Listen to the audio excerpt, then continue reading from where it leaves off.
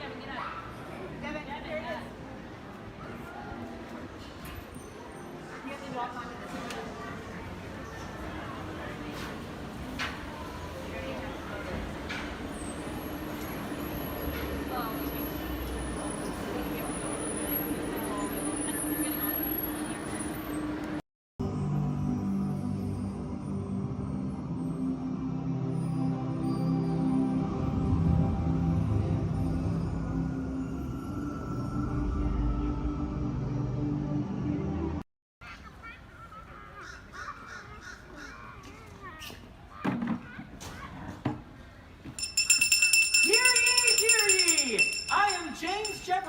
The town crier of Liberty Square. But my friends call me JJ.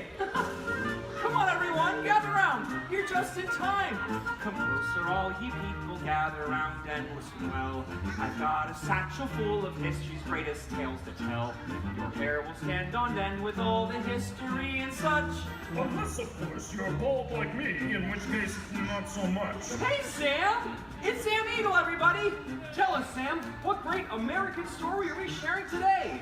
Today we shall salute the Declaration of Independence! Ah, a great story indeed! The people of the colonies, they said, let freedom ring! Declared their independence. Then they overthrew the king! There were battles, there was violence, there were spies and traitors too. We won't speak about all that. This is wholesome through and through. Right, let's bring out some friends to help us. Hey there, that's your cue. Welcome! Hiya! Woo! Great moments in history. Tra la la la la. Great moments in history. And this one features more! And here's what you will take away in all your minds and hearts. Great moments in history. Great moments in history, but just the American parts. Hi-ho, and welcome to Great Moments in History. But just the American parts. That's right, Sam. And as the official Liberty Square historian, I have drafted tributes to every important event in American history. JJ, please remind everyone which great moment we are sharing today. The Declaration of Independence! Excellent! I read it every night before bed, and so should you. And now I will recite from memory the entire Declaration of Independence. When in the course of human... Excuse me, Sam?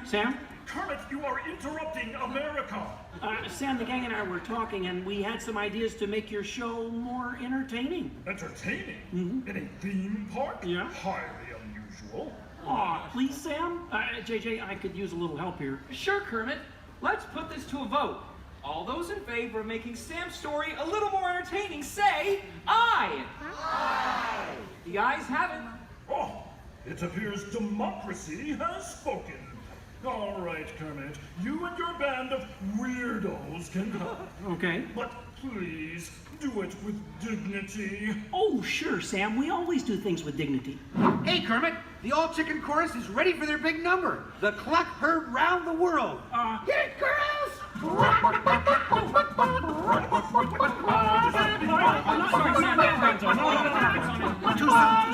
to the dressing room. Oh, Kermit! What part will Walt be playing in today's performance? Well, Piggy, this is a story about the founding fathers. There's no part for you. No part for moi? Oh, we'll see about that. Sheesh. Okay, places, everyone. Sam, JJ, take it away. All right, friends, what do you say? Want to help us make some history? To the patriotic music.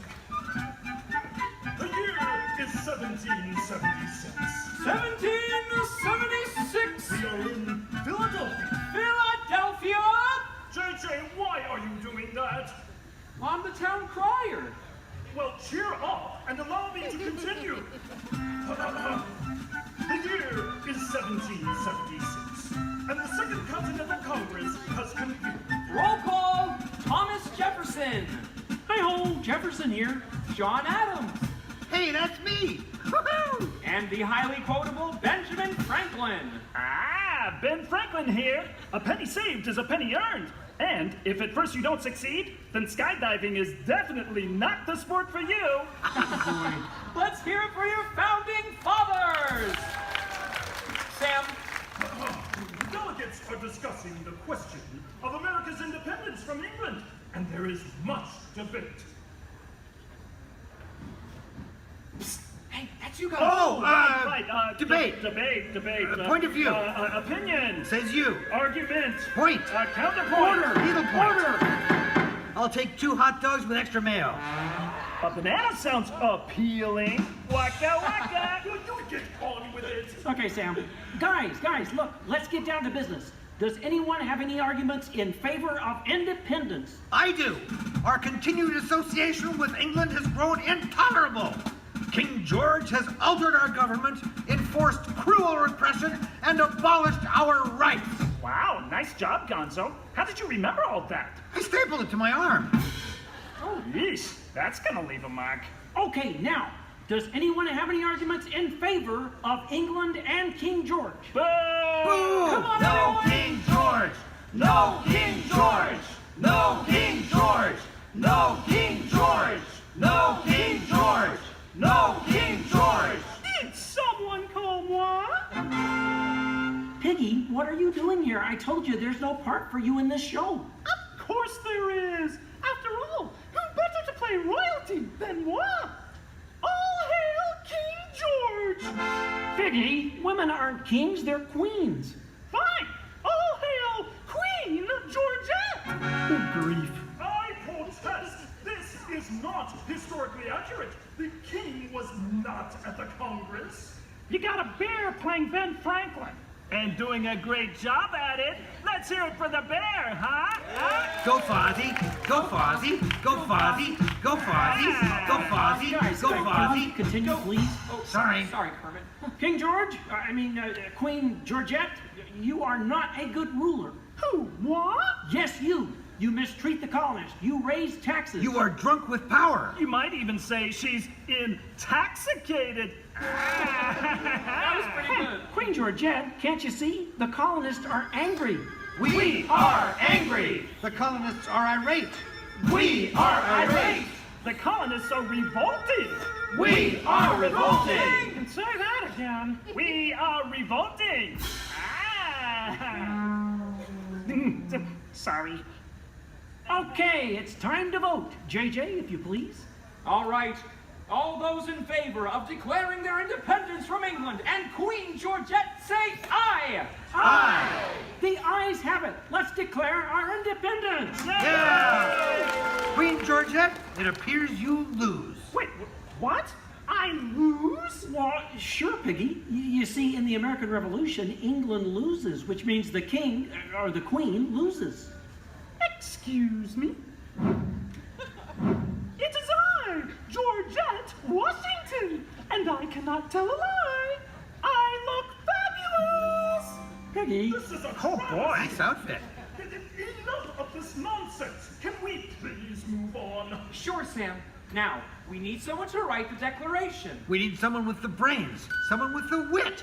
Someone with a pen. Sheesh. Okay, I, Thomas Jefferson, will write the declaration. But I'm going to need everyone's help. Let's start with a list of demands, shall we? I demand a new cell phone, a bigger dressing wait, room. I want a case cell of phone. rubber chicken. Somebody say chicken. And case Okay, of girls, cookies. get it. Case of banana. A case of beer.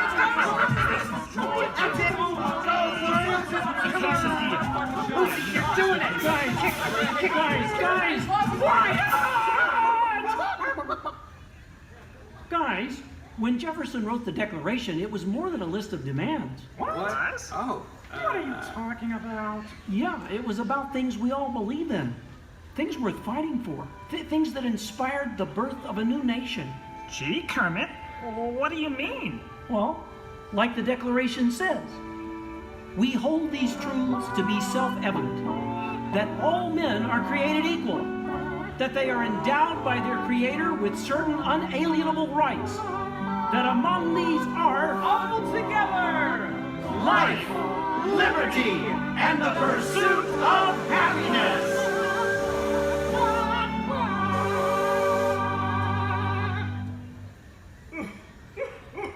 Sam, why are you crying? I thought that was pretty good. It wasn't good. It was glorious. Yes! Way to go, everyone. Hey, Sam, looks like now you're the town crier. Just ring the bell. Let freedom ring! Great moments in history, the 4th day of July. Great moments in history, we said King George goodbye. And here's what we will take away in all your minds and hearts. Great moments in history, great moments in history, great moments in history. Great moments in history, with just the American parts. Thanks, everyone. We couldn't have done it without you. And to England, no hard feelings. You're still one of our best friends. Thank you all for joining us for a great moment in American history. We hope you come by again soon and have a magical stay here at the Magic Kingdom. Bye-bye. Bye-bye. Bye-bye. Bye. So long, everybody.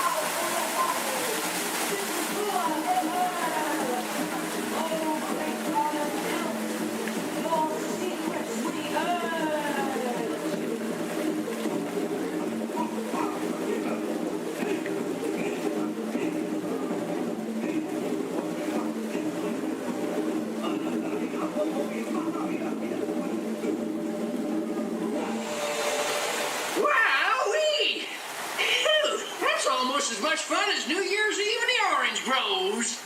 My word, we did get a mite carried away, huh? I say, look out there across the water. It appears we're a bit of company. Law me, yes. Welcome, you all. Permit us to introduce ourselves. My name is Claude, and my loquacious cousin over here is... I'll introduce myself, if you don't mind. Hi there. I'm, well, let's see now. It's right on the tip of my beak. Clyde Birdbrain. Oh, yeah. I'm Clyde Birdbrain. Oh, I say, perhaps you good people have never conversed with toucan birds before. Well, neither did we, till one day we discovered this magic sunshine pavilion. By Jove, yes. I remember just how it happened, many, many bird baths ago. There we were in an explorer's launch on a mysterious river in deepest Adventureland. Off in the distance comes the fierce roar of an African lion. And as we round a bend in the river, a huge bull elephant bellows forth in protest of our intrusion. Suddenly, the treetops explode in a frenzy of outraged birds. Oh, come, you can jolly well do better than that. I can jolly well do one at a time.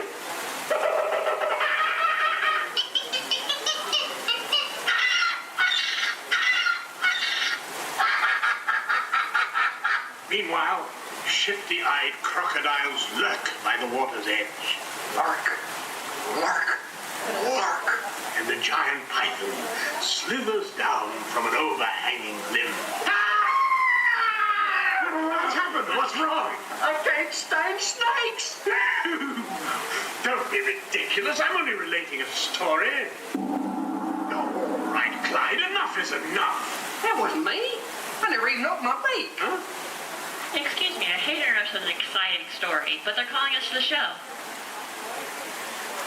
Land's sakes, it's already showtime?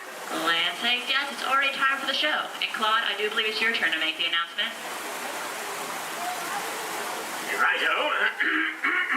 Ladies and gentlemen, boys and girls, gather up all your cameras, purses, and other articles, and now turn to your left towards the tall doors.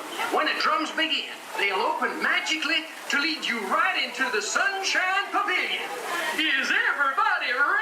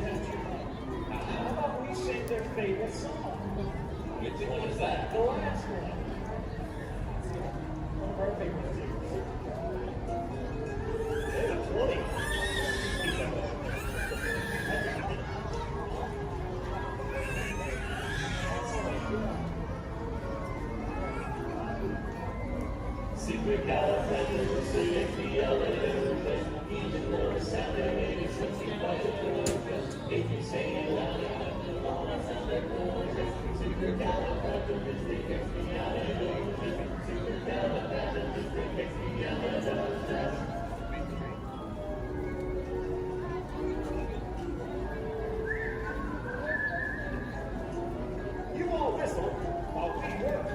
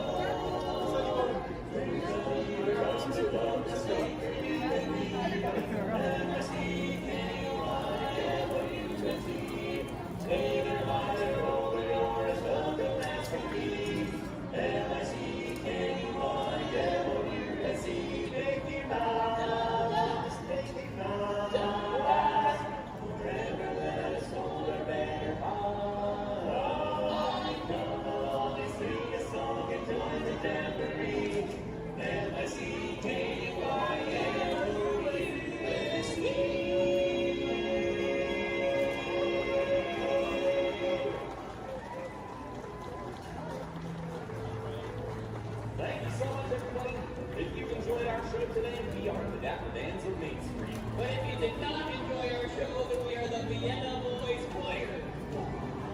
Oh, we'll sing a song and it will be in the line of God. So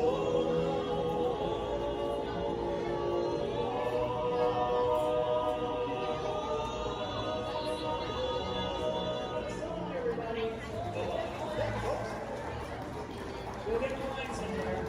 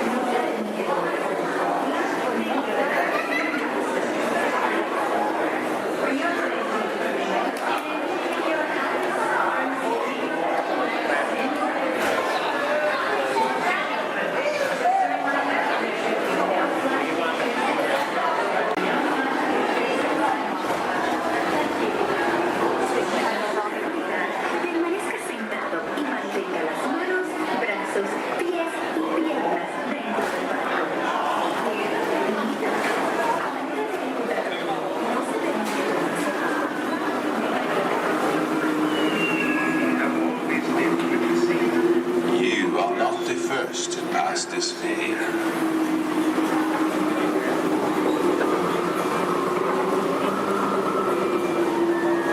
Nor shall you be the last. Those who seek the spirit of Norway face peril and adventure, but more often find beauty and charm.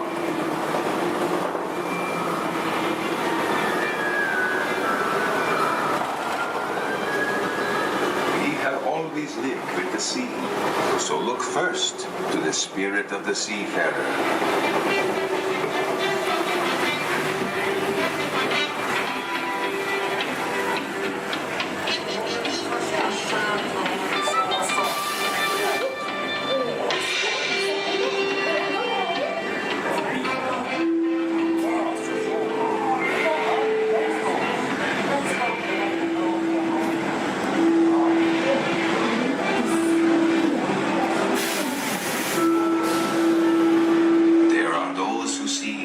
Spirit veiled in a land of forests and mystery, where trolls still prowl the water's edge.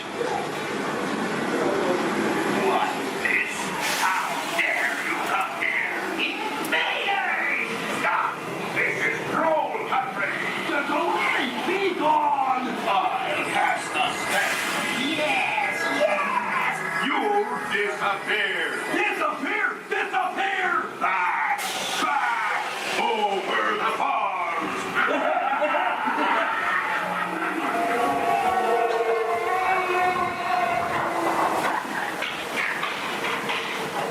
Before recorded time, Norway's spirit roamed the seas of the far north and beyond.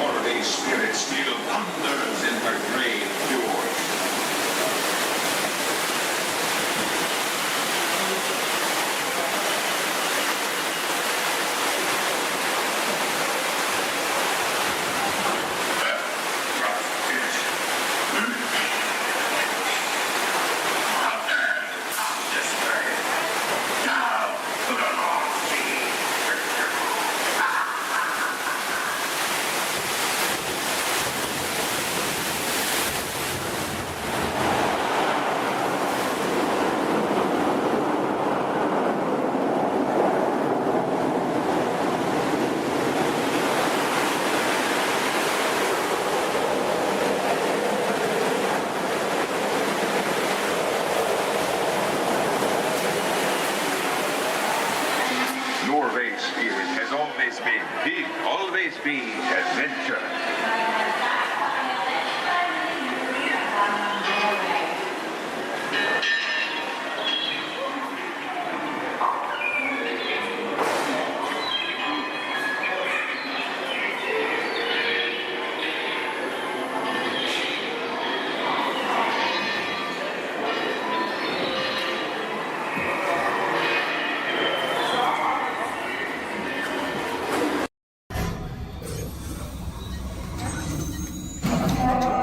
Engineers.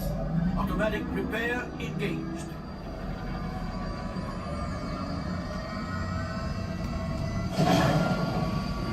Right, pilot. Push the flashing button to take off. Pilot on the left. Move your stick to fly right and left. I was just about to say that. Pilot on the right. Pull back on the stick to fly out. And push forward to fly down. Oh, watch it. Chewie is flying this thing look in the air. Weapons are online. Left pilot, hit the booster. Now let's go get that coaxial. Right pilot, make the jump to light speed.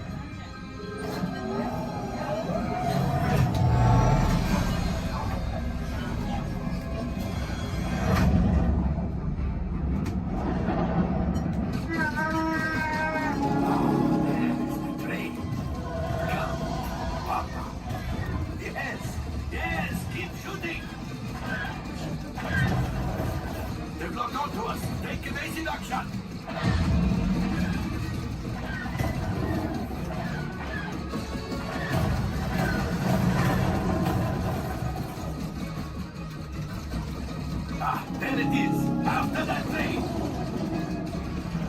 Gunners, fire the harpoon! Excellent! Now, gunners, shoot the cargo free! Left pilot, brakes! Well, my friends, that could have been much worse. Okay, it's much worse.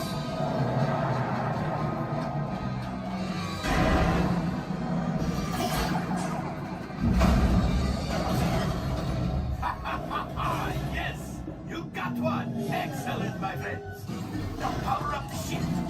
Well, I grabbed the old axiom. You see, just as I promised, my friend. Now that the resistance has what they need, maybe a little something for Hondo. Pilots, line up behind the train so we can harpoon that last car. Gunners, fire the harpoon. Gunners, shoot the train. The cargo is breaking free. Keep shooting. Good job, my friend. Yes, yes, yes. We got the coaxium. I will grab it. You keep up to the train.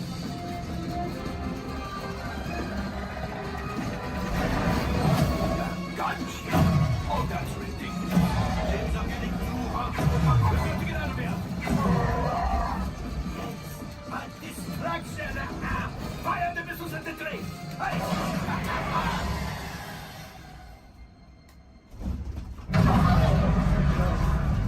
Watch out. The Star Destroyer is collapsing. Left pilot, hit the boosters. Boost. We made it. I don't believe it, but we made it. Now, let's get out.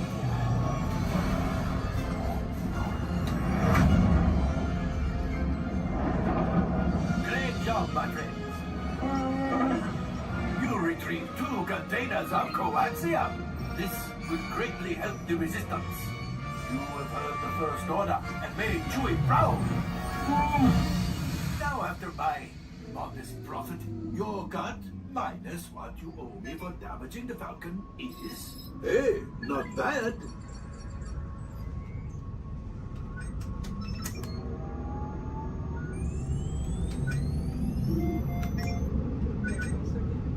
R5, damage report. Engine failure. All right. Hyperdrive leak. That is not too good. Multiple hull ruptures. Well, it might be worse. All right, I'm making an executive decision. Everybody out. Go on, get out.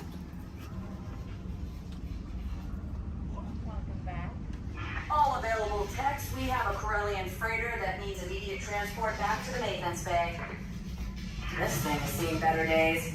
Better fix all that before the Wookiee sees it.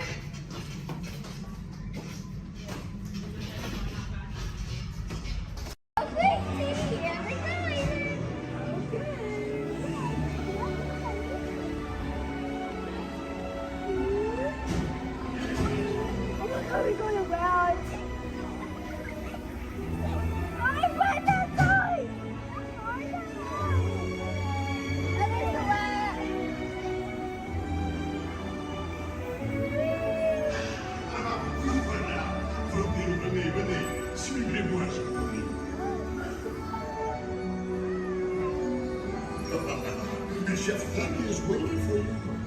This one.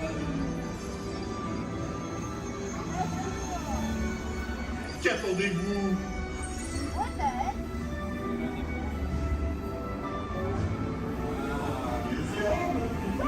Invité pour le dîner. What do I like to add? Alcohol? No. A simple omelet? Too simple. What? That's it!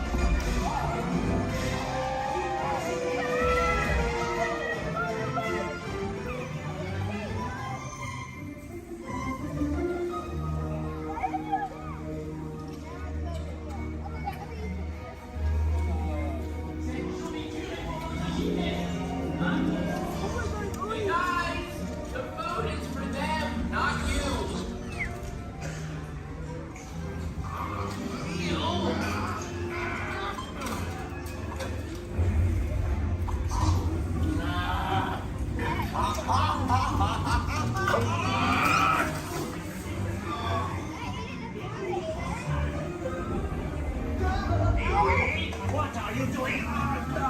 Bienvenido, Sifu.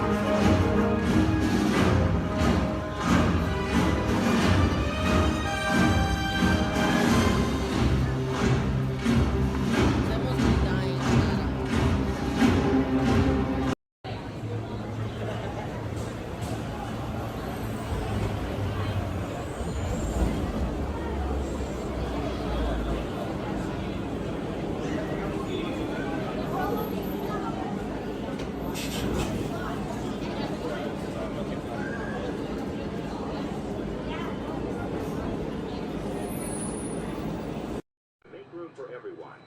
Please offer available seating to those needing special assistance. If you're standing, please hold on to the handrails and stay clear of the doors. The monorail will depart momentarily for the Magic Kingdom. Thank you.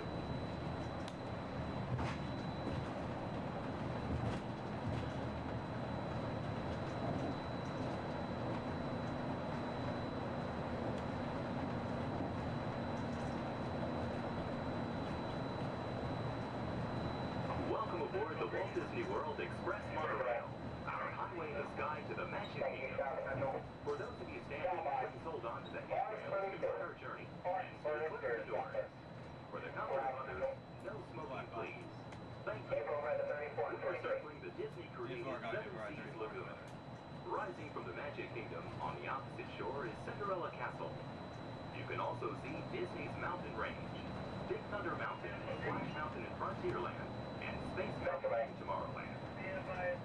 To the right-hand side on the shores of Bay Lake is Disney's Wilderness Lodge, which captures the spirit of the National Forest Service lodges built in the West during the early 1900s. Also on Bay Lake, you can enjoy the natural setting at Disney's Fort Wilderness Resort and Campground. More outdoor recreation can be found in River Country, Disney's version of the old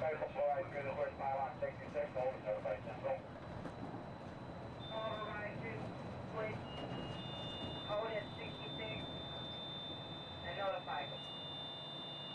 10-4, notify Central. Notify Central. Central 3. Command. Patience radio. 10-4.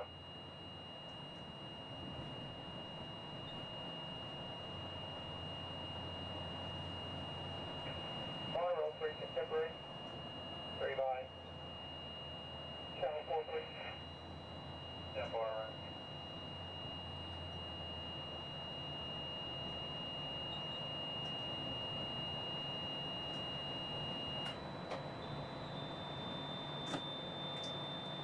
Ladies and gentlemen, welcome aboard Monorail Blackbird. We'll be holding here just momentarily. At this time, they're bringing out another train onto this beam ahead of us. Therefore, we're going to have to wait here until that is complete. Once the train is on this beam and the alignment is switching back up, we'll be prepared to proceed.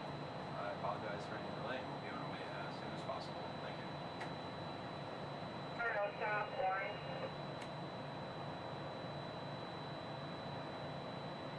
Stop by. Receiving propulsion in upper display group C, malfunction, wide receiving tower. 10-4, will your train move? 10-4, both groups are picking up. Proceed on previous. 10-4, proceeding on previous.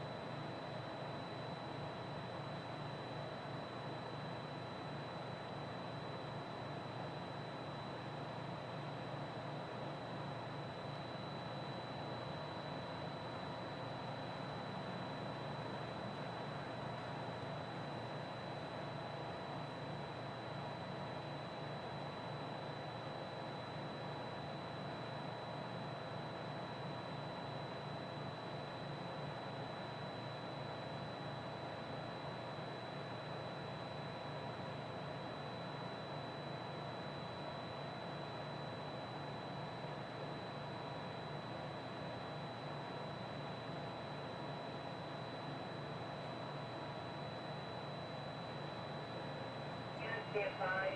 Orange is 10-7, fur line 10-8, exterior. Brake, stop. Central, orange.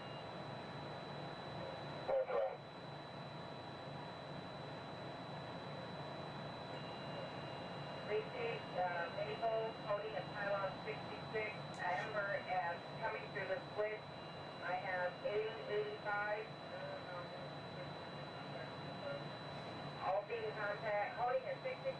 Team contact has reset. 22 radio Kingdom, green for normal visual. 23 radio from Kingdom. Green 4. Central stop. Take away. Yeah, exterior beam, Colorado, westbound. Take about exterior umpire, black central. Black. Orange 4. Copy, orange 4, normal visual. 10-4. Orange Kingdom. Orange 5. 4, Maple Tech, Burrow, green. Orange Maple check on green.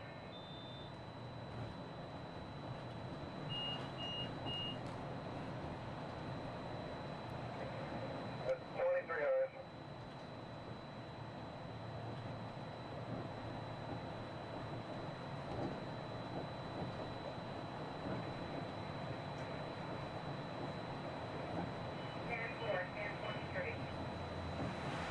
Thank you.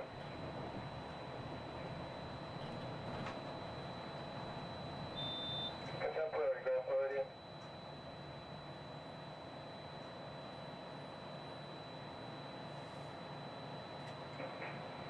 Contemporary by. Once again, we'll be holding Disregard. right onto this switch. Special is going to Polly. Performing a few tests that we do every time they bring it up. 10-4, thanks for advising. Contemporary clear. Probably going to be holding one more time if that. Again, I do apologize for the delays. Orange Kingdom. This is standard procedures when we bring a new train out. We'll be on our way as soon as possible. Orange, Magic Kingdom. Orange 5. Maple Tech, green, please. Lieutenant green.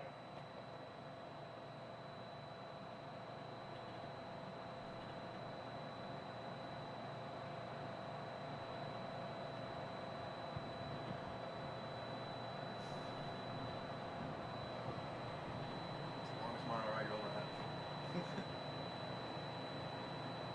Well, the fun thing is I had the rest of my group on the boat there, and I was telling them I might beat them. That's them on the boat? Yeah. They're gonna be. Hey, Mom, look over by the Contemporary. Central orange.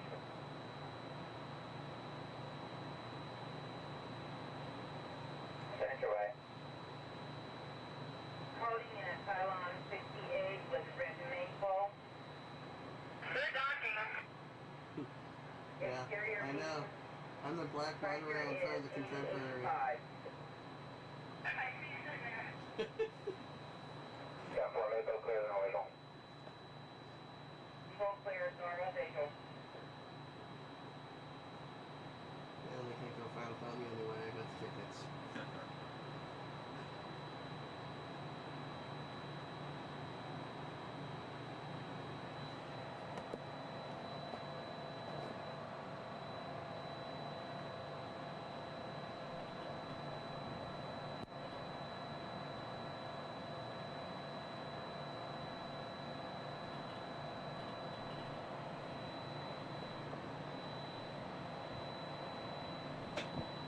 We are entering Disney's.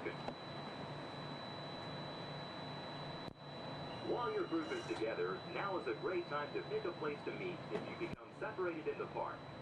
Should you become separated, stop by City Hall on Main Street, USA for assistance. Guest relations at City Hall can also help you plan your day, make dining arrangements, or provide a special guided tour of the Magic Kingdom. As you approach the entrance, please keep your party together and have your tickets ready. If you are traveling from another Disney theme park, please have your tickets and hand stamp ready as you enter the Magic Kingdom.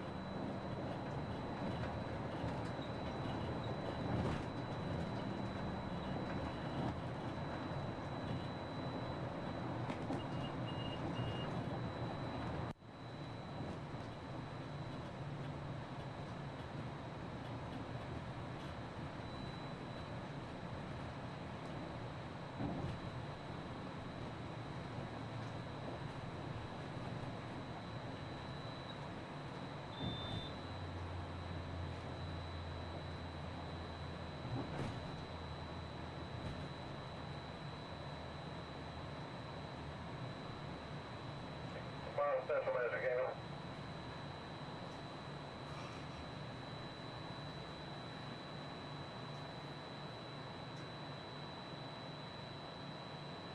Central Kingdom. Sanctuary. One egg of orange bench seat is loose. Temporary, thank you. Orange Central.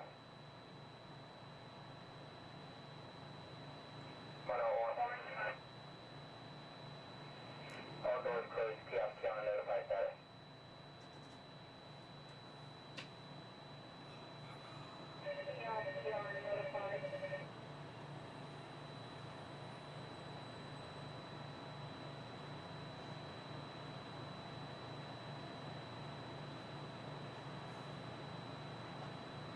See your group. No.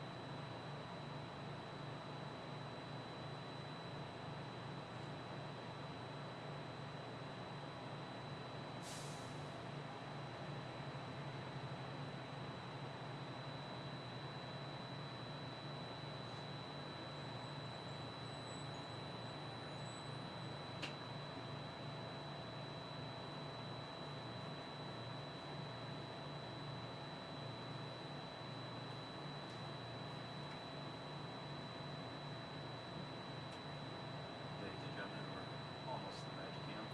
Once we begin moving, we're going to have to do a quick check of our safety systems. We'll just come to one complete stop, and I promise that will be the last stop. And then we'll be at the Magic Kingdom. Once again, I apologize for any delays. We should be on our way just momentarily. Thank you.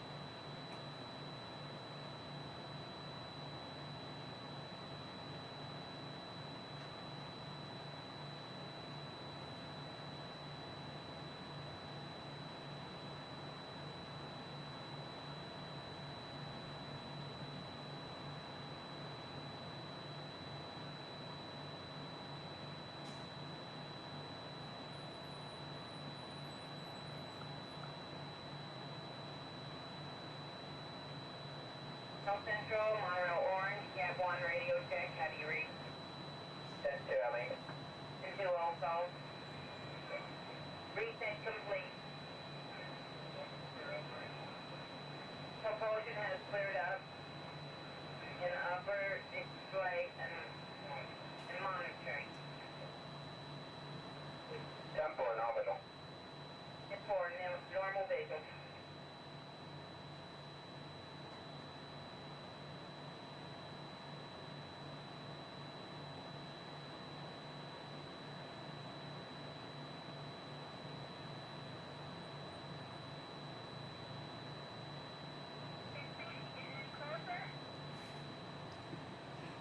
Almost there.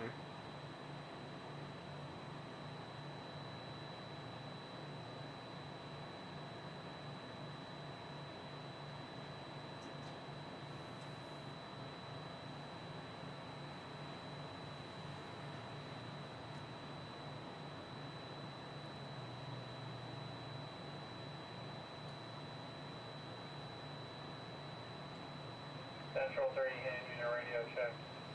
10-2, I mean. 10-2, thank you. Pretty clear. Go.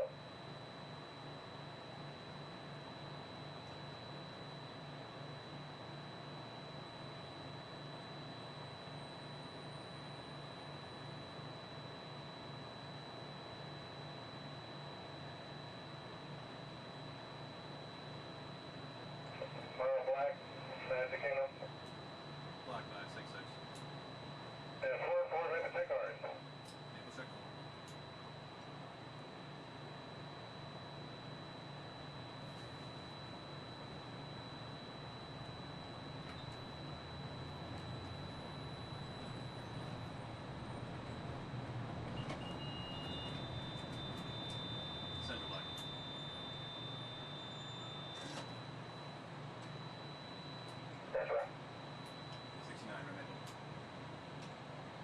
clear, no visual.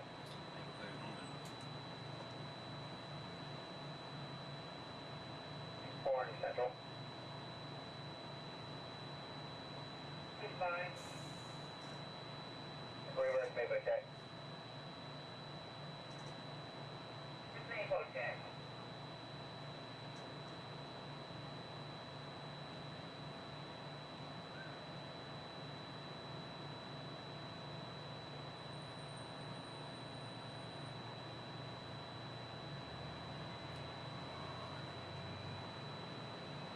Another reason why it's going so slow is it's a trainee and that train. Yeah. Usually we get this done a lot quicker. Yeah, it's a good time to do it too. Yeah. Nice and slow. Yeah, there's probably hardly anybody on the train anyway. Forward, with dispatch, normal visual.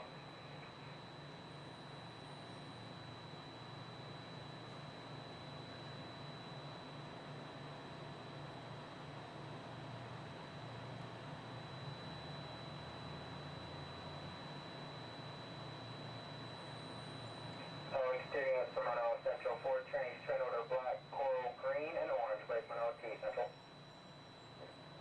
Goodbye. Black, coral, green, and orange on exterior. That's forward, black, forward, green, orange.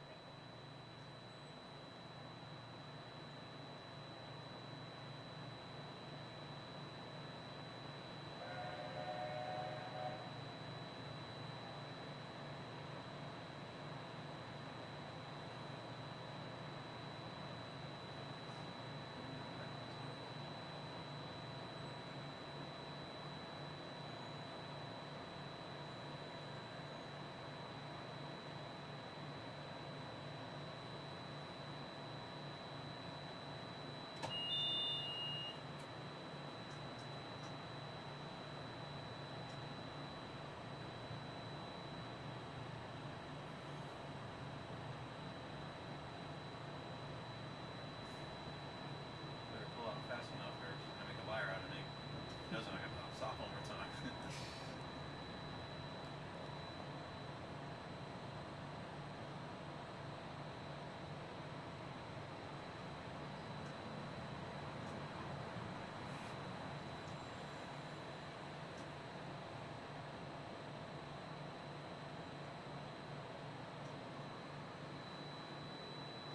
I see ya.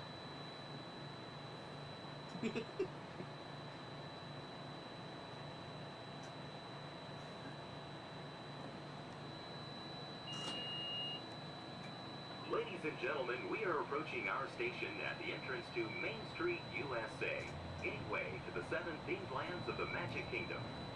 Smoking is not permitted at the Magic Kingdom except in designated areas. Please consult your guide map or ask a cast member for the location of designated smoking areas. If you are standing, please hold on to the handrails and stay clear of the doors until the monorail stops completely and the doors open. Ladies and gentlemen, this is the Magic Kingdom Monorail Station. On behalf of the cast of the Walt Disney World Resort, we'd like to welcome you to the Magic Kingdom.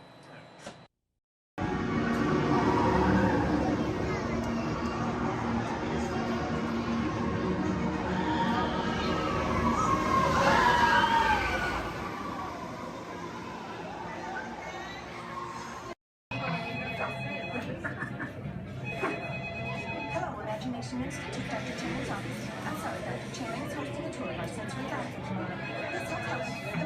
Hello, Dr. Channing's office. Hello, Dr. Channing's office. Hello, Dr. Channing's office. What's that? You can't control your imagination and it's running wild. Oh dear. Yes, I'll have him call you as soon as he's available. Hello, Dr. Channing's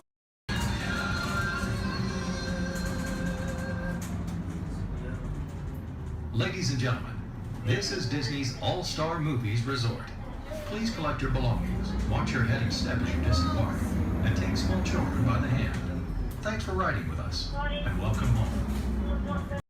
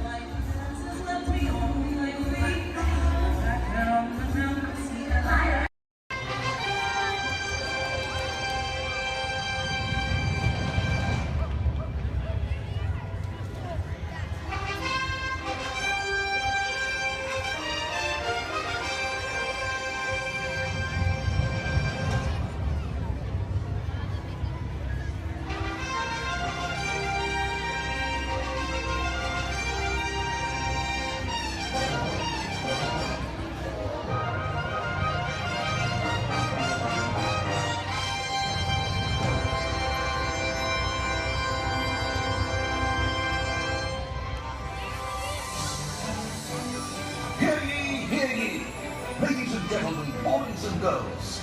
Welcome to the Magic Kingdom. You are warmly invited to join Mickey Mouse and his Fantasyland friends for a magical celebration in the streets. Dreams will come true, hearts will soar, and you will become a part of the magic. For the time has come to take your places and prepare to welcome the wondrous and wonderful Disney Festival of Fantasy Parade!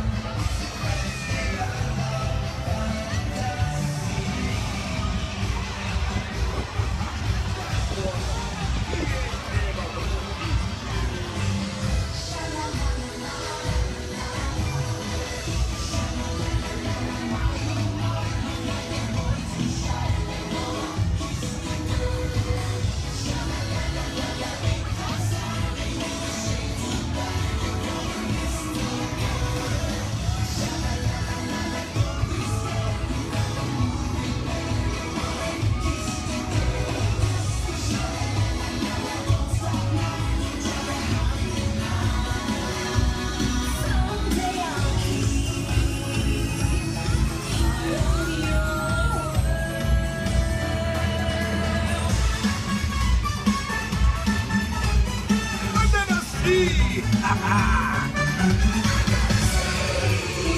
Life under the sea is better than anything they got up there!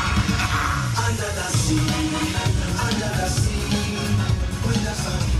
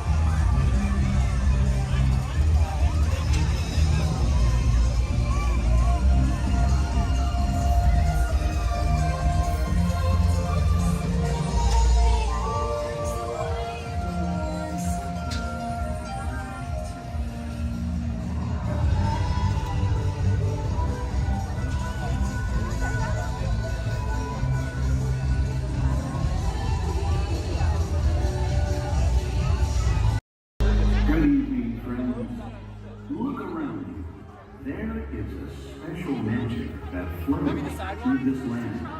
A magic of fantasy, swirling with pixie dust, made more brilliant by the light that lives within you. It inspires us to wish upon stars, follow our hearts, and find our happily ever afters. Tonight, as we gather together under the spires of this majestic castle, our dreams ignite the magic to create a beacon shining out and celebrate 50 years of the most magical place on earth.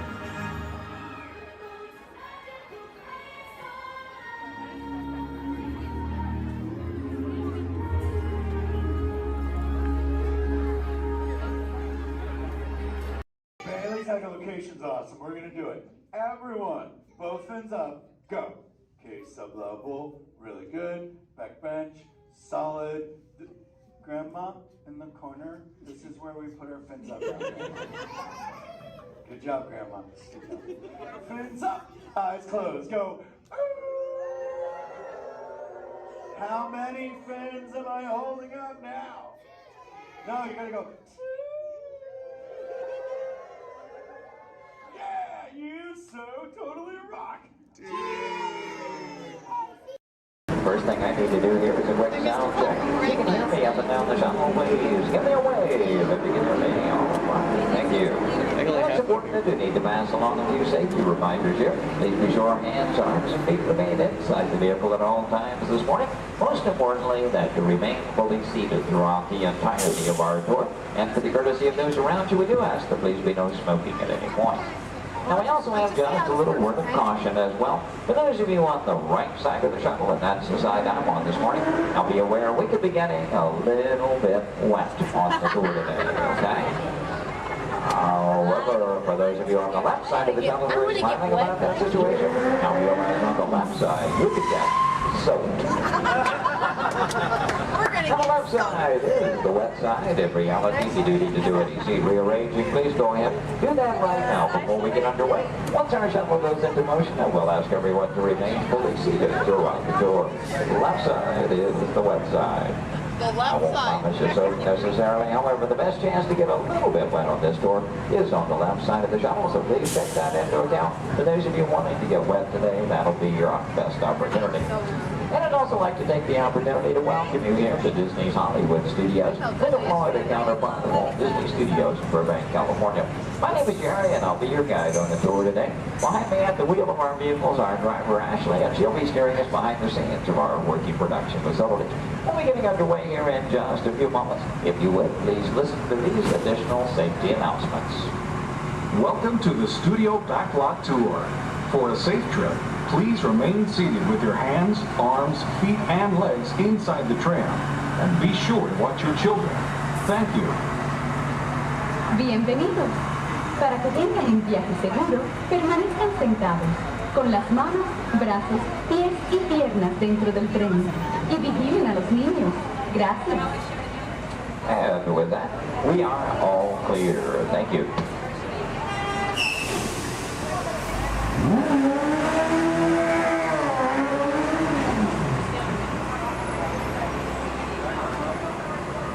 Once again, a very good morning, ladies and gentlemen. Welcome to the second portion of the studio's backlot tour. Might also mention there are no photo restrictions of any type on the tour, so please feel free to shoot as much film and video as you like. Go ahead and get those cameras out and ready. Matter of fact, that first photo opportunity is coming high in the sky. Take a look up toward the front of the shuttle. As you round the corner toward the front to your left, you'll see the symbol and the landmark of our studios, our award-winning Year-Full Tower. Now that tower takes its inspiration from the design of the water tank that Walt Disney had constructed for our Burbank Studios in 1939. The Year-Full Tower stands in at 13 stories tall, topped off by a set of Mickey Mouse ears weighing 5,000 pounds apiece. And for anyone who might be curious, that's also a hat size of 342 3/8. Also off to your left, you see some automobiles, ramps, and so on. This is the rehearsal and staging area for our Lights, Motors, Action Extreme Stunt Show. We'll talk more about that show as we pass by its arena further along in the tour.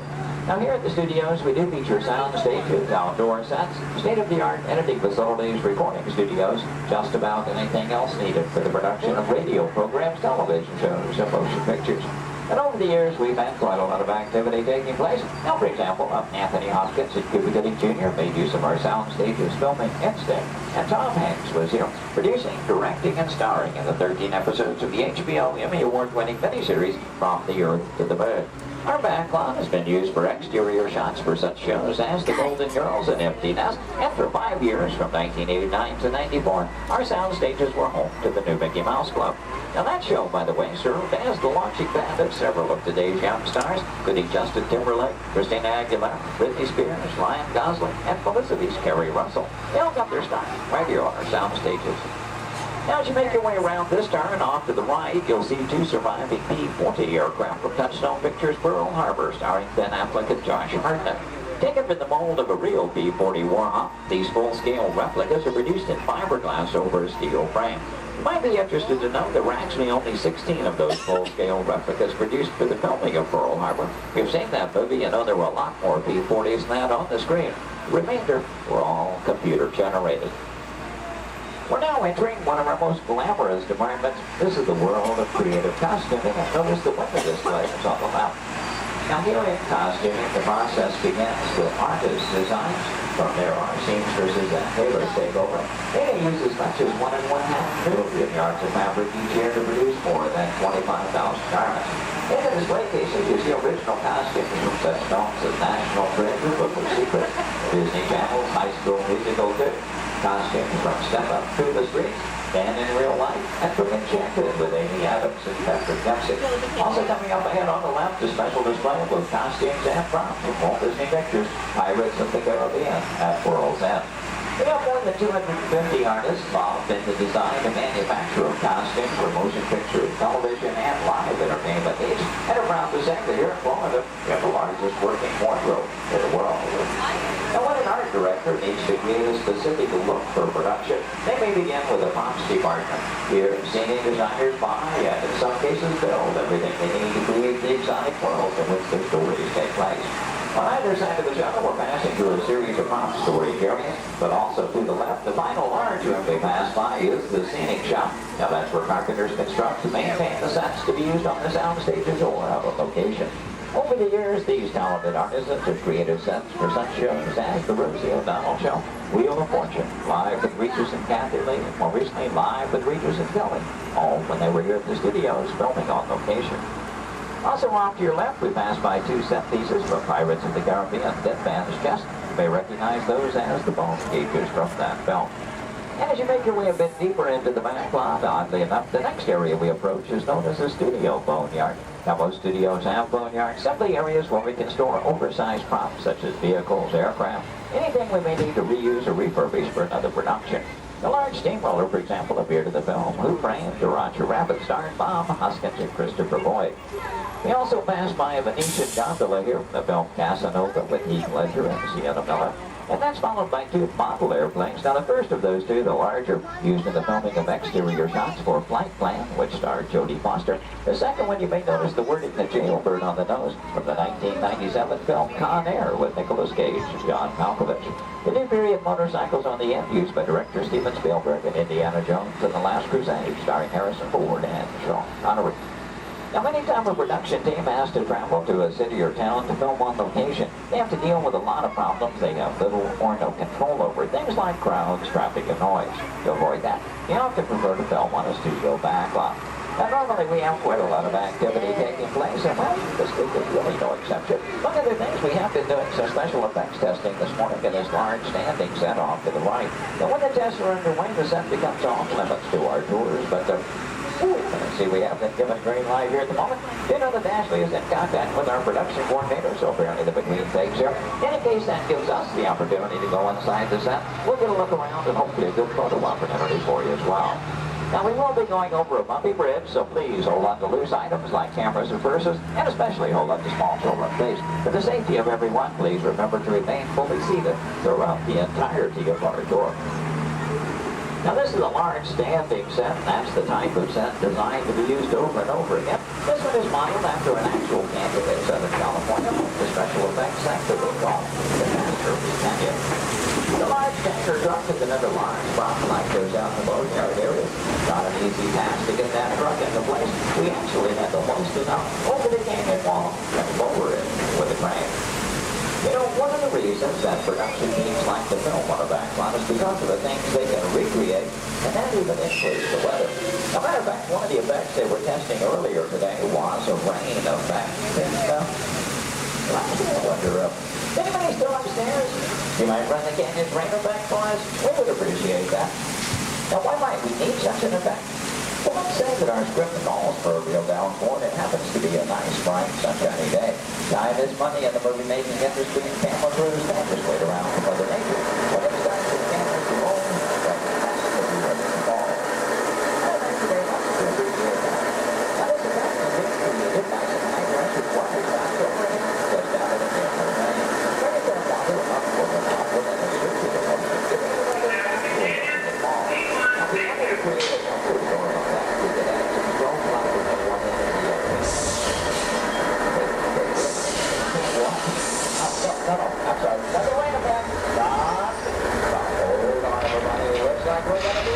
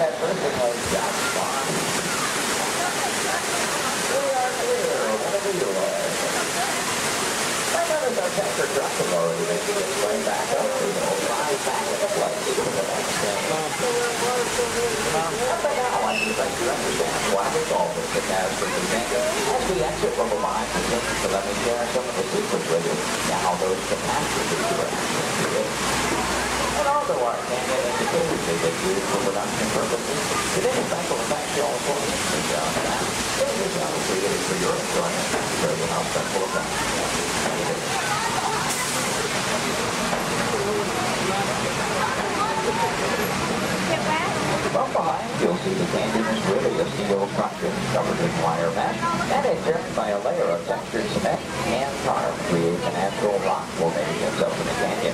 The small yellow pipes carry the gas to the fires up above. The large gray pipes the water to the flying blood. Now to start that flood in motion, you'll see 3 large holding tanks up at the top of the canyon. When we open the gates to those tanks, that allows 70,000 gallons of water to come running down toward our tunnel. And they have even more dramatic effect. Some of that water was blown at you by hurricanes. The earthquake effect created by large hydraulic shaker cables under the grid. The Masterpiece Canyon was originally put together with the help of a Hollywood special effects team. So that what seemed to be an out-of-control disaster was really a very safe, computerized sequence of events. The entire sequence can reset in just 3.5 minutes. During that amount of time, the 70,000 gallons of water gets recycled to begin our show all over again. Now, as you make your way out from behind the canyon, take a look ahead and off to the right. You'll see a special aircraft to us here and a bit of Disney history as well. This one is not a prop, it was an actual aircraft, known in airports throughout the country simply as the 234 Mickey Mouse. Among some of its earliest assignments were to shuttle Walt Disney and his Imagineers from Los Angeles to New York for the final planning stages of the 1964 World's Fair. That's where we premiered It's a Small World. Great moments with Mr. Lincoln and the Carousel of Progress.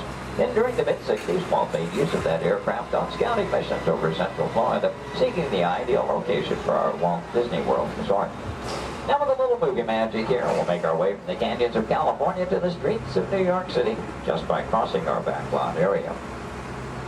As we do so, we'll also be passing by our newest attraction here on the back lot. You saw some warm-ups going on earlier. And up ahead, the Mediterranean Village set in the large grandstand is the site of Lights, Motors, Action Extreme Stunt Show. That show is based on one of our most popular attractions in Walt Disney Studios Park in Paris, France. Lights, Motors, Action takes you behind the scenes. We show you how we create vehicle action stunts for the movies. Now you feel like you're right here on our set as the film crew shoots a series of highly orchestrated stunts using custom-designed vehicles and carefully controlled pyrotechnics. The resulting footage has been edited, mixed with visual effects and audio effects. We show you how we create a dramatic action sequence on film. To make that all possible, we worked with some of the world's top stunt directors and designed some high-performance vehicles capable of some pretty evasive maneuvers. Now this show involves automobiles, motorcycles, and jet skis. All in all, a very exciting adventure here. Do check your showtime guides. There are 3 performances scheduled today. The first one is at 11:50 this morning, just a little over 30 minutes from now. One at 2:45 this afternoon, and the final show of the day at 5:30 this afternoon. So if you've ever wondered how they create vehicular stunts for the movies, try to work one of those shows into your schedule today. Now they will start loading that show again 30 minutes before those scheduled showtimes. Off to the left, we'll pass by another series of props. Miniature cattle cars, small jeep, both unique props from the filming of Mighty Joe Young. The Acme Waste Disposal truck from the live-action version of 101 Dalmatians, and the large silver space pod from the 1986 Disney film, Flight of the Navigator. Star Wars fans may recognize the sand skip from Return of the Jedi. The bright yellow submersible and mini helicopter both appeared in the Life Aquatic with Steve Zissou, which starred Bill Murray. This version of the Love Bug is Demolition Derby Herbie, currently appearing in Herbie Fully Loaded. And at the end of the grouping of vehicles, the large red space pod made its appearance in the Hitchhiker's Guide to the Galaxy.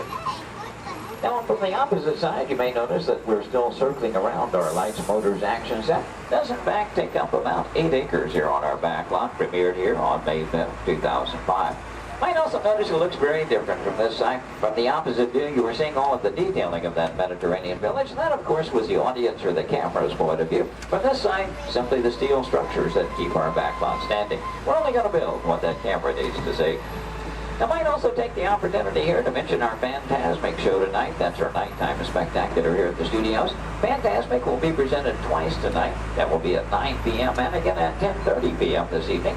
Now, Fantasmic is an excellent and very popular show, also a limited capacity show. So I do recommend, especially for that 9 o'clock show, want to be there a good 45 minutes to an hour prior to showtime, proceeding in the amphitheater area. Once it fills up, it's all the folks who could see the show for any given performance.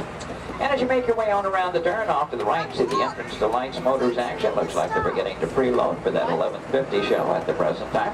You can work that one in your schedule. That'll be the easiest show to get into here today. And as you make your way on around the turn, take a look down the street, get a view of our very own New York skyline right here in Central Florida. And this illusion is created by an old movie trick known as forced perspective. The skyscrapers at the end of the street are actually just painted glass. The tallest of which are about 4 stories tall from a block and a half away. You might also be interested to know we've recently redeveloped this entire section of the back lot. In addition to Lights, Motors, Action, we've added a skyline of San Francisco, soon to come one of Chicago to join our existing New York City skyline, renaming the entire area Streets of America, but all with the idea, of course, giving producers more locales to choose from when they're filming here on their back lot. Now this also signals we are coming to the end of our tour today, so please take a moment, check around, be sure you have all your personal belongings gathered up. As you exit the shuttle today, you'll take a stroll through the American Film Institute showcase. There you'll see a themed exhibit titled Villains, Movie Characters You'll Love to Hate. Now if you're heading for that Lights, Motors, Action show, your one and only exit is still through the sliding blue doors, and straight off through the showcase, then around the loop, the Lights, Motors, Action. Once again this morning, your driver was Ashley. My name is Jerry. We both thank you very much for joining us today on the Studios Backlot Tour.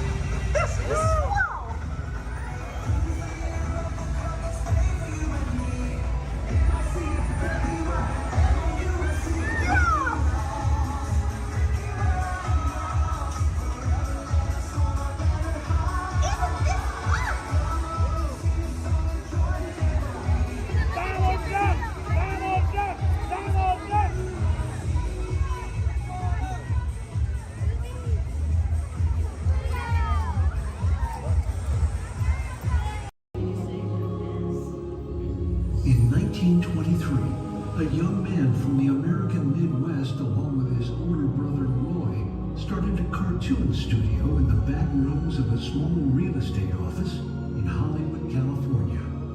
This was the small beginning of a family entertainment company that would create unforgettable stories, characters that become beloved friends, wondrous experiences, and music that has become the soundtrack of our lives.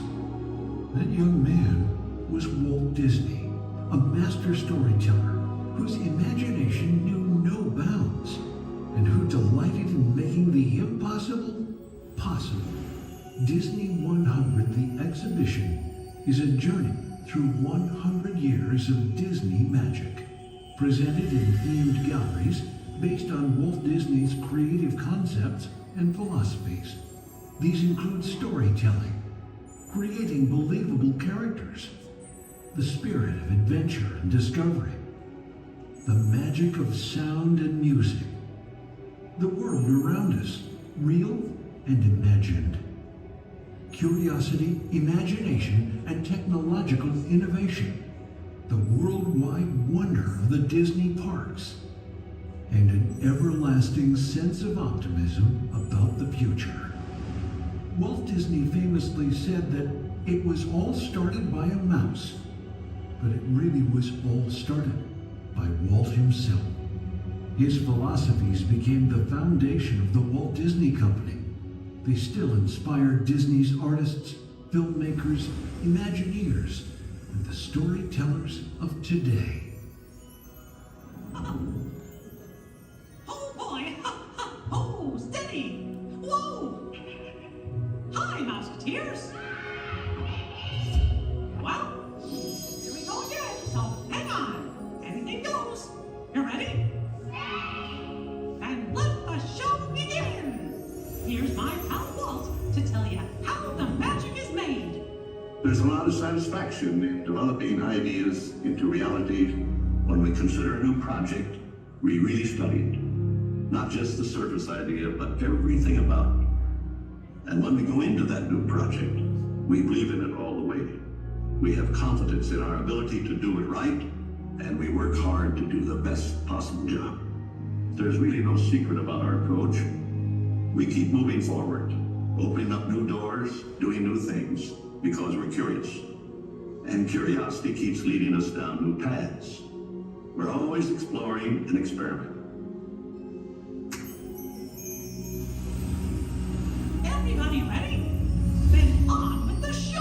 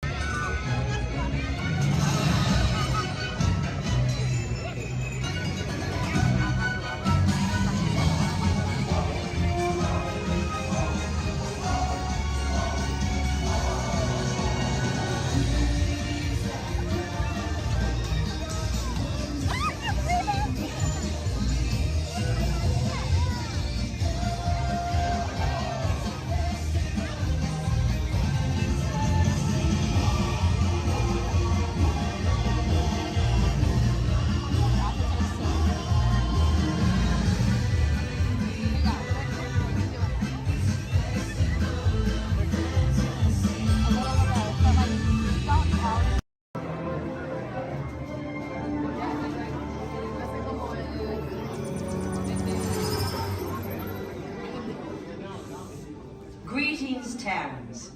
I am Nova Prime Irani Real, commander of the Nova Corps. On behalf of all Xandarians, I hope you have enjoyed exploring the wonders of Xandar.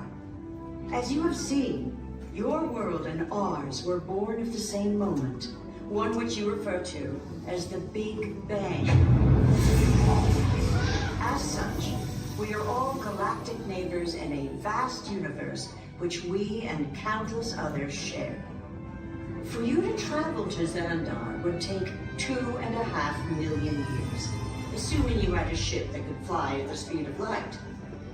So we decided to come to you. But even we could not have reached you so easily were it not for the Cosmic Generator, an advanced piece of Xandarian technology that creates jump points, artificial tunnels that act as shortcuts, linking distant points in space. It is our desire to share this wondrous technology with your people so that together we might explore new worlds and create a brighter tomorrow. And now, as the culmination of the wonders of Xandar, you will be teleported to a Nova ship above your planet for a demonstration of the Cosmic Generator. I trust you will find it an unforgettable experience.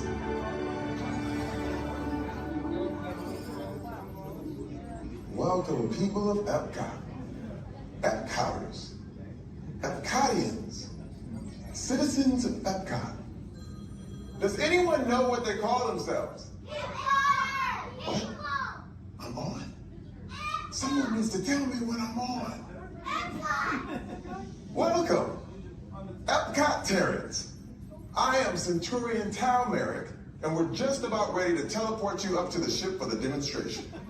As you're about to enter a secure Nova area, I must ask you to put away your Terran communication devices at this time. Recording of any type is strictly prohibited. I am very serious about this. Now, please step forward into the chamber. You're gonna love this.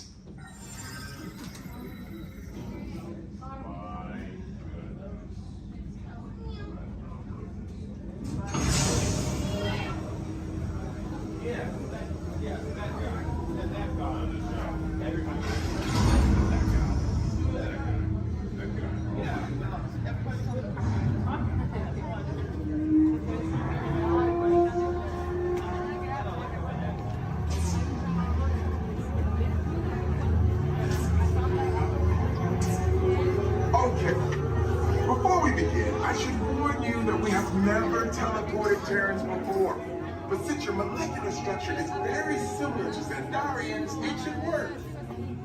It'll work. So long as you are standing inside the lighted ring. You do not want to know what happened last time someone did not stand where I told them to, okay? Please make sure you're all the way inside that lighted ring on the floor. We must teleport you till you're all the way inside that lighted ring.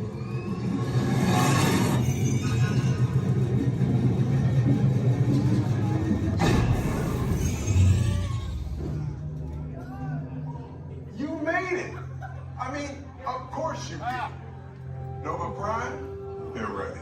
Excellent. What you see before you is the Cosmic Generator. And in just a few moments, we'll be activating it so you can experience for yourselves what's happening. I'm not sure. Our power's out. And the Cosmic Generator is gone. Cheerio, Mother. Go to Code Red. Prepare the fleet. And call the Guardians. Now. There is no cause for alarm. Turn off that alarm. I've got an important transmission coming in. Hey, what's up, Nova Corps? Our Cosmic Generator has been stolen. What? How? Why didn't we think of that? That thing's gotta be worth a fortune. I am Groot. Good question. Yeah, who do you think took it? Perhaps that really big man outside your ship. Oh, that is a big man. I need to alert Nova Prime. I have been watching Terrans for eons. That's not creepy at all. This species has failed. Wait, whoa. We didn't even know there was a test. He's got the Cosmic Generator. He's creating a new jump point. Jump point to where? Not where. Some kind of mutant jump point. It's going back to the dawn of time. Dawn of time, why? To erase an error. Well, that doesn't sound good. Your time is over. Wait, what do you mean? What do you mean it's so vague? The jump point is closing. Hey, no, dude, you're not recording to follow that whatever it is until we get there. We can't. Our power is down, and I've got to get these Terrans onto evacuation shuttles. I got it. I reprogrammed the shuttles to follow them through the jump point. Wait, what? Look, they're our only chance of keeping track of that whack job until we get the cosmic generator back. Piece of cake. Wait! There's cake. Where's this cake? The odds are impossible. Yeah. But it's our only shot. Good luck. Are you sure you can control it? Come on, it's me. I got this. We're all toast. First it was cake, now there's toast. This plan is making me so hungry. Terrans, listen up.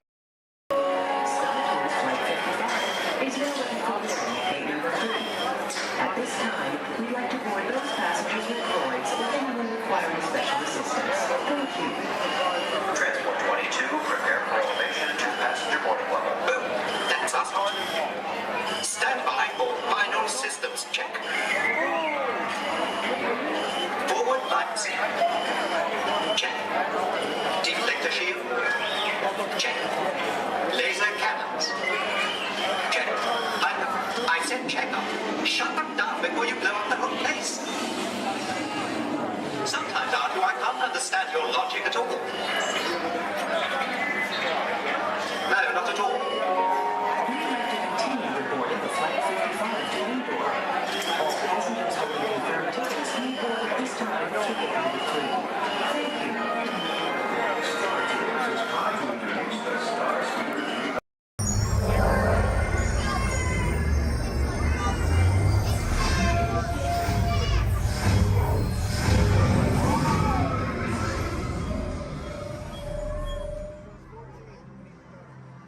Those wonderful pictures to your My Disney Experience app, so just make sure to grab that card on your way out. Now for all on the same page, can I get a great big weep? Whee! Awesome. All right, now my friends in here, how many of us are familiar with the story Beauty and the Beast? Awesome, most of us.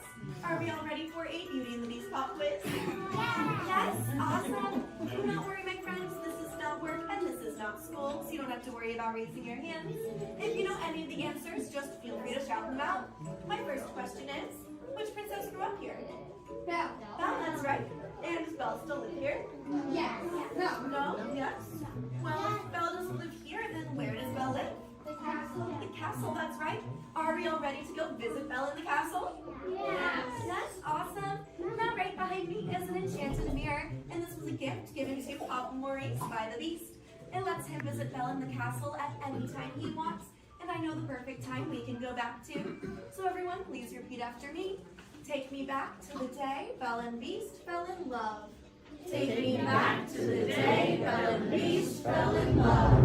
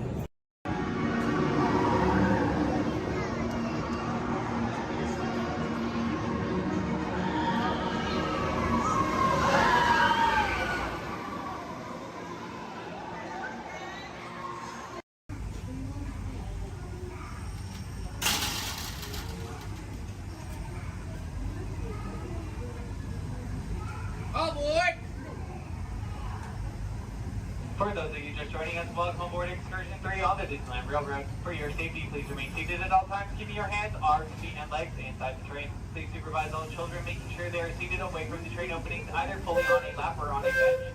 Our next stop will be Main Street, but before that, we will travel into the tunnel ahead and journey through the Grand Canyon and Primeval World.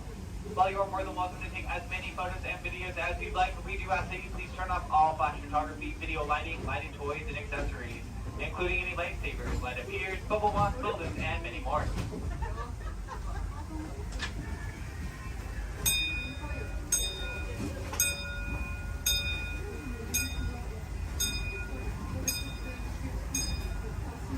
To those who have just come aboard, welcome. The next leg of our journey will take us from the fantastic world of the future to the breathtaking beauty of nature's own design, the Grand Canyon. For your safety, stay seated with your hands, arms, feet, and legs inside the train. Watch your children and no flash photography. Para su seguridad, permanezca sentado y mantenga las manos, brazos, pies y piernas dentro del tren y cuide a los pequeños. Por favor, no tome fotografías con flash.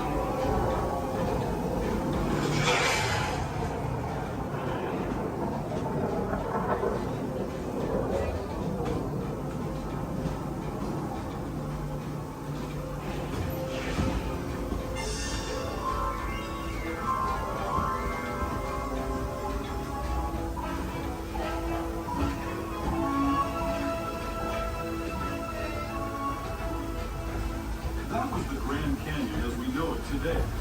But it wasn't always this way.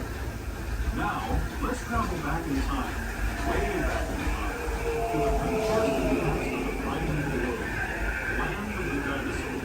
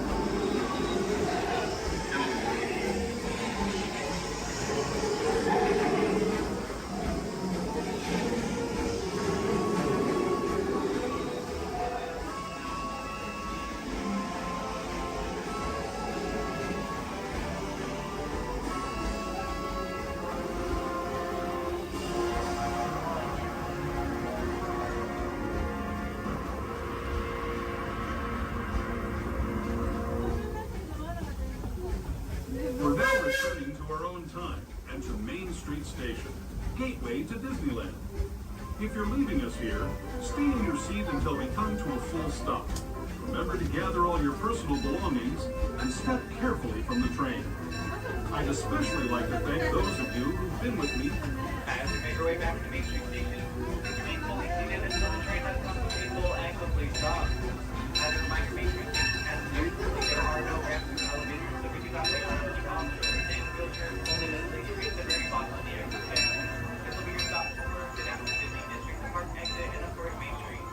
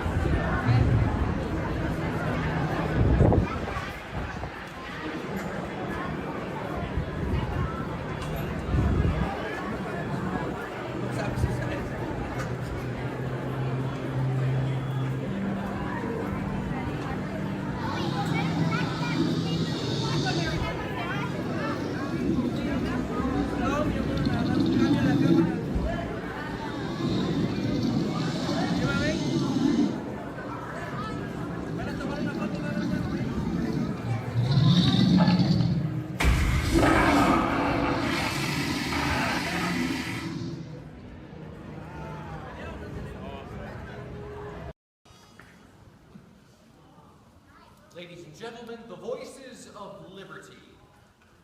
Strike up the band, strike up the band, strike up the band, strike up the band, strike up the band, strike up the band, strike up the band. Let the drums roll out, let the trumpets call, while the people shout, strike up the band. Hear the cymbals ring, calling one and all to the martial swing. Strike up the band. There's a prize to be won to you won. Come, you son of a god. Take your stand, come on and take your stand. On the night boy, come along, let's go. Hey, leader, strike up the band. Strike up the band. Come on and hear. Alexander's ragtime band. Come on and hear, come on and hear. It's the best band in the land. They can play bugle call like you've never heard before. So natural that you want to go to war.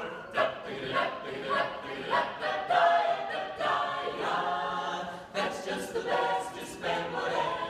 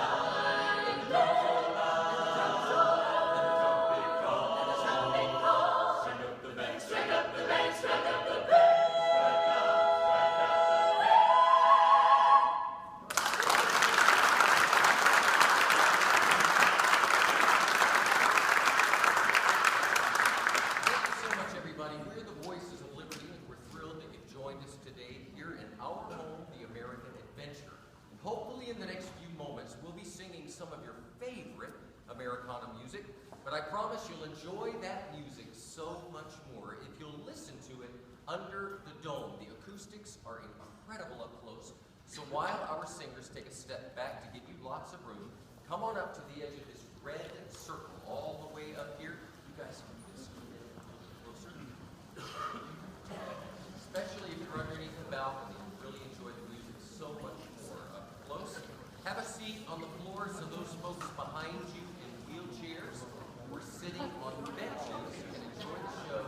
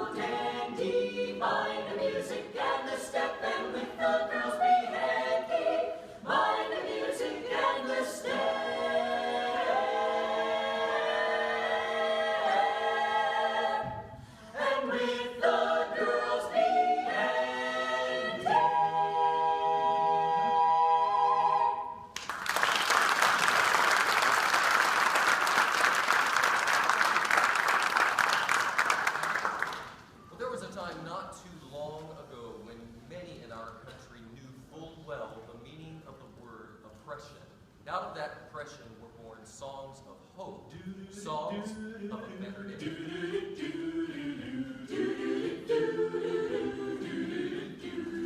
In that great get-up morning, fare thee well, fare thee well. In that great get-up morning, fare thee well, fare thee well. In that great get-up morning, fare thee well, fare thee well. In that great get-up morning, fare thee well, fare thee well.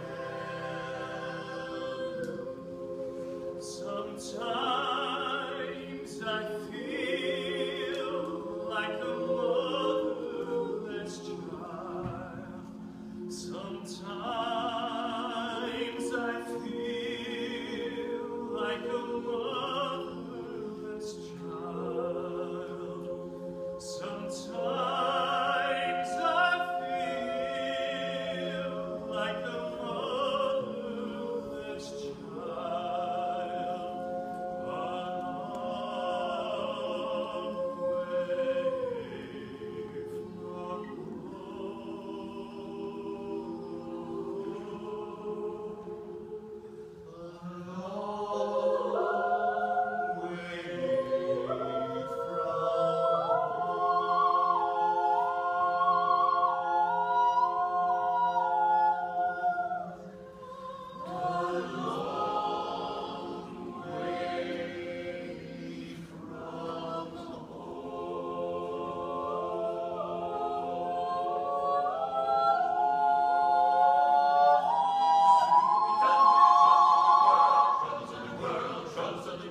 Sooner we'll be done with the troubles of the world. Going to live with God.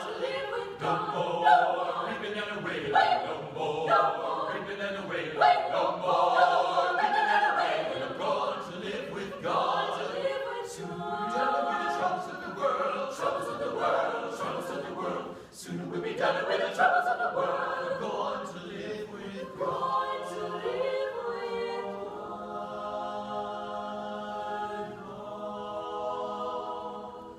My trials, Lord,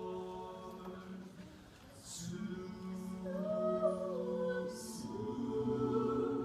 be over. If religion were a thing that money could buy, rich lives die.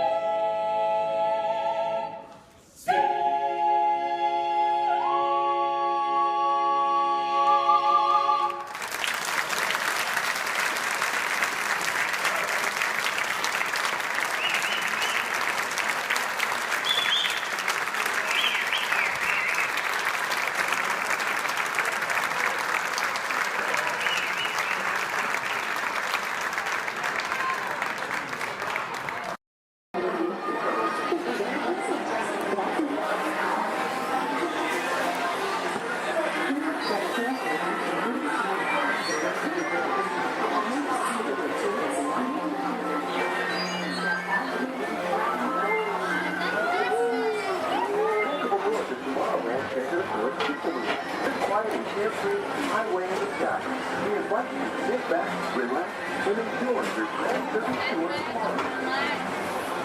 Along the way, you can preview many of the exciting places you'll want to be sure to enjoy today while visiting this land of tomorrow.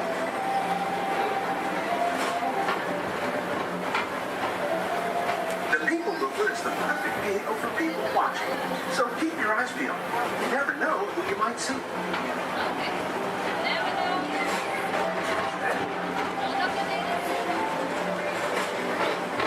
Coming up, Stitch's Great Escape, where you can report for duty as a security agent for the Galactic Federation.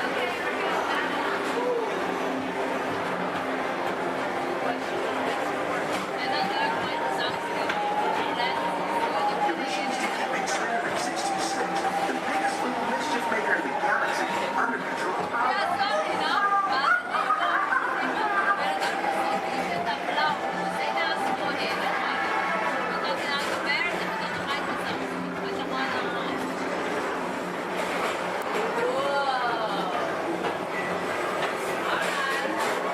And now, Twilight Transit Authority proudly presents Progress City, Walt Disney's dream for the experimental prototype community of tomorrow. Progress City was the inspiration for Epcot, and many of its forward-thinking ideas have been realized throughout Walt Disney World.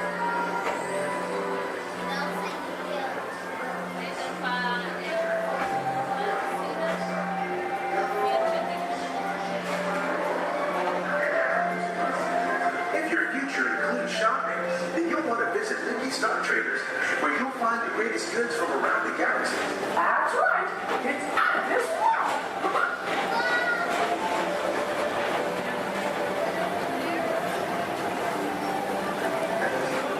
Wait, put the pedal to the metal and speed towards the checkered flag in your very own race car. Young or old, this is your chance to drive in the fast lane without worrying about getting a speeding ticket.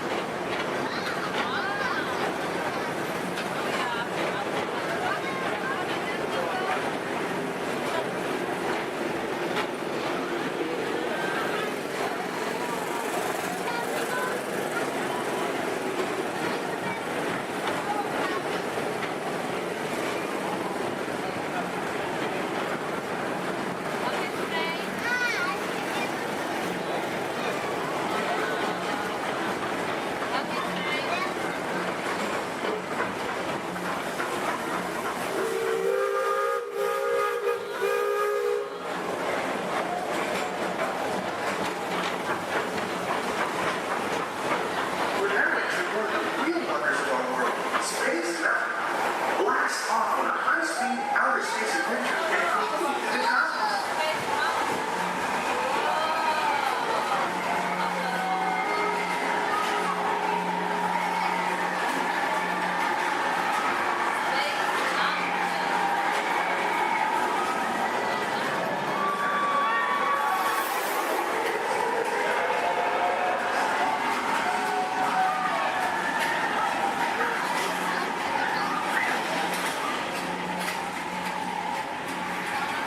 Paging Mr. Morrow, Mr. Tom Morrow.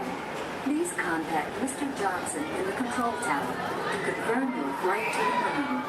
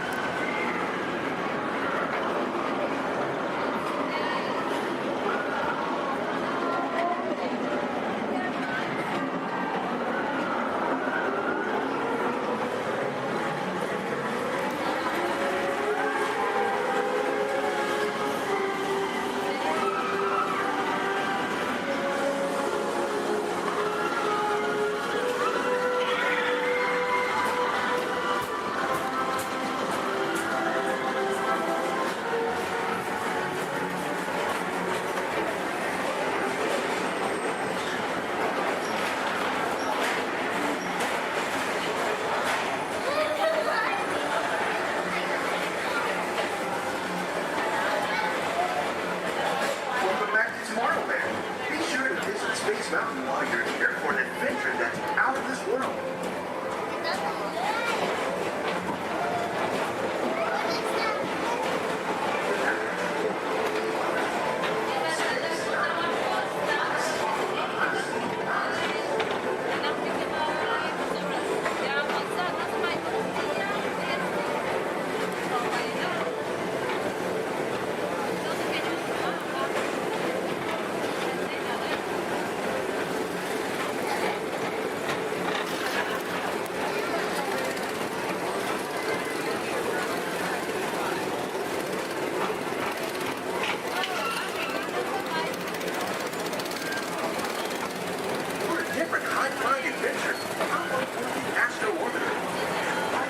Spacecraft as you take a spin around the planet and ascend to otherworldly heights.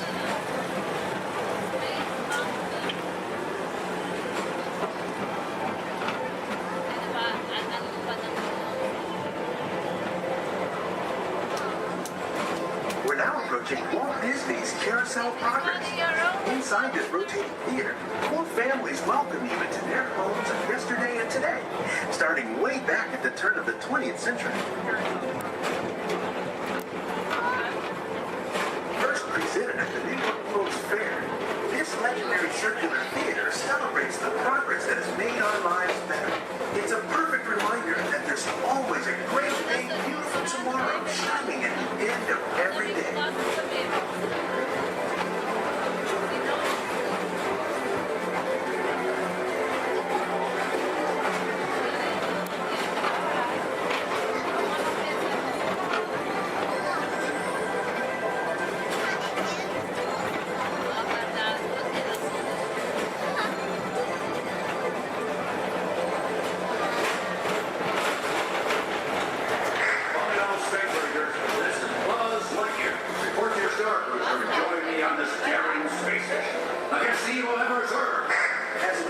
Space Ranger, you'll use your own personal laser cannon to save the entire galaxy.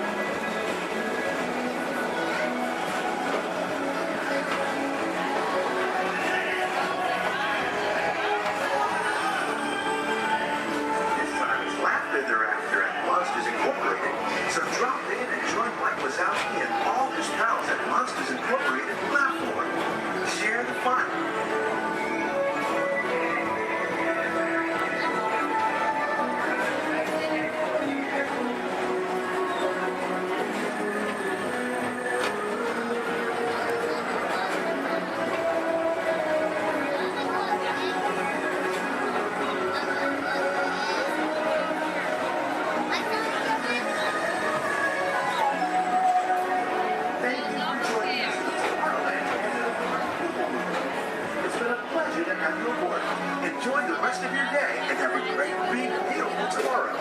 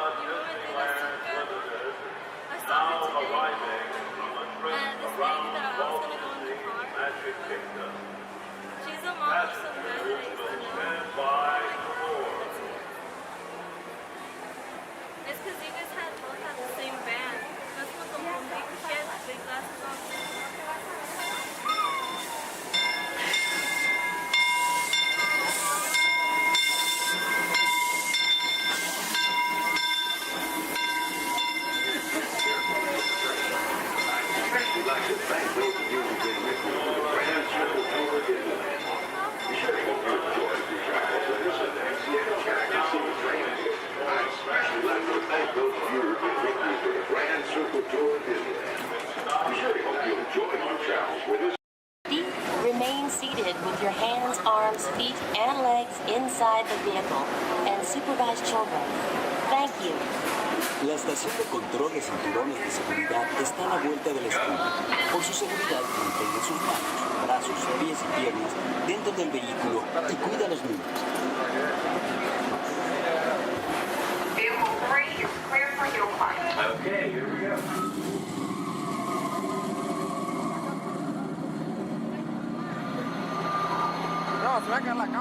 The target transmission load data are looking good. Great. Let's proceed to the rough road tests. You got it.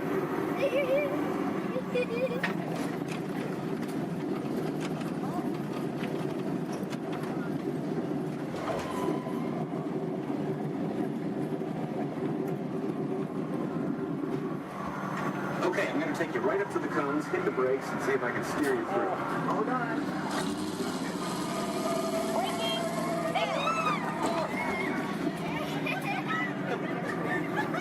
Okay, we're back on track. Let's do that other sequence. Okay, let's try it again, this time with the anti-lock brakes. ABS reactive. Braking! All right, that's the way it ought to be. You see how ABS lets you keep control of the vehicle while braking?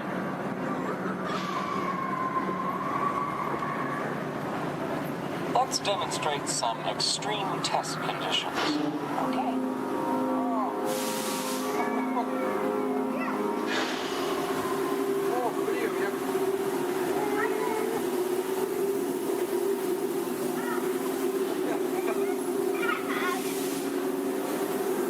Did you remember to turn off those robots?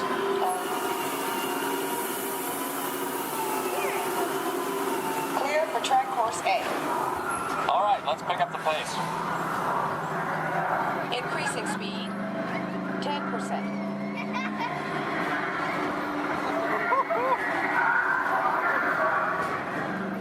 20%.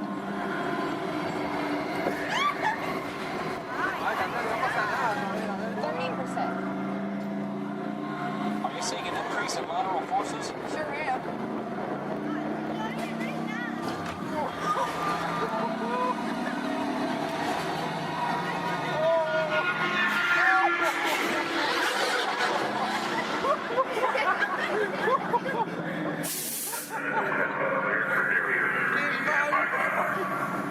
Ready for the barrier test. Oh, chocamos, cabrón.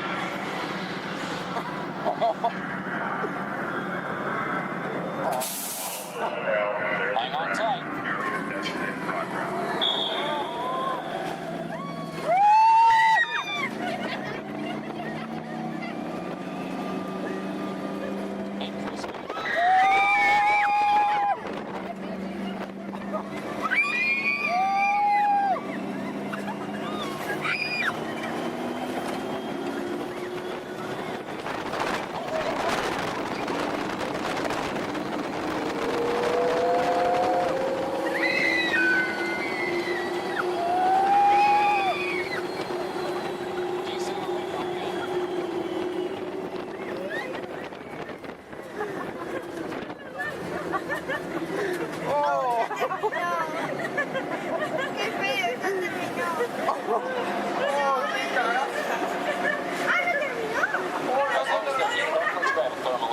Will do. Cameras on.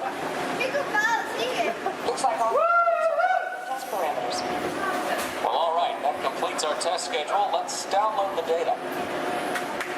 Hey, thanks for being such a great test crew. Come back and ride anytime. Bye now.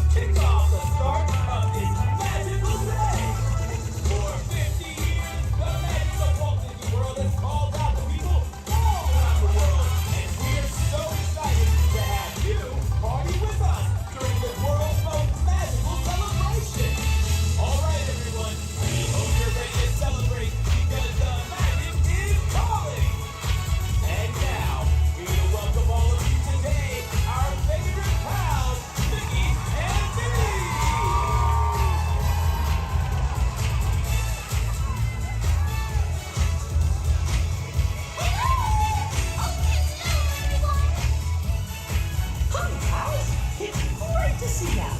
Oh, look! Everything is sparkling! We sure must be here in iridescence, huh? Well, hi, everybody. We're so glad you could be here with us to open the park. Oh, wow! What a special moment! We're so happy you could join us for this magical celebration! And now we're all together, we've got a surprise for you. You see, when folks from around the kingdom heard you were going to be here, they decided to come and celebrate with you all day long. Come on, hey!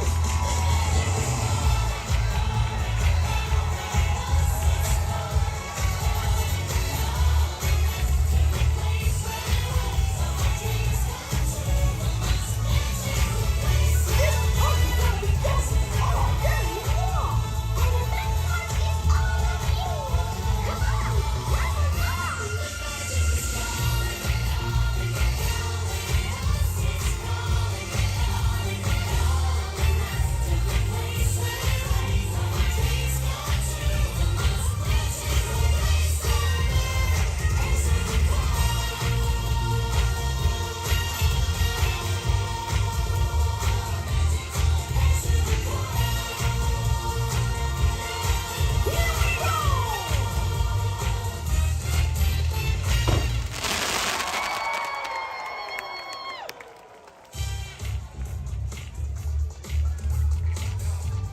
Bye-bye, everyone! See you real soon. Have a magical day.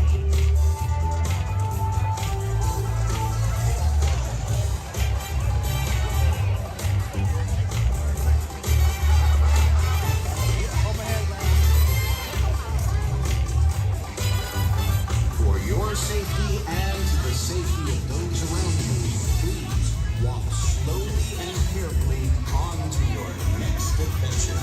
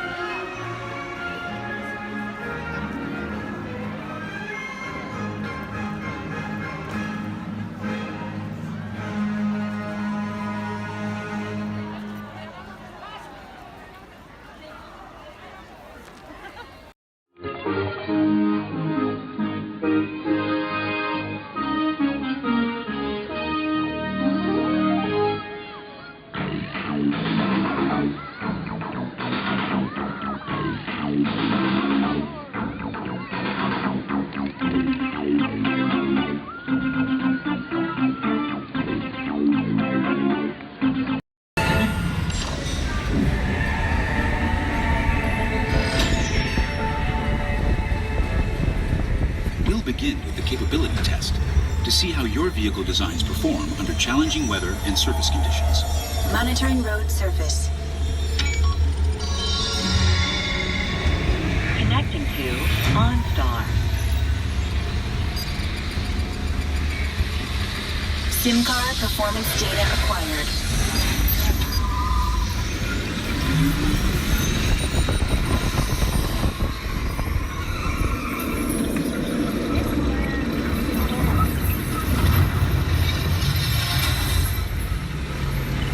Let's see how your designs hold up now. Commencing sim car off-road and extreme weather sequence.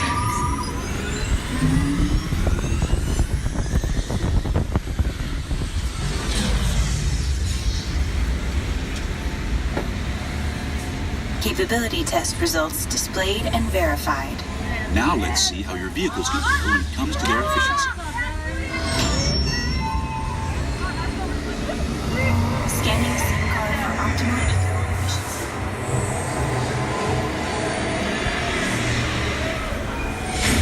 Engaging eco-scan for aerodynamic efficiency.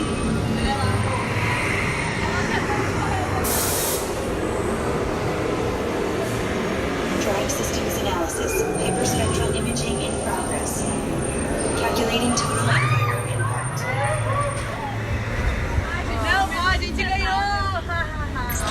Commencing responsiveness test. Okay, the responsiveness data is now being synchronized. Automated driving technology verified and active.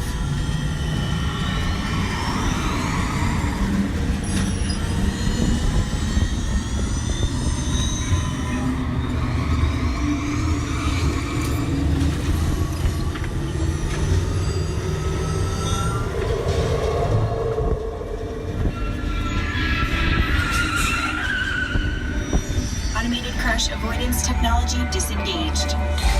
Displaying responsiveness data. Here comes the final test. Energizing for power test.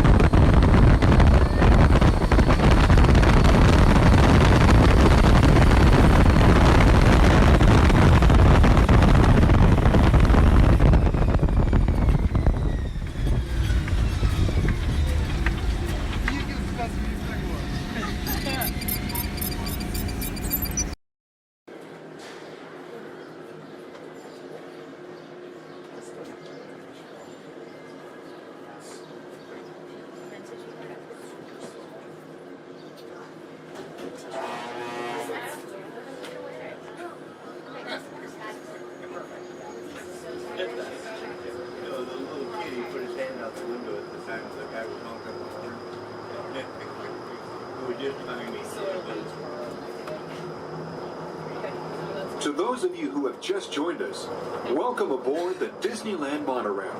For your safety, please remain seated, keeping your hands, arms, feet, and legs inside the train. Watch your children, and no smoking, please. Bienvenidos a bordo.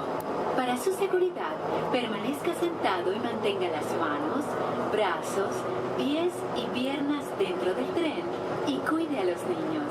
Por favor, se ruega no fumar. Gracias. We're now en route to our final stop, the Tomorrowland monorail station. Along the way, you can get a bird's eye look at the downtown Disney district, Disney's Grand Californian Hotel and Spa, and Disney's California Adventure. To the left of the monorail is the main entrance of Disneyland, the happiest place on earth. Disneyland is truly an American origin. Since its opening in 1955, it has hosted more than 500 million guests from around the world, including presidents, kings, and celebrities. It is the original Disney theme park, created and enjoyed by Walt Disney himself. To the right is our transportation plaza, where you'll find taxis, hotel shuttles, and public transit stops. We're about to enter Disneyland. Some of the clearances are pretty tight up ahead, so be sure to remain seated, keeping your hands and arms inside the cabin.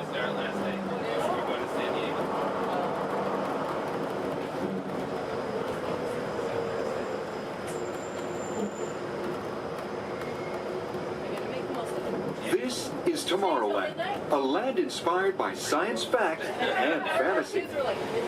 Directly below us is the Submarine Lagoon, where you can dive into an exciting underwater adventure aboard the Finding Nemo submarine voyage. Across the way are the icy peaks of Matterhorn Mountain, home of the world's most famous bobsled run. And beneath us are the roadways of the Utopia, where drivers of all ages can ride the road to tomorrow. As we cruise over Tomorrowland, our pilot would like to share a few program reminders. Alrighty folks, thanks for flying aboard Monorail Red, your highway in the sky. Just a few reminders. Disneyland will remain open today until 12 o'clock midnight. All passengers are required to be on board this monorail at approximately 12 o'clock midnight to catch that final flight. Walt's going to be having a Celebrate a Street Party along Main Street at 6:30 p.m. today. Fantastic along the Rivers of America at 9:05 and 10:30 p.m. and then Magical Art Fireworks Spectacular at approximately 9:30 p.m. So once again, for all passengers wishing to exit Disneyland via the monorail, please remember that the last flight will be at approximately 12 o'clock midnight. We thank you for flying aboard your highway in the sky and enjoy the rest of your stay here at Disneyland. Thank you.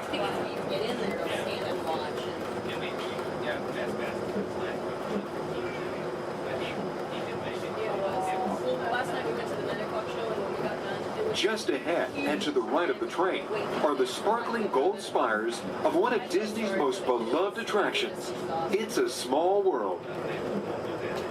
Beyond it is the wacky world of Disney's classic cartoon characters, Mickey's Toontown. We're now riding alongside the happiest kingdom of them all, Fantasyland, home to Pinocchio, Snow White, Peter Pan, and other storybook characters.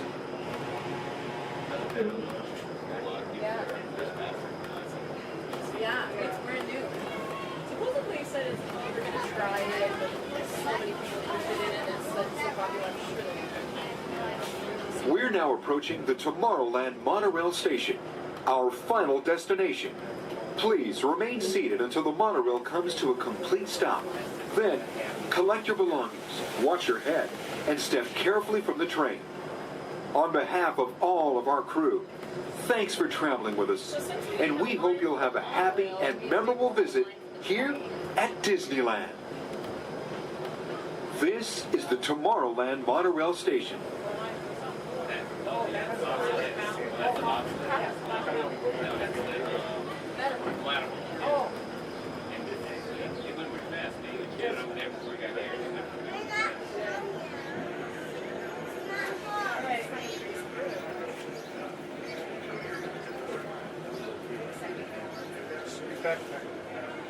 We did? Okay.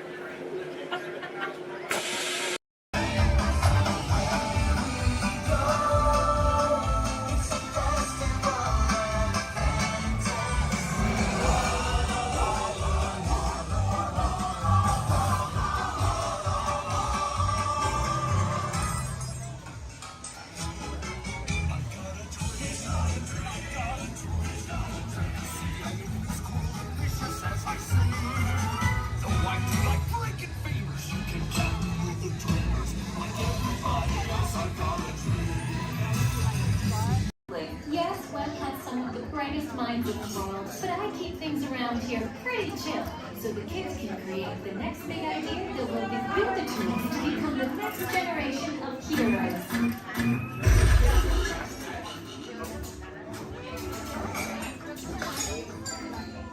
We hope you have a great time on your visit to the Worldwide Engineering Brigade Open House.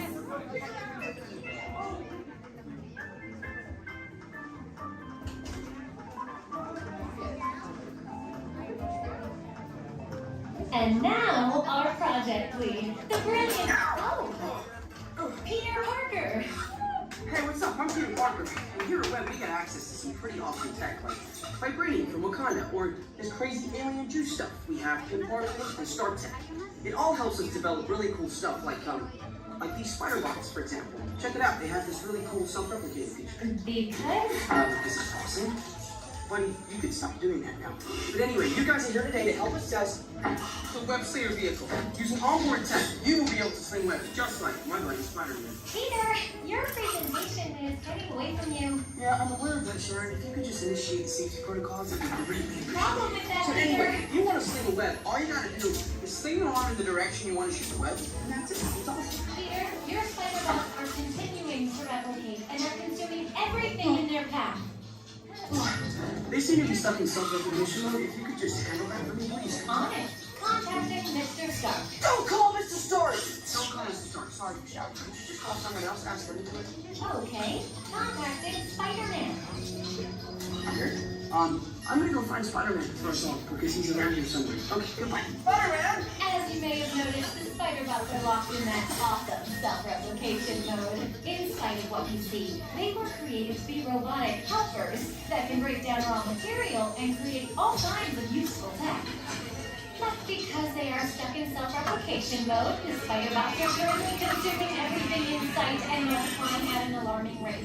If left unchecked, my calculations predict this will lead to the devastation of the entire Avengers campus.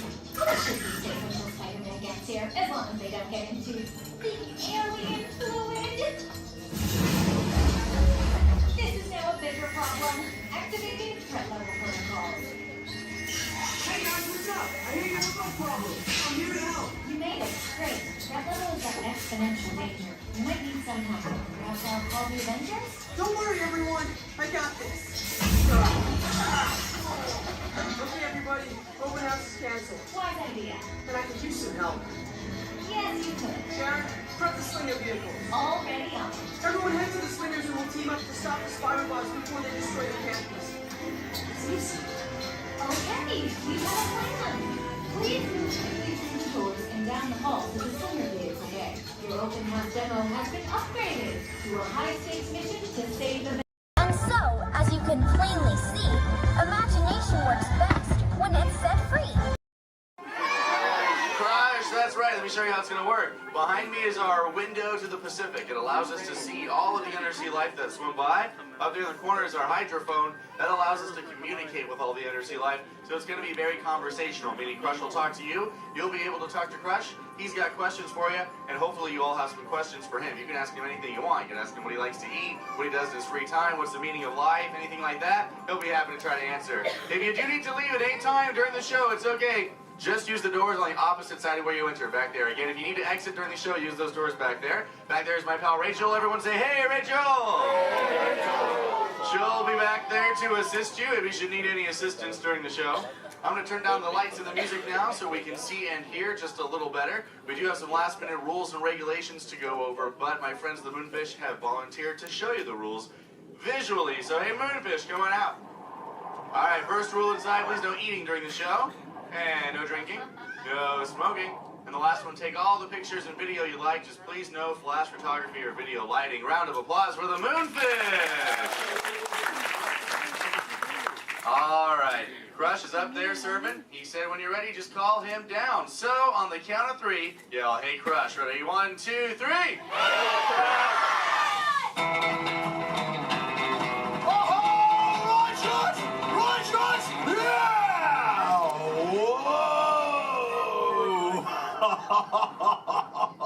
Oh, dude, check out the double spinner intro by the turtle. Whoa! Hey, check out all the human dudes in the human tank, too. Well, hello, human dudes. I said hello, human dudes. There you go. Whoa, hey, look at these little dudes, sublevel. Hey, little dudes. Focus, little dudes. Oh, man, let's totally make contact with some of the humans. Oh, hey, John, dude, come over here to the seafloor, dude. At the back of the seafloor, there's totally Mini Man by the aisle with a blue lid and sparklies on it, dude. Oh, I see, dude. Chaw. Hey, what's your name, little dude? Well, yeah, I'll just ask the old dude. Oh, totally sweet, dude. Let's see, how old is he? Oh, hola, little dude. Dude, me amo Crush. face. Cool, dude. I'm 150, dude. Hey, I still got my washboard abs. Well, cool. It's actually nice to meet you. It's nice to meet all you humans. I'm here on a mission today. My youngest son, Squirt, he's got lots of questions about you human dudes, but I don't have all the answers. So, I have come to get the answers from you. If you dudes think you could help me out with that, say chaw. Oh, you so totally rock! Oh, dude, hey, for those of you that don't know, when a turtle says, you so totally rock, respond by saying, dude, nice and loud. Try one for practice, you dudes. You so totally rock! Awesome. Okay, Squirt wants to know how many of you know how to swim. Hey, raise your fin if you know how to swim, dudes. Wow, we got lots of swimmers out there. Hey, let's stay up in the seats, dude, over on this side. Last row, dude, like second noggin in, there's a dude with a white shell, kind of like lots of colors on the front, dude. Sure. What's your name? Tyler. Oh, nice to meet you, Tubular. Tyler? Hey, dude, when you go swimming, do you like to swim fast or take it nice and easy? I like to take it nice and easy. Oh, chaw. Yeah, dude, just kind of like kick back on the shell and be like, dude. Totally, dude. Hey, I like to swim fast, though, too. Dude, you want to see me shred some biscuits? Say chaw. Chaw. Okay, dude, let me get my motor revved up. Human dudes, I want you to time me, okay? Start counting when I say go. Ready, set, go. Back, dudes. Totally just swam all the way around the world. Twice. Ah, dude, I can't swim that fast. Only about what you call 20 miles per hour. Hey, but check it out, dude. If I got a tiger shark on my tail, I can go way faster, dude. Hey, but I'm doing all the talking here. Humans, if you got a question for me, like totally raise your fin, dude. Talk to the dudette right there, waving me down from the second row. Hey, what's your name, dudette? Morgan. Oh, cool. It's Mondo Morgan. What's your question? Do you know any twins? Turtles? Oh, I know. Yeah, dude, I got lots of twins of my own, dude. There's my twins, Bill and Ted. I got my twins, Cheech and Chong. I got my triplets, Mary, Kate, and Ashley. That's really cool. What about you? Do you have lots of twins, too? Yeah, well, I'm a twin. Oh, you're totally into... Wait, that dude in front of you looks just like you. Is that your twin? Yeah. I would hope so. That'd be an odd coincidence. That's cool. Where are you dudes from? Castro Valley. Oh, where's that? By the Bay Area. Oh, okay. That's cool. That's cool area up there, dude. Way too many sharks, though. That's totally sweet. Well, thanks for your question. Who else has a question, dude? Let's see. Let's go. Hey, back to the seafloor. Let's go right over here, John, dude. There's totally a mini man up front. He's got a blue shell. He's got it near the outside, dude. Blue short sleevey shell. Hey, little dude, what's your name? Dominic, Nice to meet you, Deep Sea Dominic. What's your question, dude?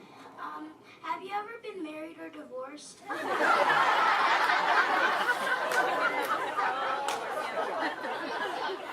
That's a pretty specific question. Actually, dude, most turtles, dude, we don't stay with the same dudette like our entire lives, but I have actually found one that's kept me around forever, dude. Her name is Shelly. She's my turtle dove, dude. We've been together for 130 years, dude. But it's still so awesome, it only feels like the first 75. It's really cool. Hey, can I tell Shelly you said hi? Can I tell her you said hi? Hi. Oh, dude, she'll totally love to hear about you, dude. Let's see, who else has a question? Let's see. Let's go. Hey, John, dude, jump across the aisle up here near the front. There's totally a mini man. He's getting his fin waved by another dudette. Hey, little dude, what's your name? Braden. Oh, cool, dude. What's your question, Boogie Braden? How many kids do you have? Yeah, I got 65, dude. Sure. Like I said, well, I already told you about my twins, dude. But like Squirt, he's my youngest. And then there's Sheldon, Shelby, Michelle, Herschel, Rochelle, Trishelle, Shell, Lella Ding Dong. see, I got my teenagers, Leonardo, Donatello, Raphael, Michelangelo, Zach, Kelly, Slater, Screech, Jesse, Lisa, Chris Jr. Let's see, there's John, Paul, George, and Ringo. John's going through a really weird phase right now, though, dude. He thinks he's a walrus. So there's Michael, Janet, Tito, Jermaine, LaToya, Randy, Marlon, Chris Jr., Chris Jr., Chris Jr., Chris Jr., Chris... Well, there's lots of Chris Jr.'s, dude.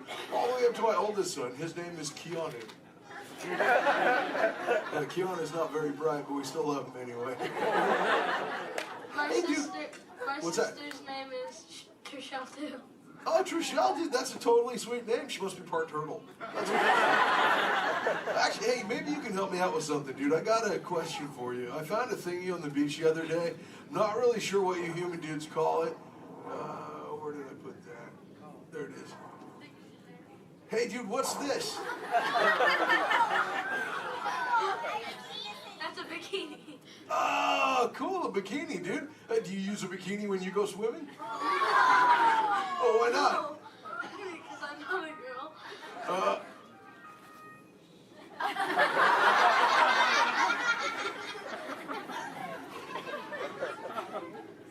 This is for chicks, dude? Does it make me look fat? Anyway, dude. Oh, let's see, dude. Hey, John. Up in the seats, dude, over on the other side. First row on the outside, second noggin over. That dude with like the specs on the noggin, she had her fin raised too. Where, dude? Chill from the two noggins to the outside. Oh, totally. Hi, dude. What's your name? Cassandra. Oh, nice to meet you, Kahuna. Cassandra. Hey, oh, did you have a question too? Yes. Do you speak a second language? Yeah, I speak a little bit of whale, some orca, and some dolphin. That's pretty cool. I'm learning, like I said, like I speak human pretty well too. But you know, my friend Little Blue, she's like the best at it, dude. Hey, do you human dudes want to meet Little Blue? I think she's around here somewhere, dude. Call her out, dude. Say, "Hey, Little Blue." Whoa, there she is. Hey, Little Blue, dude. Check it out. I was hanging out with these human dudes. Cassandra over there wanted to know if I speak any other lingo, dude. I told her I was speaking just a little bit of whale, dude.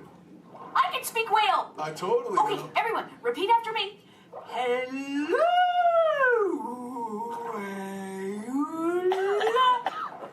Okay, try that one all together, human dudes. Go.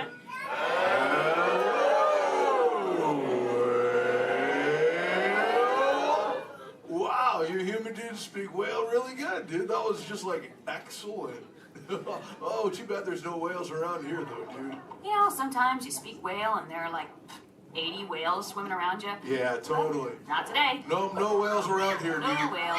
No whales in the ocean. Just try to speak sea. Where? Whoa! Oh, dude, look out! The humans call the whale, dude! Grab stuff! Swim away!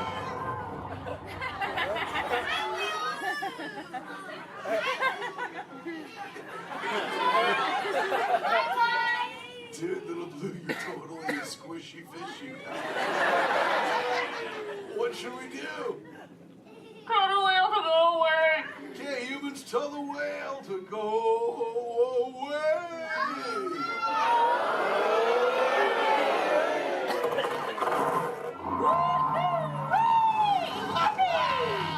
That's excellent. I'll see you later, Little Blue. Hey, humans, put your fins together for saving Little Blue. You so totally rock. Awesome. Thank you so much, human dudes, for sharing with me. I can't wait to get home and share all this knowledge with Squirt. Hey, but before I go, human dudes, remember this. We all share the same ocean, humans and turtles alike. So treat everyone you meet like an oyster, dude, because you never really know when you just might find a pearl, dude. That was like a warm and fuzzy moment, wasn't it?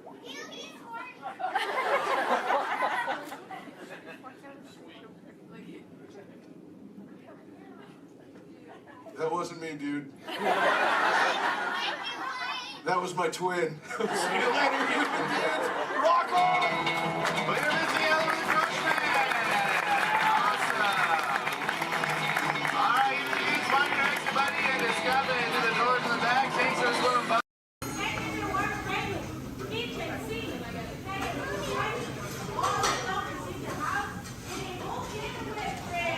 A whole can.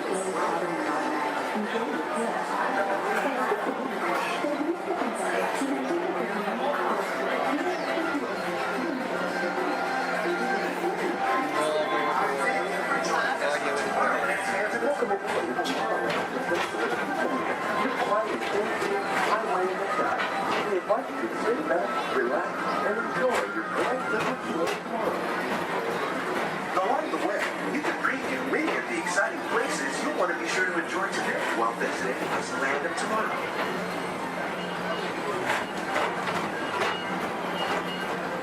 The People Mover is the perfect vehicle for people watching, so keep your eyes peeled. You never know who you might see.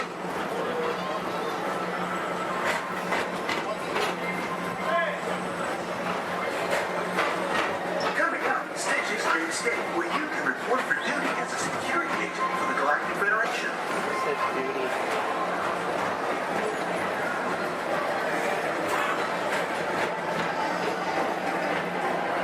Your mission is to keep Experiment 66, the biggest little mischief maker in the galaxy, under control.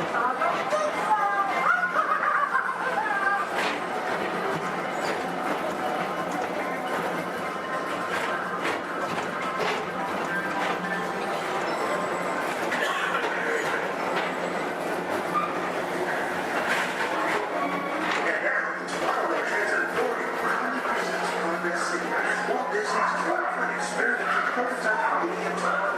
Progress City was the inspiration for Epcot, and many of its forward-thinking ideas have been realized throughout Walt Disney.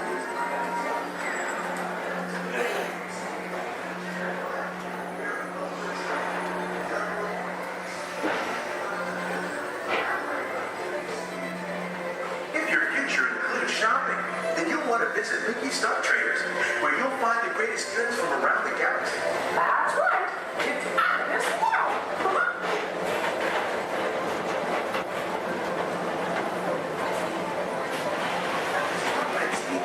With the pedal to the metal and speed towards the checkered flag in your very own race car. Young or old, this is your chance to drive in the fast lane without worrying about getting a speeding ticket.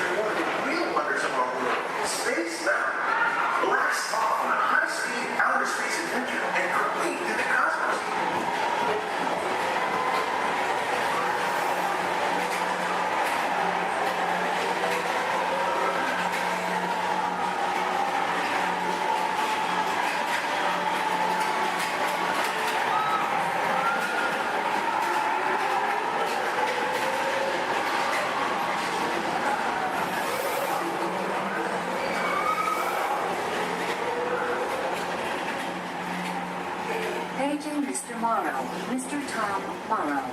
Please contact Mr. Johnson in the control tower to confirm your flight to the moon.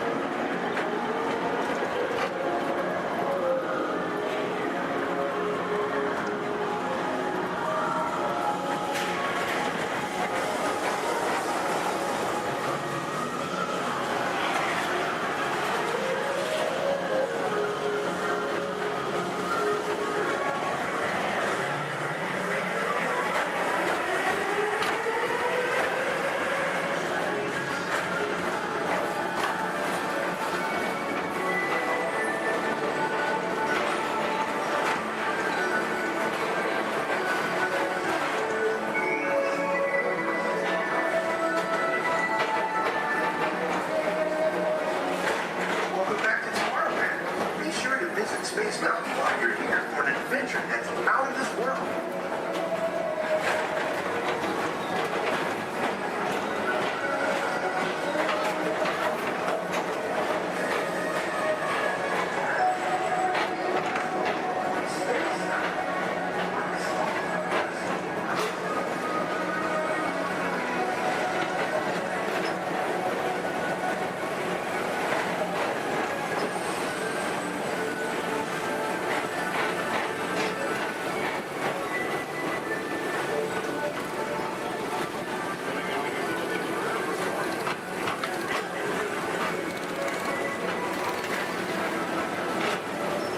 What a different high-flying adventure.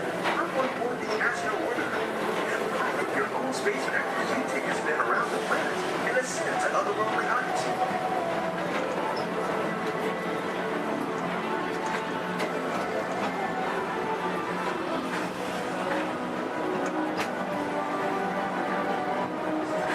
We're now approaching Walt Disney's Carousel of Progress. Inside this rotating theater, full families welcome you into their homes of yesterday and today, starting way back at the turn of the 20th century. First presented at the New York World's Fair, this legendary circular theater celebrates the progress that has made our lives better. It's a perfect reminder that there's always a great, big, beautiful tomorrow shining at the end of every day.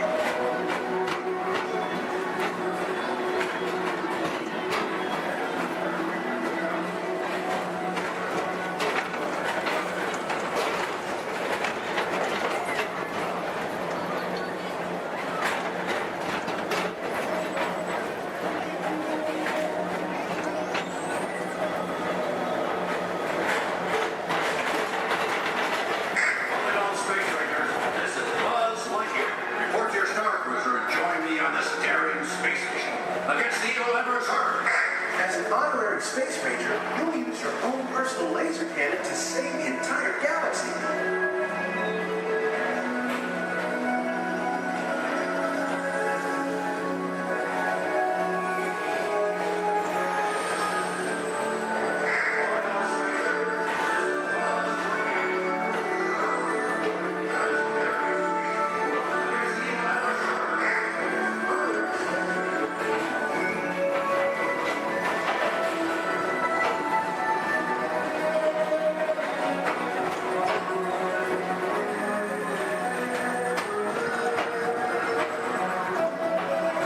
This time it's laughter they're after at Monsters Incorporated, so drop in and join Mike Wazowski and all his pals at Monsters Incorporated Laugh More.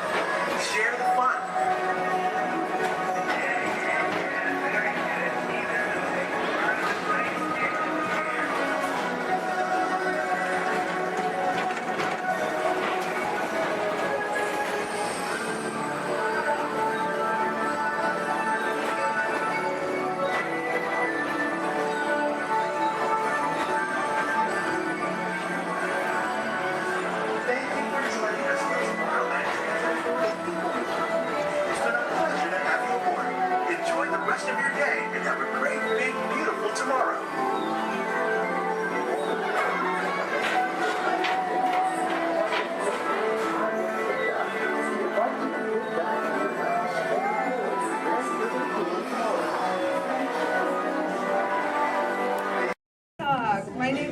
Christina, and here at Seabase, I do have a few reminders.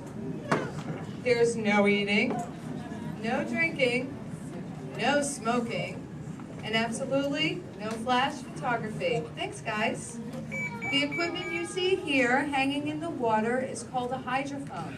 Hydrophones help us to hear things beneath the sea. Today, this is going to help us hear a very special guest. Does everybody know who that guest may be? Shout it out. That's right. Crush is going to come out and ask us a few questions about the human world, and we may have a few questions for him about the turtle world. So please think about the questions you may want to ask Crush. I do know Crush is out catching a wave, and he asks, on the count of 3, as part of a year of a million dreams, we are going to have Joseph count out from South Carolina. 1, 2, 3, and everybody else, scream out, hey Crush. Ready? Joseph? Hey, Chris. Hey, Righteous! Righteous! Dude! Oh, dude, I totally heard my name while I was catching that totally tasty wave, and I was just totally... Whoa.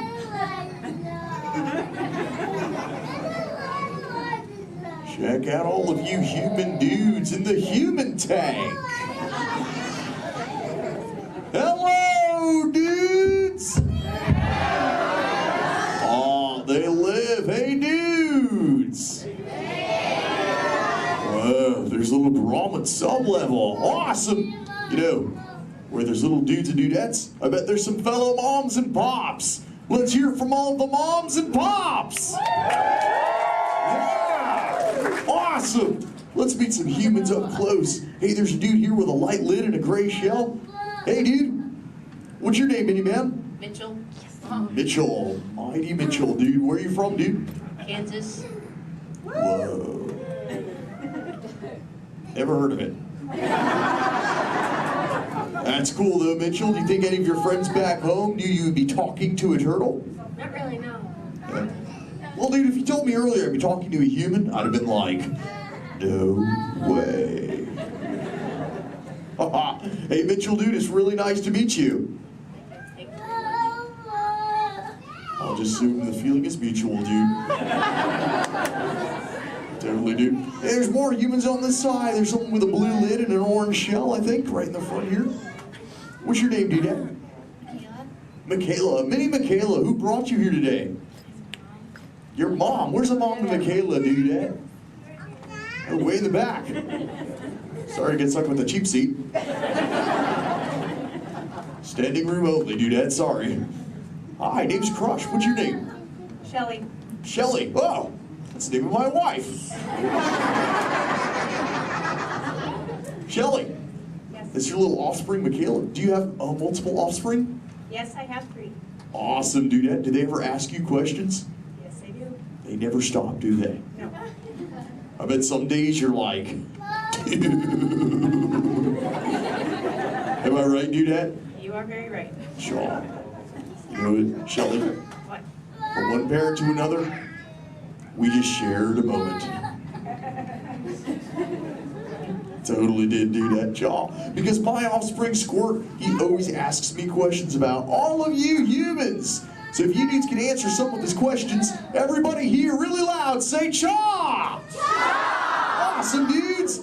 Now, dudes, before we can answer any of his questions, we gotta make sure we're all on the same page, lingo-wise. Do you dudes know what the most important word, dude, in the turtle language is, dudes?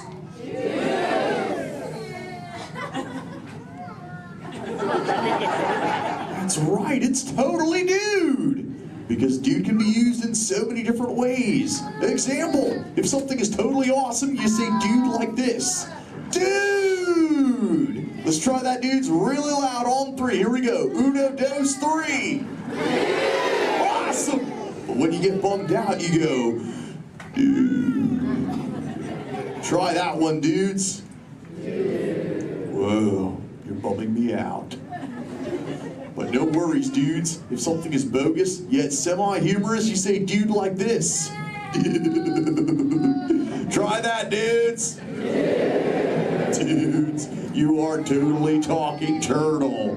Now here's Squirt's question numero uno. He saw some humans at the beach and he came back to me. He said, Dad, what is up with humans? What do you dudes do when you're at the beach? Shout it out, everybody!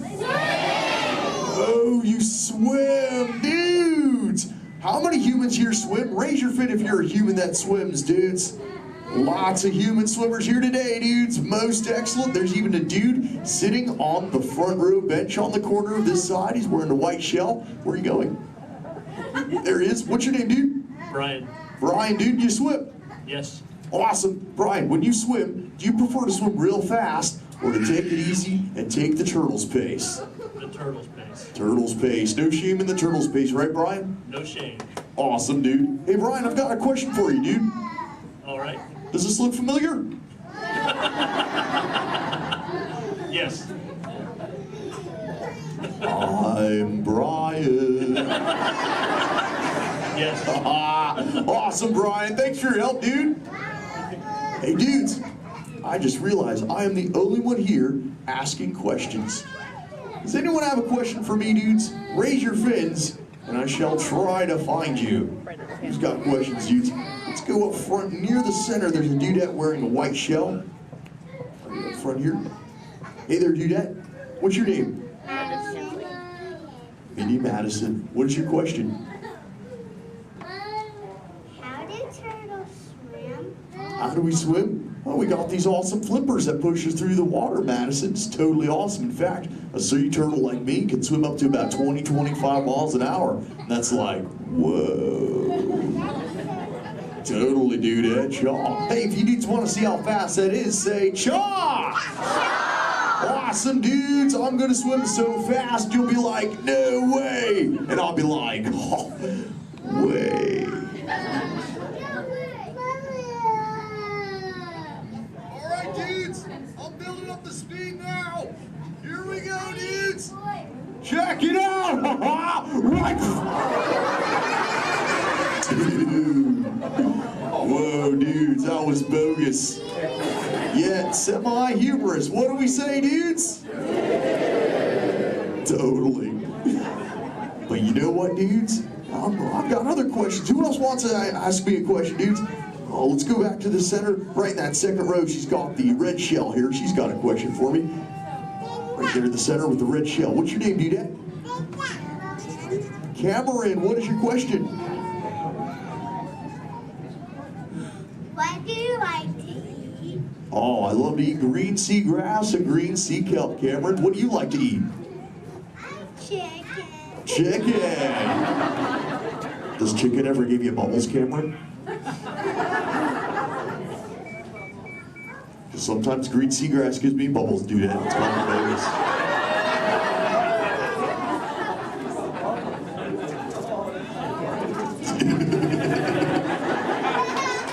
Sorry about that, dudes. Who else has a question for me? Whoa. Let's go over towards this side near the center. He's got the dark shell in that second row. Really dark shell in the second row, sub-level. What's your name, dude? Cameron. Another Cameron? Interesting. Guess they're running out of names in the human world. Well, Cameron, dude, what is your question? What is it like in the water? Oh, wet. Cameron, have you ever, what? How do you ever feel in it? How do I, wet. Well, have you ever been in the water, dude? Yeah. How do you feel in it? Good. That's Good. the way. Oh, awesome. Well, oh, and wet. Well, that makes sense. Cameron, dude, what do you wear in the water? What you're wearing now? No, I wear a swimsuit. Oh, a swimsuit, Cameron, dude. Check it out, dude. Squirt said this is called a swimsuit right here. Check it out, dudes. This is what Cameron wears. Awesome, dude. That's what you wear, right, Cam? No, it's a boy wear. It's what? It's a boy wear. This isn't for boys?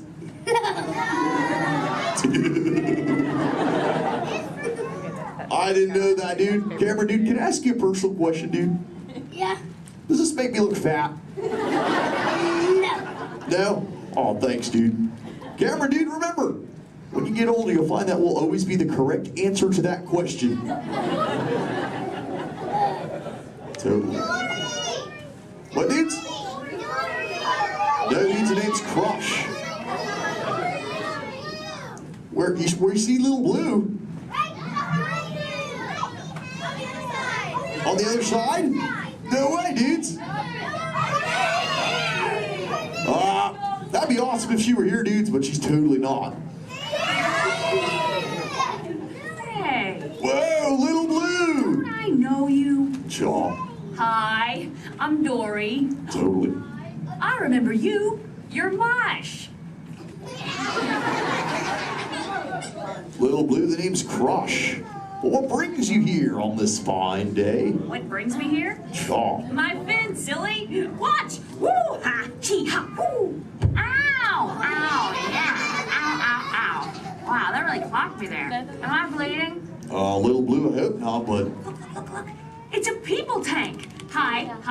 Hola. Bonjour. Welcome. Ni hao ma. Ohio. Hi. You're like a little linguist, Little Blue. You know, I just taught these human dudes how to talk turtle. It'd be so awesome if someone could teach us all how to speak whale. I can speak whale. Awesome. Okay, everyone, repeat after me. Hello.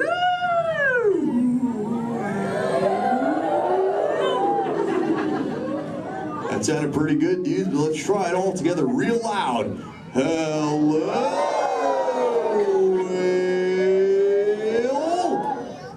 Awesome. You know, sometimes you speak whale and there are like 80 whales swimming around you. Sure. Not today. What do you mean, dude? No whale. Where? You see one behind me? Oh, Little Blue! Oh, there's totally a whale, Little Blue. Swim, Little Blue!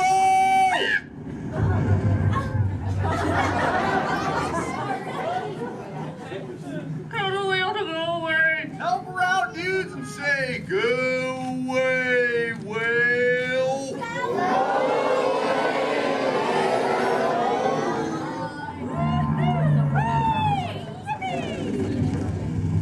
You did it, dudes! You saved Little Blue! Put your fins together. That was awesome!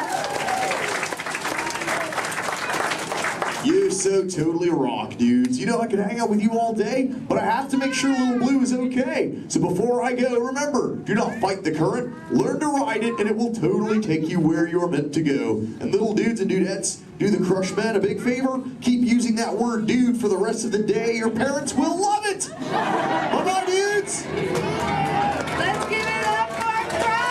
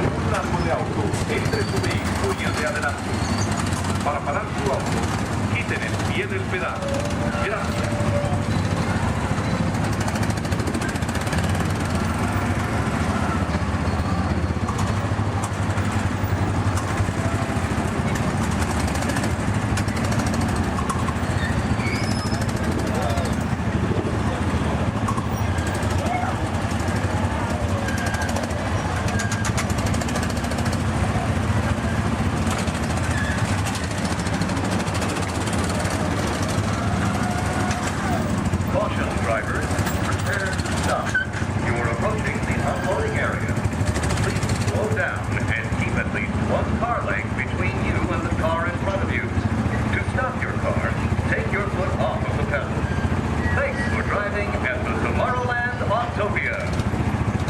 Atención, prepárense para parar. Se están acercando a la zona de desembarco. Por favor, reduzcan la velocidad y mantengan una distancia mínima de un largo de auto entre su vehículo y el de adelante. Para parar su auto, quiten el pie del pedal. Gracias.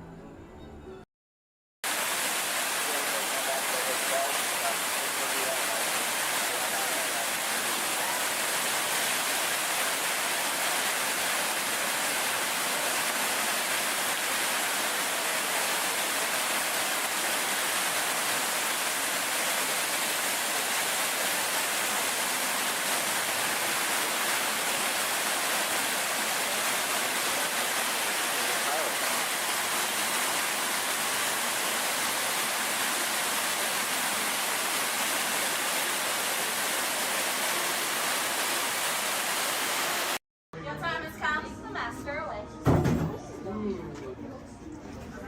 Yeah, I'm a little scared.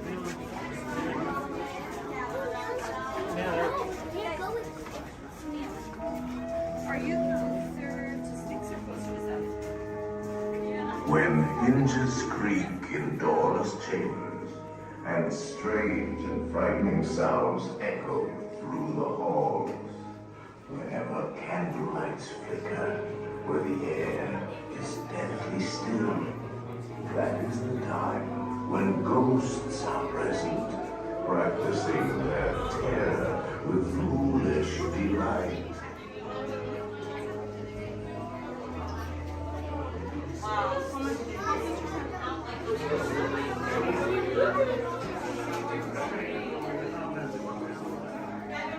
Proceed all the way to the chamber and all the way across the walls. Look alive, folks, for our strict deadline. Let's go like a hatchet and shop to shop.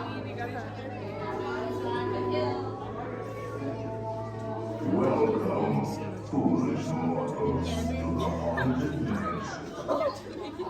I'm your host, your ghost host.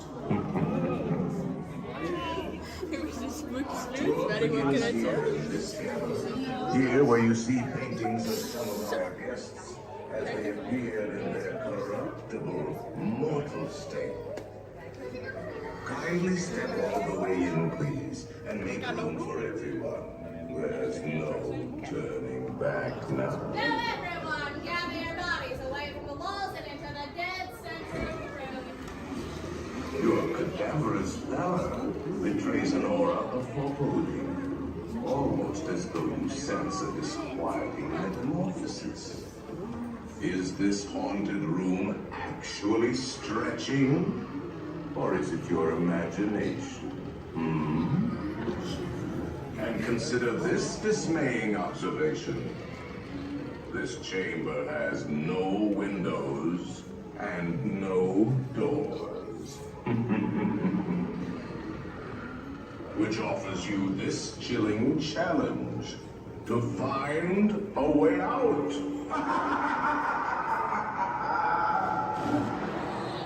Of course, there's always my way.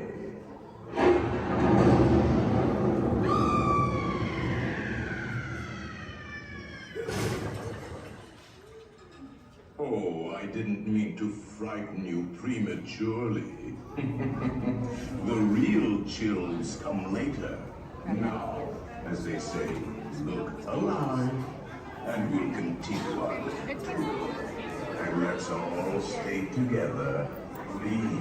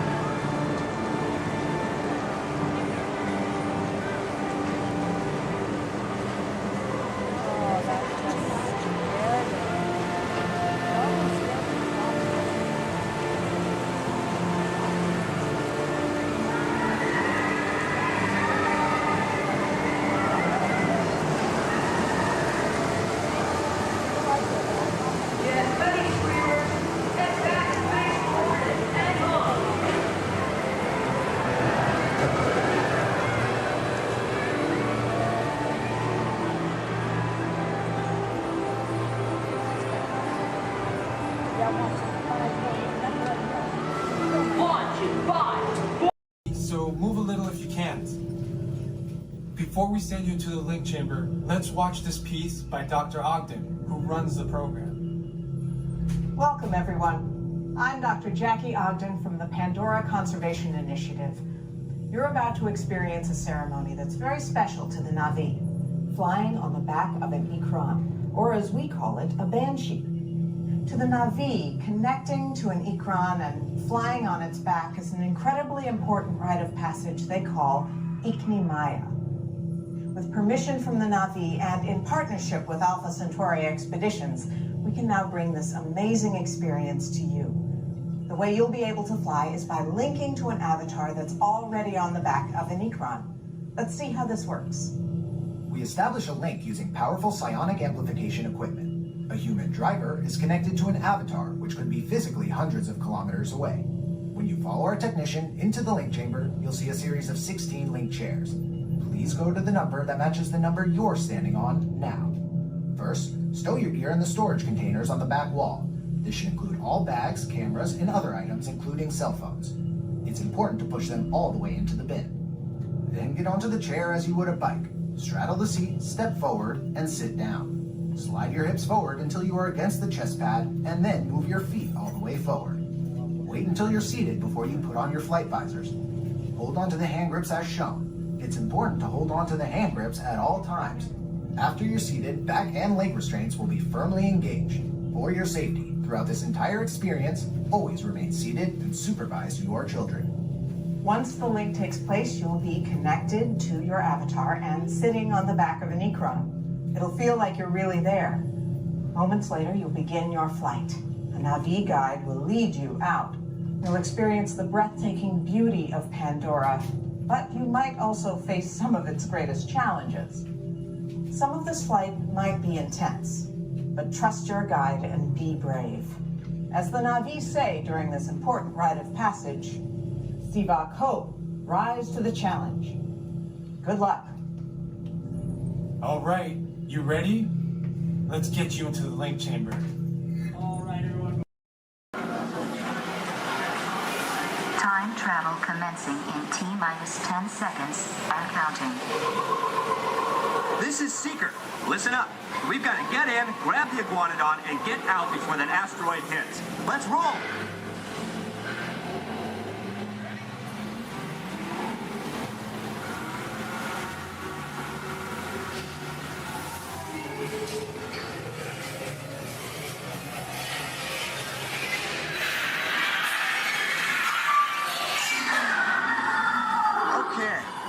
let's go get that dino. Computer, what are you tracking? Styracosaurus. Not our dino. Warning, meteor shower in range. Just little ones. Oleoramus. Hadrosaur. Raptor.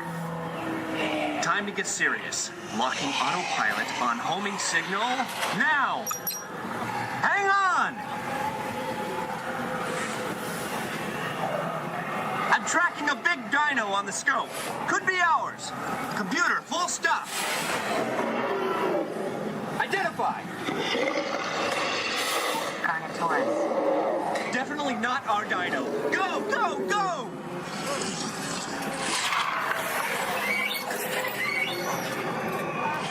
Another big guy coming up. Computer, slow, and identify. Sauropod. Still not our dino, but at least this one's a vegetarian. Whoops. Asteroid impact in 90 seconds. We better move it. Pterodactyl. Incoming!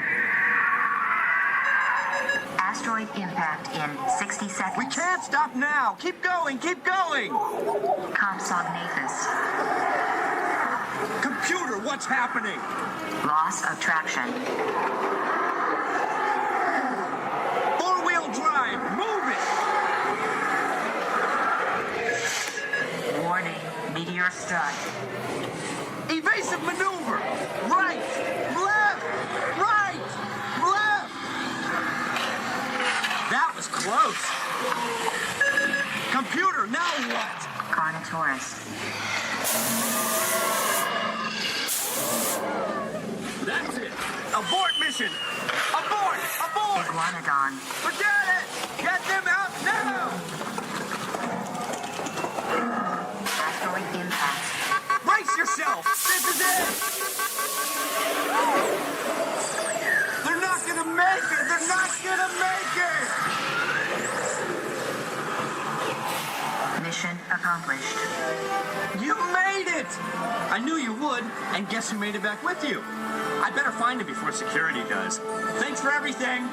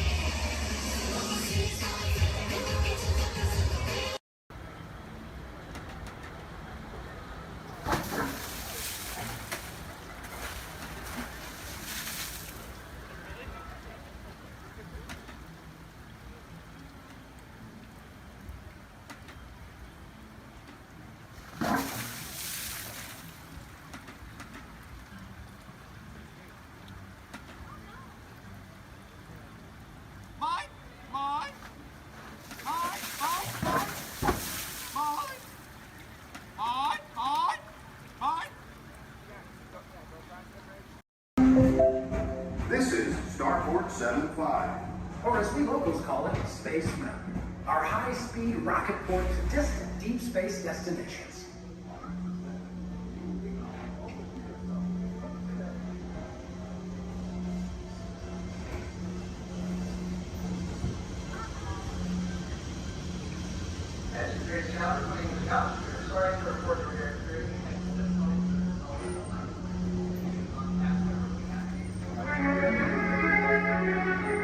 Let relaxation wash over you at the most refreshing retreat in the galaxy, the coral rooms of Pisces 7. You H2O it to yourself. Book today.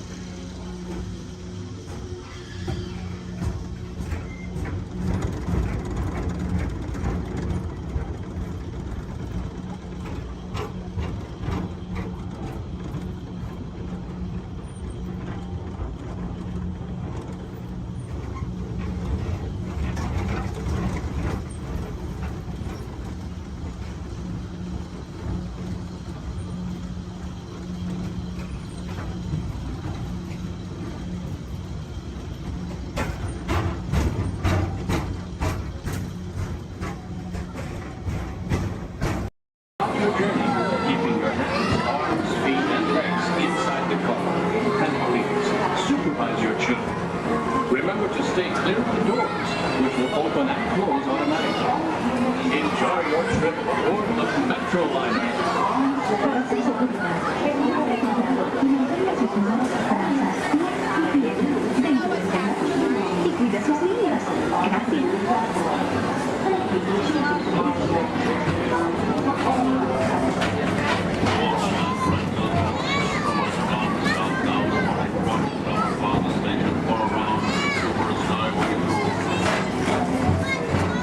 Welcome aboard, ETA travelers. We hope you enjoy Tomorrowland Transit Authority's Super Skyway.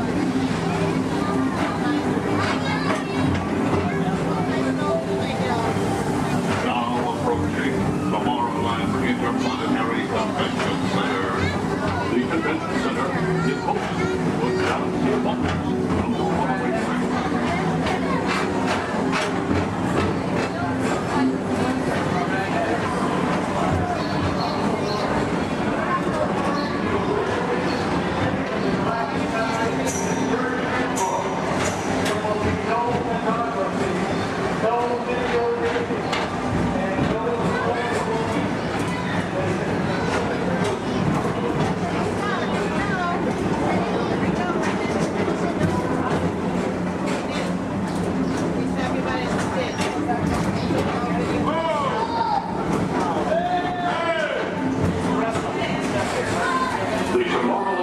Retro Historical Society presents Walt Disney's 20th century vision for the future. This model city dared to dream the perfect community in which to work, live, and play.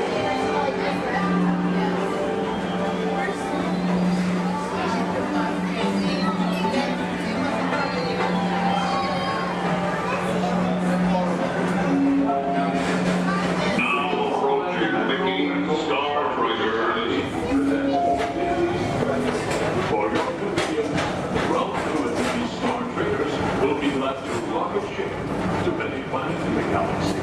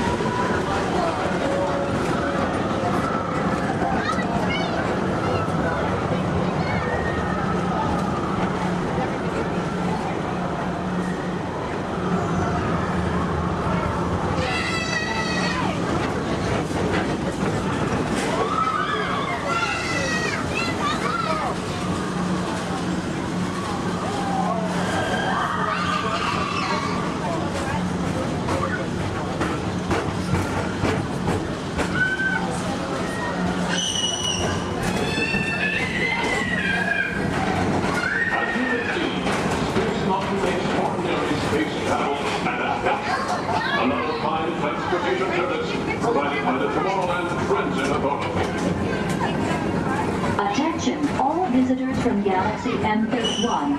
Please keep forward-facing tentacles clear of oncoming Metroliner vehicles.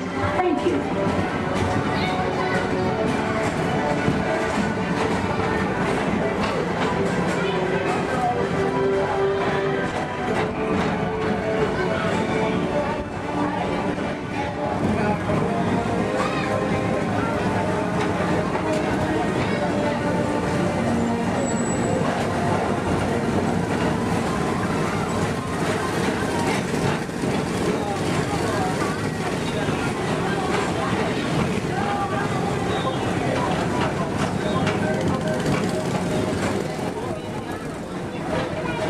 The centerpiece of Rocket Tower 1 is the League of Planets Astro Orbiter.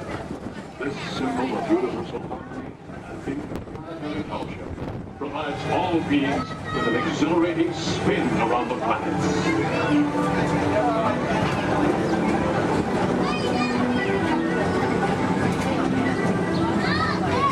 Remember, Blue Line passengers, for all your future travel needs, the TTA services all of Tomorrowland's outlying areas, including the personal rocket ship docking lot, and of course, perfect parking, the latest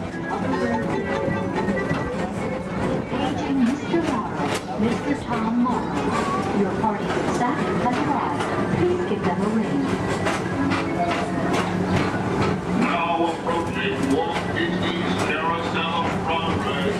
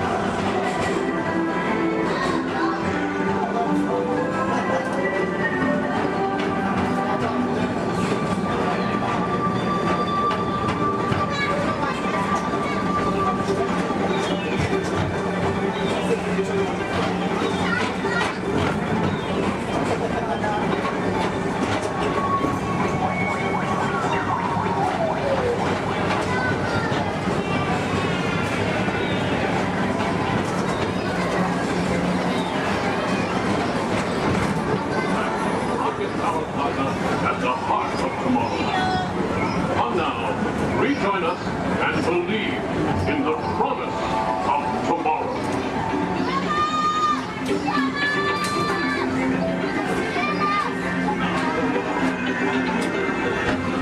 Rocket Tower final station.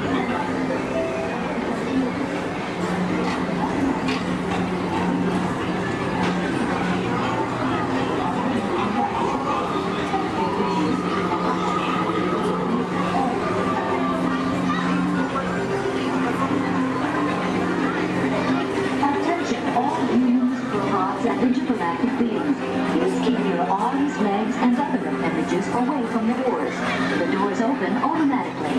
When they do, please collect your belongings and step carefully onto the moving platform. Thank you for choosing Tomorrowland Transit Authority for all your travel needs. Spot, so let me ask, how's everyone doing today?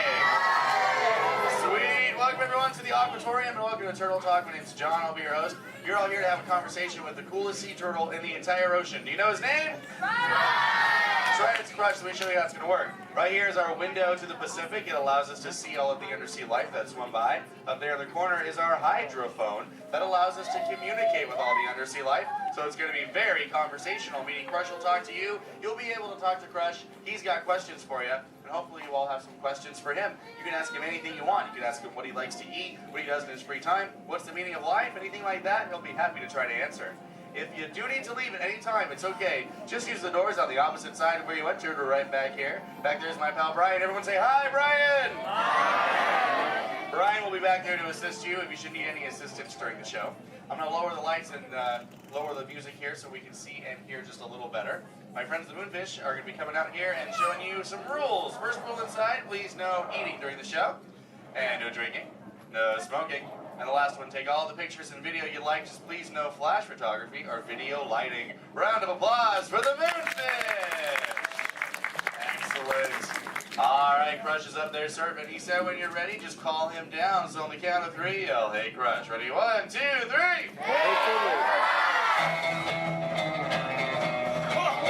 Righteous!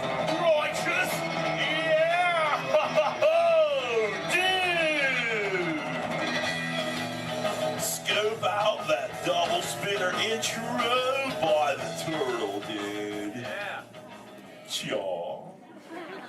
Whoa, dude. Check out all the humans in the human tank. Hello, human dudes. Oh, hey, dudes!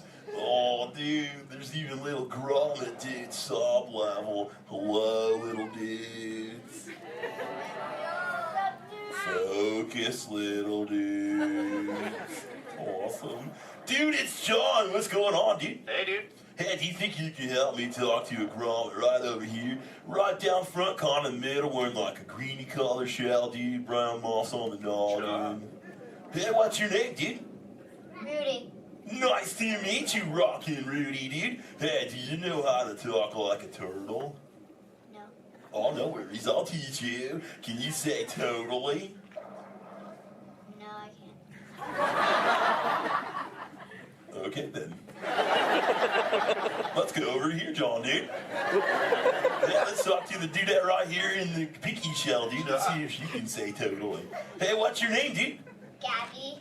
Nice to meet you, Groovy Gabby, dude. So can you say totally? Totally. Whoa, you're good. Okay, now can you say sweet? Sweet. Okay, put both those words together, Groovy Gabby, and say totally sweet. Totally sweet. Whoa, dude, human dude, put your fins together for Groovy Gabby for totally talking turtle, dude. Dude, you're like bilingual. Hey, so like, where do you come from, Gabby, dude? Where do you live? Canada.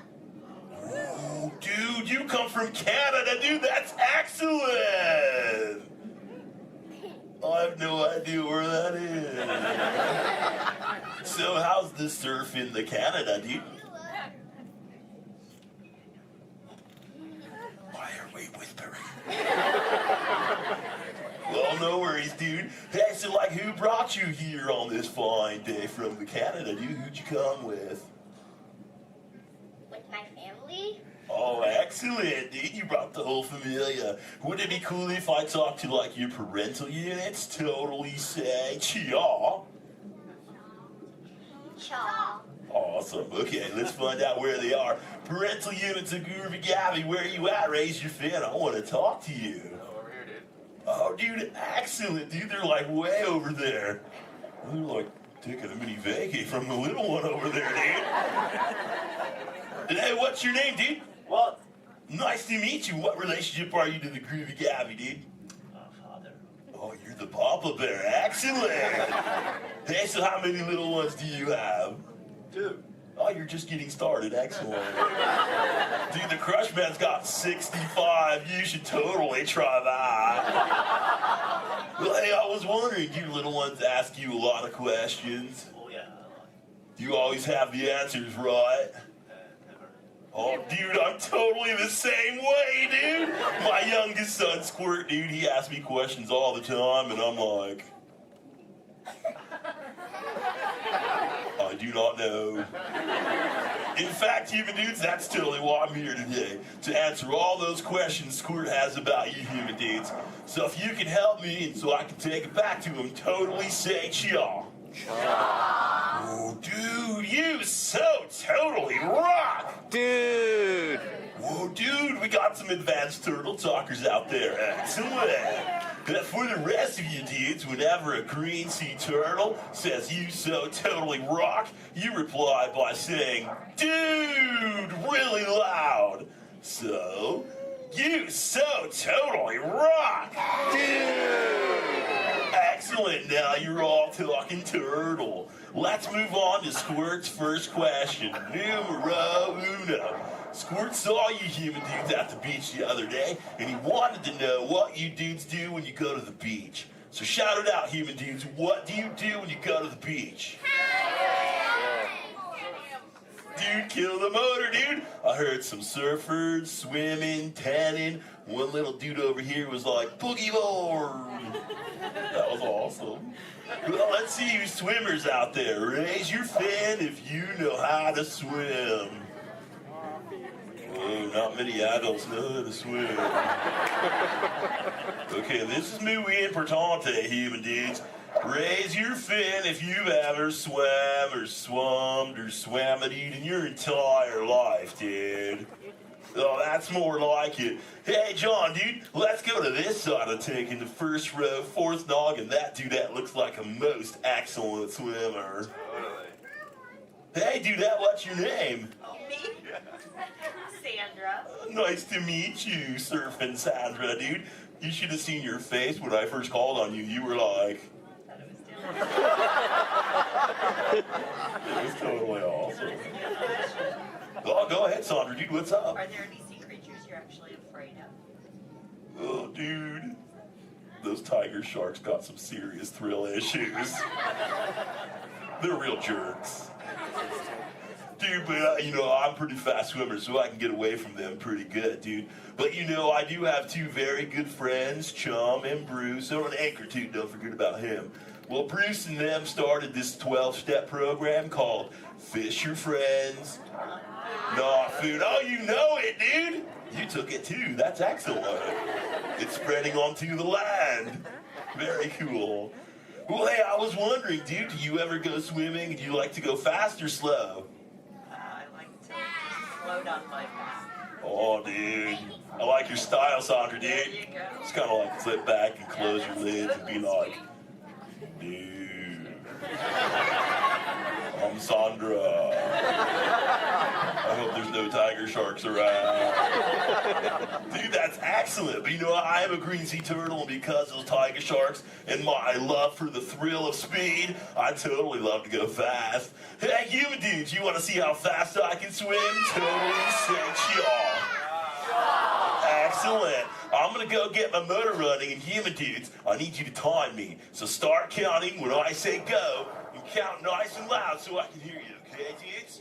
Ready, set, go. 1, 2. Back, dudes. Dude, I just swam all the way around the world. I did, dude. Right through Canada.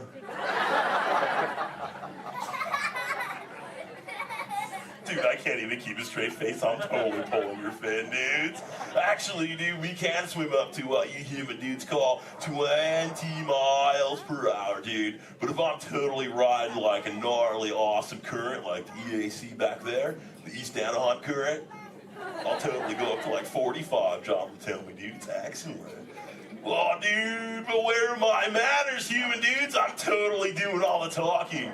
So if you have a question for me, dudes, totally raise your fin nice and high, human dudes. And keep your fin high so I can totally see it.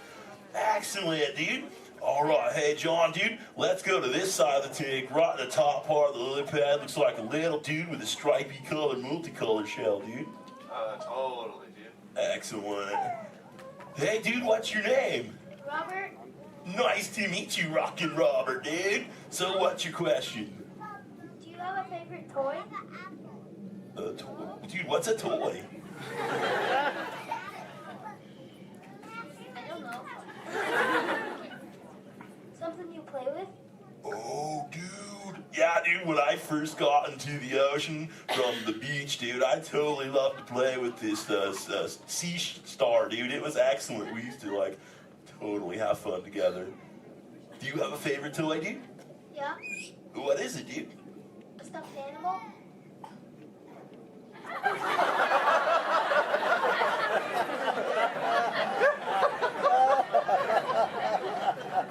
What kind of animal?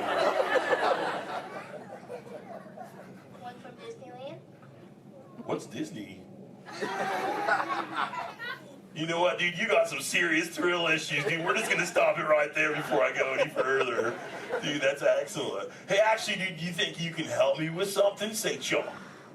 Chomp. Okay, the other day I found this thing. I don't know what it is. It's hoping you can tell me, dude.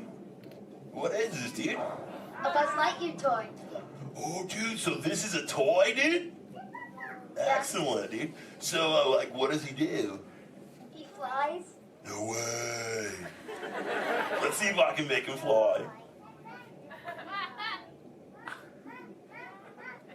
Dude, that was awesome! Dude, the other day when I found this little mini man, he started talking to me, dude. He was like, I don't know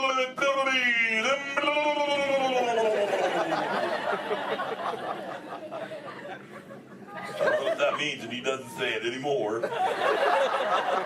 So do you think Squirt will like this for his next hatch day, dude? Say chaw. Chaw. Excellent, I'll totally give it to him. And thanks for your help, dude. You so totally rock. Dude. Does anyone else have a question for the Crush Man? Raise your fin, dude. Oh, dude, let's just go right to the other side, right down front. Looks like a little dudette in a white shell right here, dude. Totally. What's your name, dude? Mallory. Nice to meet you, Mallory, dude. So what would you like to know? Well, if I could breathe into water, would you let me ride on your back? Dude, totally, dude. That'd be the most excellent ride ever, dude. I've always wanted to know what it's like to ride on my shell. Because I'm always riding in my shell. Dude, I bet so too. Well, if you ever learn the superpower of breathing under the water, dude, totally find me in the Pacific Ocean. I'll be waiting. I'll try.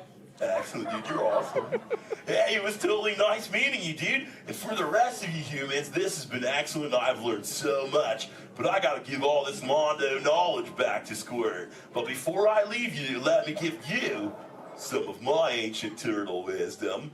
Remember, human dudes, in the big ocean of life, never make an enemy out of a sea anemone.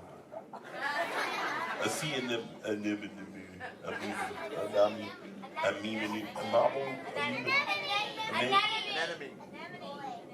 Stay in schools, dude! And remember, you so totally rock! Give it up for the Crush Man! Alright, give it to mark your exit ready. Escape, the doors in the back. Theater at any time? Please use the doors located to your right. You'll exit directly to Sea Base.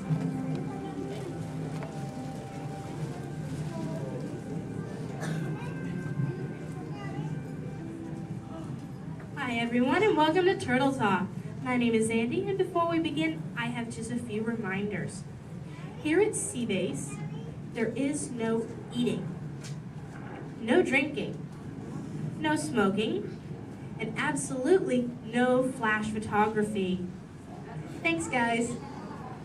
The piece of equipment you see hanging in the water is called a hydrophone and it allows us to hear sounds from beneath the sea.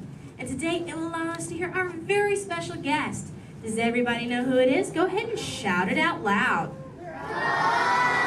That's right. Crush is coming today to learn about the human world, and we'll get to ask him questions about the turtle world. So go ahead and start thinking of questions you might want to ask him. Right now, Crush is out catching a wave and said we should call for him when we're ready. So on the count of 3, I need everybody to shout out, "Hey, Crush!" 1, 2, 3. Hey, Crush! Righteous! Whoa, dudes! Oh, turtle like that, dudes. But don't worry about me, dudes. The noggin is taking harder hits than that. Whoa, look at all the human dudes in the human tank. Hello, human dudes.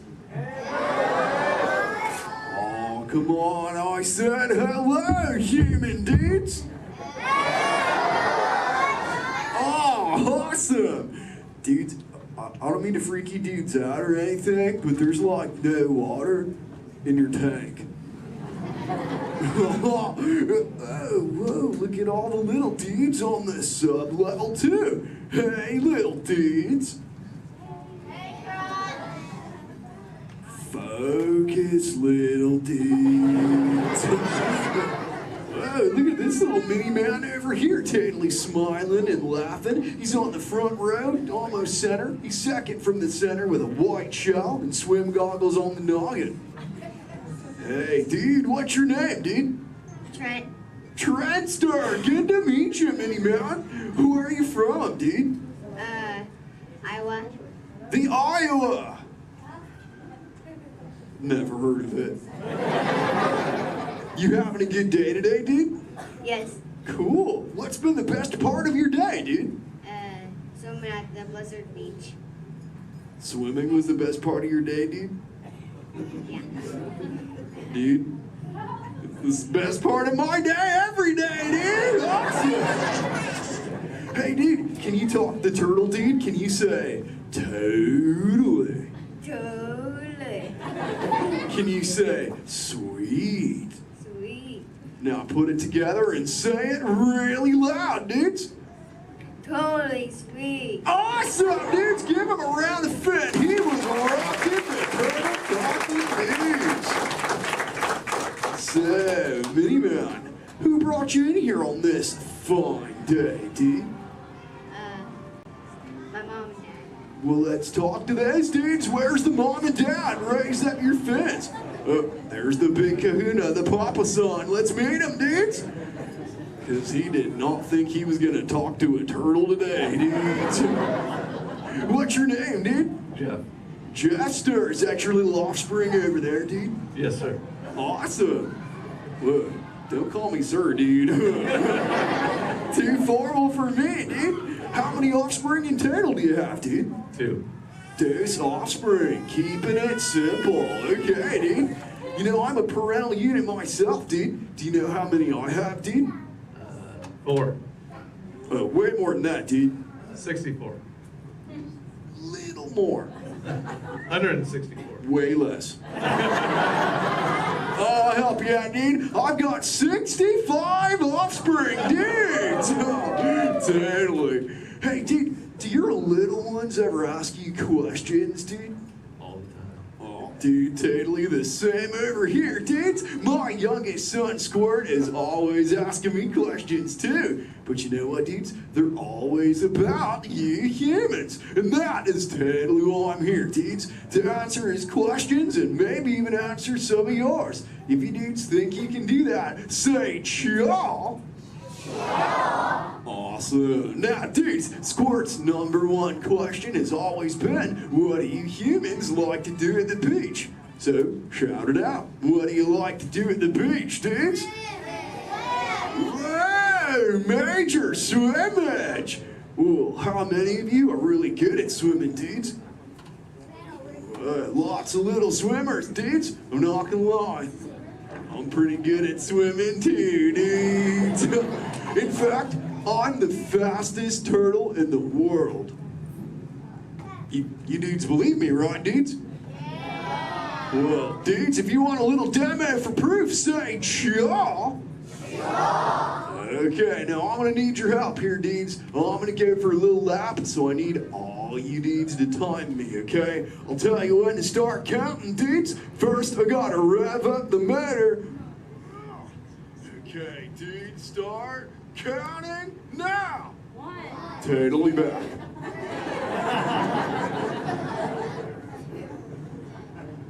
And you know what the best part is, dudes? I just swam around the world. Wait, dudes, where are my manners, dudes? I'm eating up the Q&A time. Hey, if any of you humans have got any questions for me, raise up your fins. You know what? First fin I saw was this little dude over here with a red shell front row. What's your name, dude? Tyler. What was that, dude? Tyler. Tyler. Don't get angry at me, dude. So what's your question, Tyler, dude? How are you? How old? I'm good. How old am I? Is that your question, dude? How old are you? Okay, dude, well, check it out, dudes. On average, us greens live about 80 to 90 years, but I'm no average turtle, dudes. I am 150, dudes, and still young. Check out this six-pack. Thanks, dudes. Who else has got a question for me, dudes? Let's talk to this little mini man over here. He's on the front row. He's got like a grayish shell with the short dark locks on his noggin, dudes. Chaw, that's the dude. What's your name, dude? Mitchell. Oh, the Mackin Mitchell. What's your question, mini man? Have you ever been? Have you ever been close to being eaten?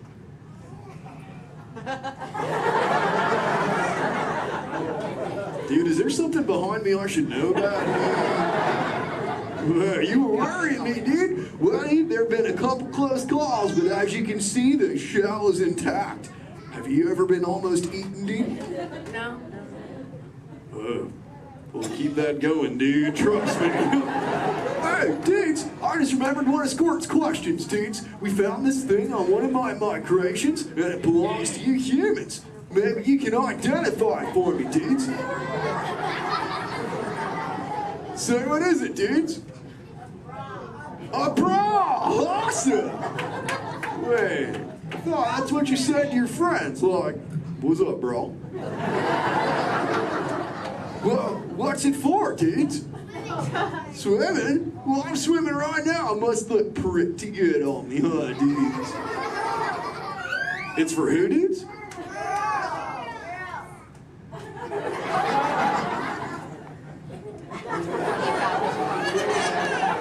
Is this really for girls, dudes? Okay, if this is really for girls, dudes, I have to ask you, dudes, a personal question. Does it make me look fat? I'm just pulling your fins, dudes. Tell you what, I'll put it back up on CBay and we'll move on, dudes. You know, I'm really digging talking to you human dudes. What was that, dudes? Dory. Wait, you saw Little Blue, dudes? Where? Whoa, dudes! Hey. Hey, Little Blue. Don't I know you? Yeah. Hi, I'm Dory. I remember you. You're Flush. Oh, totally mine, Little Blue. Say, Little Blue, before you got here, I was totally teaching all the humans the turtle knowledge. Hey, maybe we can teach you something together, like, I don't know, maybe how to speak the whalage. I can speak whale. Awesome. Okay, everyone, repeat after me. Hello.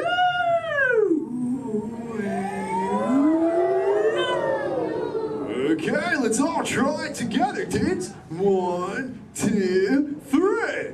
Hello.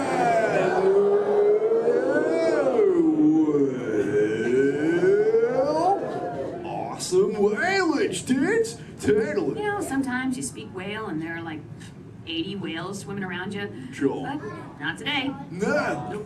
No whales. No whales today. What is that? A whale?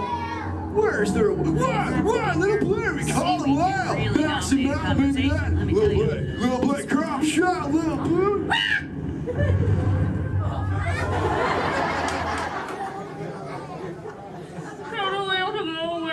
Dude, we got a fan, Little Blue. Everyone together say, go away, whale. Thanks. Dudes, awesome, dudes, it's working, dudes. We did it. We saved Little Blue, dudes. Put your fins together. That was awesome, dudes. Whoa, seems like that whale totally kicked up some tasty surfage, dudes. I better hit those waves immediately. But before I get going, I want to say something really important, dudes. Be good to the ocean, and she will totally be good to you. Oh, and all you little dudes down here, do me a big favor, little dudes. Keep using the word dude as much as you can till you get home, okay, dudes? Your parents will love you for it. Alright, dudes, I'll catch you later. Bye, human dudes. Let's give it up for Cry. Ladies and gentlemen, I hope you enjoyed our show.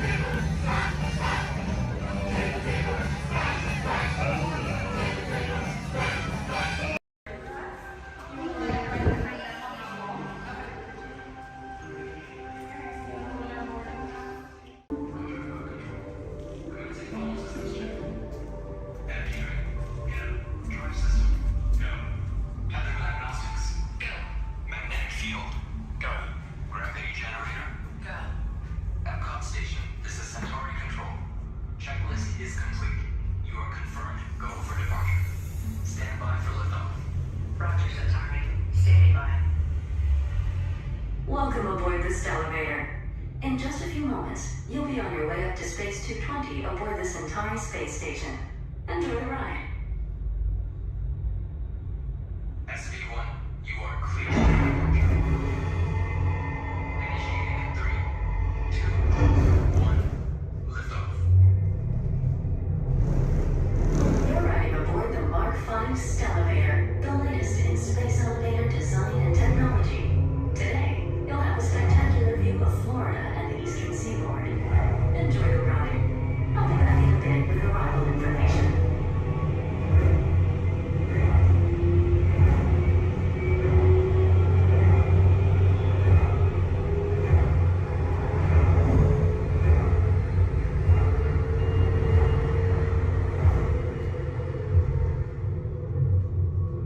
SV1, we are on our final approach. Roger that. If you look above, you'll see Centauri Space Station coming into view. Once we dock, gather your belongings and exit through the open airlock. A Space 220 agent will be waiting for you. SV1, clear for arrival. Gravity generator active. Airlock activated. Docking complete.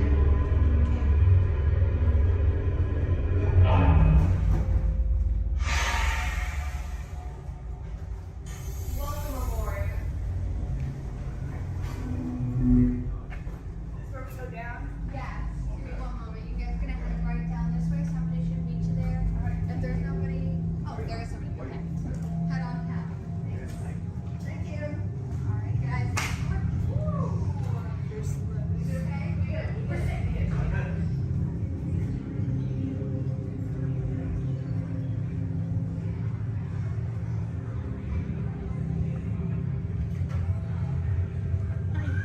Hello guys, welcome to boarding pass. And what's the last name? Nice.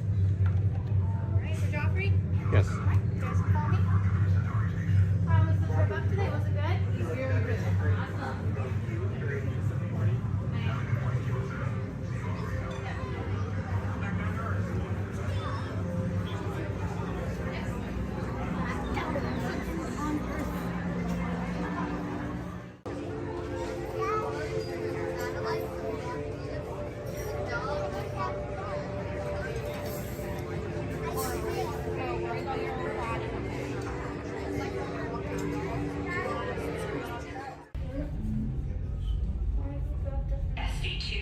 cleared for departure. Initiating descent in 3, 2, 1. Your journey back to Epcot will be a smooth and quick one today, so enjoy the ride.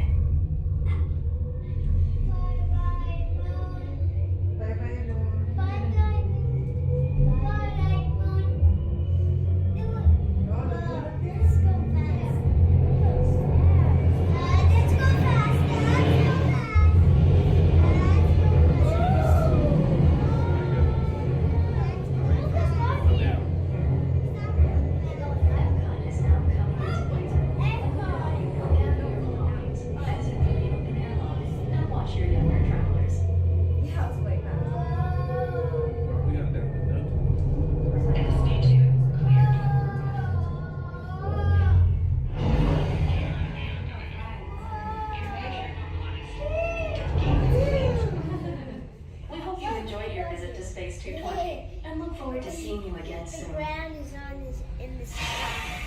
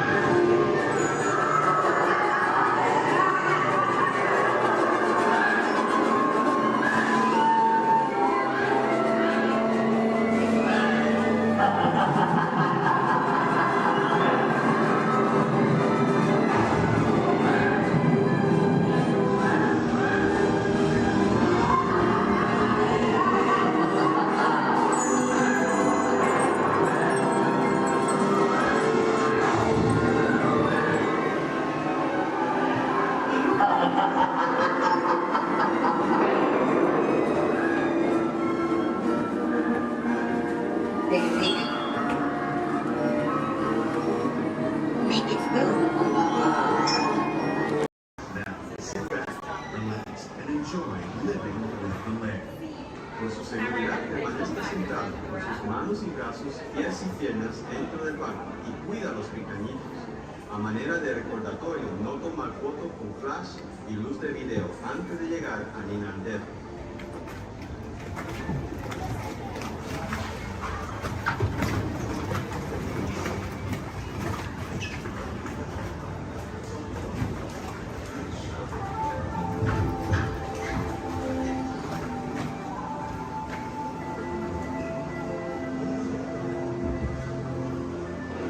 Welcome to a voyage of discovery and awareness of the richness and diversity we offer surprising nature living with the land.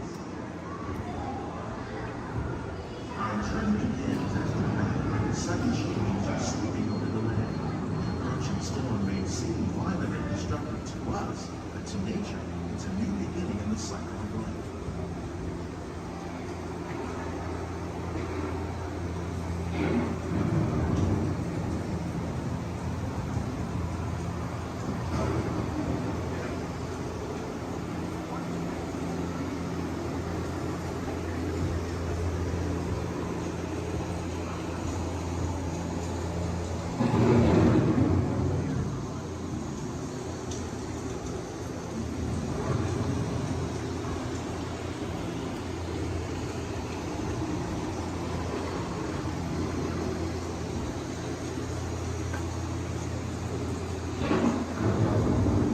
Beneath the surface of the land, roots trap water from the flowing mud, extracting precious nutrients and minerals. These elements, when combined with sunlight, create the diverse living systems above the planet.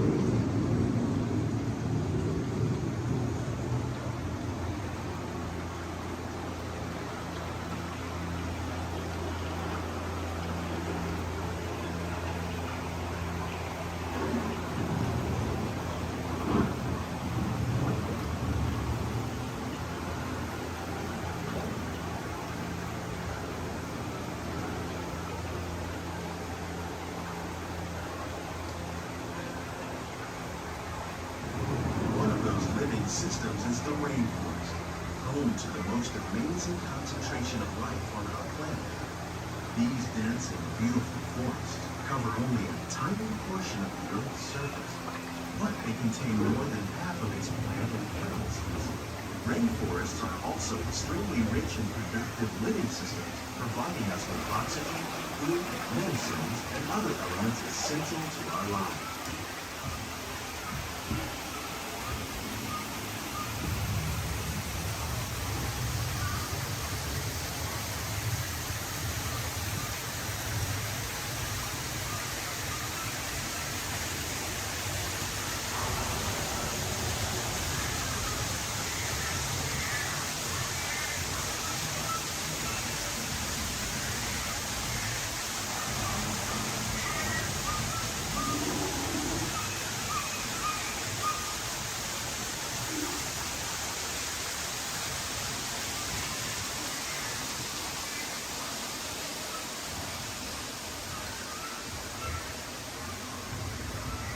In the desert, nature has created a very different, no less beautiful living system. And while this arid landscape may seem lifeless, it is very much alive. The plants and animals that have learned to survive in these harsh conditions make use of what little water they can find and avoid the scorching rays of the relentless sun.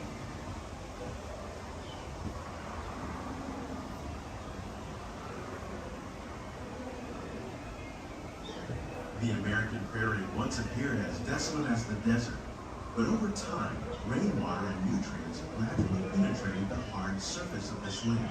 Even the hooves of the mighty buffalo helped create the rich soil that will one day become home to the American farm.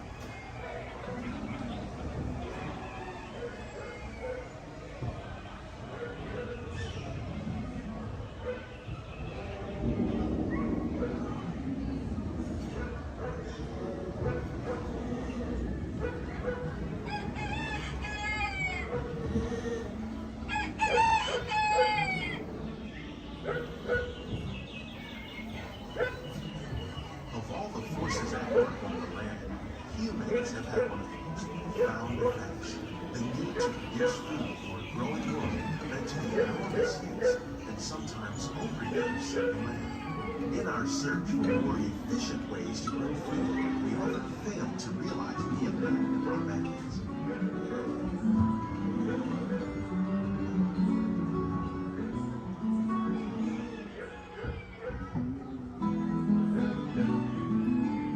Today, we're learning to live with the land, discovering better ways to grow food that will assure both human and environmental well-being.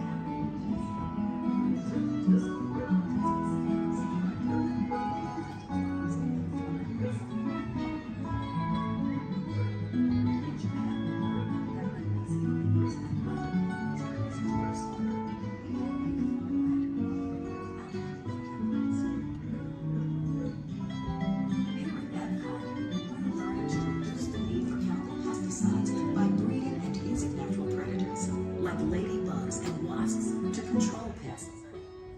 In the farmlands across America, we're learning that by plowing under vegetation containing natural fertilizers, we can enrich the soil without the use of chemicals. In arid regions, we're learning to produce food on desert seacoasts by developing and planting crops that thrive on salt water. In Japan, we're learning that by mixing leaves and other living materials into our soil, we can make farmland more fertile without the need for chemicals. Here at Epcot, we're learning to reduce the need for chemicals. How will we meet tomorrow's growing needs for food production, yet still respect the needs of the land? Some of the answers are being discovered just ahead. To help us maintain these carefully controlled ecosystems, and for your safety, please remain seated in your boat at all times.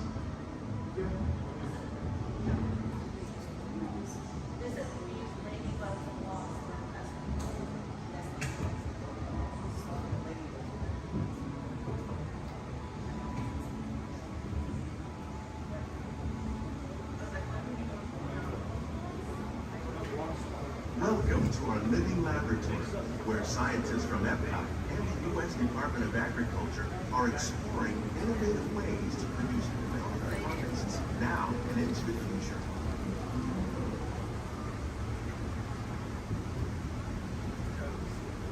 The tropics are home to the greatest diversity of plants on the planet. Many of these, like papaya, bananas, cacao, coffee, and rice, are well known around the world. These are just a few of the edible plants that have been an important source of nutrition for people living in the tropics.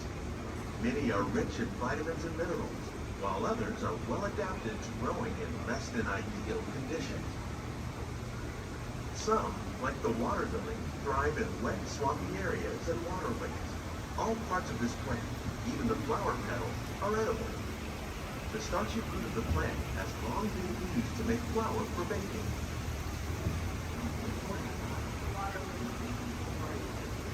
One day, many of these lesser-known tropical plants may be as important as the bananas growing on both sides of the boat.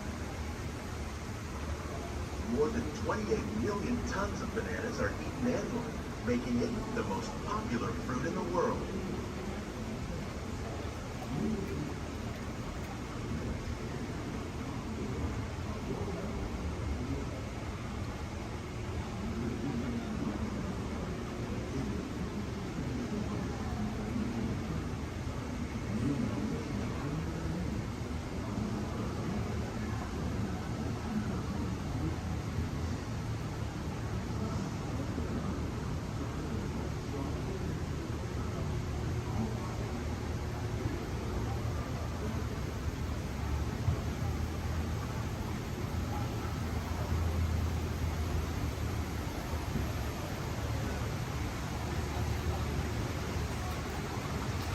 When we mention farming, you probably don't think of fish. But fish farming, or aquaculture, accounts for nearly half of all the seafood consumed globally. Tilapia, bass, and catfish, like the ones you see here, are three of the more popular crops raised by fish farmers. The sustainable system we're using here recycles the water in the tanks. As a result, we're able to save millions of gallons each year. Our small fish farm produces nearly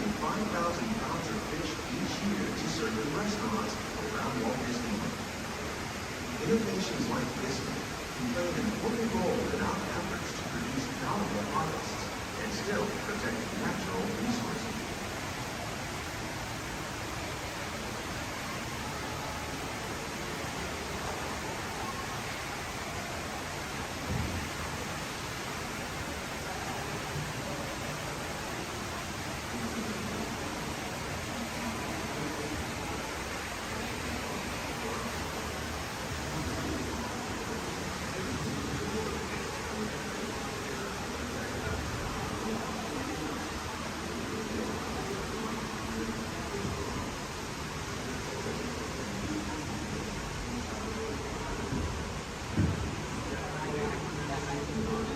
While there are more than 50,000 edible plant species in the world, most of us are only familiar with the handful that make up our everyday diet.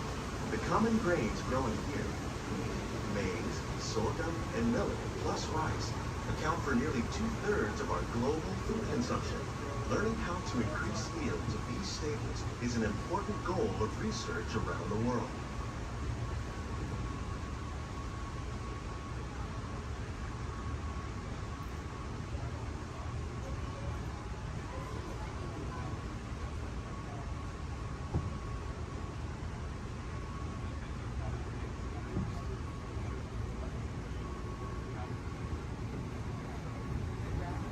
These plants are definitely on their way up.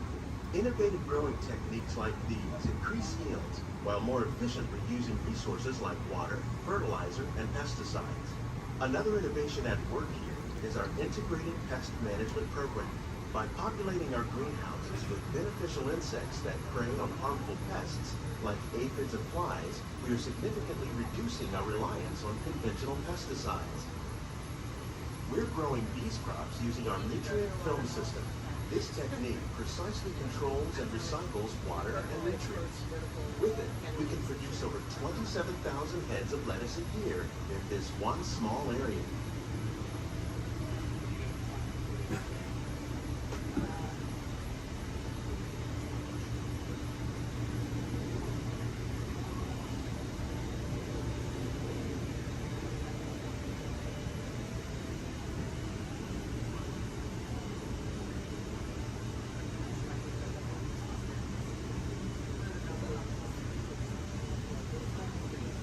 Some of our best ideas have been inspired by nature, like these fruit and vegetable trees.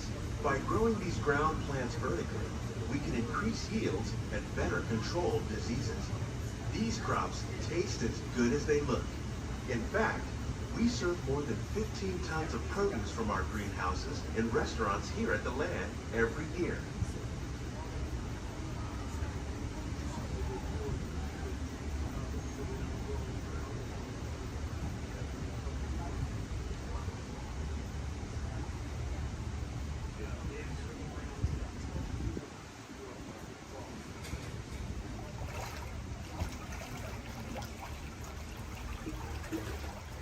The future of agriculture may include innovative ideas like this vertical growing system. Plants grown in this way use a fraction of the space required by traditional growing methods. That saves water and increases production. The aquaponics system on your left combines hydroponics with aquaculture. The fish provide a natural source of fertilizer for the plants, and the plants help keep the water clean for the fish. It's another great way to produce more while using less. In our lab, Epcot scientists are working with the U.S. Department of Agriculture on a number of innovative projects. The goal of these efforts is to produce higher yielding and better quality plants.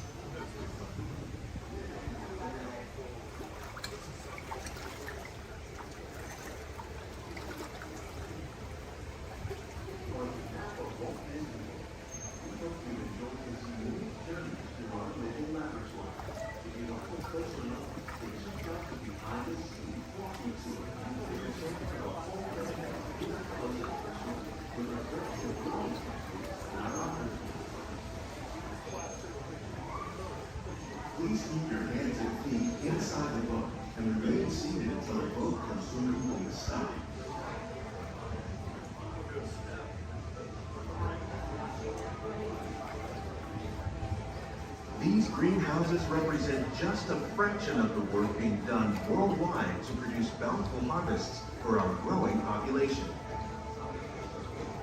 Scientists, farmers, and even backyard gardeners are doing their part to improve the quantity and quality of foods that we all rely upon. Together, we can continue to find more ways to increase food production and protect our precious natural environment. Only then will we truly be living with the land.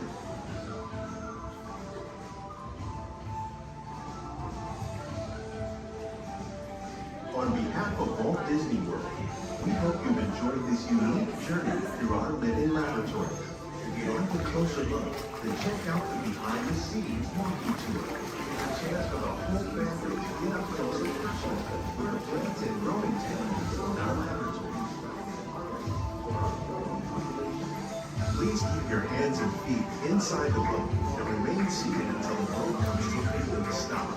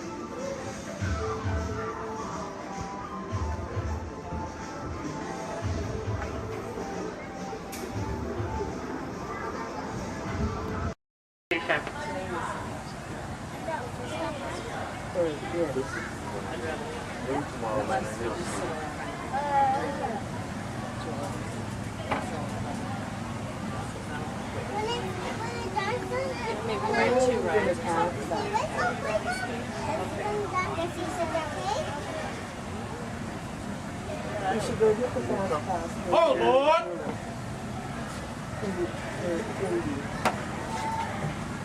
Is it all right there?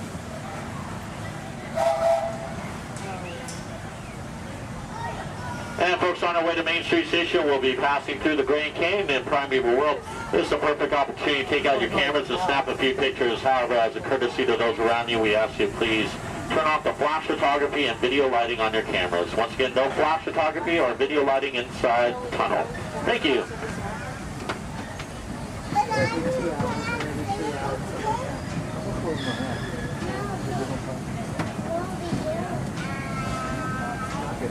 To those joining us, welcome aboard.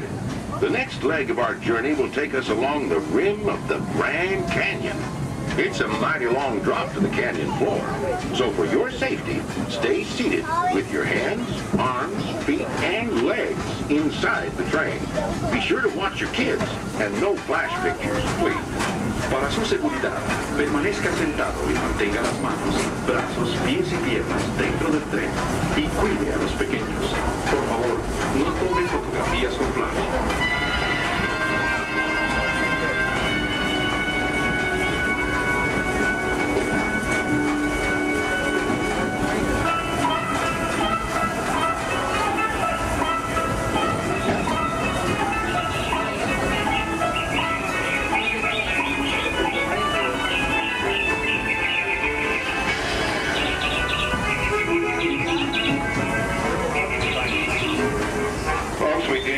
To please remain seated at all times. Thank you.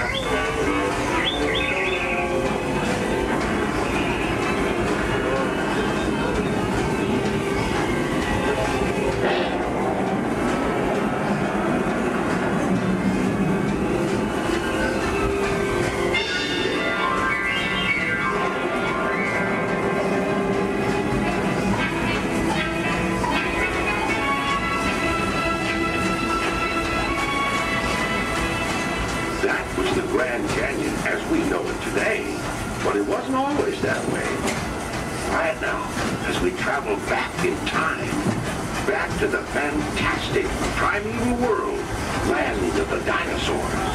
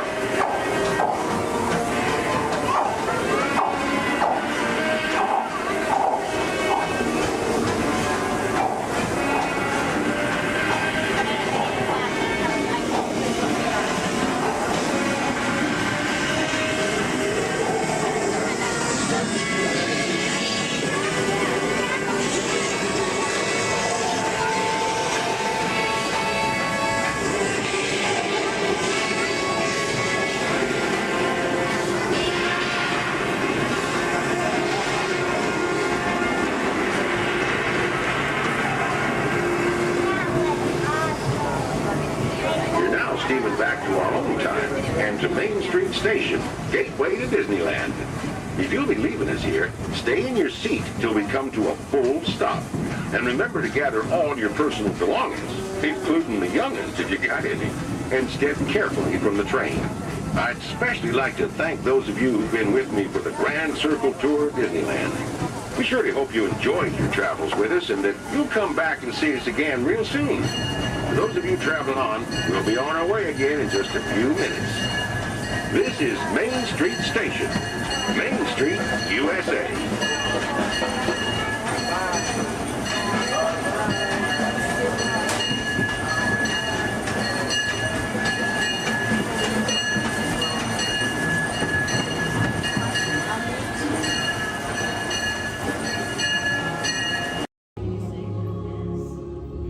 In 1923, a young man from the American Midwest, along with his older brother Roy, started a cartoon studio in the back rooms of a small real estate office in Hollywood, California.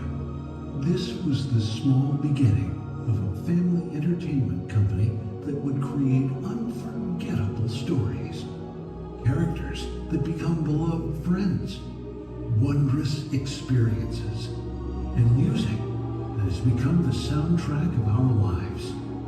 That young man was Walt Disney, a master storyteller whose imagination knew no bounds and who delighted in making the impossible possible. Disney 100, the exhibition, is a journey through 100 years of Disney magic, presented in themed galleries based on Walt Disney's creative concepts and philosophies. These include storytelling, creating believable characters, the spirit of adventure and discovery, the magic of sound and music, the world around us, real and imagined, curiosity, imagination, and technological innovation, the worldwide wonder of the Disney parks, and an everlasting sense of optimism about the future. Walt Disney famously said that it was all started by a mouse, but it really was all started by Walt himself. His philosophies became the foundation of the Walt Disney Company. They still inspire Disney's artists, filmmakers, Imagineers, and the storytellers of today. Oh boy! Oh, steady! Whoa! Hi, Mouseketeers! Well, here we go again, so hang on. Anything goes. You ready? And let the show begin! Here's my pal Walt to tell you how the magic is made. There's a lot of satisfaction in developing ideas into reality when we consider a new project We really studied, not just the surface idea, but everything about it. And when we go into that new project, we believe in it all the way. We have confidence in our ability to do it right, and we work hard to do the best possible job. There's really no secret about our approach. We keep moving forward, opening up new doors, doing new things, because we're curious. And curiosity keeps leading us down new paths. We're always exploring and experimenting. Everybody ready? Then on with the show!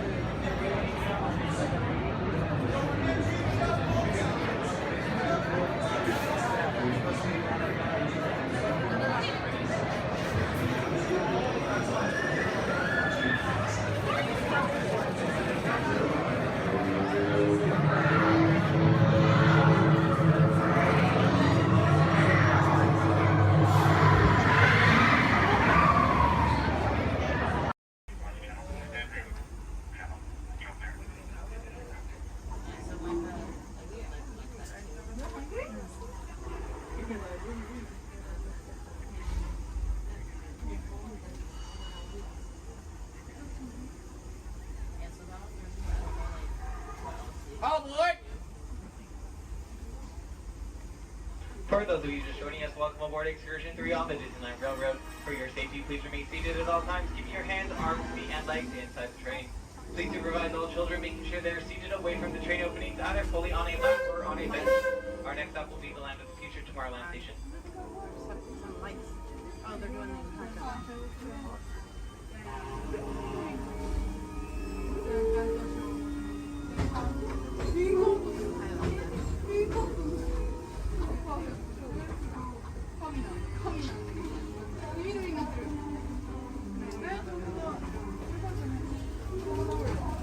Hello everyone! Thanks for joining us on the Disneyland Railroad. For a safe ride, remember to stay seated with your hands, arms, feet, and legs inside the train. And please watch your kids. ¿Qué tal, amigos? Y bienvenidos a bordo. Para su seguridad, permanezca sentado y mantenga las manos, brazos, pies y piernas dentro del tren y cuide a los pequeños. Gracias. As we leave Toontown Depot, we get a real nice view of the happiest land of them all, Fantasyland. You can see people stepping onto It's a Small World just below us. And, off in the distance, majestic Matterhorn Mountain.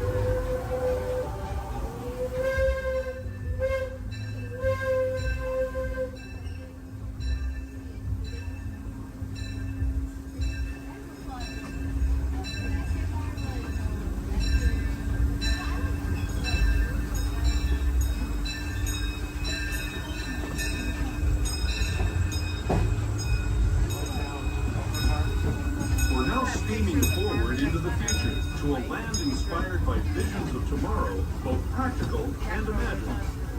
Here you'll find rocket ships and star speeders, submarines and astroblasters, and, if you look overhead, maybe a glimpse of a Mark 7 monorail. This is the latest version of the first daily operating monorail system in the entire Western Hemisphere, gliding above Disneyland since 1959. Below the monorail, and us, are the fun-filled roadways of the Autopia. Drivers of all ages can get behind the wheel of these cars. No experience or license required. If you're into soaring spaceships or doing battle with evil empires and emperors, Tomorrowland is definitely the place for you. Speaking of which, we're pulling into Tomorrowland Station right now.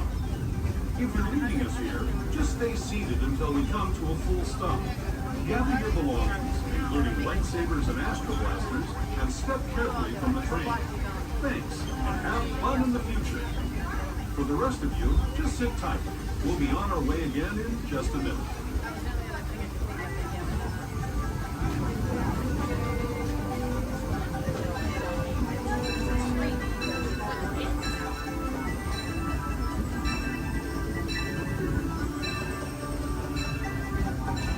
As we make our way into Tomorrowland Station, we do ask that you please remain fully seated until the train has come to a full and complete stop. This will be your stop for all Tomorrowland attractions, including Space Mountain, Star Tours, The Adventure Continues. But you have our separate voyage, the monorail, the Autoria, and many more.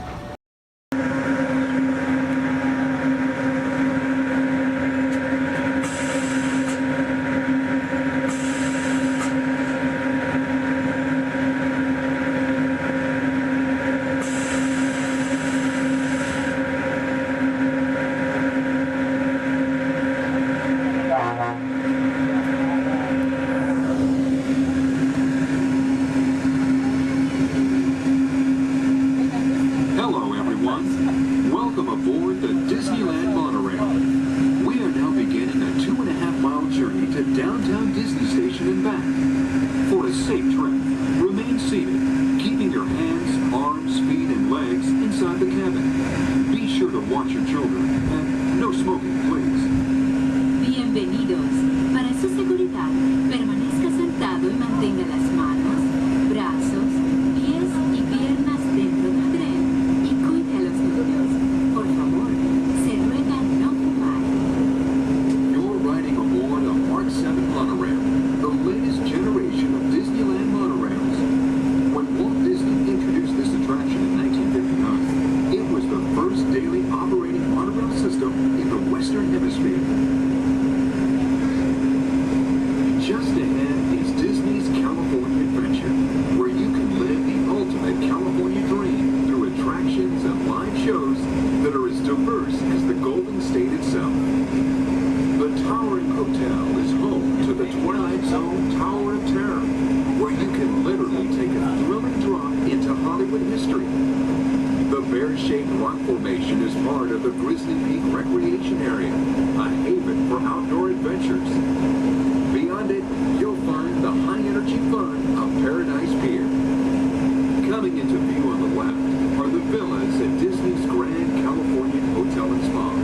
It's the first Disney Vacation Club resort on the West Coast and shares the same arts and crafts style as the famous hotel, which we are now entering.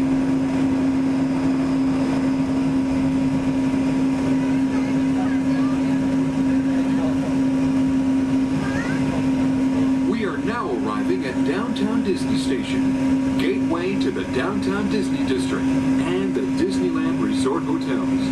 If you will be leaving us here and returning later today, please hold on to your park ticket and have your hands stamped as you leave the station. You may reboard the monorail for a return trip to Tomorrowland up until 1/2 hour prior to Disneyland closing. Please remain seated until the monorail comes to a complete stop and the doors have opened. Then, gather your belongings, lower your head, watch your step, and exit to the left of the monorail. Thanks for traveling with us today, and we hope you enjoy your visit to the Disneyland Resort. For those of you continuing with us, we'll begin our return trip to Tomorrowland in just a few minutes. Thank you.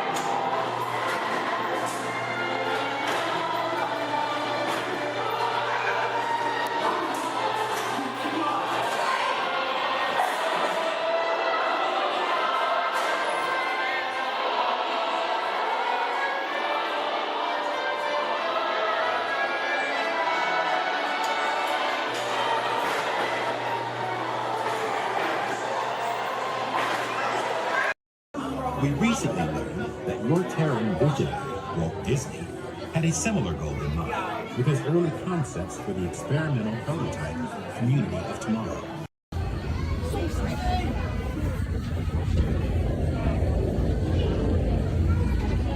Thanks.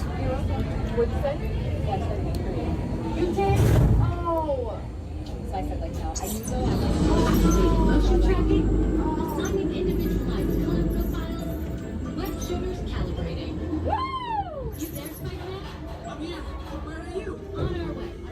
Okay, please sit back and enjoy your ride until we reach the accelerate disaster. Wait, I thought you were still an exponential laser. Yeah, disaster sounds right. I got you, Dave.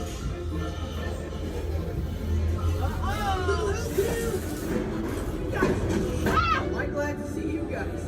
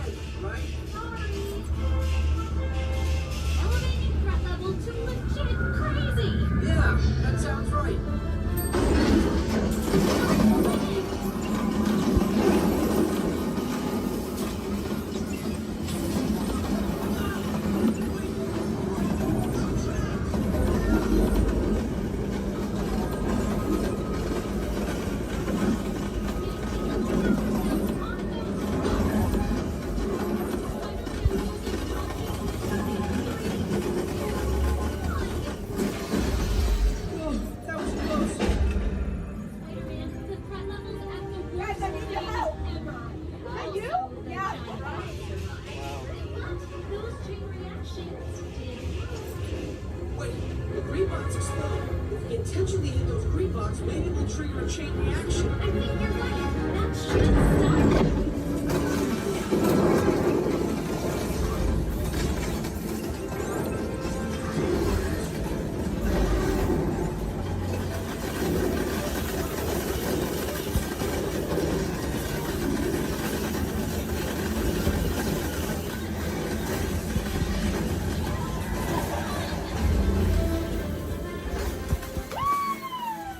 We did it! I can't believe the chain reaction thing worked! You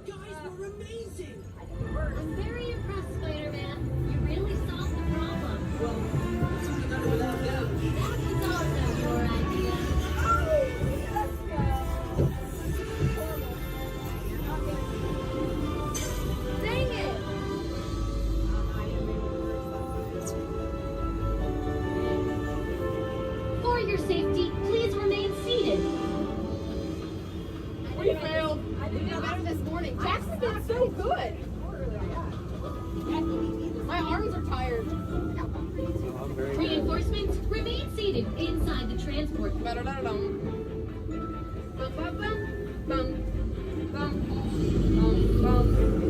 Hey, thanks for attending our open house presentation and preventing the destruction of the world as we know it.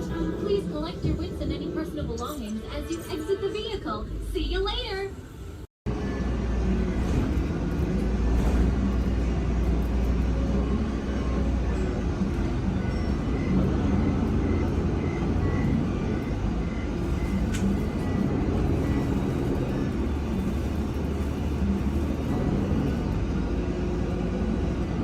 This is Disney's Port Orleans French Quarter Resort. Please collect your belongings, watch your head and step as you disembark, and take small children by the hand. Thanks for riding with us, and welcome home.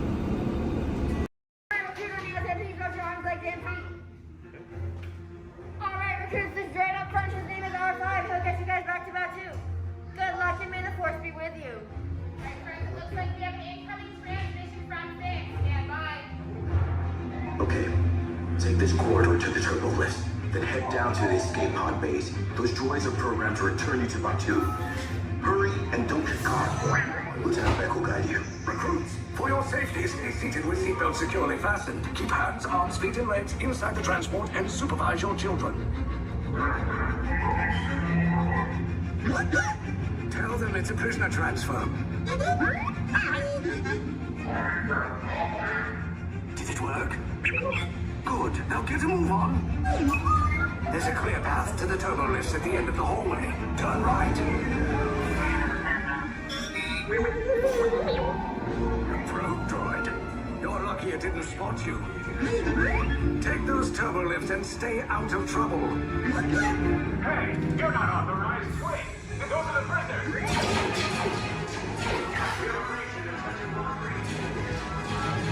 Cover is blown. Find an alternate route. Who picked these two droids anyway? Detention operation. Prisoners not seen and never seen. There they are! Fire!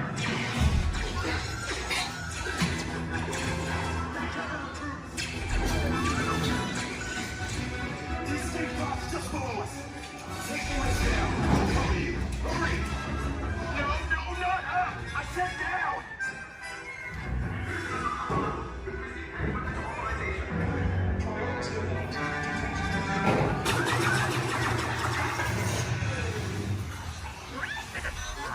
This does not look good. Try to find another way down to the escape pods. The Resistance will attempt to rescue the prisoners.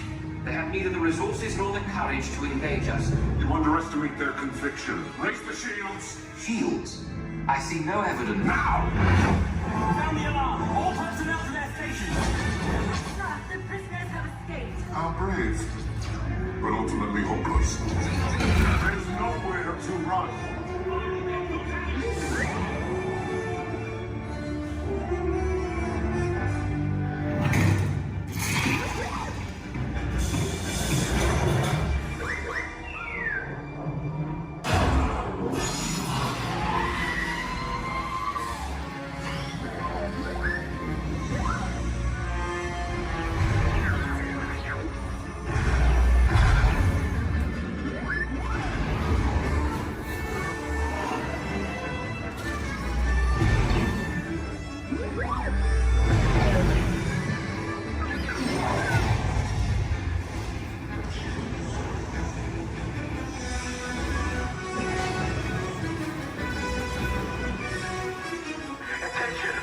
Resistance personnel, abandon ship. I repeat, abandon ship. This destroyer's about. There's no escape. You will tell me the location of the secret base, and then I will destroy you and the Resistance.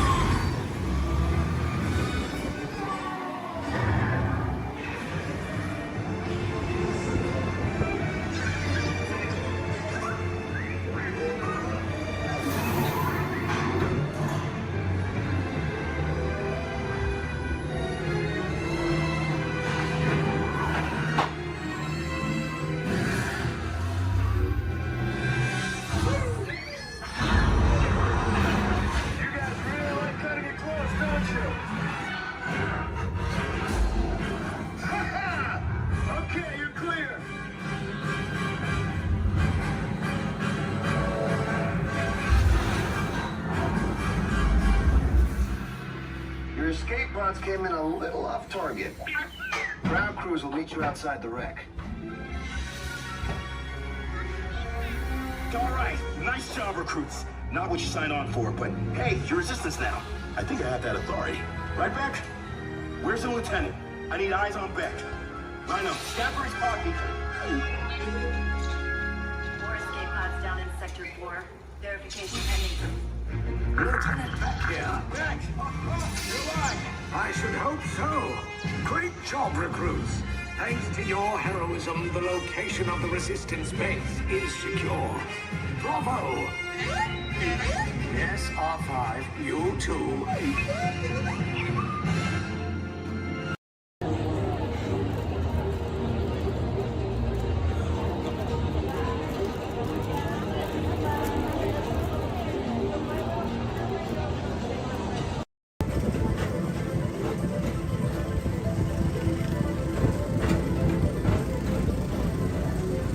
Attention all visitors from Galaxy M31. Please keep forward-facing tentacles clear of oncoming vehicles. Thank you.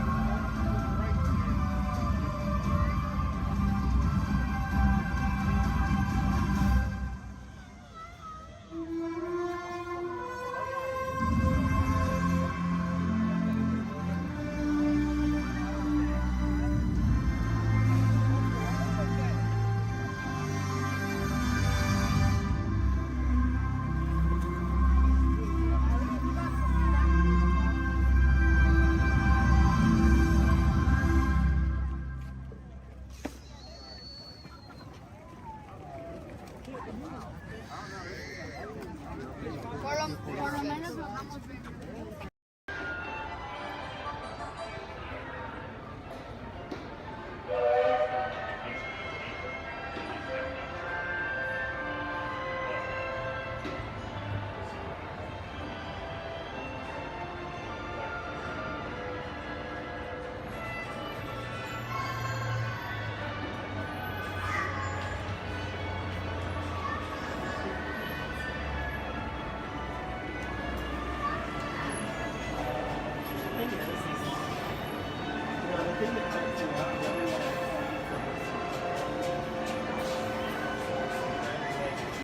Please remain fully seated.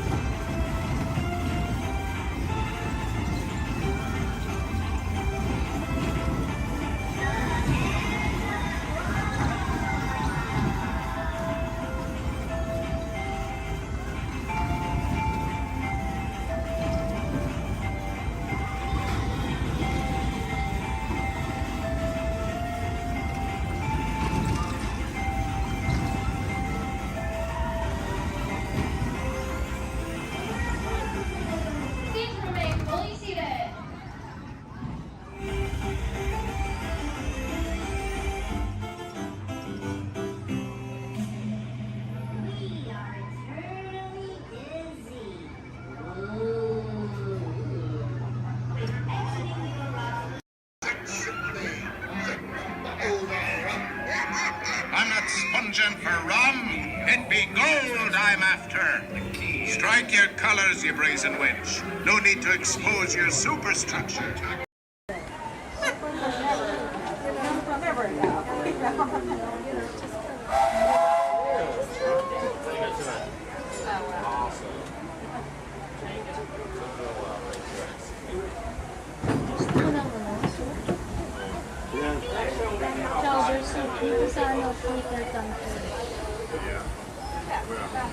Burgers, chickens, and salad.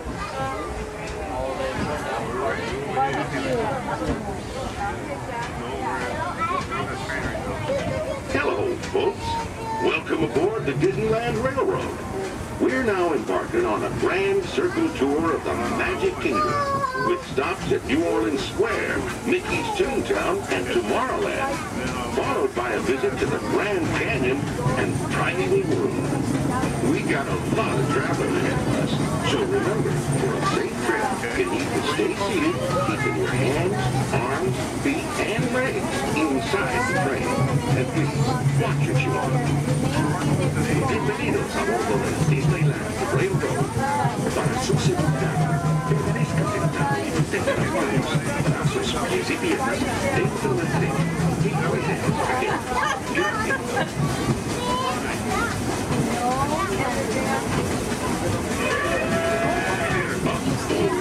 Did you folks hear that? Sounds to me like we've reached the wilds of Adventureland. You just might run into a lot of savage critters out there, including lions and tigers and tiki birds. Everybody must be on the lookout.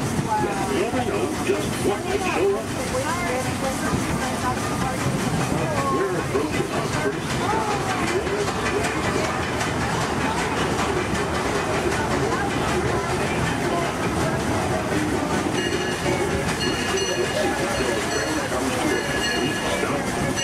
Watch your step, you'll get lost. Have a good time at the frontier, you hear? For those of you continuing on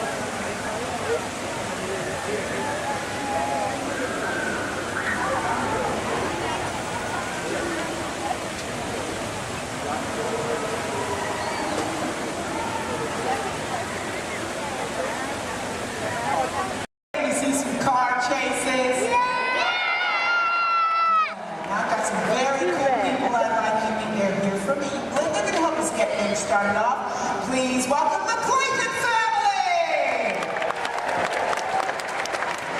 And we're going to get everybody in the mood by showing you a few gags from some soon-to-be classic action movies. So, cue Clayton family. Nice! Action! Perfect.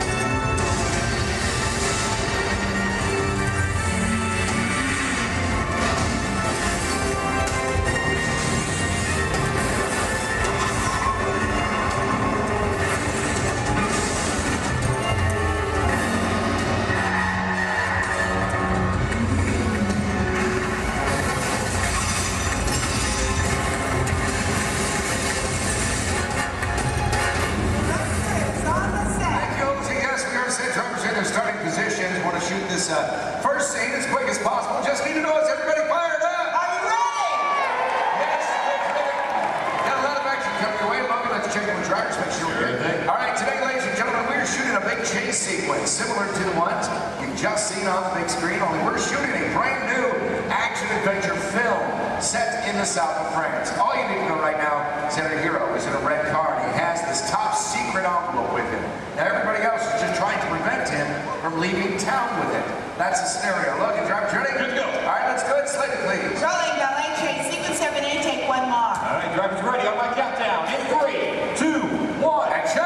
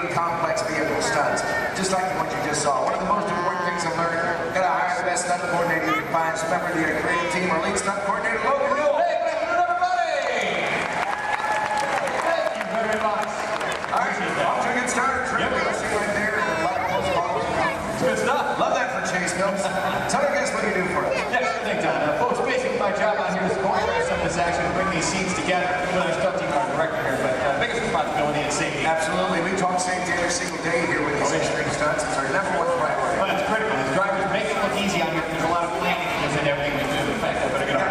And your playback's ready. Great. Let's do video assist camera 1. Video assist is coming up. You're going to see some black and white images up here on the screen. This just helps us preview what we've shot before the film gets developed. It's called video assist. We have cameras all over the set. Most displays now taken from my 2 cameramen. Again, everything down here in the slabs here. We got the camera truck. But I just want you to notice how we're framing the action in some of these shots. Keeping the camera low actually makes it look like these cars going faster than they really are. In the short distance, already getting upwards of 50 to 70 miles per hour at times, but keeping that camera low really keeps it exciting for a chase film. In fact, it's a technique used in almost every car chase you've seen on film. Oh, it's just great footage. Let's just get right to the height of the chase. Rams, Lloyd, all of it. Turn to the left.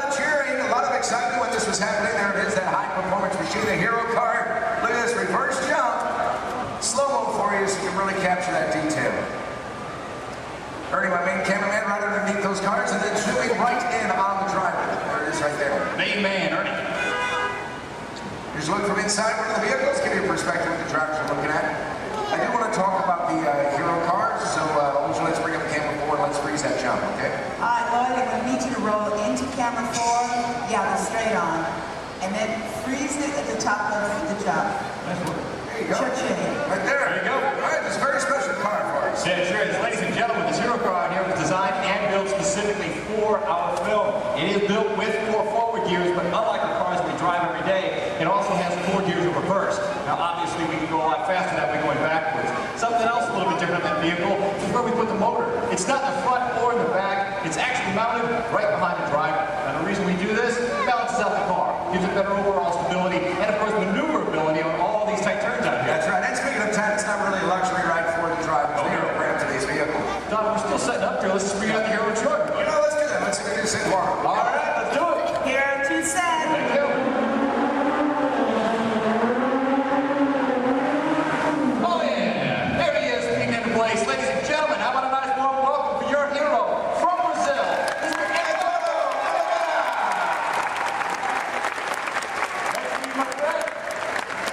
Great work, Edu. Great work, my friend. Now we've worked together for a little while, and he's pretty awesome at the 180s, 360s at 540. Pulled that out. Look good. Look good. Glad we put that in. How about you? You glad we put that in? Yeah, you're glad. Okay. It's all right. This thing's on. You can talk. Hey, Eddie, go ahead and look at the camera and tell everybody how you do the jump backwards. They love that too.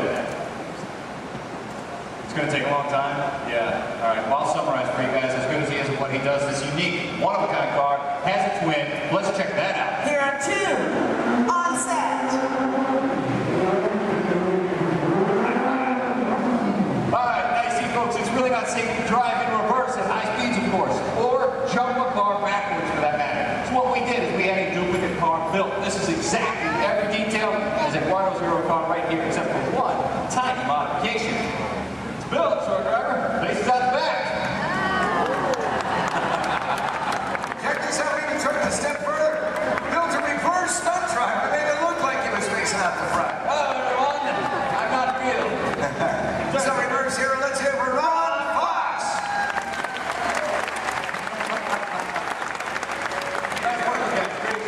Now, folks, you may be wondering out there how we're able to switch these vehicles mid-take like that without even noticing. In fact, Olga, we got that on video system. We bring it up? You got it. I need cameras 1 and 6, Lloyd. Roll.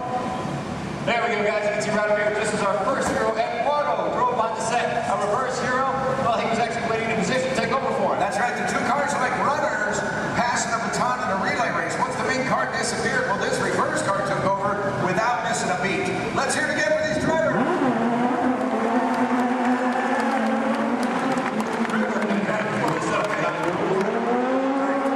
Coming up, we're going to put you in charge right now. All right, ladies and gentlemen, I have a very special treat for you.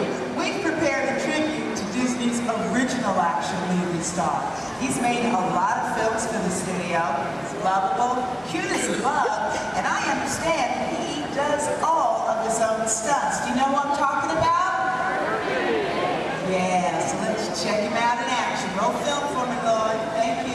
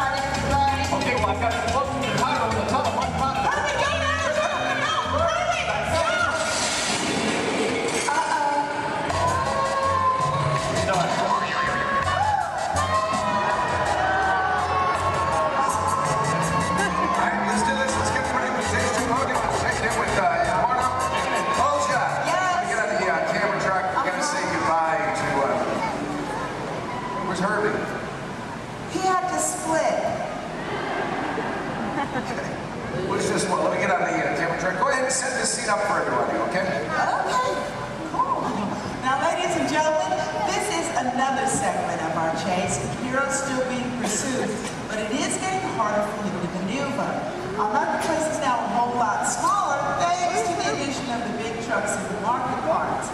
So the questions now become, how's our hero going to spin or go backwards? Where's it going to go? And what's it going to do? Let's find out. Got them all set up for you. All right, good. Everybody set? Yes, good. Logan, drivers ready? Oh, yeah. That's good. Slater, please. Rolling blockades and Kazay, take one more. All right, guys, here we go. One more countdown. In 3, 2, 1. Action!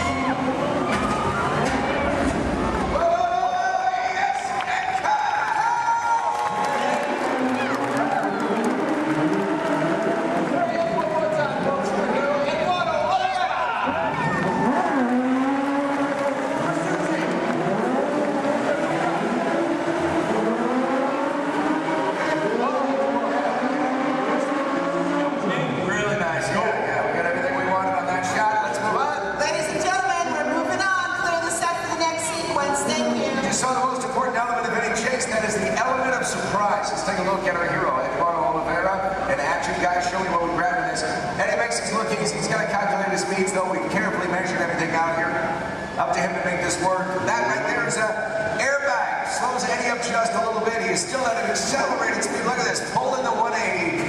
Otherwise, he's liable to hit the building. Not a lot of braking room. Not a lot of room to play with. That airbag, by the way, custom designed specifically for this stunt. I'm going to show you the finished film a little bit later on. You're not going to see the airbag in the film because of the magic of editing. Yeah, Don's got a great point there, folks. Again, another reminder, please don't try any of this on your own. We're showing you how to the set. There's always a lot of safety equipment involved that you've never seen in that finished picture, so always keep that in mind, okay? All right, terrific. Let's get the pickup shot in. Can we make that happen? Can we make it happen? Yeah, it's a great time. We're going to do it. All right, yeah, let's do it. I'll get your car. All right, Logan's bringing out the red hero car. We're going to do a pickup shot, but we thought we'd mix it up a little bit, make a dream come true. Olja, you around? Yeah, I'm in the air conditioning. Well, come on out here, okay?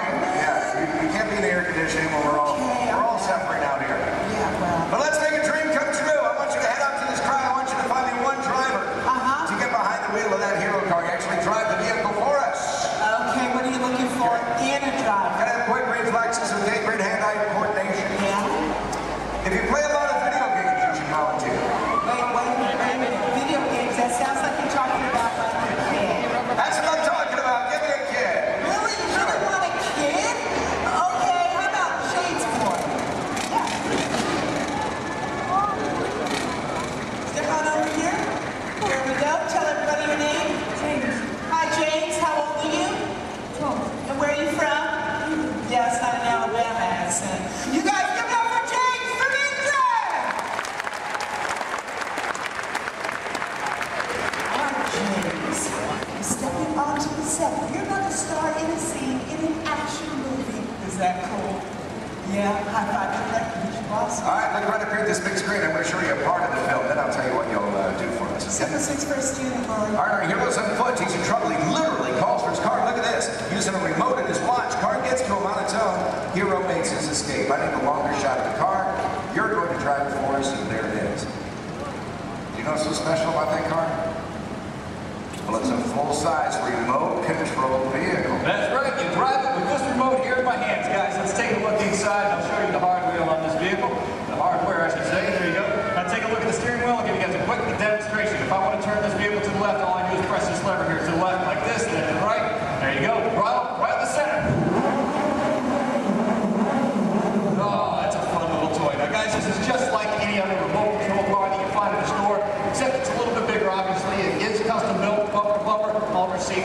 side. The great advantage of having a remote car out here on set is that we can operate safely from a distance, especially when the scene requires explosion. Pyrotechnics, we've got to keep everybody away, of course. So there you go. All right, beautiful.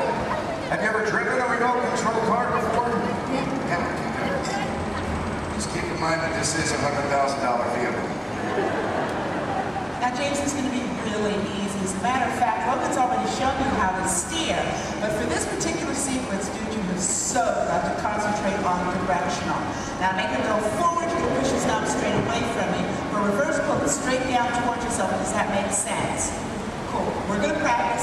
I'm going to help you out this time. You go ahead, put your fingers there. Now, I'm going to push it away from you. Slow and easy, James. Nicely done. Watch your car. Now to make her stop is even easier. All you gotta do is pull it. Let go. See that?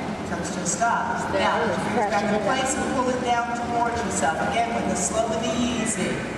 Now Donna steers back to what we in the business call one. That's the starting position for anybody in a scene, whether that's even a movie, TV show, commercial, or even a music video. Let her go, make her stop.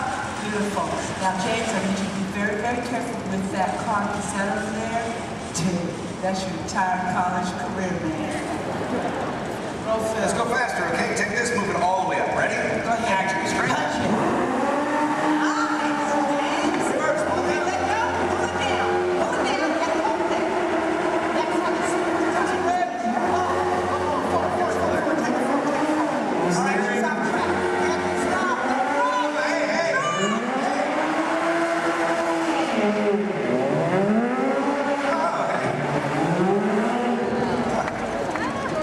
Driving on the side of the... I just learned how they do special. Are you released? We're just having fun here, but there's a part of the movie we use a remote car. That's how we do it. This is our remote car driver, Corey. You're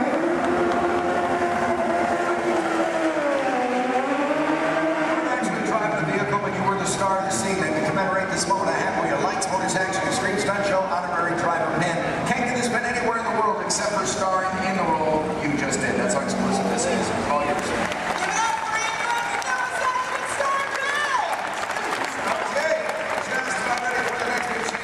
Now we're shooting this, as we often do in movies, out of sequence. We have a lot of complex stunts coming up for you in this chase. In fact, I highly recommend you have your camera standing by. You're going to see some incredible stunts in this one. One by my stunt coordinator, Logan. There he is. Where's my fan? They're all out here. Oh, 5,000 Logan. All right, that was almost good there, Don. Thanks. Guys, right up here, we got a great scene coming your way. Full of more action, I promise you that. Working in the stunt business, guys, it's a lot of fun. A lot of responsibility, too, but for me, every day changes. One day I might double for our hero. Next thing you know, shooting at him, it all depends on what our director needs. I'm pretty sure by now you guys all figured out how to get down, right? Pretty obvious? Yes, I'm standing just over 40 feet high during this scene. Falling into that pad, we're going to kick it off here momentarily. So, Don, when you guys are ready. We are shooting the very beginning of the film. This is where you see the hero for the first time. He's in a gray jacket, just picked up this top secret envelope. This, of course, you met him earlier, our hero, Eduardo Olivera. And he's done a lot of stunt driving for the film already, but for this scene, he's playing the role of stunt double. Then we'll bring out a moto, so you're going to see a motorcycle chase. Ready to go? All right, let's go. Hold your slater, please. Rolling, motorcycle chase. Sequence 3, take one more. On the countdown, in 3, 2, 1, action!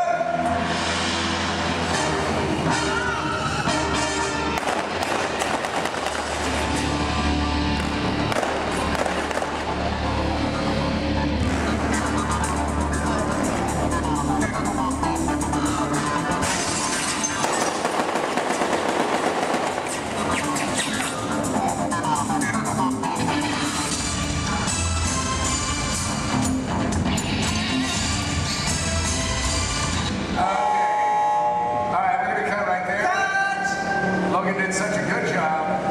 He knocked the hero down. That's not what we want, Logan. So the hero actually stays on the bike. So we're going to change out the bike, check the surface, make sure there's no oil spills or brake fluid, and then we'll pick up the scene probably right from the top again, okay?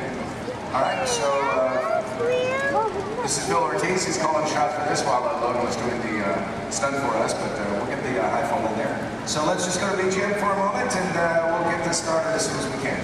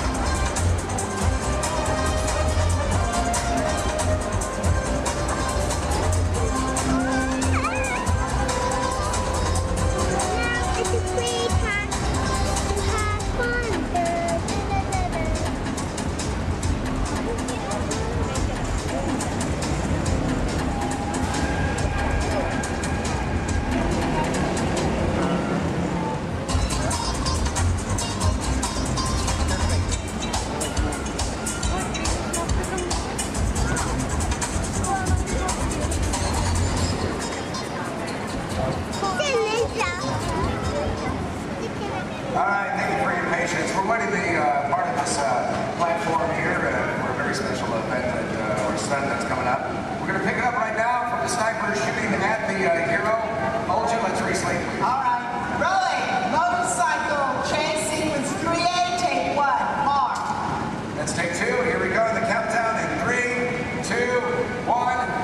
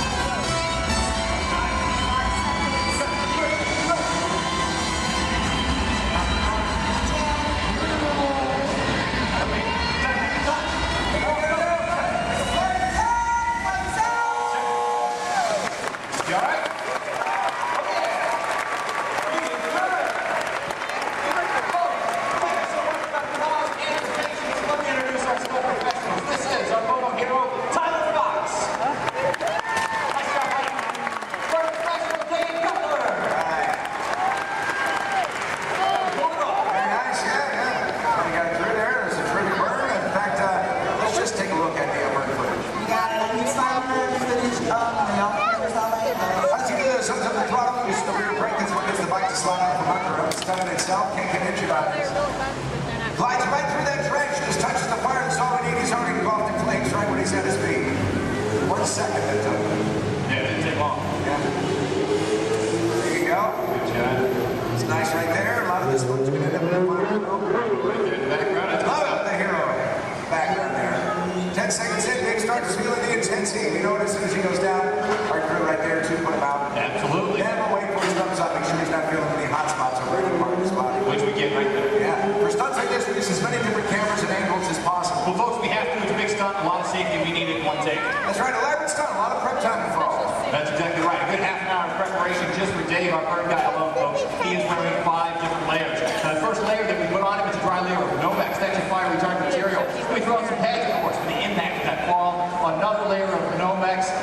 There it is. And the fourth is a specially designed suit that saturated in cool gel. That acts as a thermal barrier between Dave and those flames. The last is his moto driving suit. And what we do with that is paint it with a flammable gel. Now, ladies and gentlemen, it is the flammable gel that you notice burning and not Dave's moto driving suit itself. Now, one can do amazing things with digital effects, but nothing beats capturing fire stunts live. Yeah, that's where I like it. That's right. Good. Hey, you know what? This is what I want to do. I know we set up for the final race. Let's get a pursuit car out to camera out. Let's go inside and show our guests how much we modified these vehicles. I got you what you need. Let's do it. Guys, let's get V2 out to camera out. V2 set, camera out. V2 is on set.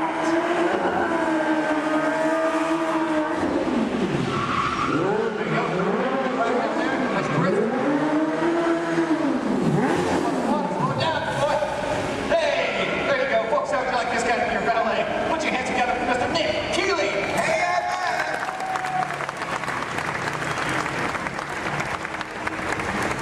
Hey, because the set is village in the south of France, that means we have to make everything match, and then we're going to glue the cars. These are local courses. We have them shipped directly to us from Europe, and then we literally gutted them out. We modified them to suit every need that we have. Yeah, absolutely. Which basically included losing a lot of weight on these cars. We wanted to make them lighter. We rebuilt these cars from the ground up. Let me show you how we reinforced that interior. We did it by installing this rally car crash cage that is fused throughout the entire vehicle there. We also took out the motors that these cars came with. We replaced them, of course. Right behind the driver, folks, that's a 1300cc motorcycle engine. These cars are balanced out and modified. They're designed specifically for these stunts. Ernie, let's go on the side here for a second.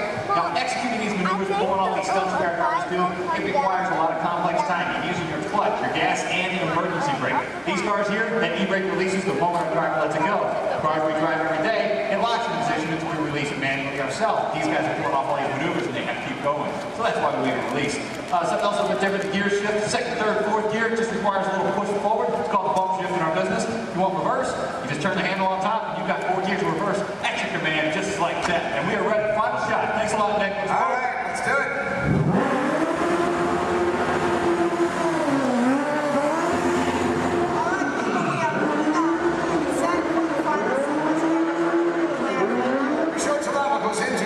Complex vehicle stunts. Right now I want to show you the film, and I want you to find the scenes you just saw shooting here. Remember that first scene called the ballet chase? Then there was the jump in the semi. Now this motorcycle chase you'll see first in the film. Also look for an additional stunt that Logan did for us on that iPhone. We're going to heat things up right now. Let's roll that film.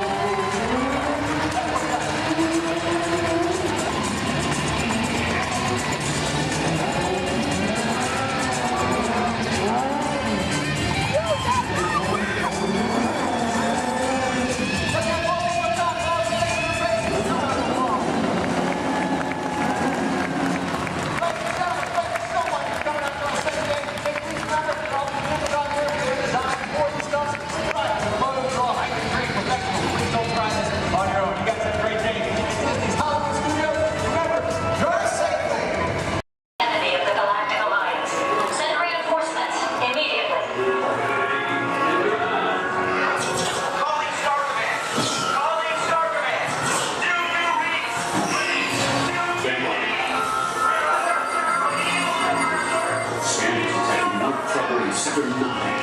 No doubt it's the work of that nefarious Kuna, the sworn enemy of the Galactic Alliance, the evil Emperor Zurg. His robotic army is stealing crystallic fusion power cells. Without those cells, we'll all be powerless and at the mercy of Zurg. Scarper may have picked a fine time to send the new recruits. All right, you junior space rangers, listen up. Zurg is using the stolen battery cells to energize his secret weapon. Our mission is to find his robots and his secret weapon and blast them. Green Squadron will retrieve the power cells, while the rest of you concentrate on those robots. You'll rendezvous at Planet Z. I will remain here at Star Command to coordinate the mission. Battle stations, report to the flight deck for immediate launch. To infinity and beyond.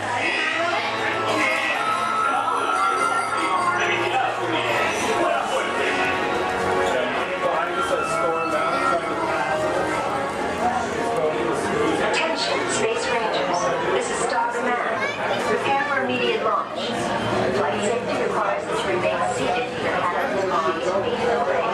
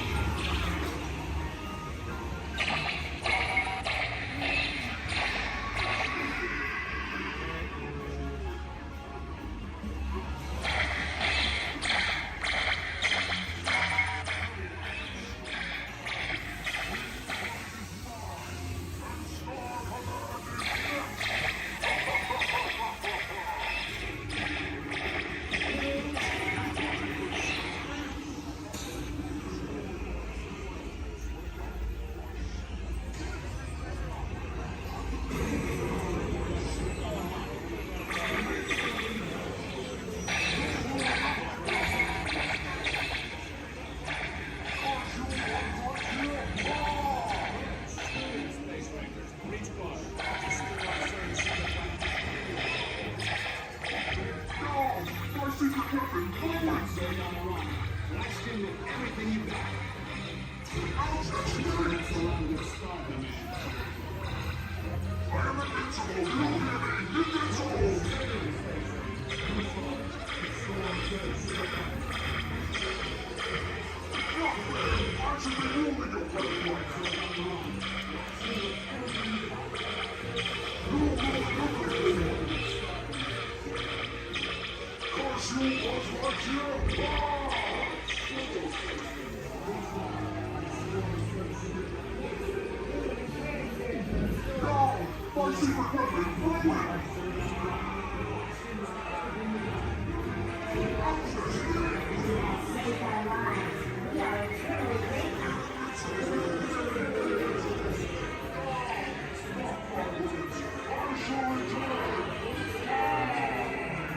Yes, we may return Sir to the store.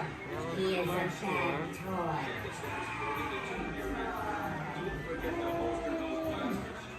You have saved our lives. We are eternally grateful. It's been an honor serving with you. Check the status board to determine your rank. And don't forget to holster those blasters.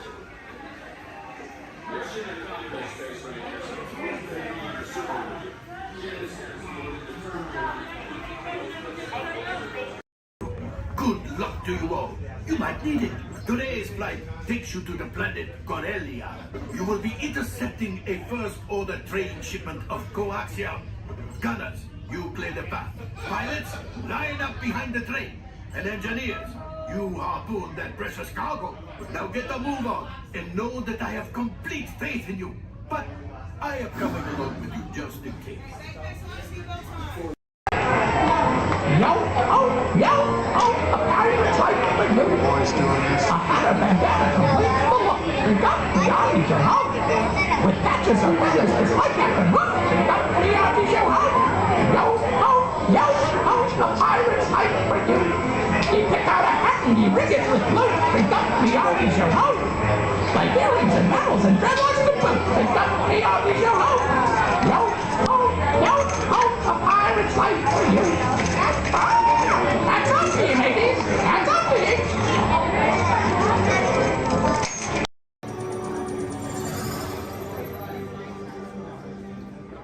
Greetings, Terrans.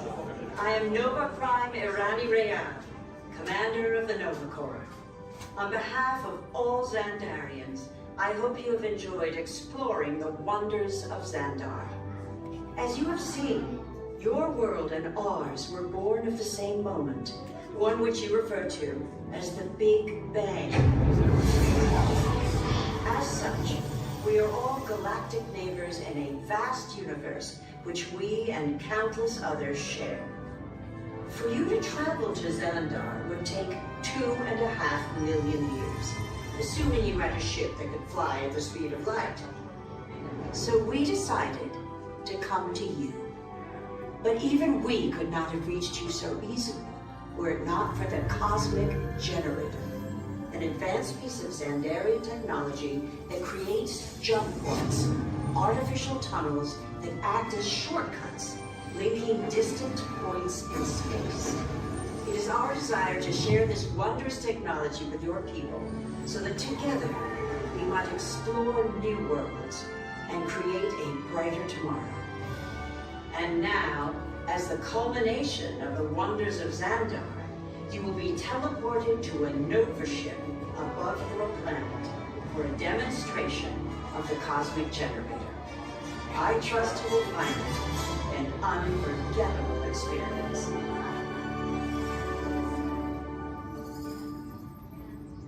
Welcome, people of Epcot, Epcoters, Epcotians, citizens of Epcot. Does anyone know what they call themselves? What? I'm on? Someone needs to tell me when I'm on. Welcome, Epcot Terrans. I am Centurion Talmeric, and we're just about ready to teleport you up to the ship for the demonstration. As you're about to enter a secure Nova area, I must ask you to put away your Terran communication devices at this time. Recording of any type is strictly prohibited. I am very serious about this. Now, please step forward into the chamber. You're gonna love this.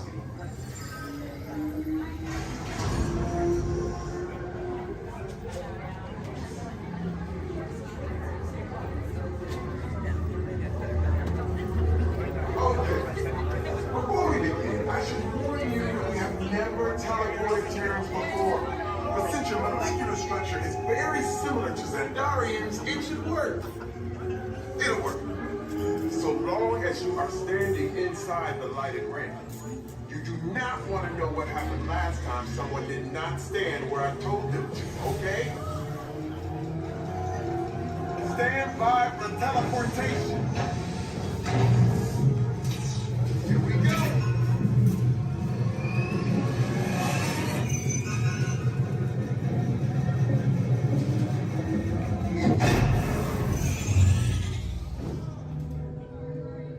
You made it. I mean, of course you did. Nova Prime, they're ready. Excellent. What you see before you is the cosmic generator. And in just a few moments, we'll be activating it so you can experience for yourself what's happening. I'm not sure. Our power's out. And the cosmic generator is gone. Cheerio, Monarch. Go to Code Red. Prepare the fleet. And call the Guardians. Now. There is no cause for alarm. Turn off that alarm. I've got an important transmission coming in. Hey, what's up, Nova Corps? Our cosmic generator has been stolen. What? How? Why didn't we think of that? That thing's gotta be worth a fortune. I am Groot? Good question. Yeah, who do you think took it? Perhaps that really big man outside your ship. Well, that is a big man. I need to alert Nova Prime. I'm watching Terrans from dogs. That's not creepy at all. This species has failed. Wait, whoa, we didn't even know there was a test. He's got the cosmic generator. He's creating a new jump point. Jump point to where? Not where. When? It's some kind of mutant jump point. It's going back to the dawn of time. Dawn of time, why? To erase an error. Well, that doesn't sound good. Your time is over. Wait, what do you mean? What do you mean that's so vague? The jump point is closing. Hey, Nova Dude, you're Nova Corps, need to follow that whatever it is until we get there. We can't. Our power is down, and I've got to get these Terrans onto evacuation shuttles. I got it. I reprogrammed the shuttles to follow them through the jump point. Wait, what? Look, they're our only chance of keeping track of that whack job until we get the cosmic generator back. Piece of cake. What? There's cake. Where's this cake? The odds are impossible, Yep. but it's our only shot. Good luck. Are you sure you can control it? Come on, it's me. I got this. We're all toast. First there was cake, now there is toast. This plan is making me so hungry. Terrans, listen up. You need to make your way to the evacuation shuttles now. We'll follow with the fleet when we get our power back. I mean, when we get our power back. Just a chance.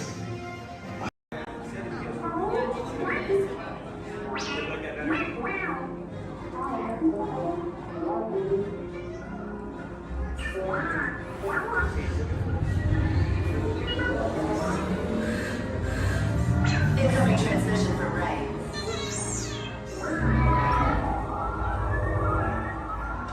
BB-8, is everyone assembled?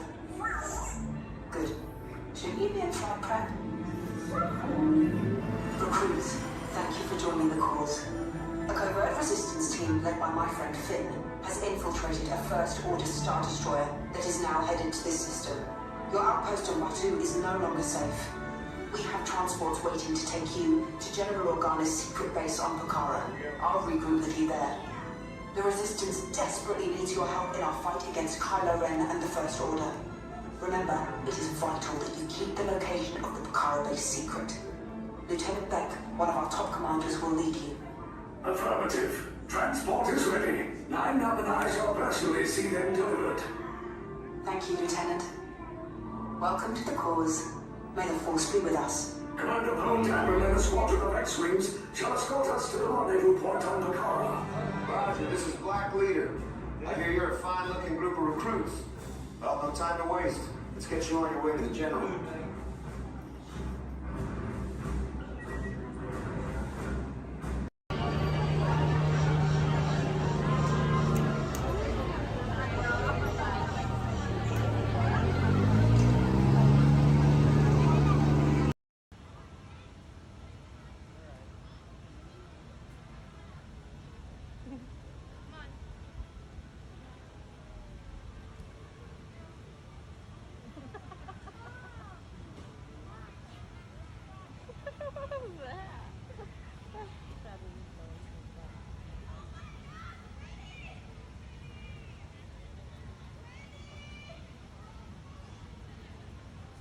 Pilot, push the flashing button to take off.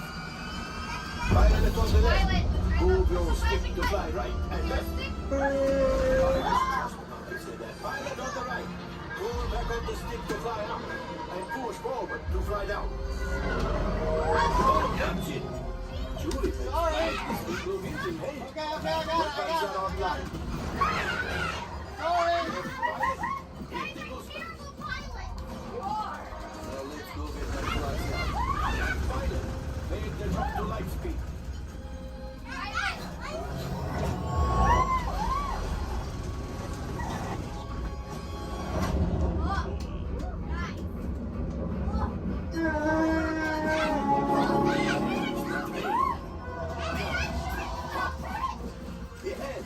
Yes, keep shooting. They've locked onto us. Take evasive action.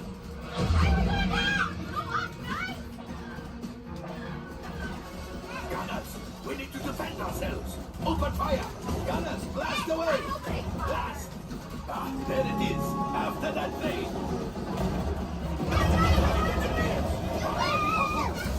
Excellent. Now, gunners, shoot the cargo free.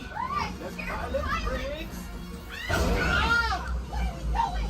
I can't stop! That could have been much worse. Okay, it's much worse.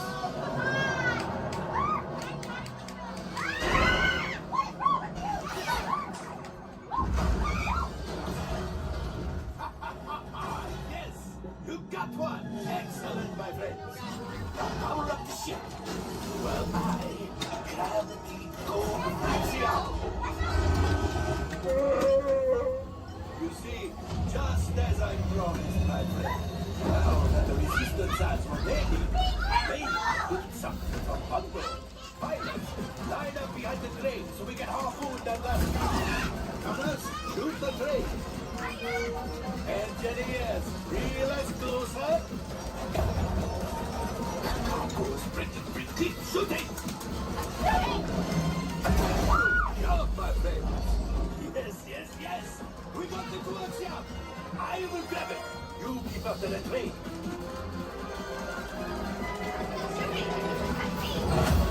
Gunship? Oh, that's ridiculous. Things are getting too hot. A distraction. Come on, to get the train. Hurry.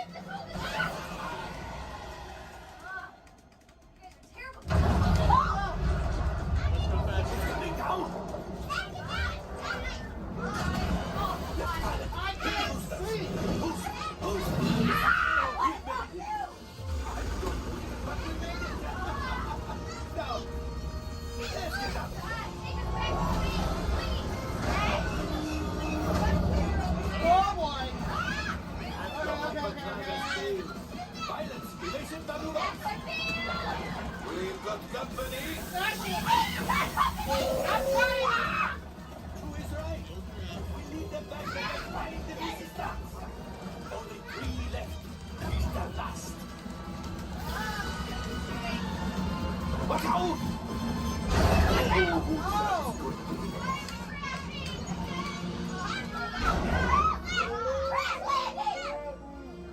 Yes, Chewie will pilot us in.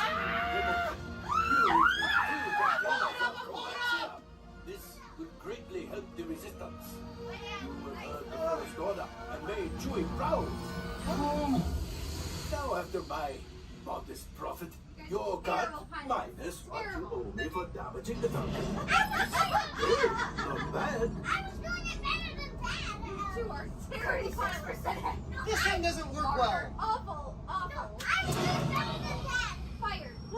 man. All right. Now make your report. I'm driving next Engine time. failure. All right. Hyperdrive leak. That is not too good. Multiple hull ruptures. Well, it could be worse. Life support failure. Okay, that's something. Yeah, I'm just going to cut you off there. It might be faster if you list the parts that are not damaged. You know, the ones that help us to breathe. All right, my friends. You brought the Falcon back in one piece, and I guess that is something. Not a lot, but something. Welcome back to Batu.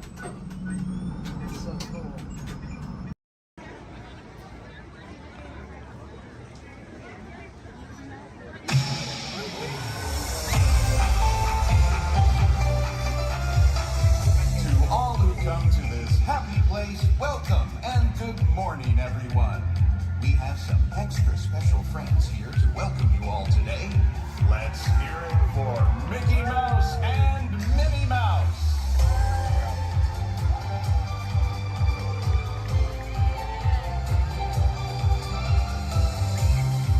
Well, hi everybody. Good morning. Gosh, it sure is great to see so many amazing friends. It certainly is. Oh, I have a feeling today is going to be the best day ever. You said it, Minnie. And now that we're all together, we've got a surprise for you. When everybody heard that you were going to be here, they just had to come and give you a great big Magic Kingdom welcome. And here they come now. Hot dog! Now that everybody's here, I think it's time to start the day. And that means we're going to need just a little bit of magic. I bet these folks can help with that. Oh, I know they can. On the count of three, everybody shout, "Let the magic begin!" Are you ready? 1, 2, 3! Let the magic begin! It's all your magic, wrapped up in paisley dust. Welcome to a place where dreams come true. A timeless journey through lives of fantasy. Where only a wish creates things like this to appear. Love is magic, a place on earth as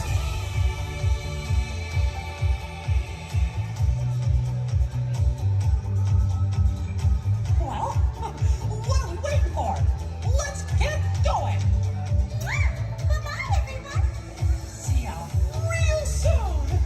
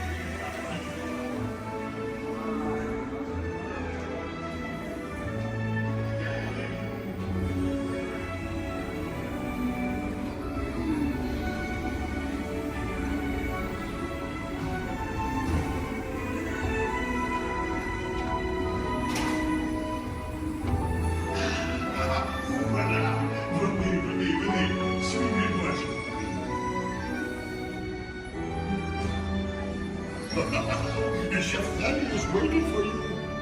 This way. Qu'attendez-vous?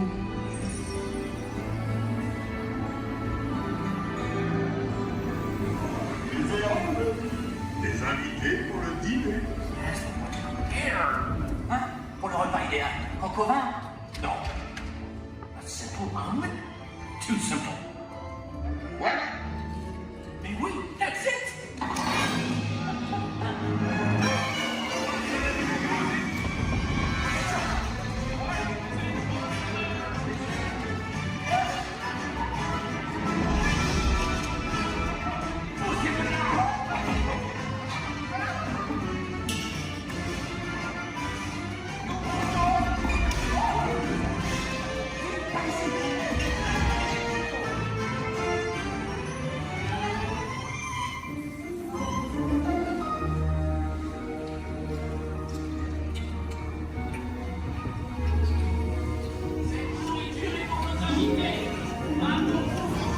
Hey guys, the food is for them, not you.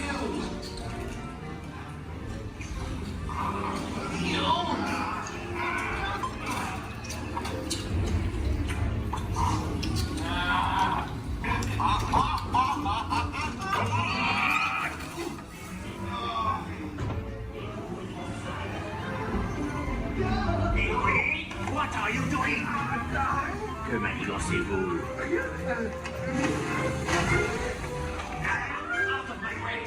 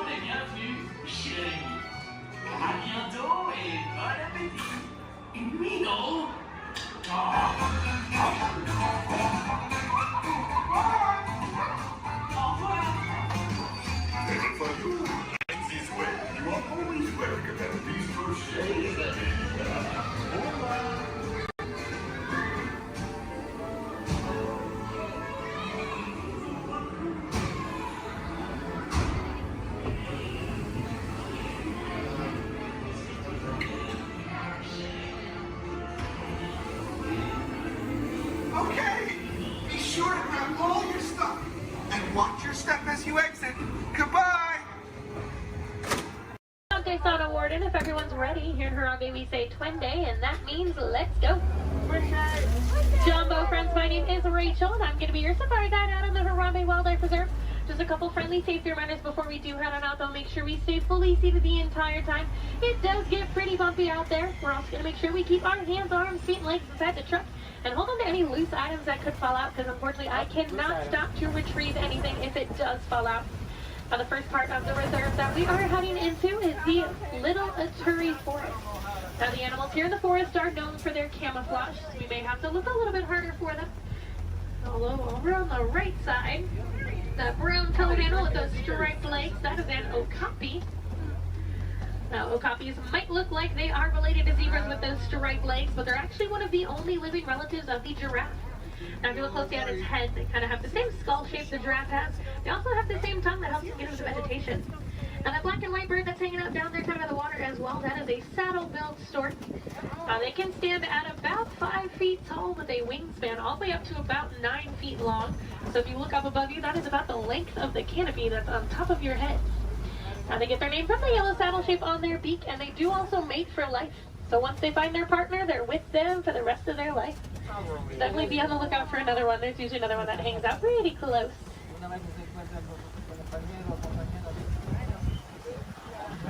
Looking a little bit quiet on this part of the forest. Well, let's see if we can head up, see what else we can find.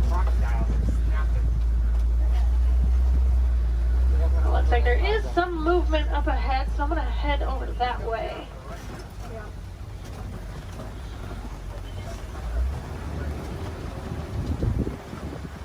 Alright, so coming up on the left, you might see there's some light tan colored animals kind of huddled underneath the tree, kind of by that bamboo. Those are greater kudos.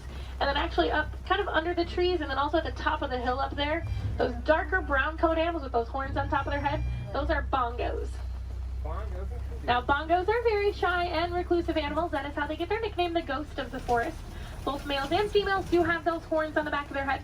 And if you notice, they're angled backwards. That stuff won't get through any of that thick and tangled brush here in the forest they usually live in. Alright, it looks like we're going to cross over some water, so that means we're heading out towards the Safi River. You're going to want to keep your eyes near the water looking for any kind of shadowy figures. A lot of times you'll see Nile crocodile or even Nile hippos. Now, hippos will spend most of their time in the water and even spend about 8 minutes at a time underneath the surface. The average male hippo does come in at about 5,500 pounds, and they do kind of float to the bottom of the water and walk along the bottom rather than swim. Although to be fair, if I was 5,000 pounds, I'd probably do the same thing. It takes quite a bit of energy for them to swim around. I haven't seen any yet, but they do have a couple spots here in the river, so we'll head up. Now, those white and gray birds that are hanging out on the island, those are pink-backed pelicans. They do get their name from the pink coloration that their feathers get during mating season. That's not actually the feathers that turn pink, though. It's their skin that turns that color. It kind of makes their feathers look good.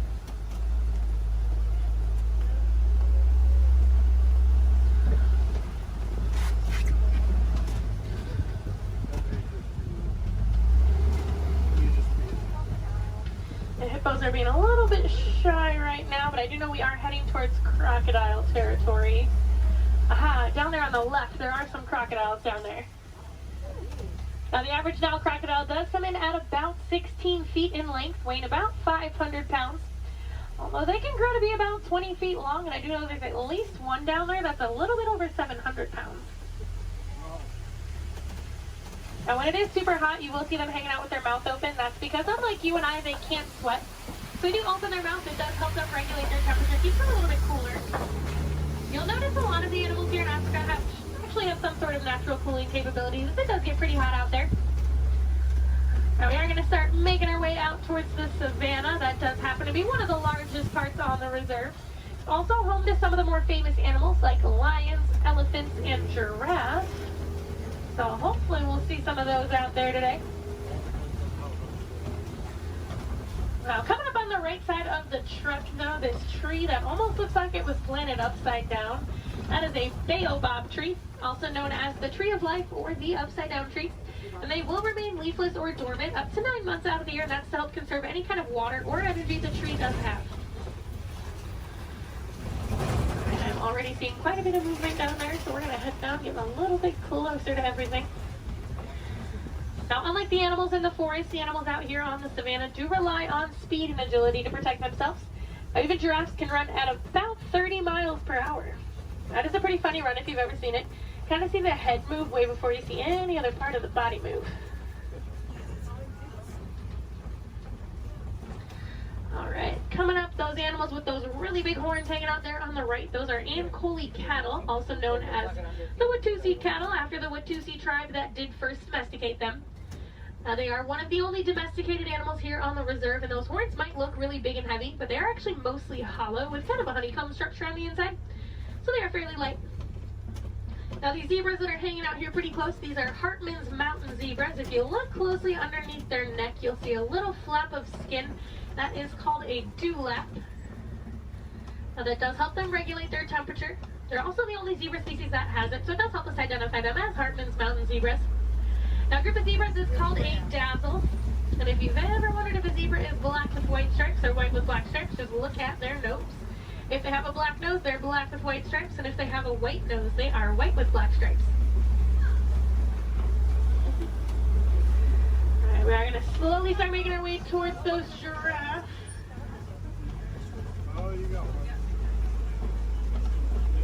Now looking at the coat pattern of these giraffes, it looks like they are Maasai giraffe.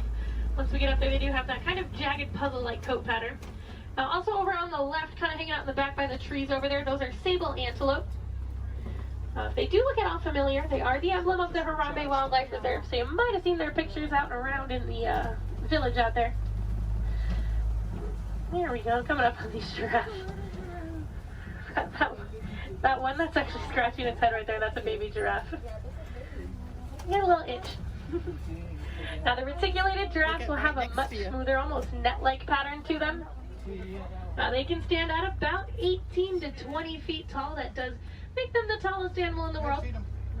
Now even their young come in at about 6 feet tall when they are born. So they're already fairly big when they're babies. I believe that little one came in at about 5'11", so he was already really, really tall, definitely taller than I will ever be. Now these two animals that are hanging out here on the right, they're both Patterson's eland. Now that darker colored one, that's a little bit bigger, that is a male, and then the lighter colored one, that's a female. Now they are one of the larger species of antelope, coming in at about 6 feet tall at the shoulder. Can also jump up to 9 feet in the air.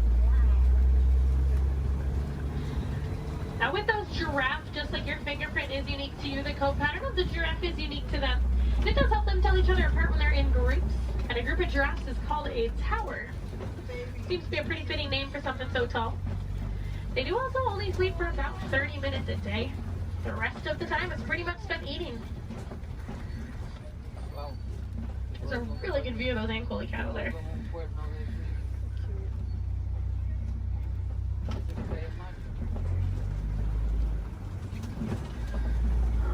Let's see if we can head up a little bit farther into the savannah, see what else we can find.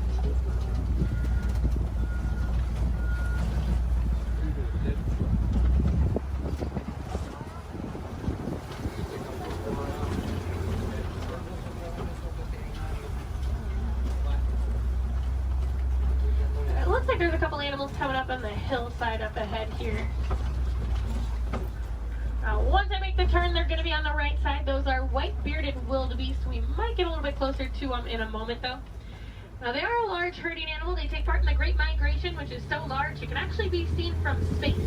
There's easily over 1 million, usually more like 1.5 million that will migrate every year together.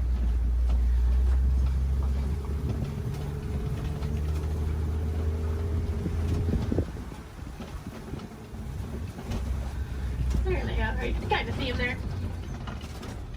Now we are also coming up on some knockdown trees just up ahead, so we're going to head over that way.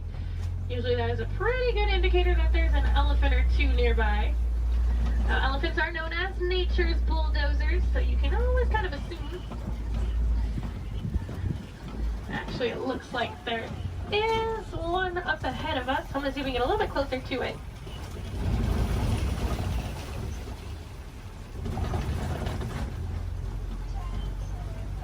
Now, in the meantime, while we are heading up to that elephant, also over on the left, there's a bunch of mandrills walking around on top of the rocks there. Now, mandrills are one of the largest species of monkeys. An adult male can come in at about 100 pounds. They do have those vibrant blue cheeks, and as they get more excited or even more angry, they actually get even more blue. Well, it's a view of an elephant. Probably not the best view. I do know there is usually another herd of them that like to hang out a little bit farther up as well, so we'll see if we can head over that way, maybe get more of a frontal view of an elephant. That would be nice. Now, as male elephants grow older and more mature, they do get kicked out of the herd by the female elephants. They either live in solitary or smaller groups of male-only elephants. Now, they do tend to get a little bit too rough with the young ones, and the females are not a huge fan of that. Well, you can kind of see that one a little bit better. Now we can also tell that's an African elephant not only because we're in Africa, but if you look at the ear shape, it almost looks like the continent of Africa.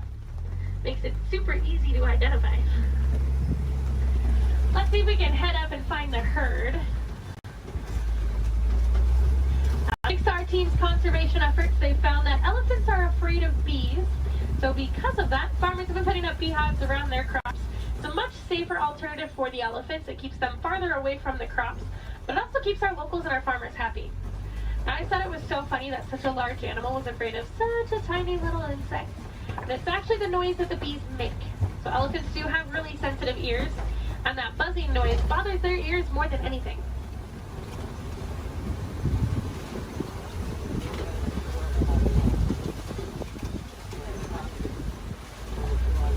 And I am seeing some tusk marks in the red clay, so hopefully that is a good sign that the herd has moved through here fairly recently.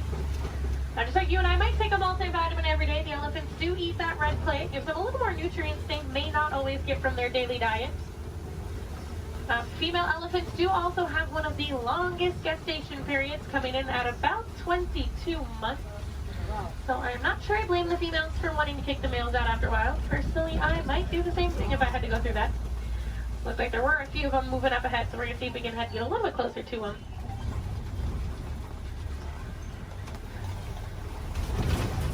Male elephants also won't get to their full size until they are about 35 to 40 years old. That is about half of their lifespan.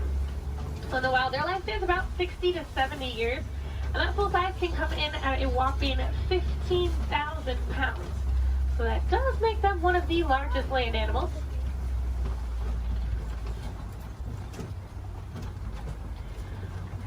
And they do also have really sensitive skin, so you will see them throwing dirt and mud up on their back. That acts as a natural sunscreen for them.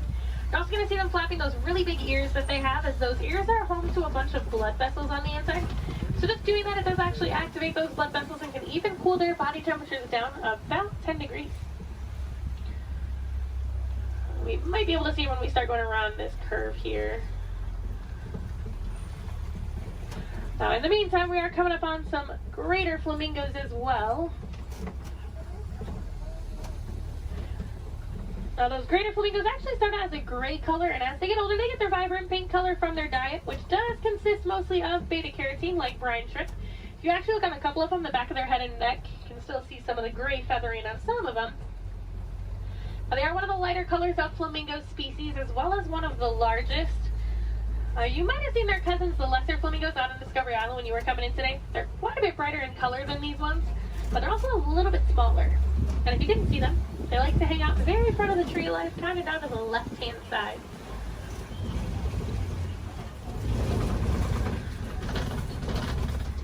Looks like those elephants are wanting to be shy, but we are coming up on some white rhinos. Now, white rhinos don't get their name from their skin color. They get it from the Afrikaans word weit, which means wide. Now, if you look, they have a very wide mouth. Now, they're also one of the larger rhino species, coming in at about 5,000 pounds. Now, one of my favorite facts about them, even though they are 5,000 pounds, when they run, they can actually get all four of their little legs off the ground. So kind of like how a horse gallops. So they are very graceful for how large they are. Oh, there's one running. It was, for like a hot second, it was actually doing like the actual full run. I'm mad he stopped. Oh, he said, I got snacks over here. I'm coming over here. And usually if you see a couple, there's quite a few. So there might be some more around. So we'll definitely be on the lookout for some more. A group of rhinos is also called a crash. That is a pretty good name for them because they are almost blind. They kind of seem more like shadows. It's really funny when they stand really close to the road. Sometimes when you try to sneak behind with the trucks, they don't realize we're there until they hear the truck and they're like, oh, they like jump and run back. Well, we are coming up on a couple cheetahs. There's a cheetah laying down right on top of the hill there that's really close, and there's a couple more walking in the back. Yeah. Now, cheetahs are one of the fastest land animals. They can go from about 0 to 60 miles per hour in just about 3 seconds. Now, they do get to that speed fairly quickly, but they can't actually maintain it for very long. It's more like a short sprint of a couple hundred yards. Looks like there's a couple more walking up ahead here. Now, they will use that long tail of theirs, kind of works as a rudder to help them turn. Their males also don't retract, so they do stay out. It does help them gain traction when they are running those speeds. And unlike most big cats, they will do most of their hunting during the day and do tend to be way more active during the day. They're also one of the only big cats that can purr. So kind of like your household cats, just a little bit bigger.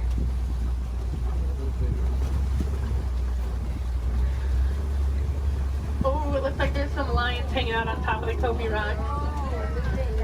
Oh, they're so pretty. Like there's a male and a female here, and there's another female up ahead a little ways. Lions do sleep about 16 to 20 hours a day, so we're pretty lucky that we're actually seeing them kind of moving. I mean, they're not moving around, but they have their heads up and not sleeping. Now, they do tend to be more nocturnal and will do most of their hunting at night, and it's actually the females that will go out and do the hunting while the males stay back and protect the pride. During the day, their eyesight is pretty much identical to ours, but at night, it gets about 6 times better. So they have super good eyesight at night. Now, when they vocalize, they can vocalize up to 5 miles away. You can hear it. So if you do plan on staying here all the way up until park close, I highly recommend while you're walking out to your car, keep your ears open because sometimes you will actually hear them vocalizing. It's really cool. Now, I know everyone's excited about the lions, but there's a really cute little brown and white animal over on the right. And that is a Bontebok. Now, he's related to the white-bearded wildebeest that we saw earlier, and within 5 minutes of birth, he can stand. Within about 10 to 15 minutes, they can also walk and run. That's a super good survival technique for them. That way, once those little ones are born, they can get up and get on the move as quickly as possible. Now, also hanging out in the trees there on the right, those are waterbuck. Now, waterbuck do drink an excessive amount of water, hence the name waterbuck. But they also have kind of an oily, greasy feel to their fur. Now, that is supposed to help them be a little more waterproof when they are hanging out in the water. Now, we're coming up on some fairly big burrows. We'll be on the lookout for warthogs. Actually, down in that burrow there on the left, there is a warthog. Now, warthogs are one of the largest land burrowing animals. They like to back up into their burrows, just like that one's doing. That way it keeps their tusks out, so if anything tries to sneak up on them, they can try to deter that animal. They've also been known to recycle other animals' burrows, so they might find when an animal has an abandoned and call it their home. Isn't the ever so lovely ostriches over there, too? Now, while we are heading over there, it looks like those ostriches have also dropped some eggs there on the right. Now, individually, each one of those eggs can weigh about 3 pounds, and they are so strong that just about any one of us can stand on them and absolutely nothing would happen. Are you guys gonna stay off of the road, or no? Okay. Now, ostriches are the largest species of bird. They are flightless birds, though. They use those wings to help them turn, kind of like how the cheetah uses its tail. They can run speeds of about 30 to 40 miles per hour, so they are fairly quick. They always look so confused, too. Makes me laugh. They are notorious for long animal stops, so when you can sneak by them when they're that close to the road, it's your lucky day. Alright, it looks like the warden's post is coming just up ahead of us. That does unfortunately mean our safari is coming close to an end. But the warden has adopted some Nigerian dwarf goats that like to hang out here. And they do help our warden keep the grass looking nice and the weeds down low, and in return they produce some milk that the villagers here find very sweet and actually high in value. So that does allow the village to rely less on the wildlife out there. They are small, but they won't get any bigger than that. They are full-grown adults. And they are one of the many examples of how humans and animals can live in harmony together. It just takes a little bit of effort from us. Some small things that you guys can do at home but make a huge difference for these animals. Planting some native trees or plants in your yard. Maybe building a few bird houses here and there, or even some bat boxes. A lot of these animals, including the elephants that we saw, are losing their habitats due to mining for metallic ore, otherwise known as coltan. And that's found in many of your small electronics, so things like cell phones, laptops, tablets, anything like that. So next time that brand new shiny iPhone comes out and you guys decide to go and purchase it, just make sure you recycle the old one. That will help keep mining down to an absolute minimum and saving those habitats for those beautiful animals out there. And if I have any wilderness explorers on board, you guys have been on board the Simba 1. That's S-I-M-B-A 1. And I am going to get you guys back up to that dock that we originally came from, so you're going to have to bear with me for just a little bit longer. Hopefully we should be able to buzz through some of the docks fairly quickly.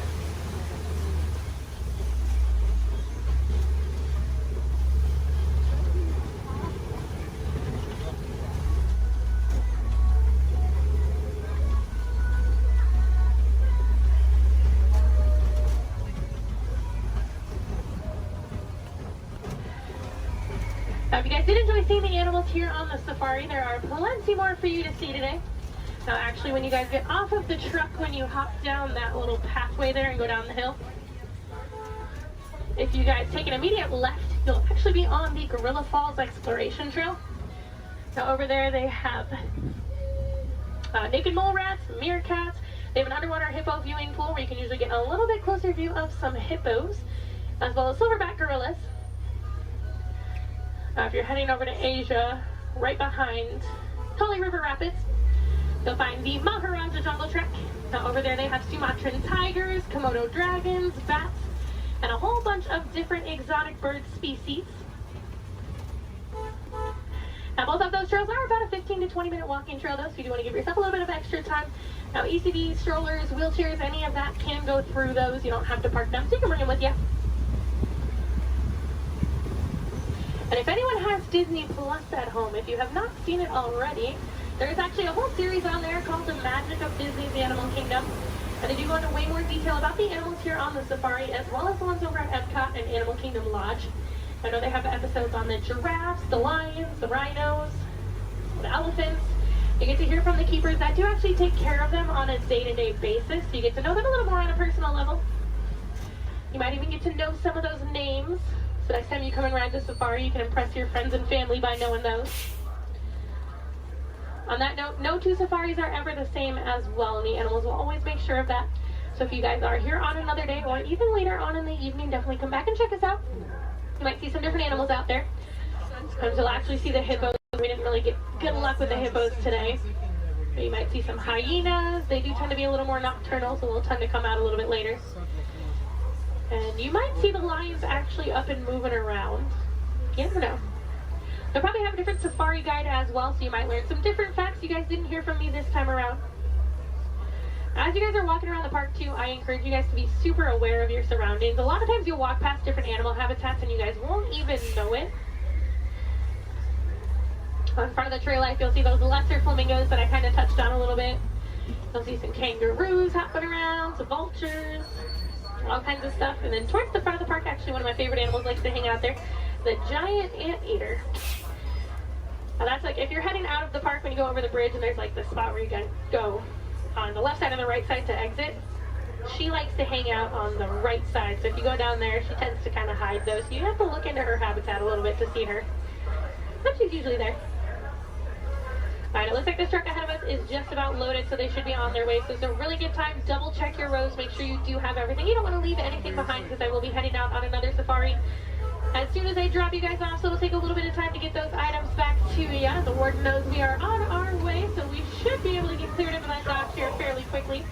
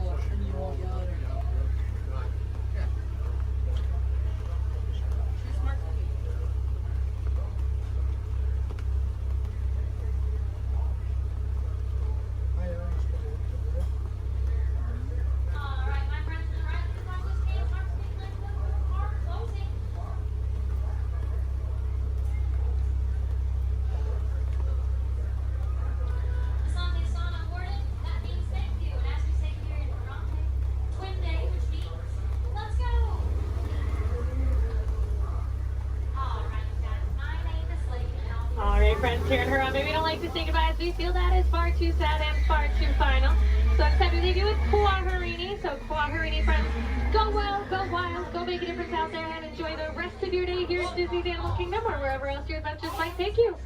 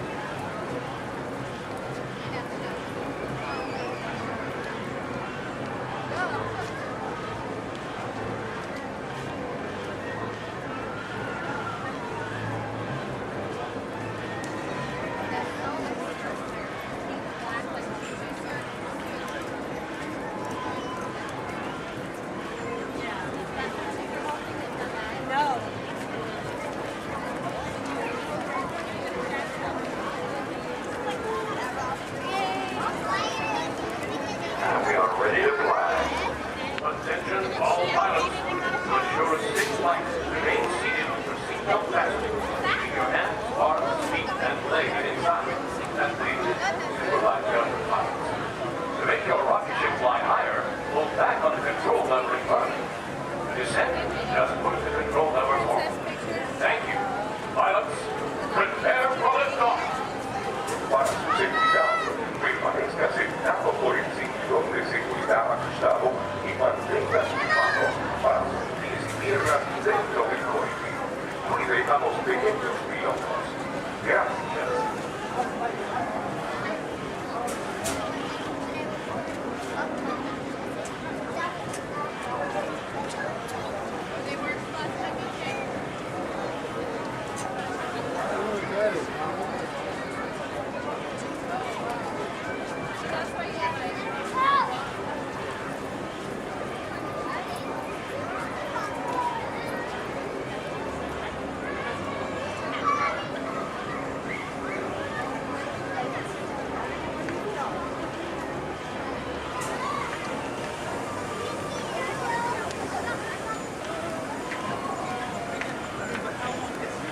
Attention pilots. Rocket ships have initiated landing procedures. Please remain seated until your rocket ship comes to a complete stop. Then follow the arrows to the flight. Happy landing. For those of you just joining us, welcome aboard Excursion 3 on the Disneyland Railroad. For your safety, please remain seated at all times, keeping your hands, feet, and legs inside the train. Please supervise all children, making sure they are seated away from the train openings, either fully on a lap or on a bench.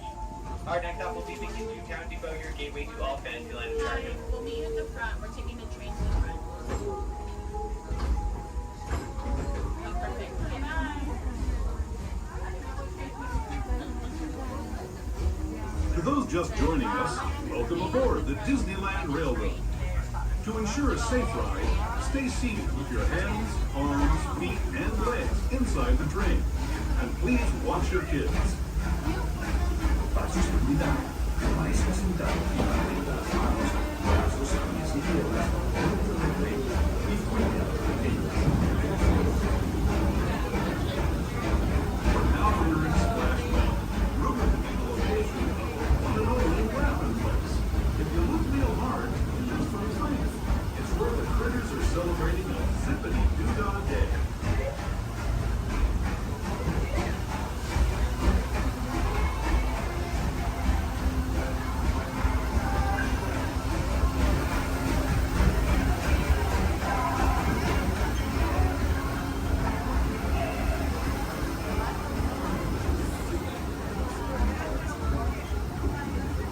Speaking of critters, this place we're passing over is home to a whole bunch of them. Here in Critter Country, you can join Winnie the Pooh, Tigger, Brer Rabbit, and Brer Bear on their fun-filled adventure.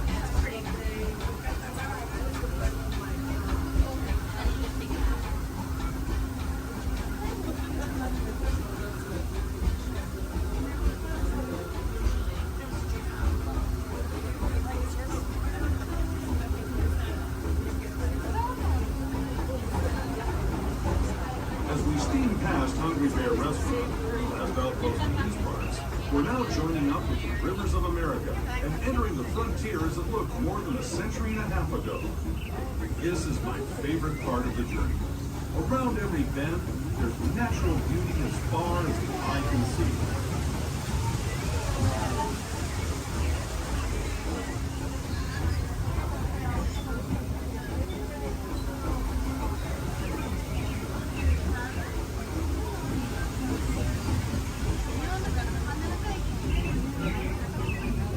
There is the revered Indian shaman, sharing his stories with those in the great river valley below.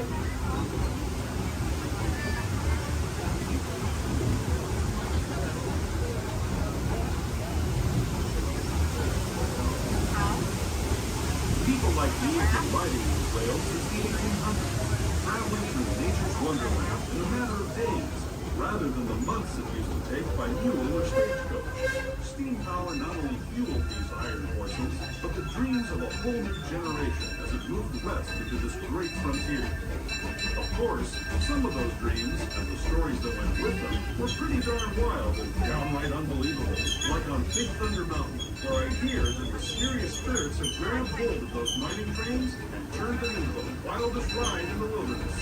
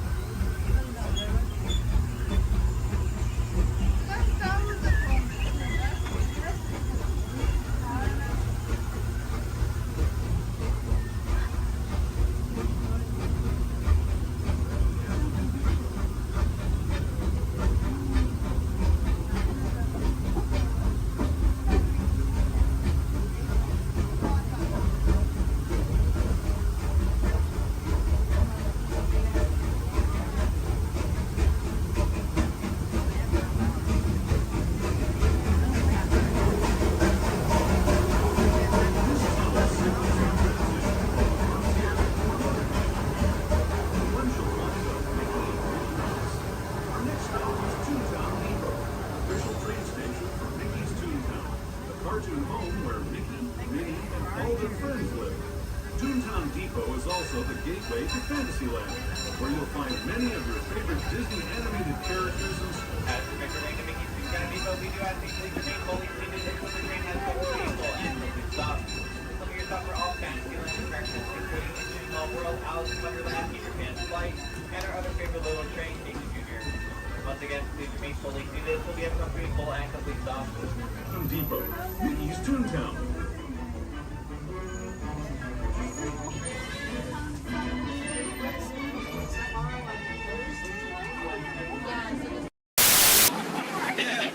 Just kidding, you'll never see them again.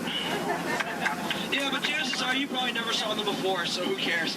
Ladies and gentlemen, welcome aboard the world-famous Jungle Cruise, world famous for being world famous. My name is David, and I'll be your skipper, your tour guide, your social director, your dance instructor, and if you don't laugh at my jokes, your swimming instructor for the next 2 weeks. Alright, the first river we're entering is the Amazon River, where everything is larger than life. You can tell to the left and to the right of the boats by these butterflies coming up over here. Now, these butterflies, just to let you know, have a wingspan ranging between a mild and tiny 12 inches to a whopping and amazing 1 foot. And over here to the right is Inspiration Falls. Now, people usually ask me in unison, why do you call it Inspiration Falls? How odd of you guys to ask. Well, the longer you stare at it,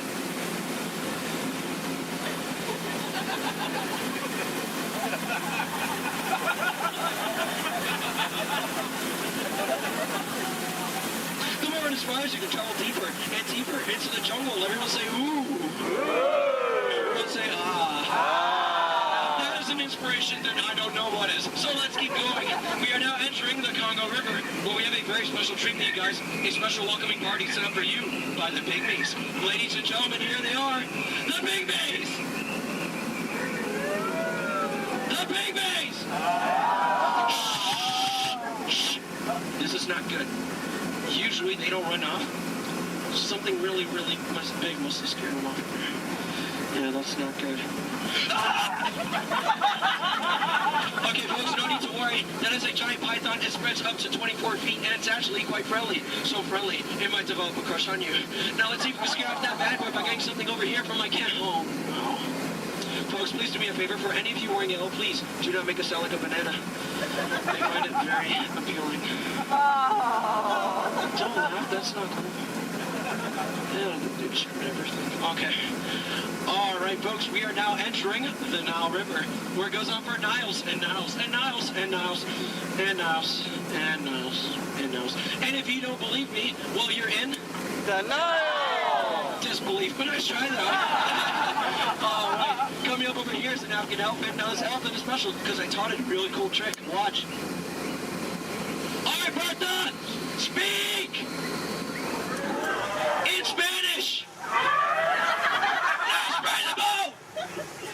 I'm just kidding. I haven't taught him that yet. Over here to the right, you'll see a sandstone formation. Now, I like to point this out because most people take it for granted. Oh, come on! That joke rocks! Alright, we're now entering the African belt, where you'll find all sorts of animals such as wildebeest, impalas, zebras, giraffes, and lions. These lions over here are demonstrating the first law of the jungle, survival of the fittest. You're demonstrating it by protecting that sleeping zebra. Yeah, that zebra looks dead. Tired. Alright. And folks, it's a very special treat. The second law of the jungle, survival of the fastest, just up ahead. You know, I told these guys over here on the pole, you know, African rhinos, they're just as fast as horses. But they didn't believe me, and it looks like now they're about to get the point. In the end. Oh, dear. That is my heart in the morning.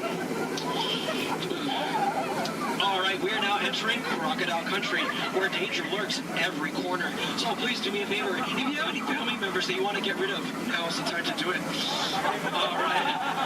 Alright, over here to the right, on the left-hand side, you'll see Old Smiley. Now, Old Smiley is 75 years old, and he loves to take free handouts. Now, crocodiles are some of the dangers we have here in the jungle. We also have monsoons, whirlpools, hurricanes, rapids, and waterfall, that's right. Ah! Okay, let's see if we can make this right side turn over here, folks. Alright, just in case any of us lead to the right! Lead to the right! Lead! I am so sorry. Lead to the right! Lead! We're not gonna make it! Okay. gosh, just to let you know, that was Schweitzer Falls, named after the world-renowned professor, Dr. Albert Falls. Now, people usually ask me, David, how did you land your job here at the Jungle Cruise? Well, it's plain to see. I took a crash course, but now I'm just winging it. Yeah. Don't laugh, this is the story of my life. Oh, no. Okay, folks, looks like we're stumbled upon a pool of hippos. Okay. Everyone, please do me a favor. Don't do anything stupid. I'm going to try to scare them up here. Oh, God, go away!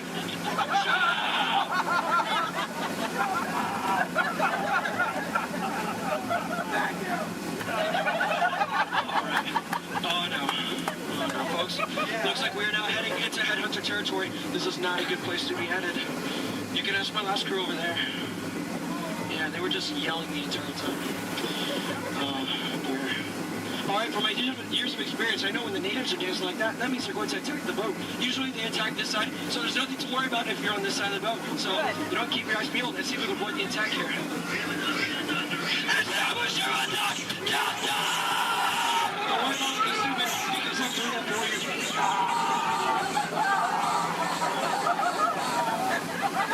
Is the coast clear? Alright, good. Ladies and gentlemen, here's something you don't see every day. What you've all been waiting for, the amazing, the stupendous, the colossal, the eighth wonder of the world.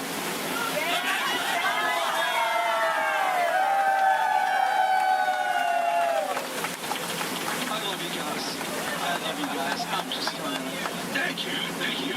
Alright, we are now entering the Mekong River, deep in the heart of Cambodia, where the Khmer Empire used to rule for over 7 centuries, and they used to build temples just like this one. Although I clearly remember the entrance being right here. Okay, I don't like the look of this at all. Alright, this path could lead to danger. It could lead to treasure. It could lead to doom. Should we go in? Yeah! Really? Oh, no? Well, I agree with you, but it looks like we don't have a choice, so keep your eyes open, because I'm going to keep mine closed.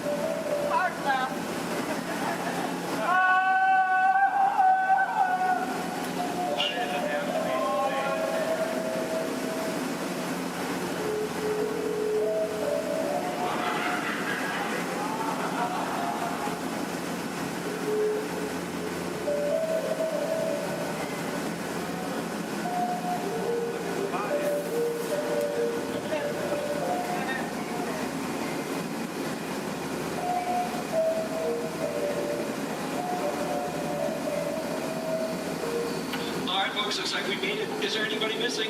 Please raise your hand if you're lost. Oh, cool. Me too. Looks like we're on the same boat. Get it? Because we're... Never mind.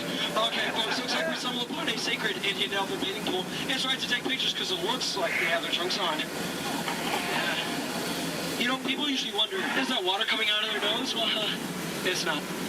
It's not. Hey, guys, look. On a beautiful night, we have a full moon. All right.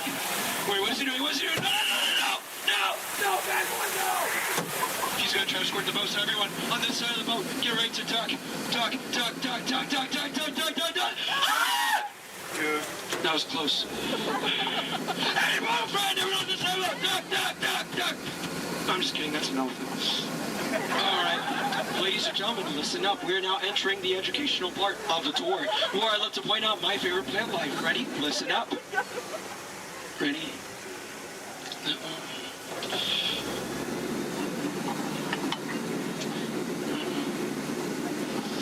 No, and that one. Any questions? No? Which one's over here? The green one. All right, now over here is Trader Sam. Now, Trader Sam's a close friend of mine, and he has just been promoted to head salesman. Now, lately, his sales have been shrinking, so he has a very special deal for you guys. 2 of his heads for one of yours. Any takers? No? Well, either way you slice it or dice it, you always come out ahead of the deal. All right, folks, now returning to the sad part of our journey, the return to civilization. So, I know, trust me, I feel your pain. All right. You want to go one more? I'm sorry. All right. Now, please listen up. This is very important. When exiting the boat, please exit the way you entered. Please do not cross these center crates over here. Trust me, it is a tripping hazard.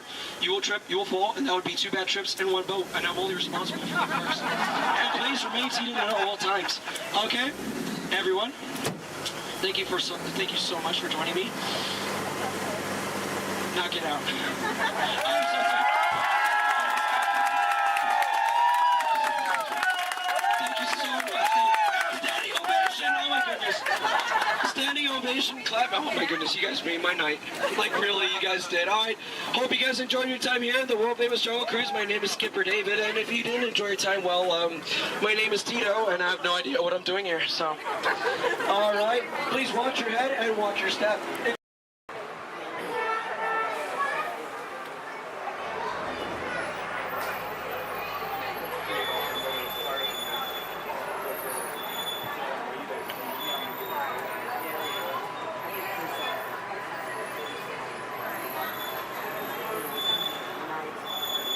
Hello everyone, my name's Don and welcome aboard. We're heading into the back lot of Disney's Hollywood Studios. This production area was built in 1988 as a Florida counterpart to the Walt Disney Studios in Burbank, California. We included sound stages, recording studios, high-tech editing rooms, all the tools needed to create movies, TV shows, and radio broadcasts. We've even got our very own water tower too. It's up ahead on the left side of our shuttle. We call it the Earful Tower. It's inspired by the water tower Walt Disney had built for his Burbank studio in 1939. Our Florida tower stands a lucky 13 stories high, and we added our own creative touch, a giant set of Mickey Mouse ears. If you wanted to wear those ears, you'd have to have a hat size of 342 3/8. Up ahead, after the next bend in the road, you'll have a perfect opportunity to take a picture of this famous icon. In the world of entertainment, every project starts with a screenplay and a lot of creative ideas. A production studio is where the ideas of writers, producers, and directors are transformed into an on-screen reality. Within these huge spaces, filmmakers can literally create their own worlds. Our Florida sound stages are soundproof, weatherproof, and most importantly, air-conditioned. All vitally important for the cast, crew, and equipment. Many of the crafts needed for filmmaking are located right here on the lot. On the left, we have our own greens department. It grows flowers, trees, shrubs, and topiaries. A few well-placed plants can cover up empty spots in the set and add a touch of natural beauty to a scene.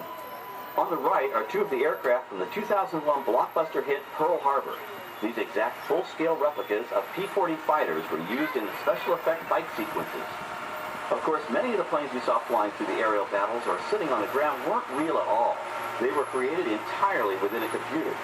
Oh, keep your cameras focused to the right. We're coming up on that perfect angle of the Earful Tower I told you about. It's a true masterpiece.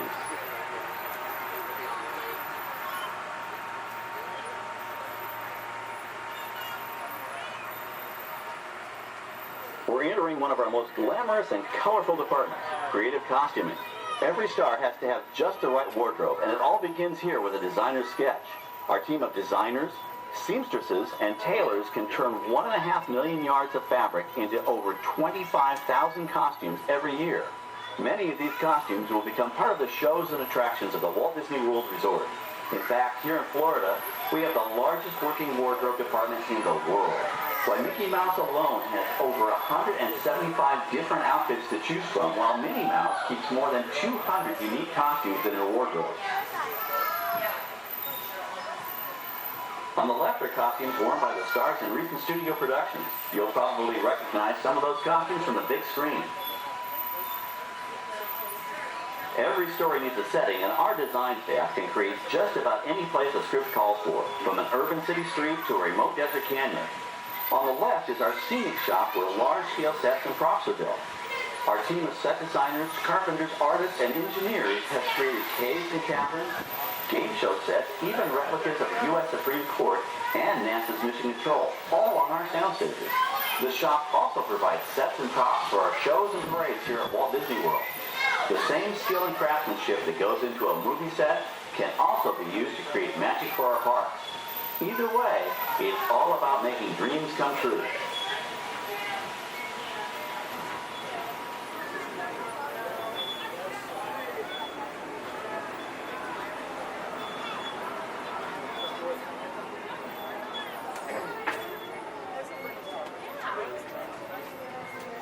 Now we're entering a zone we call the Boneyard.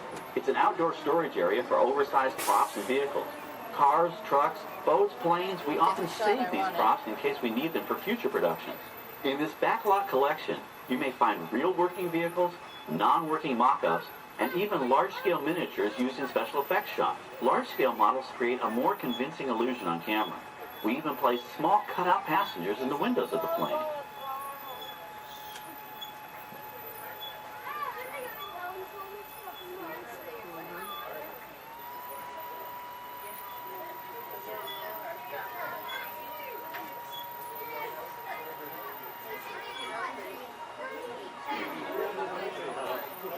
We're now passing by the sets for our Lights, Motors, Action Extreme Stunt Show. On the left, you may catch a glimpse of the Mediterranean fishing village that sets the stage for this thrilling attraction. We'll get a closer look at it soon, but for now, we're approaching one of the largest standing sets on our back lot. It's over on the right. It may not look like much from this angle, but it's pretty spectacular on the other side.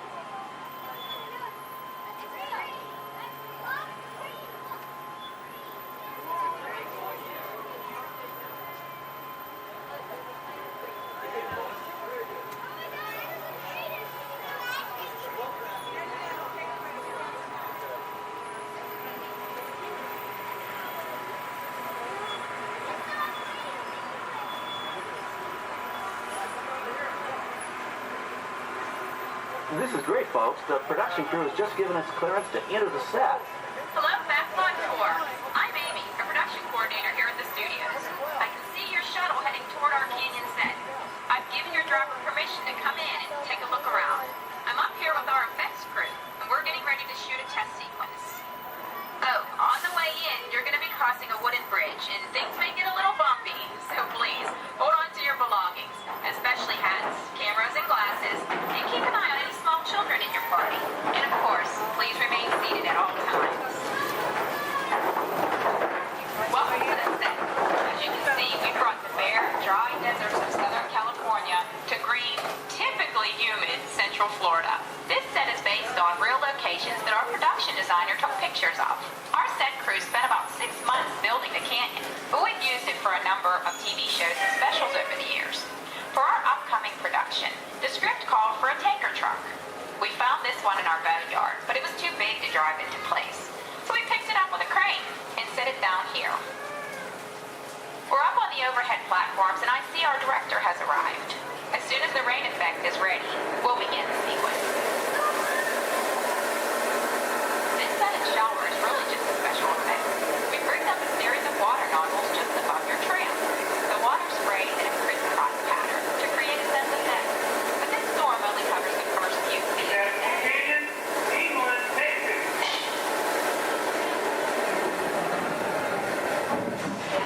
Okay, it's showtime. Everybody stay seated. Hang on to your belongings and watch your children.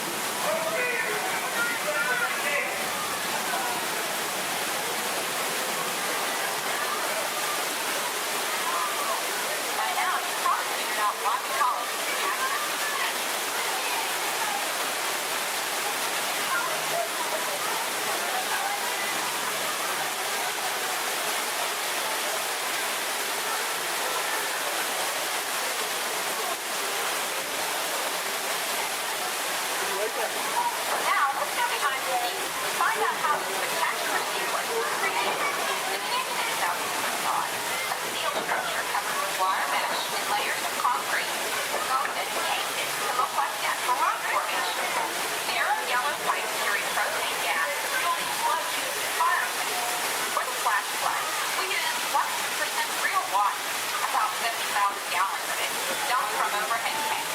Oh, but don't worry, we recycle. All of that water will be pumped right back up to the top for the next take. We shoot some of the water through air cannons for an extra dynamic effect. Those air cannons are powerful enough to shoot a basketball over the top of a skyscraper the size of the Empire State Building. To top it off, our shuttle was sitting on hydraulic shaker tables. They provided the shaking, rattling, and rolling sensations for the scene.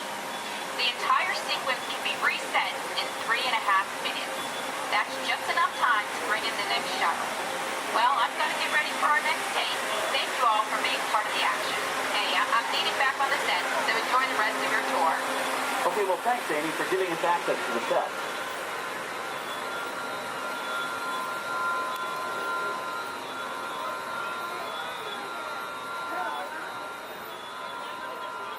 On the right, we have an authentic piece of Disney history.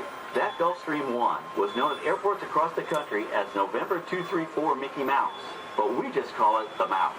In 1964, Walt Disney and his hand-picked team used this plane to scout locations for what he called the Florida Project. Soon, they secretly began purchasing thousands of acres of land, which became the Walt Disney World Resort in 1971. During the creation of the resort and later Epcot, the Mouse shuttled studio executives and Imagineers between Burbank and Orlando, making it the most used executive aircraft in the country. Appropriately, the Mouse retired here in 1992. As Walt used to say, it was all started by a mouse. In this case, the 234 Mickey Mouse. On our right, we once again sweep past the magnificent Mediterranean village of our lights, motors, action extreme stunt show. This high-octane attraction is based on the hit show from the Walt Disney Studios Park in France. In this action-packed production, you'll feel like you're right there on the set during the filming of a spy thriller, complete with custom-built cars, motorcycles, even jet skis. You'll experience the split-second timing, coordinated driving, and fiery special effects that make action movies a real blast.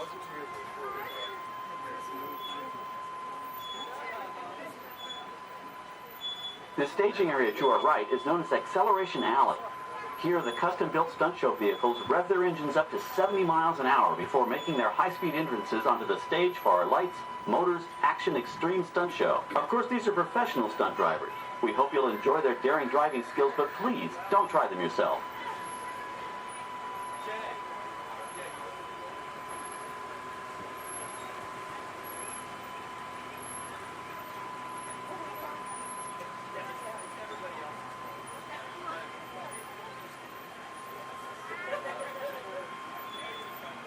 On the left, we've reached our second boneyard with more historic props and vehicles. When we reuse older props in a new production, they're often refitted with custom parts and given a whole new color scheme. You might not even recognize them the next time you see them on screen. For instance, coming up is our friend Herbie the Love Bug. He went through a special demolition derby makeover. Those dents and dings were added on purpose, but he can be polished up as good as new for his next starring role.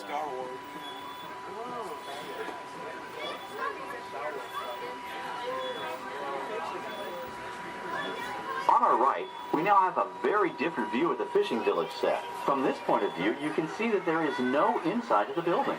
They are just false fronts or facades. In the movie business, set builders only create what the camera has to see. It's an old movie trick dating all the way back to the silent era. To add to the sense of realism and avoid the cost of set building, many of today's television shows and movies film on location in cities and towns across the U.S. But out in the real world, you've got to contend with noise, traffic, crowds, and various visual elements that may or may not belong in your film. Here on the backlot, we can avoid these problems because we created our very own flexible urban environment. Our Streets of America facades can stand in for a small town or a giant metropolis. As we come around the last corner on our route, you'll see the skyline of New York City in the distance. It's really a series of painted flats, expertly designed to fool the eye and the camera.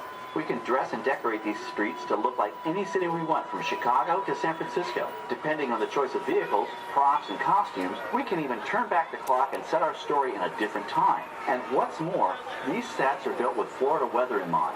They're made to withstand 100-mile-an-hour winds. You're welcome to visit our Streets of America anytime during your visit today and get an up-close look at the skills of our set designers and builders.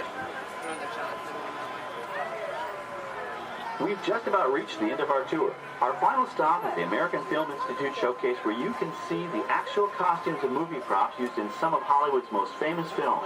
There are some pretty amazing items in there, so feel free to take all the time you like.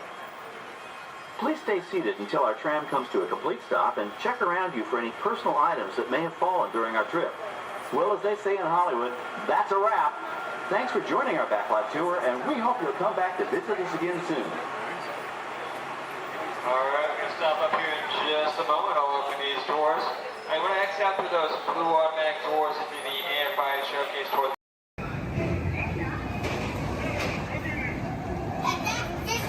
Hold on!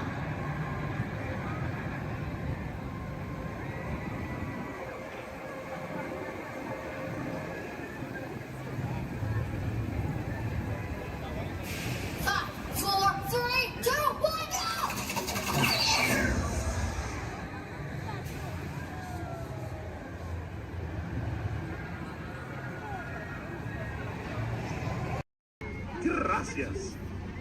Now, Casey, let's get this show on the road, or, track.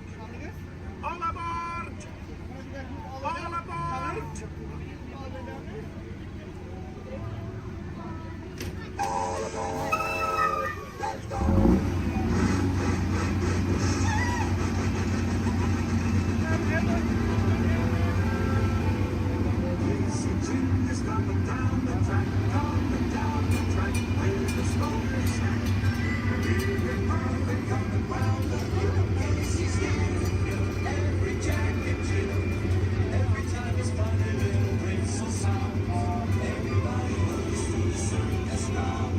Time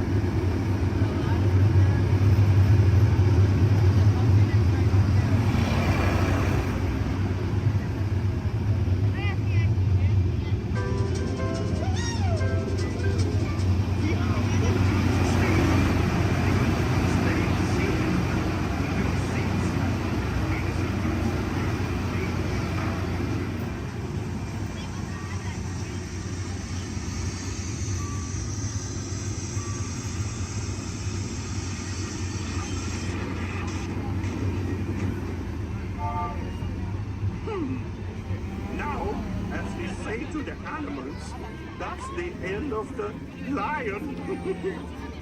Fantasyland. Fantasyland.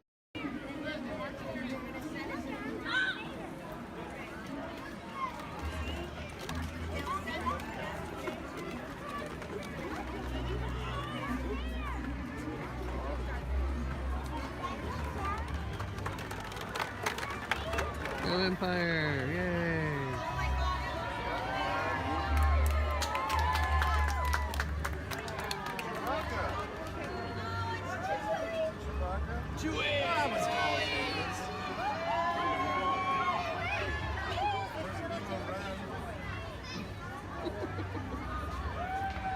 Hello, what's up? Hey. Oh, just that.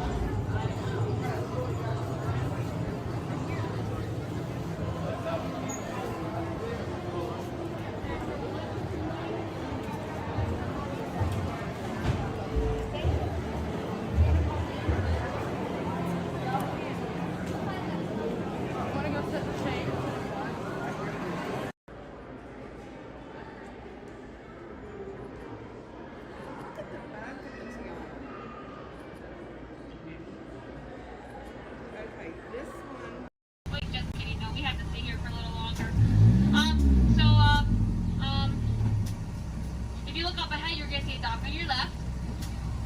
You're going to see another dock on your right there. We like to call those a ferry dock.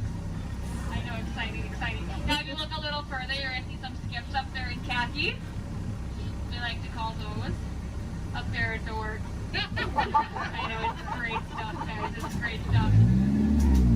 So right now, you know, we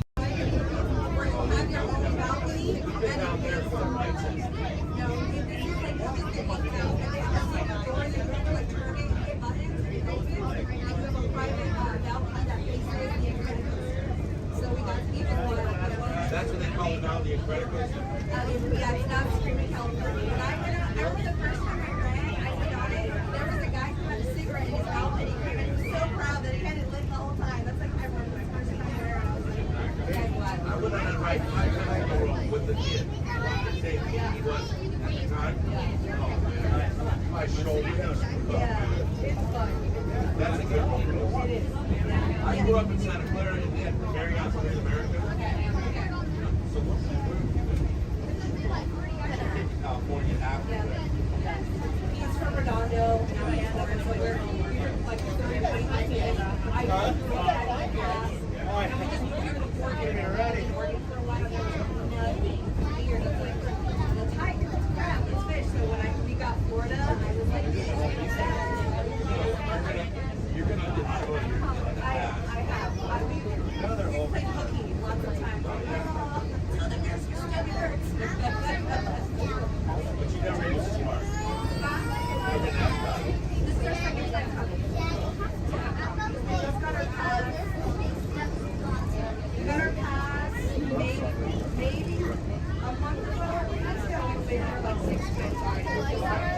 But it's hard. This is pretty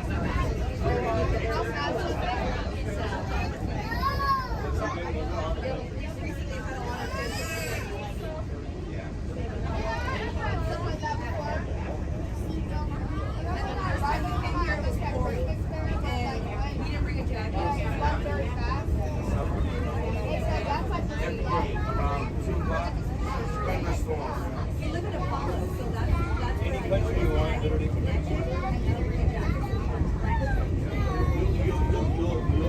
you'll have to. So you'll be like, pretty soon it'll be like Italy, France, Moscow. Yeah, but that's the rate in order. Okay.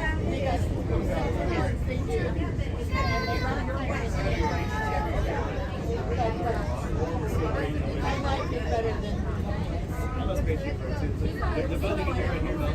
Moana. That's Moana? Moana's water.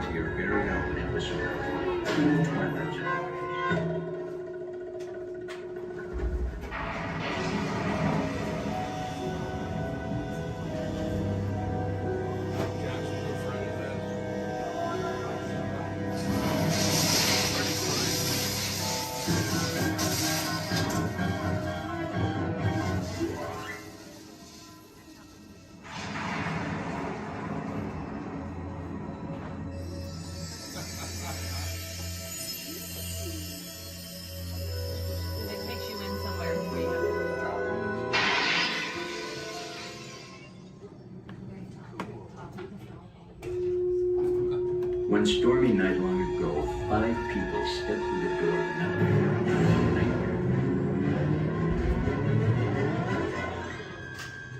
That door is opening once again. This time.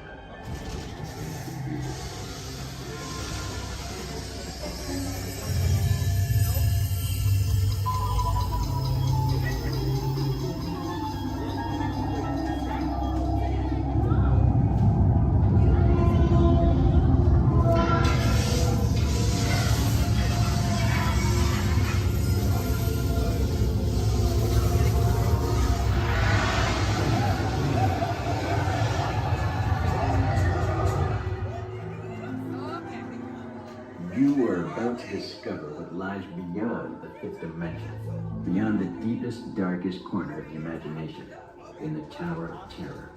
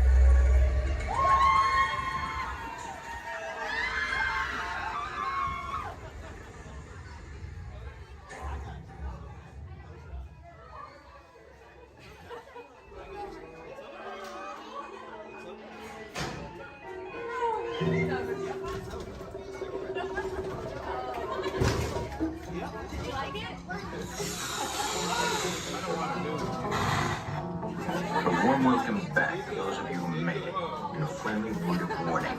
Something you won't find in any guidebook. The next time you check into a deserted hotel on the dark side of Hollywood, make sure you know just what kind of vacancy you're filling, or you may find yourself a permanent resident of the Twilight Zone.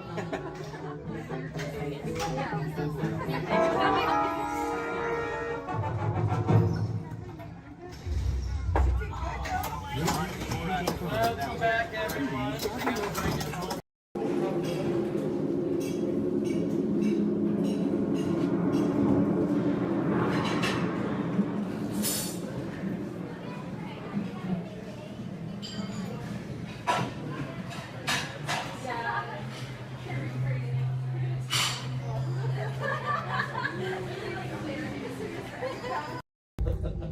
Welcome to the Avatar program. Soon, you're going to have a chance to undertake an amazing Navi rite of passage, flying on the back of this powerful animal called an Ikram, or as we call it, a Banshee. The way you're going to do this is by being matched to something called an Avatar. And I'm here to help you guys get ready. But first, we have to scan you for Pandoran microparasites. Alright everyone, stay on your number and move your arms a bit. Okay. Start scan. Oh, I'm red. You've all got them. But don't worry, they're very common around these parts. Let's start the decon. Initiating GMR decon. Stay still over your number. You're not going to feel a thing. You're doing great. You're almost done here. They're all clear. Great. Now let's go over how all this works.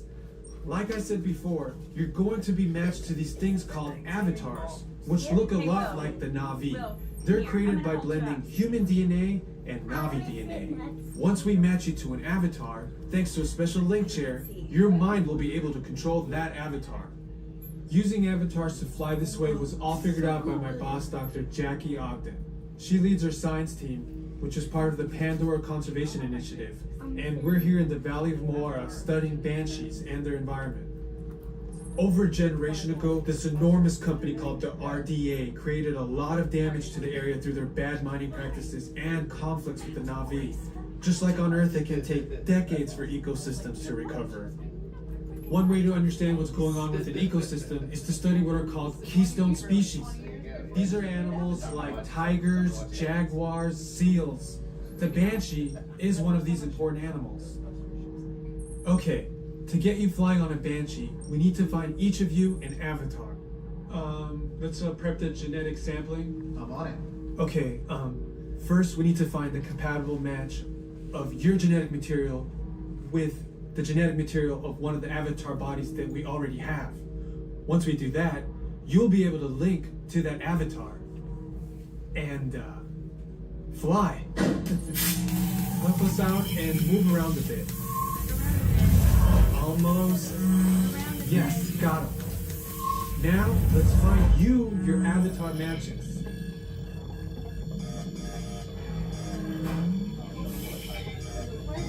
Your match?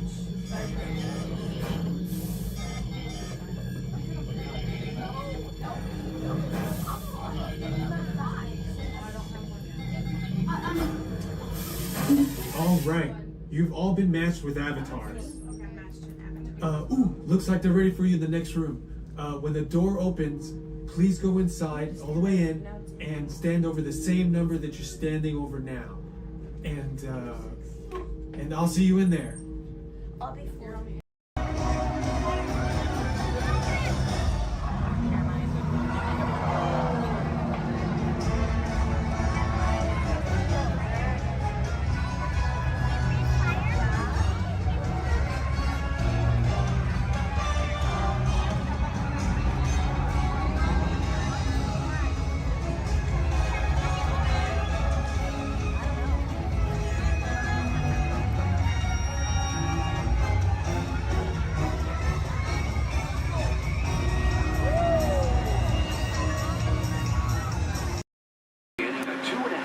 journey to downtown Disney Station and back.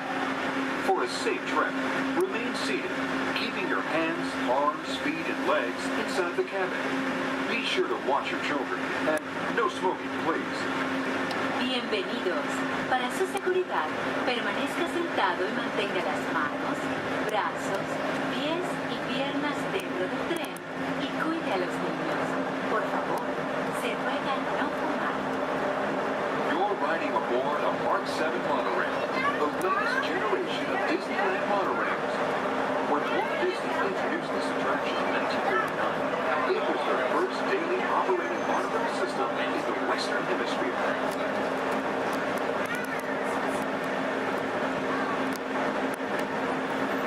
Just ahead is Disney's California Adventure, where you can live the ultimate California dream through attractions and live shows that are as diverse as the Golden State itself. The Towering Hotel is home to the Twilight Zone Tower of Terror, where you can literally take a thrilling drop into Hollywood history. The bear-shaped rock formation is part of the Grizzly Peak Recreation Area, a haven for outdoor adventures. Beyond it, you'll find the high-energy fun of Paradise Pier. Coming into view on the left are the villas at Disney's Grand California Hotel and Spa. It's the first Disney Vacation Club resort on the West Coast and shares the same arts and crafts style as the famous hotel, which we are now entering.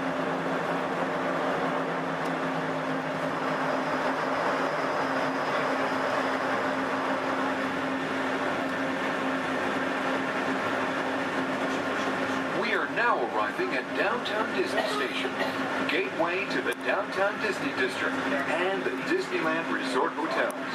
If you will be leaving us here and returning later today, please hold on to your park ticket and have your hand stamped as you leave the station.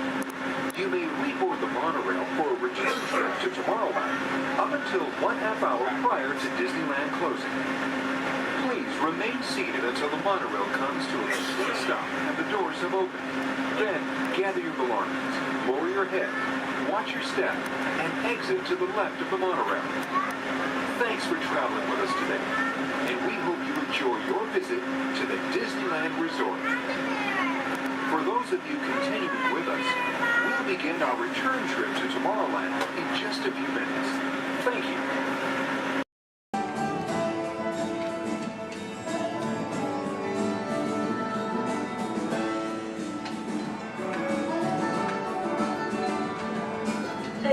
What's going on here? Where are we? Oh, look, we're on the wrong side side of the screen. Oh, yeah, wow. Hey, look! Bunny rabbit. Get off. Come on, let's go.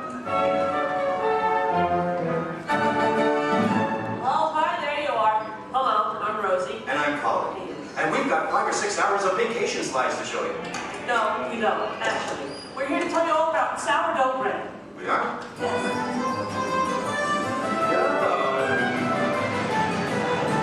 Okay, let's get started. Did you know that the traditional sourdough baking process goes back to the California Gold Rush?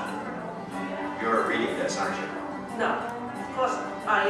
I did some research. I made a few notes. So, my little encyclopedia, what exactly is sourdough? Well, it's a type of bread that doesn't use yeast as a leavening agent. These miners had agents? I don't think so. Look at them. Isn't it nice to see the guys helping with the dishes? Now, Colin, did you know to make sourdough bread you need a chunk of what's called starter or mother dough? Wouldn't you need mother dough and father dough?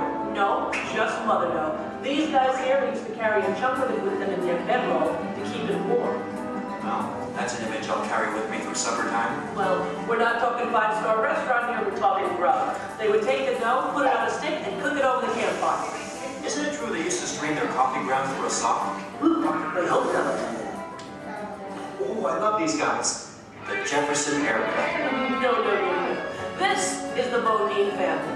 And this is Isidore Bodine. He's the one who perfected the sourdough starter. Tastes perfected to me. Yeah. By the way, did you know they are still using the same sourdough starter that Isidore mixed here 150 years ago?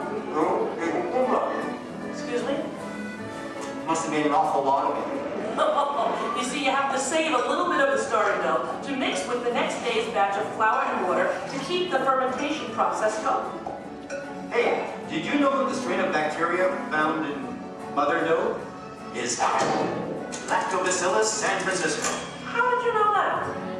Internet. Hey, can we watch them bake something? Oddly enough, that's what we're here for. Great. You people go on ahead. I'm going to meet you in there. Colin, you stay here and make sure there are no stragglers, okay? Okay. All right. All right, just for kind of a bread line to my right. Good. They're on their way, Rosie. Okay, bye. I'll see you soon.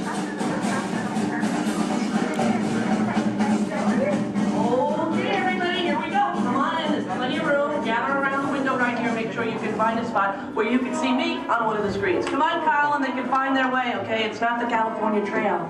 We lost a couple to coyotes along the way. Oh, that's so sad. Oh, well, but you didn't. Yeah. This is the bakery. That should be obvious to everyone. Even to... What's that?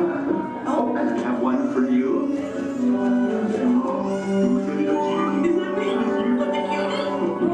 Okay, I'm ready to start baking. What do we do first? Okay.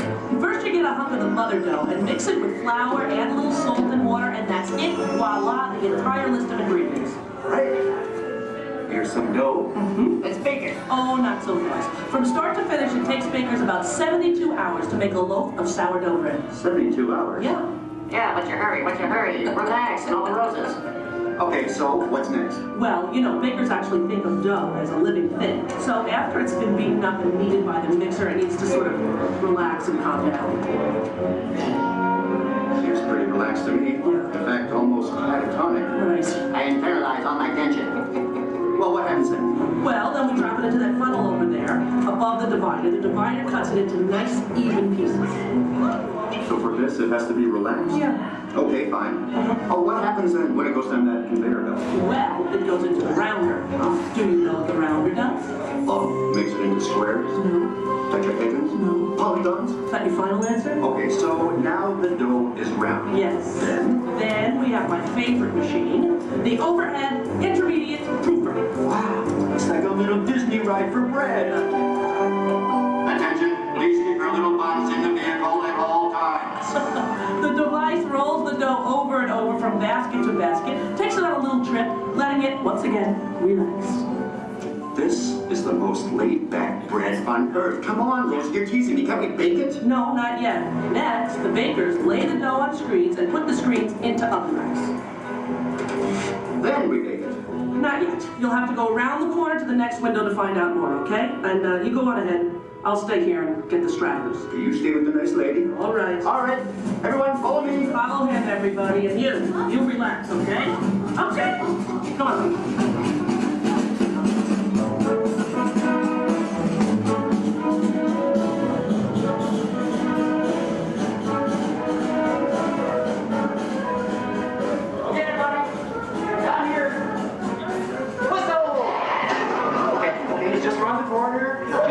Out along this window. All right.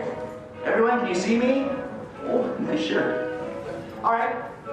All right. Okay. Well, this, I guess, is the oven. If not, I'm having some incredible hot flashes. Slap some garlic butter on me and I'm ready to go. Hey, Colin. Okay, where were we? We were getting ready to bake some bread. No, we weren't. What, are you trying to confuse me? Let me think. I remember the racks of dough. The racks of dough are taken upstairs to a refrigerated fermentation room. Refrigerated? Yes. Look, I know a thing or two about baking bread. Well, actually I don't, but I'm pretty sure you have to have heat to bake something, right? Sounds right to me. For a technical question like that, I'm going to have to call in an expert. I'd like you to meet my friend, Tony, the baker. Tony! Hi! Are you enjoying your visit? Oh, we're having a great time. We really are. But I'm afraid I have reached my limit of baking knowledge. Tony, Colin here. Give us the lowdown. Don't you think we've coddled this dough long enough? Isn't it time to turn up the heat on this baby? Well, no. The dough needs time to ferment in a refrigerated, climate-controlled room. Now that gives the bread a better flavor, texture, and color. It takes about 13 to 16 hours. You know, I like a man who can cook. Then what happens? In the proof box, the dough is slowly brought up to about 95 degrees, 90% humidity. Why not just take it to Florida? All right, so it's baking now, right? Because it's rising? No, it's still fermenting. The dough triples in size now due to the expansion of trapped gases. Hey, listen, we all have trapped gas occasionally. Well, now the bread is scored, so it won't split with its baked. Oh, so now I'm almost afraid to ask. It's time to bake it, right? Or do we have to take it out to dinner first? Maybe a bit of a rub-down? It's ready to bake. You're kidding. I hear they spin the bread around when they're actually baking. Is that true? That's right. And a mist of steam is sprayed on it from time to time. This gives the crust a beautiful reddish golden color. Oh, so I'm thinking I probably couldn't do this at home in the toaster oven. No, I don't think so. Listen, Tony, thank you so much. Yes. You were superb. I feel enlightened, enriched, fermented. My pleasure. Bye. Bye-bye. You know what? I'm going to spray you down because I think you could use some of that golden Okay, just color. a little on the... Okay, that's enough. All right, the hair. You know what a deep frizzy. Ladies and gentlemen, the moment you've been waiting for. A masterpiece of the baker's art. What are you doing? Hey, what are you... Waiting for that. That's not yours. When he gave it to me, he looked right at me. He didn't look at you. That was ours to share, Colin. No, it's mine. It's all mine. One piece, please. One little piece? A tiny piece? I'm telling Mickey. All right, here. Yeah, you see? Here, don't tell Goofy I owe money. You do? Well, don't even ask. I don't even want to get into that. Goodbye, everybody. Have a great time here. Bye. I'm going to go eat. Sharon?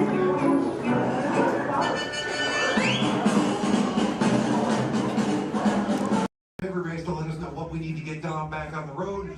Spoiler alert, 9 times out of 10, it's either bodywork or a transmission. Guys, spread on over to this side, left side, left side. People on the left side, step forward, step on up, make a friend. Everybody here looks freshly laundered, okay? You'll be fine. Come on in, right this way, everybody. Keep on coming, folks in the hallway, let's go. I don't want to see anybody end up working on the transmission that doesn't know what they're doing. Come on in. Hey, oh, look at that, there's Mia. What's up, Mia? Hey, Pat, I see our party goers have arrived. Yeah, they're still coming in, but say hey, everybody.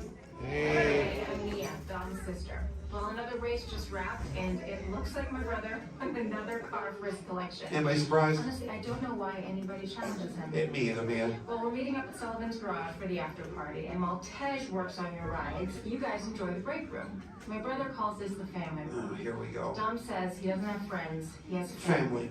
And the faces you see on these walls are our Family. When I'm in this room, I feel like we're all Family. So, welcome to our family. There it is. It's a thing around here. Hey, Tej, how's that Matthew McConaughey impression? All right. What's up, Mia? Get better. Tej, just welcoming these good people to our family. How are their rides coming along? The rides are ready to roll out and roll out in Perfect. Let's get the show on the road. I'll let Dom know. You guys have fun at the party. Bye, man. Bye, she just called. Okay. All right, Pat. Yeah. Let's get these people on their way. Send them over to the war room. Sounds like a plan. Are you sure though, Jamie? He's kind of a piece of work. Right. And he hung up. Okay, so in a moment those doors are going to open. When they do, head on into the war room with Jamie. That's Tej's new assistant, first day without Tej, so good luck. Be nice. Don't touch nothing. Passengers will stand by to board.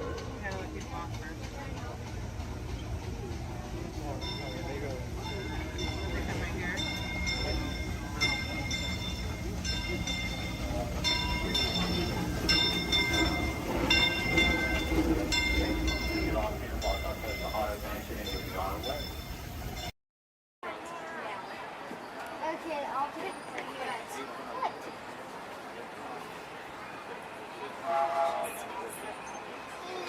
Okay, look at Mama when you say cheese. Josh? Oh my gosh, dude. This train could probably take us to the roller coasters. Hey. But it always seems up. So Scott done with his deadline? To those who just joined us, welcome aboard the Disneyland Railroad. To ensure a safe ride, remember to stay seated with your hands, arms, feet, and legs inside the train. And please, watch your kids.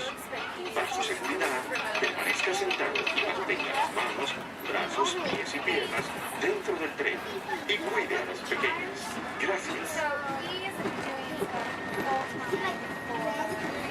We're now entering Splash Mountain, where every day is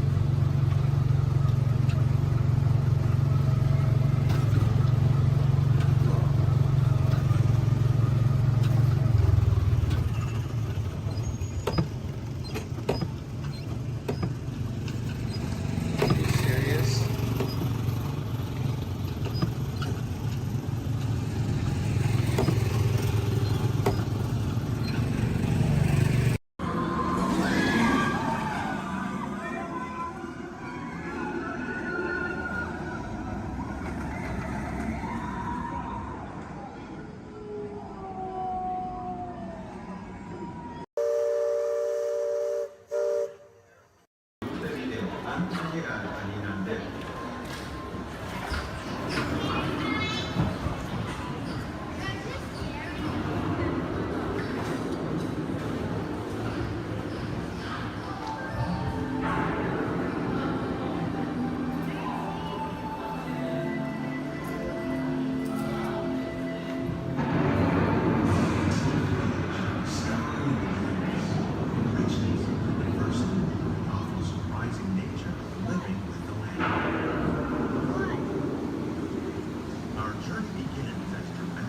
sudden change slipping by the way. Approaching storm waves seem climate and destructive to us, but to nature, it's about the beginning of the cycle of life.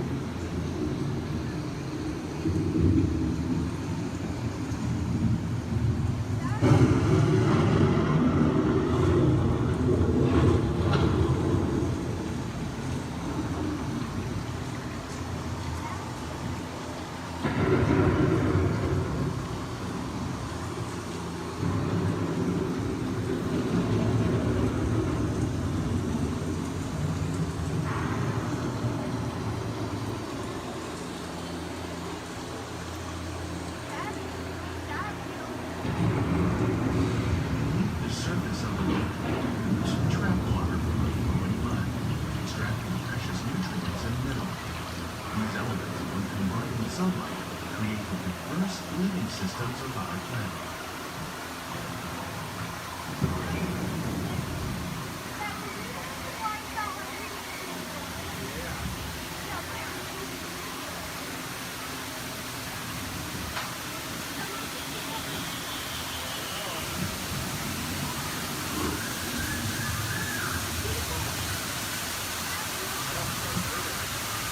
One of those living systems is the rainforest, home to the most amazing concentration of life on our planet. These dense and beautiful forests cover only a tiny portion of the Earth's surface, but they contain more than half of its surrounding atmosphere. Rainforests are also extremely rich in synthetic living systems, providing us with oxygen, food, medicine, and other forms essential to our lives.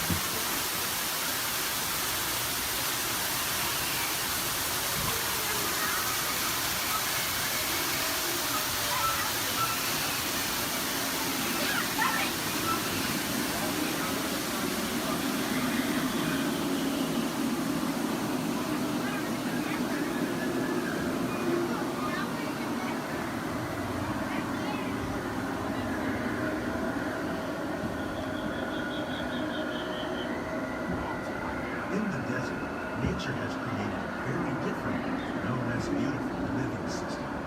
And while this arid landscape may seem lifeless, it is very much alive. The plants and animals that have learned to survive in these harsh conditions make use of what little water they can find and avoid the scorching rays of the relentless sun.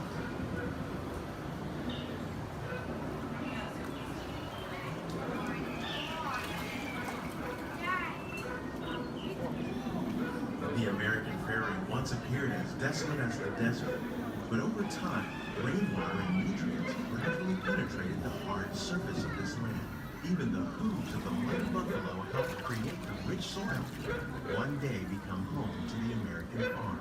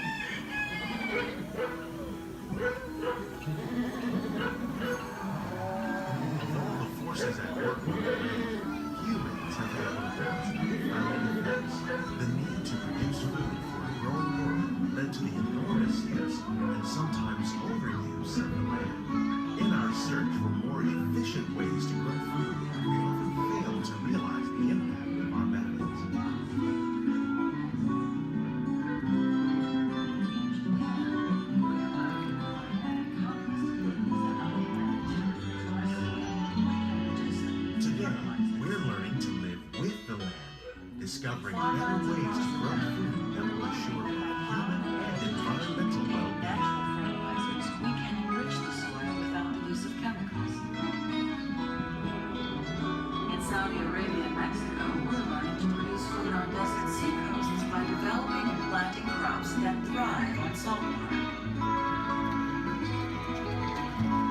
Epcot, we're learning to reduce the need for pesticides by using natural predators like ladybugs and wasps to control pests. In Japan, we're learning that by adding composted leaves and other plant material to our soil, we can reduce the need for fertilizers. In farmlands across America, we're learning that by plowing under vegetation containing natural fertilizers, we can enrich the soil without the use of chemicals. In Saudi Arabia and Mexico, we're learning to produce food on desert seacoasts by developing and planting crops that thrive on salt.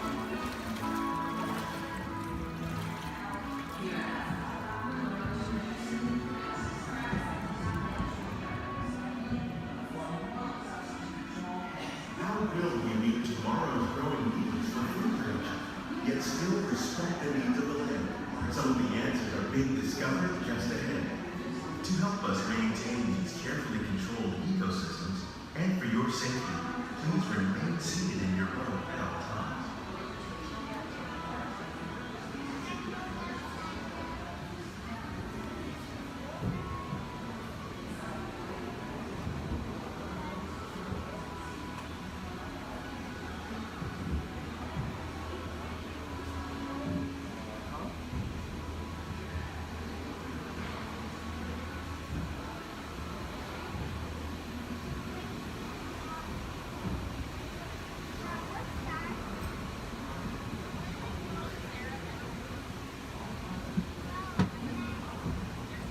Welcome to our living laboratory, where scientists from Epcot and the U.S. Department of Agriculture are exploring innovative ways to produce bountiful harvests now and into the future.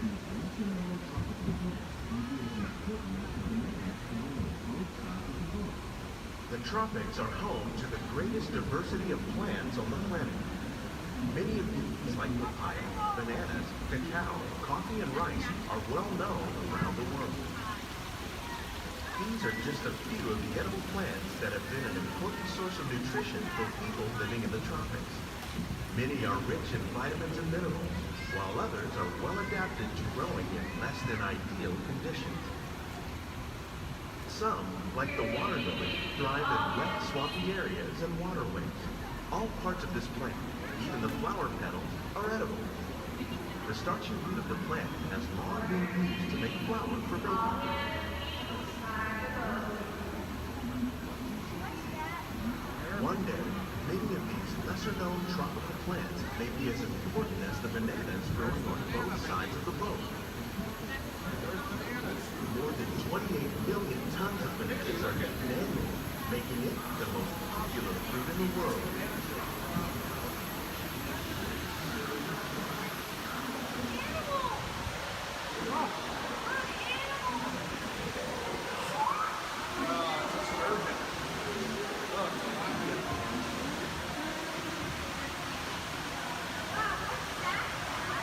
When we mention farming, you probably don't think of fish, but fish farming, or aquaculture, accounts for nearly half of all the food consumed globally. Tilapia, bass, and catfish, like the ones you see here, are three of the more popular carps raised by fish farming. The sustainable system we're using here recycles the water in the tank. As a result, we're able to save millions of gallons each year.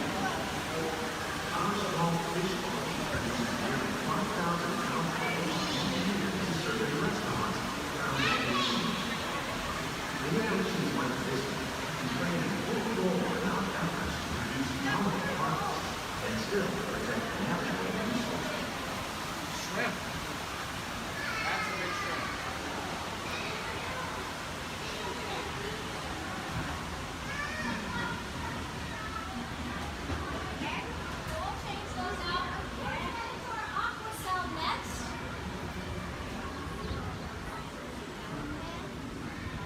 Little sunflowers.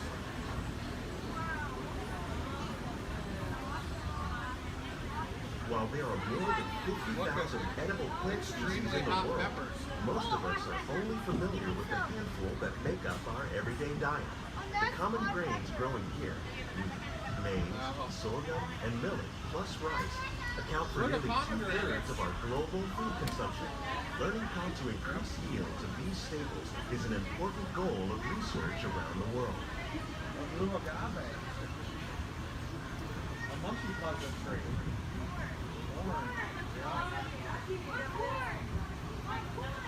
These plants are definitely on their way up. Innovative growing techniques like these increase yields while more efficiently using resources like water, fertilizer, and pesticides. Another innovation at work here is our integrated pest management program. By populating our greenhouses with beneficial insects that prey on harmful pests like aphids and flies, we are significantly reducing our reliance on conventional pesticides. We're growing these crops using our nutrient film system. This technique precisely controls and recycles water and nutrients. With it, we can produce over 27,000 heads of lettuce a year in this one small area. Look at the cucumbers.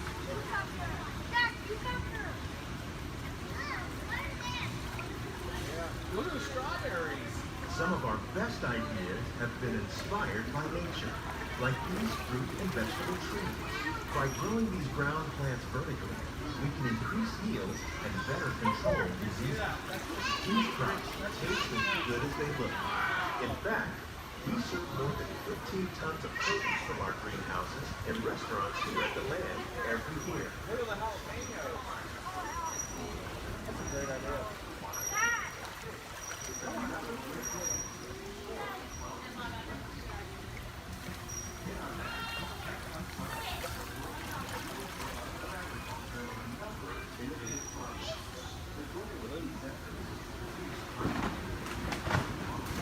The future of agriculture may include innovative ideas like this vertical growing system. Plants grown in this way use a fraction of the space required by traditional growing methods. That saves water and increases production. The aquaponic system on your left combines hydroponics with aquaculture.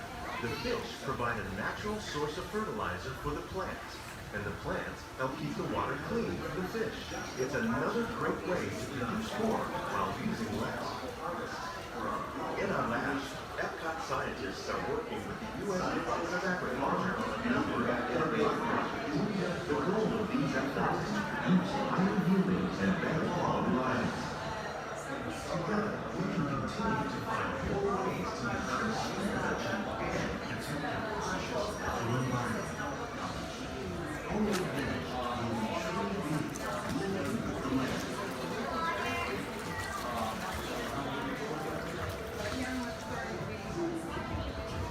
On behalf of Walt, these greenhouses represent just a fraction of the work being done worldwide to produce delicate harvests for our growing populations.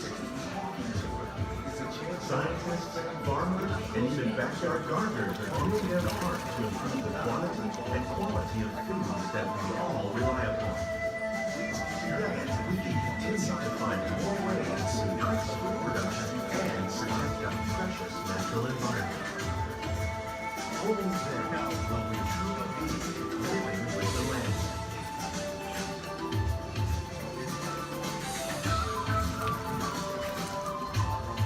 On behalf of Walt Disney World, we hope you've enjoyed this unique journey through our living laboratory. If you'd like a closer look, then check out the behind-the-scenes walking tour. It's a chance for the whole family to get up close and personal with the plants and growing techniques in our laboratory.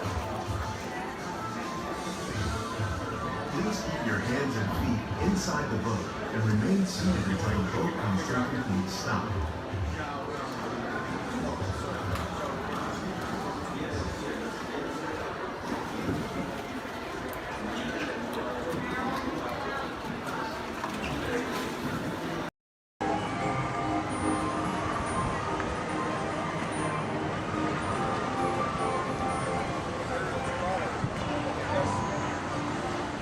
Rest all the hey? Rest them all up.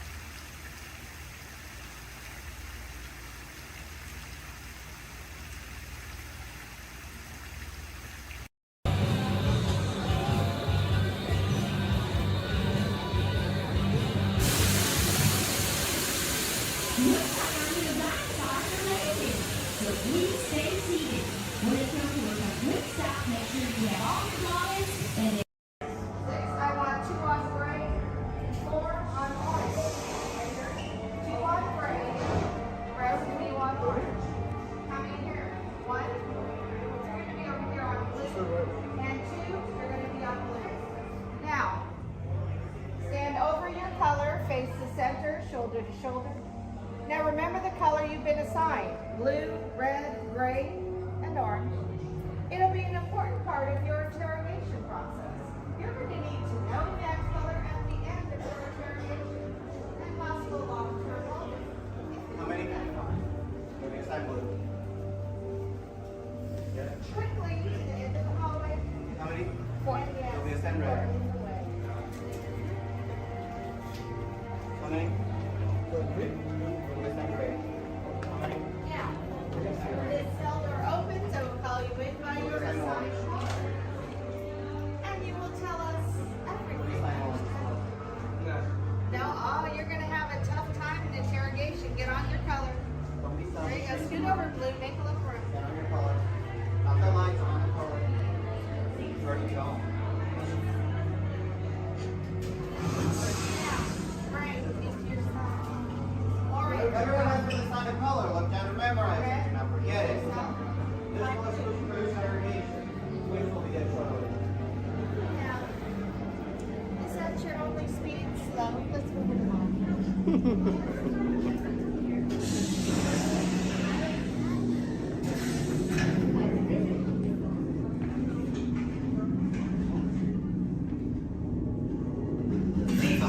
Yes, General. Enemies of the First Order, we will soon snuff out your meager resistance. You chose the wrong side, and now you will pay. The Resistance prisoners. You have what I want. You know the location of the secret base, and I will take it from you. We're needed on the bridge. Keep the prisoners here. I will return to finish this personally.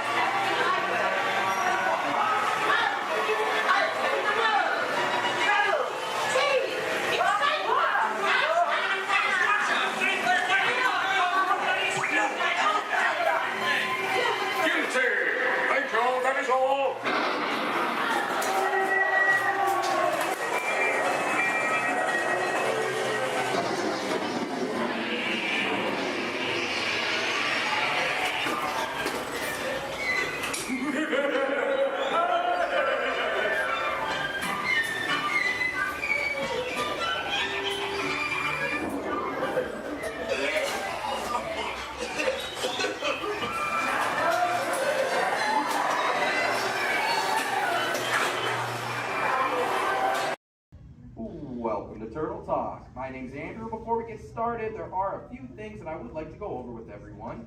Now, here at Sea Base, there is absolutely no eating, no drinking, no smoking or vaping, and no flash photography. Thanks, guys. Now, this piece of equipment here is known as a hydrophone. It allows us to hear sounds from beneath the sea, and it's also going to allow us to hear from our very special guest today. Does everybody know who our special guest is? Please shout it out. Crush is coming to talk to us to learn more about the human world, and we're going to get the chance to ask him a couple questions about the turtle world. So, little ones, you're thinking of questions that you may get to ask Crush, okay? Now, it does seem like Crush is out surfing at the moment. In order to call him out, we need to yell, "Hey, Crush!" on the count of 3, all right? 1, 2, 3. Hey, Crush! Well, righteous, dude! Well, awesome! Check it out, man! Hey, dude, look! Double barrel, 360, totally tubular. Whoa, look at the humans in the human tank! Hello, humans! Righteous, man! Oh, dude, speaking of most righteous, look at this, bro. Hatchlings, grommets, offspring, totally chillin' sublevel. Look at this, right next to you, you got a little dudette, blue shell, brown noggin, goggles, and extra ears. Yeah, right there on the coral. Hey, bud, what's your name down there, dudette? Bella. Hey, what's up, bud? Are you having a good day, man? Yeah. Awesome. Can you talk like a turtle? No. Oh, I got your back. It's really easy. Just say awesome. Awesome. Nailed it. Try this one. Say totally. Put them together. Say totally awesome. Totally awesome. Give it up for that dude. That righteous. Good job, bud. Totally good. You talk like the turtle. Hey, I got a dude over here with a gray shell, curly noggin, and goggles too. Sweet. Hey, man, what's your name down there, bud? Gustavo. Hey, where are you from, Gustavo? Where are you from? New York. Whoa, dude. Who brought you here today? I went on my car.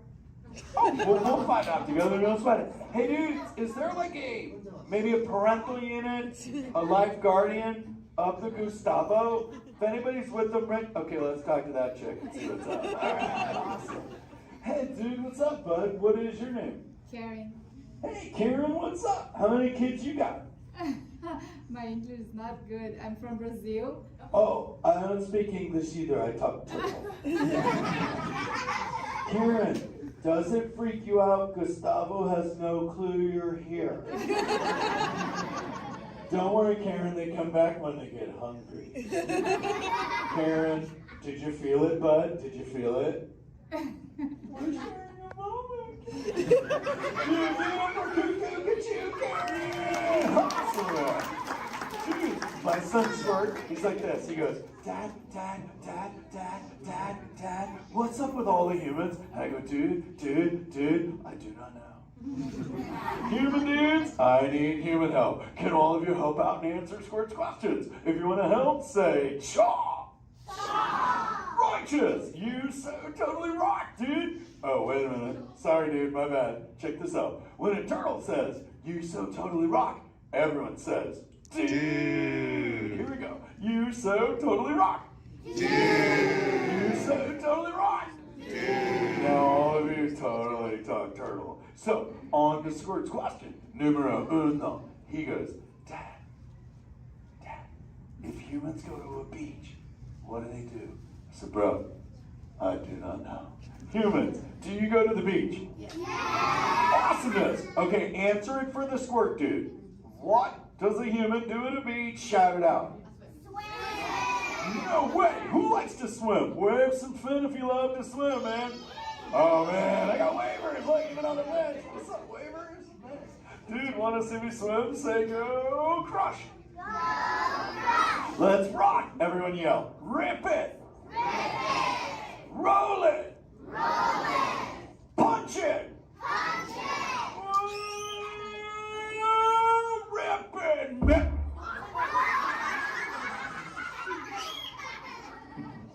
Hey, Crush, watch out for the glass. Hey, dude, thanks, Hank. How long has that dude been there? Oh, no, man. My bad, bro, my bad. Where are the manners? I've been asking the questions. Dudes, do any humans have a question about being a turtle? Raise a fin. Hi, if you have a question about turtles. Cool. Got a chick over here, aisle style, red shell, brown knock, hanging loose. Hello, bud. What's your name? Hey, bud. What's your question? What turtles eat? Oh, dude, we're chowing green seagrass and green sea kelp. Big dudes, you're sitting on green seagrass benches. But check it out, Harper. We only eat green stuff, and so it actually turned us green. So, like, I'm green, and my kids are green, and my parents are green. Oh, and my wife's green, and my favorite color ever, purple. He's pulling your fin. It's green. Hey, there's a purple chick over here with like a jellyfish lid. Let's talk at this one on this side. Hey, bud, what's your name down low? Hey, cool name, Scarlett. What's your question? My name's not Scarlett. Oh, wait, what's your name? It's Charlotte.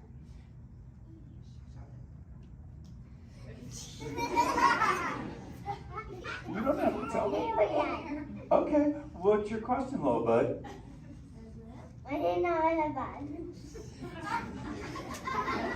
Okay. Hey, let's head over here. We got a little friend on this side. Looks like a light blue shell, brown noggin. Let's talk to this bud. Hey, what's your name, dude? My name's Marley. Hey, Marley, what's up? What's your question? What's your favorite food? Oh, dude, besides eating green seagrass and green sea kelp, we totally chow on the jellies. Yeah, they're like so tasty. Hey, wait, Marley, do you eat food and sleep and stuff? Yeah. Do you know how to swim? Yeah. You're a turtle. Because all we do every day is eat, sleep, and surf. Hey, we got a bud by the bench. He's got a red shell curly noggin. Let's talk to that guy. Sweet. Hey, big man. What's your name, dude? Ezekiel. Hey, Ezekiel. What's your question, friend? How do turtles breathe?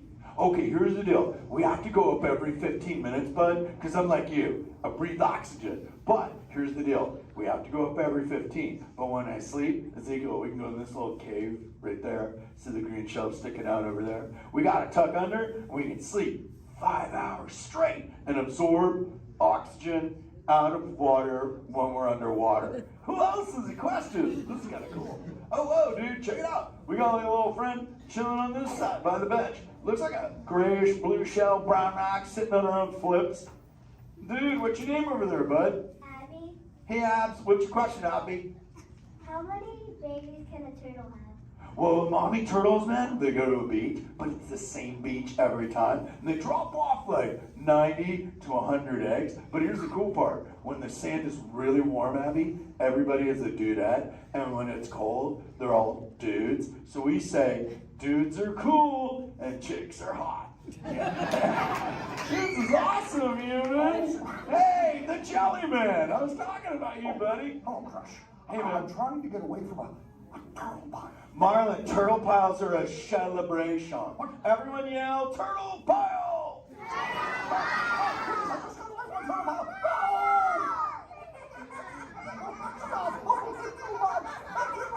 Oh, cool. Hey, boys, surf's up, dudes.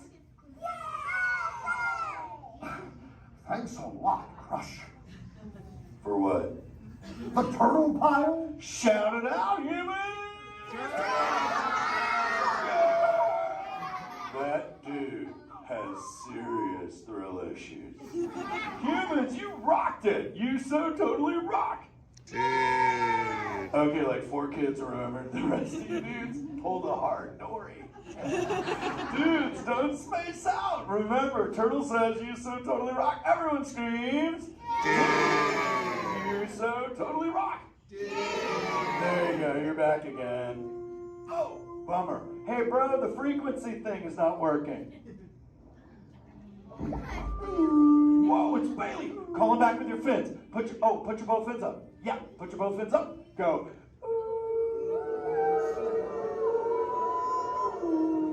Crush. Hey, Bailey, look at my friends. They're humans. Oh my goodness, funny looking humans, huh? Hey, dude, stop. That's not cool. Those are my friends that can hear you. No, they can't. Watch this. Hi, humans. Oh, okay. Why didn't you tell me? Dude, I tried, man. You got stoked out. Wait. Yeah, that thing. I'm getting something. Ooh. Some of you have 4 ears. Weird. I'm not judging. Humans. Later, Crash. Later, Bailey. Everyone say, later, Bailey, dude. Bailey's echolocation's awesome. We're going to do it. Everyone, both fins up. Go. Okay, sub-level. Really good. Back bench. Solid. Grandma in the corner. This is where we put our fins up. Good job, Grandma. Good job. Fins up. Eyes closed. Go. How many fins am I holding up now? No, you gotta go. Yeah, you so totally rock. Squirt, Squirt, come here. Squirt, look at this. Squirt, I just taught humans your ultimate favorite. Sweet. Dude, go for it. They'll blast you. You sound totally wrong. Rock on, human dude. Rock on, Squirt. That's my son. I'm in a jam. Oh, wait. Remember this thing. You gotta be good to the oceans. And the oceans will be good to you. And slap the fins together for my man Andrew. Rocking the mic, man. Oh, righteous. Lovely. Use the word dude all day long. Because your parents will love you. Hey, Karen. You're welcome, Karen. Let's go! You so totally rock! Let's give it up for Fry. If you would like to learn more about Fry's and his friends like green sea turtles, manatees, or sharks, you can do so up on the 2nd floor of Sea Base. Now, little ones, don't move until your adult comes to get you. Adults, please collect your belongings, collect your children, head on up to those 2 right rear exit doors. Or your safety, please don't stand up.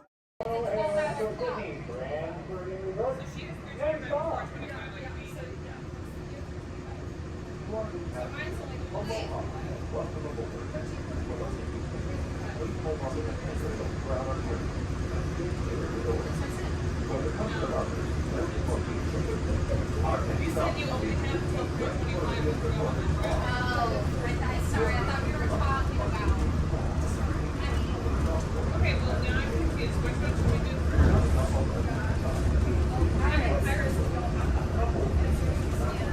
Well, like as soon as we do Pirates, we have to get some space now to make sure you can get to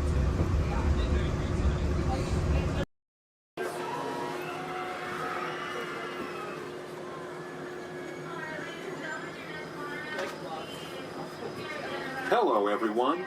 Welcome aboard the Disneyland monorail. We are now beginning a 2.5-mile journey to downtown Disney Station and back. For a safe trip, remain seated, keeping your hands, arms, feet, and legs inside the cabin. Be sure to watch your children, and no smoking, please. Bienvenidos. Para su seguridad, permanezca sentado y mantenga las manos, brazos, pies y piernas dentro del tren y cuide a los niños. Por favor, se ruega no fumar. You're riding aboard a Mark 7 monorail, the latest generation of Disneyland monorails. When Walt Disney introduced this attraction in 1959, it was the first daily operating monorail system in the Western Hemisphere. Just ahead is Disney's California Adventure, where you can live the ultimate California dream through attractions and live shows that are as diverse as the Golden State itself. The towering hotel is home to the Twilight Zone Tower of Terror, where you can literally take a thrilling drop into Hollywood history. The bear-shaped rock formation is part of the Grizzly Peak Recreation Area, a haven for outdoor adventures. Beyond it, you'll find the high-energy fun of Paradise Pier. Coming into view on the left are the villas at Disney's Grand Californian Hotel and Spa. It's the first Disney Vacation Club resort on the West Coast and shares the same arts and crafts style as the famous hotel which we are now entering.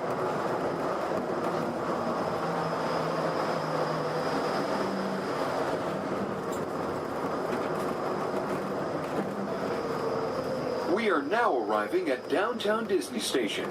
gateway to the downtown Disney District and the Disneyland Resort Hotels. If you will be leaving us here and returning later today, please hold on to your park ticket and have your hand stamped as you leave the station. You may reboard the monorail for a return trip to Tomorrowland up until 1/2 hour prior to Disneyland closing. Please remain seated until the monorail comes to a complete stop and the doors have opened. Then gather your belongings, lower your head, watch your step, and exit to the left of the monorail. Thanks for traveling with us today, and we hope you enjoy your visit to the Disneyland Resort. For those of you continuing with us, we'll begin our return trip to Tomorrowland in just a few minutes. Thank you.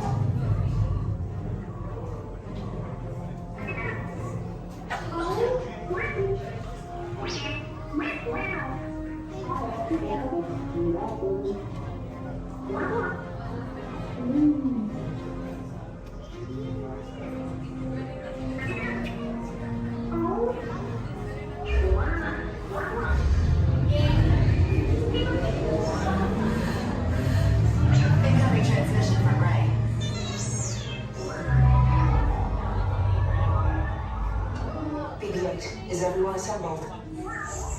Good. Shouldn't you be in flight prep? Recruits, thank you for joining the cause. A covert resistance team led by my friend Finn has infiltrated a First Order Star Destroyer that is now headed to this system. Your outpost on Batu is no longer safe. We have transports waiting to take you to General Organa's secret base on Pucara. I'll regroup with you there. The Resistance desperately needs your help in our fight against Kylo Ren and the First Order. Remember, it is vital that you keep the location of the Pucara base secret. Lieutenant Beck, one of our top commanders, will lead you. Affirmative. Transport is ready. 9 on and I shall personally see them delivered. Thank you, Lieutenant. Welcome to the cause. May the Force be with us. Commander Poltam will lead a squadron of X-Wings to escort us to the rendezvous point on Pucara. Roger, this is Black Leader. I hear you're a fine-looking group of recruits. Well, no time to waste. Let's get you on your way to the General. Stand clear. Deck doors opening now. Hurry, all recruits to transport.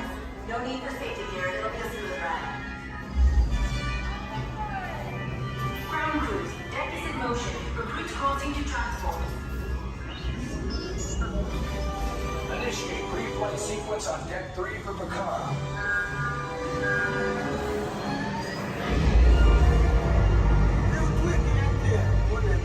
Affirmative. Deck 3, you are clear for launch.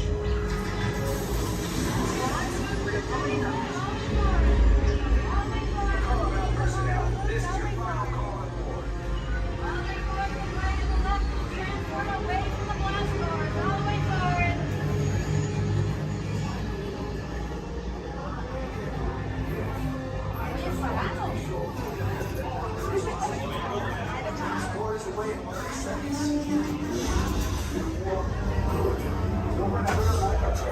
Yes, check the hyperdrive also. Transport take off in 20 seconds. Good. Airspeed sensor. Thank you, Nina. Black Leader, are you and your team ready? Affirmative. Engines are hot. Red 2, blue flag reporting. Red 2, check. Blue 5 standing by. Engage repulsors and hold on, recruits. More ships. Launch.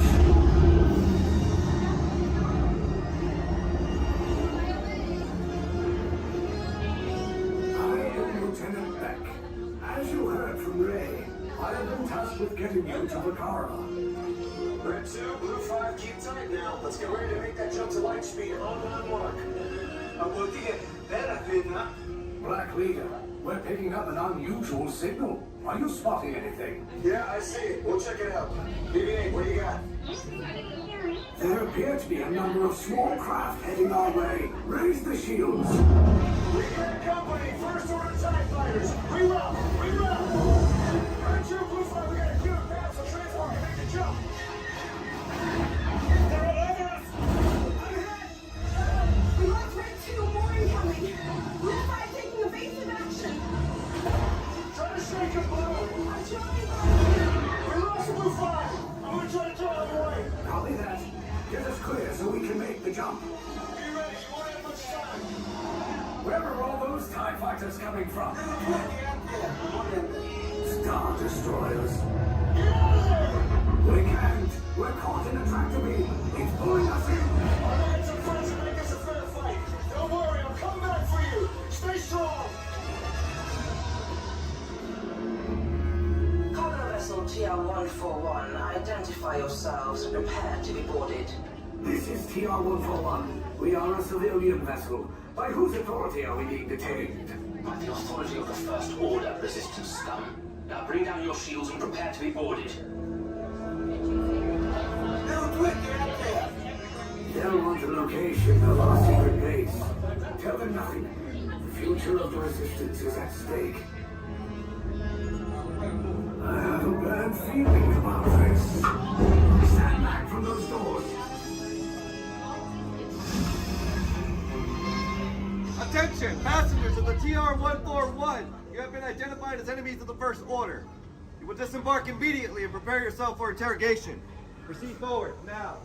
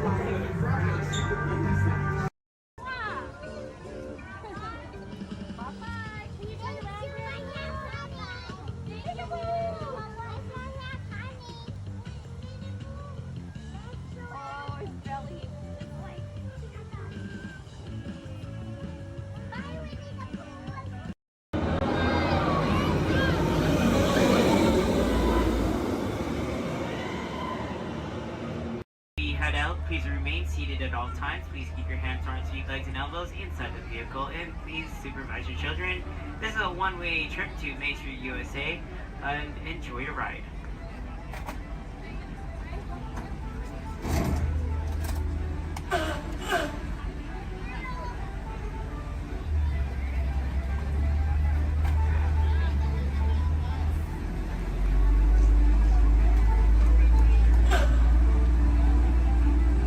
On your right-hand side is Sleeping Beauty Castle, your gateway to Fantasyland.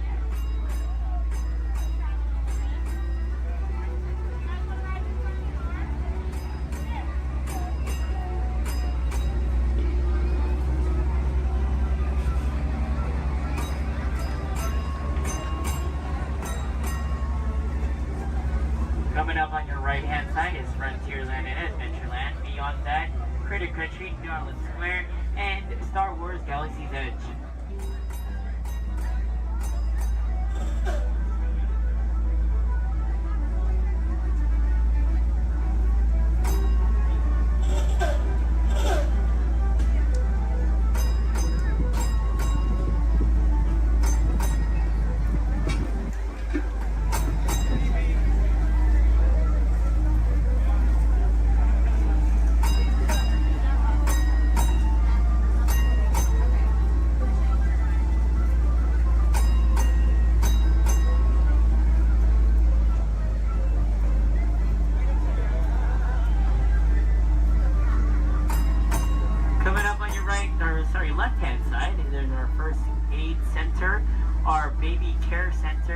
our Lost Child Center.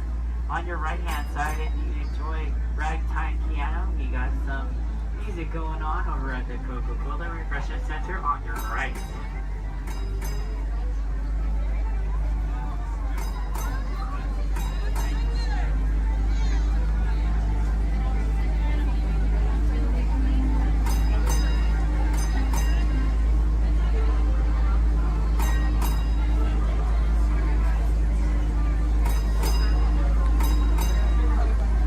If you get hot later, on your right-hand side is our Dips and Grill ice cream parlor.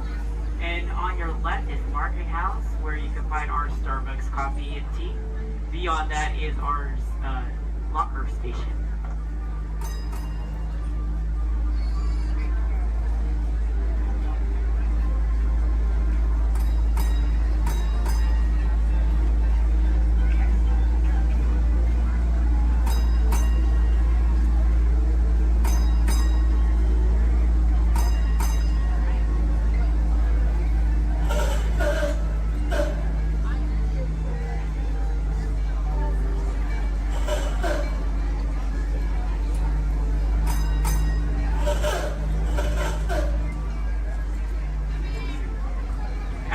To our final destination in front of Disneyland City Hall. Please remain seated until the bus has come to a full and complete stop. For those of you who are sitting in the top stairs, please watch your step as you exit the stairs and assist young children, and enjoy the rest of your day here in the Magic Kingdom. My name is Justin, and thank you for riding.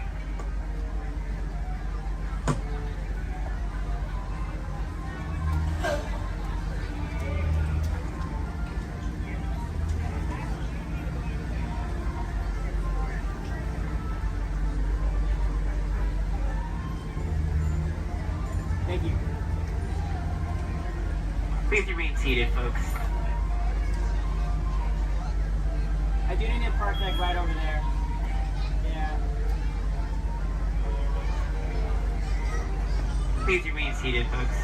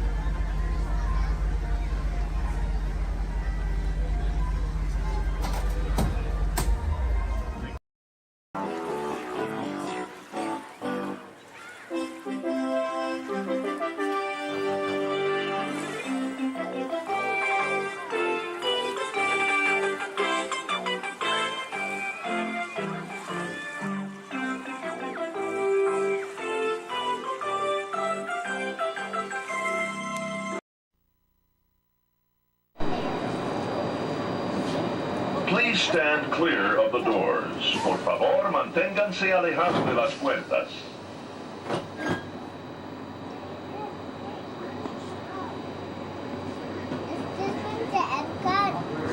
Welcome aboard the Walt Disney World monorail to Epcot. For those of you standing, please hold on to the handrails throughout our journey and stay clear of the doors. For the comfort of others, no smoking, please. Thank you. As we turn south, you can catch a glimpse of the spires of Space Mountain in the Magic Kingdom. Nearby is Disney's 8th-ranked contemporary resort. Where are we at? That's where we were just at. Is that where we at? Florida. Yeah, we weren't at the Magic Kingdom today, though. What? We didn't go to the Magic Kingdom today, did we? Yeah, we did. Yeah, we did. When? We were at Animal Kingdom. Right now we're kind of taking a little break.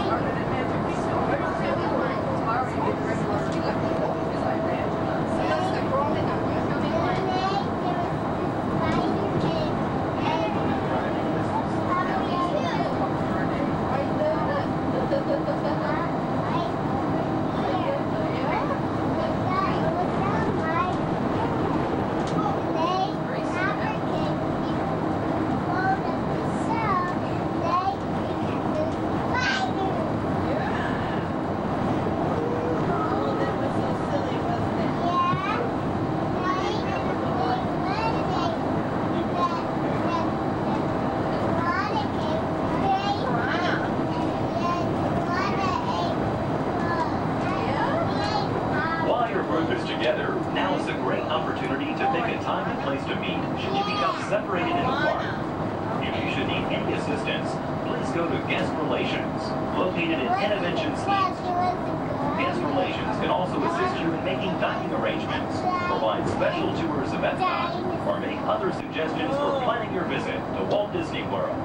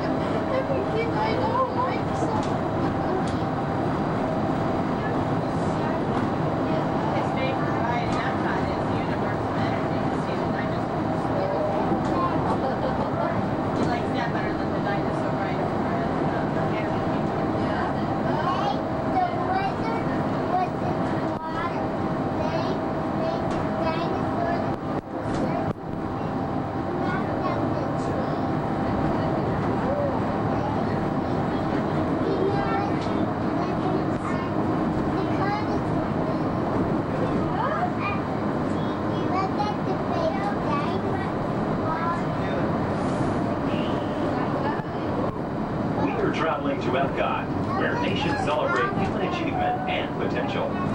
Its 300 acres are divided into two worlds, Future World and World Showcase. Future World offers fascinating explorations into realms of energy, transportation, and imagination. You'll also find adventures in communications, sea exploration, food production, and other vital topics. World Showcase is a community of nations, highlighting the accomplishments and cultures of people around the world. On the banks of the 40-acre World Showcase Lagoon are Mexico, Norway, China, Germany, Italy, the American Adventure, Japan, Morocco, France, United Kingdom, and Canada. Young adults from each nation represented in World Showcase are among your hosts, making this a true international exchange.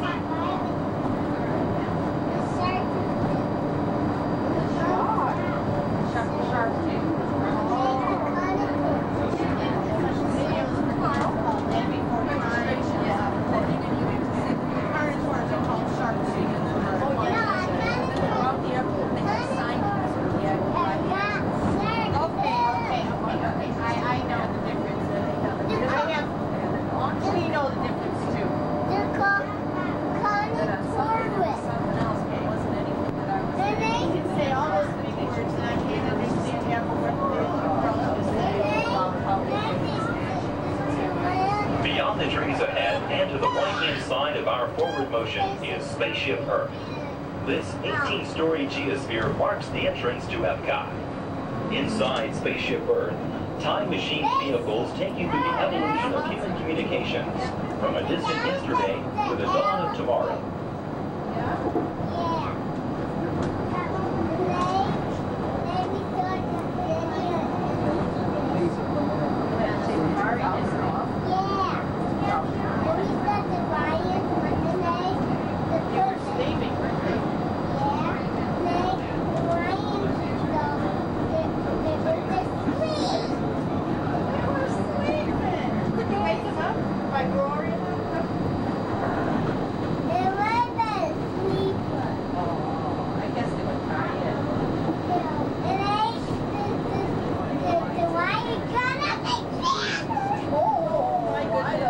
Coming up behind Spaceship Earth is Interventions. Inside this hands-on area, you can explore and interact with the ever-changing technologies and products for everyday living in the near future. To the opposite side is the universe of energy. Inside, you'll find Ellen's Energy Adventure, hosted by Ellen DeGeneres and Bill Nye the Science Guy. Next is The Wonders of Life, where you'll discover Body Wars, which takes you on an amazing trip through the human body. In Test Track, you can experience the exhilaration of test driving a vehicle on the fastest and longest ride ever created for Walt Disney World. Coming into view is World Showcase. Directly across from us on the far shore of the World Showcase Lagoon is our host pavilion, the American Adventure.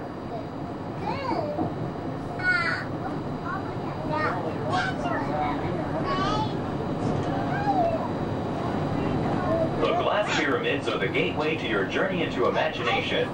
Inside, you can find the 3D adventure, Honey, I Shrunk the Audience. Join Professor Wayne Solinsky as he receives the Inventor of the Year award for his incredible shrinking machine. Next is the land, where you'll discover creative partnerships between people and the land around the world.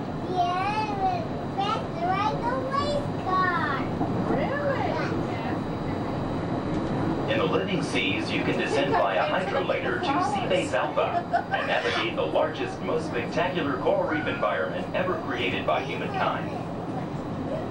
Ladies and gentlemen, we are approaching the Epcot monorail station. Smoking is not permitted at Epcot except in designated areas. Please consult your guide map or ask a cast member the location of designated smoking areas. Please hold on to the handrails and stay clear of the doors until the monorail stops completely and the doors open. On behalf of the cast of the Walt Disney World Resort, we'd like to welcome you to Epcot. There's some of the signs there. We'll just watch and see somebody. I got one to go. Okay, sit down. Sit down, please.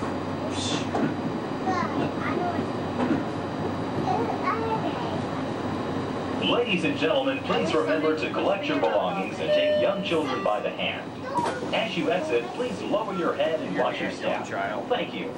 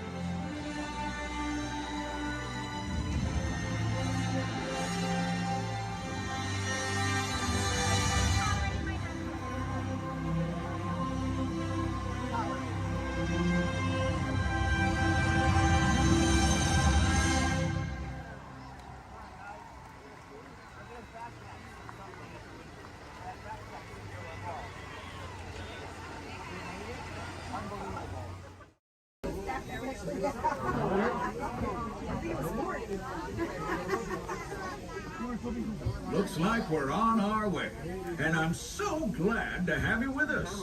The next leg of our journey takes us to Main Street, USA.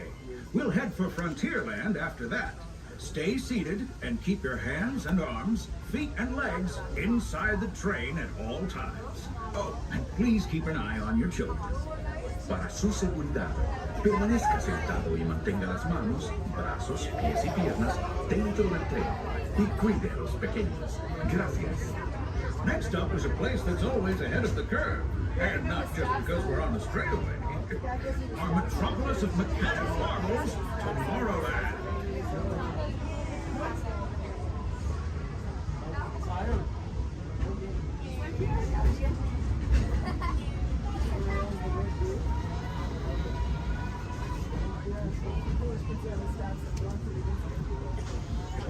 As you know, I love this railroad about as much as a songbird loves the morning. But I'm still awed by the rockets and space and fun. Unidentified users detected in upload conduit area. Scanning. Calculating. Locomotive maintaining trajectory. Intervention not required.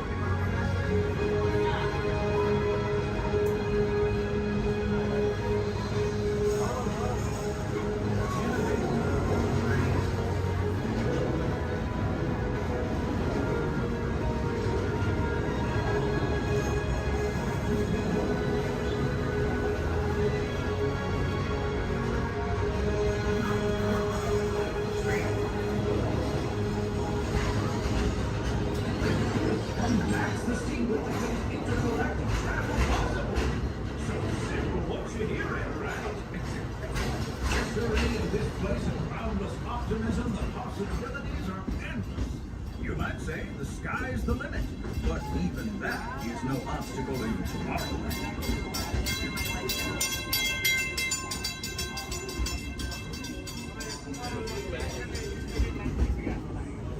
And a blue bag.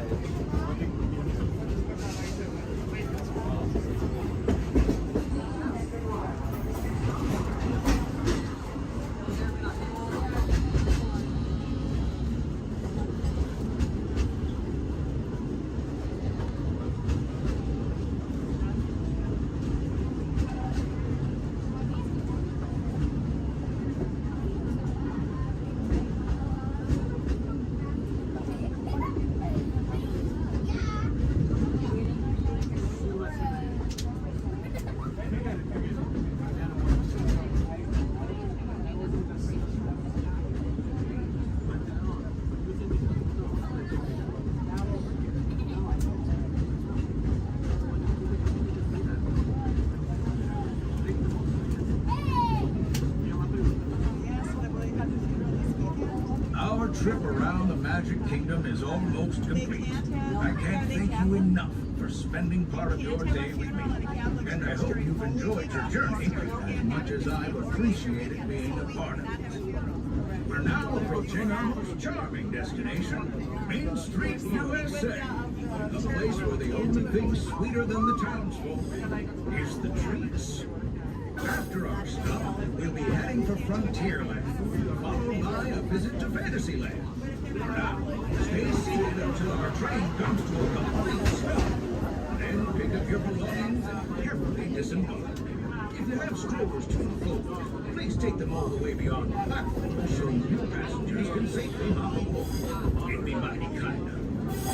And while we're being neighborly, what say we give our fellow travelers a friendly wave hello? This is Main Street Station. Welcome to Main Street, USA.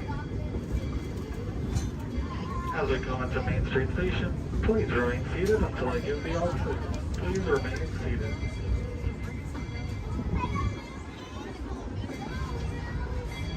Please remain seated, everybody. Please remain seated until I give the all clear.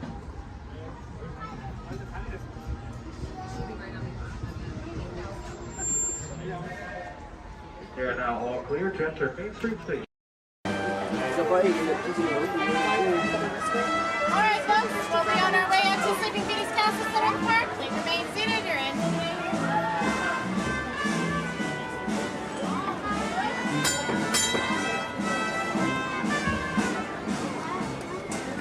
Here we go. Okay. Yeah, with 1 horsepower motor. Yeah. 1 horsepower.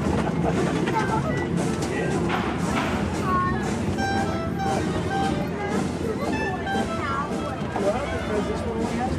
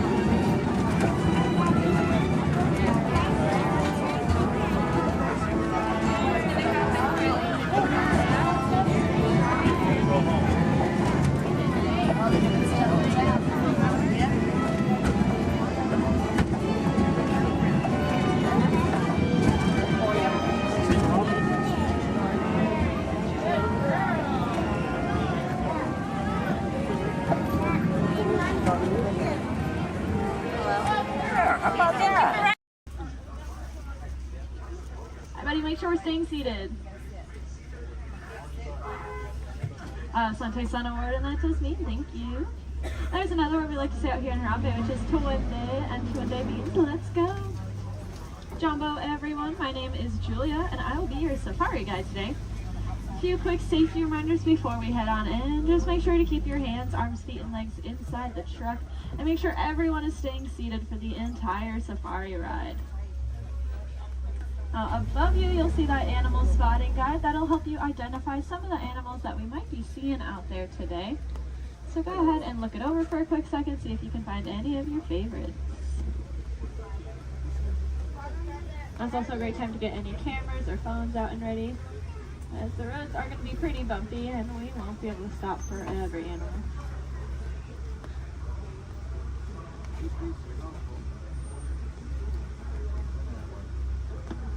starting our journey here in the Little Aturi Rainforest. The animals that live out here are going to be more shy and reclusive. So keep your eyes open for any stripes or camouflage.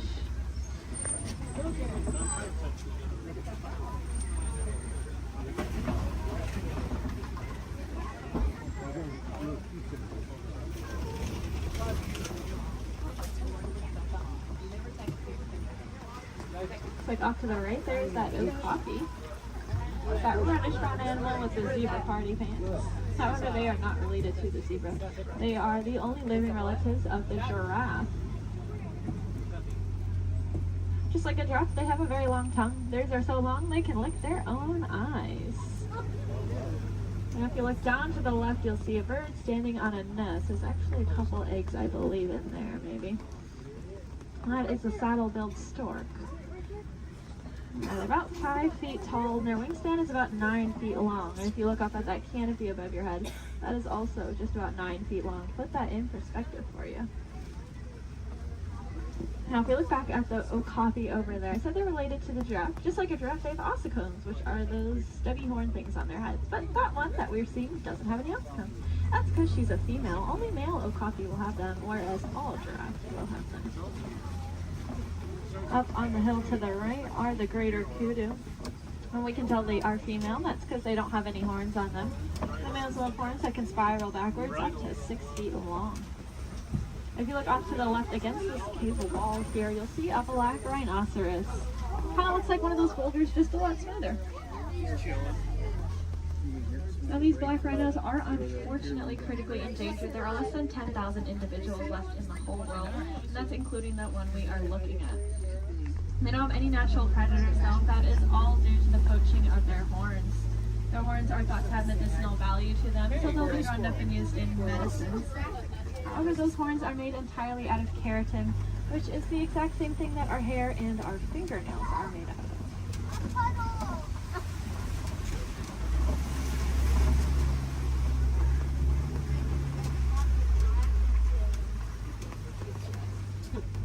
I said the animals that live out here are all going to use camouflage. We saw how they use their colors or patterns to blend into the trees around us.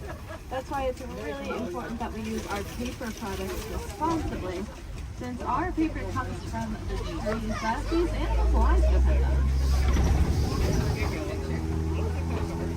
Looks like we are getting to the edge of the forest here.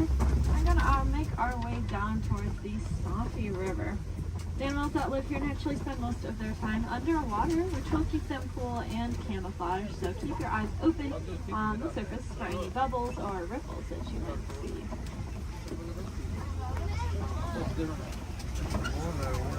It's like off to the right, there are some pink-backed pelicans.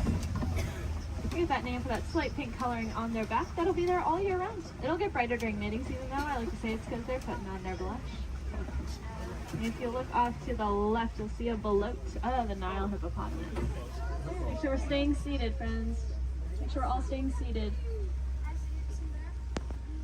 These hippos can hold their breath anywhere from 5 to 8 minutes at a time, which is going to allow them to sleep underwater. They'll float to the surface every couple minutes, take a big breath of air, and then sink back down, all fall completely asleep. They are herbivores, meaning they only eat plants. They'll come out towards nighttime and graze on about 80 pounds worth of grasses. And they'll go back in the water.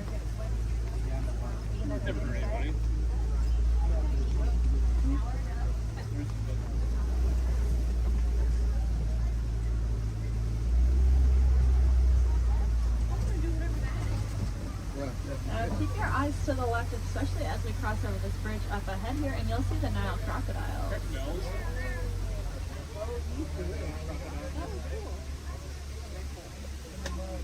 Three of them.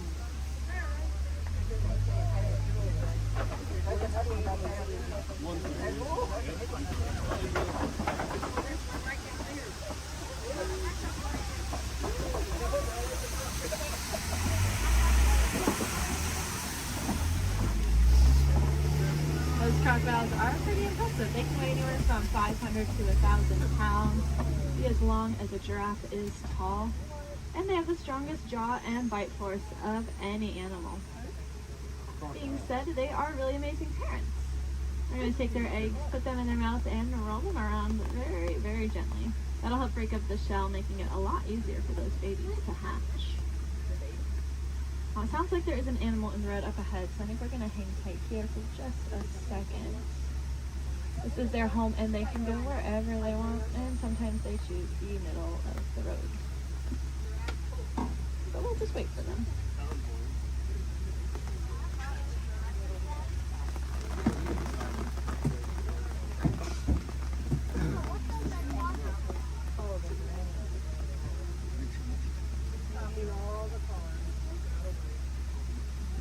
Does anyone know how to tell the difference between an alligator and a crocodile? Yeah, a lot of people say the shape of their snout, which is true. That personally confuses me though, because it's the opposite of what you think it would be. So what I do is I look at their teeth. When their mouths are closed, if you see teeth sticking up and out, then it's a crocodile. And if you don't see any teeth when their mouth is closed, it's an alligator.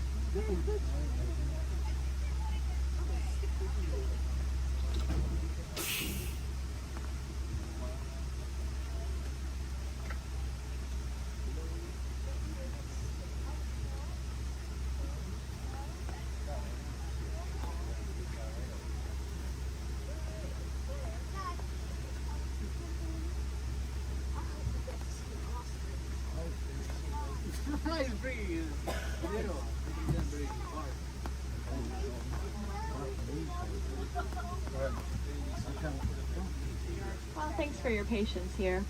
Hopefully the animal will move soon.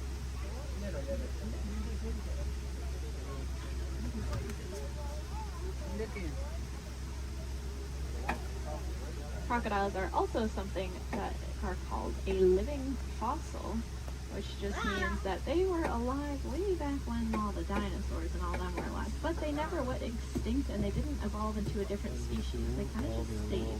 There's a lot of other animals like that, like horseshoe crabs, cockroaches.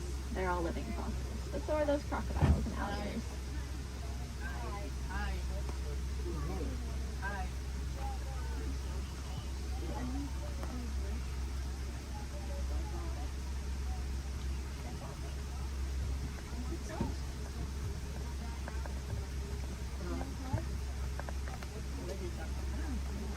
Sounds like there are some giraffes that just keep walking in the road. This is just what we call a giraffic jam. Now you can say you went to Disney World and got stuck behind a giraffe.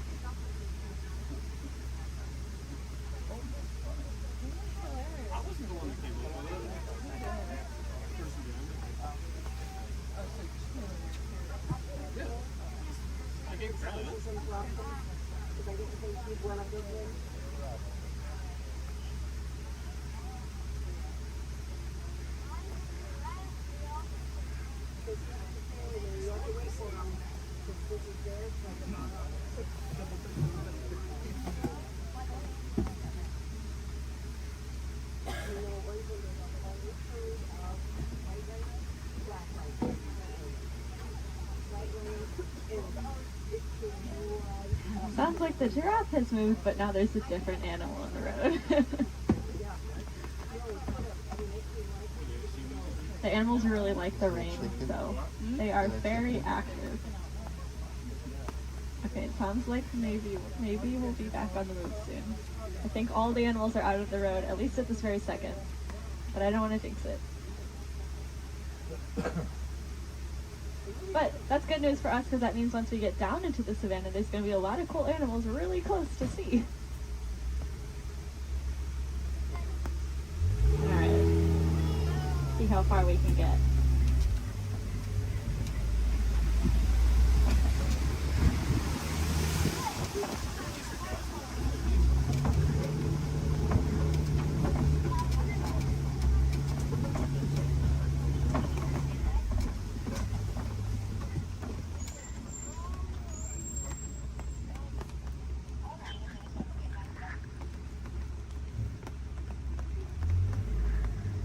Now this might sound really ironic considering that it is raining, but we are leaving the river and heading towards a much drier area where it really does not rain as much.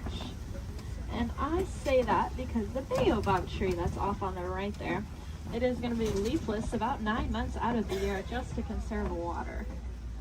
Some people call it the upside down tree because, well, it looks like the roots are on the top. It's also known as the tree of life. That's because it stores a lot of water in its trunk there. So other animals will use it as water source. We can even use the bark as medicine. One of my favorite things about the baobab tree is that it does have flowers, but they only bloom at night because they're pollinated by bats. Alright, looks like we are finally able to head here into the savannah.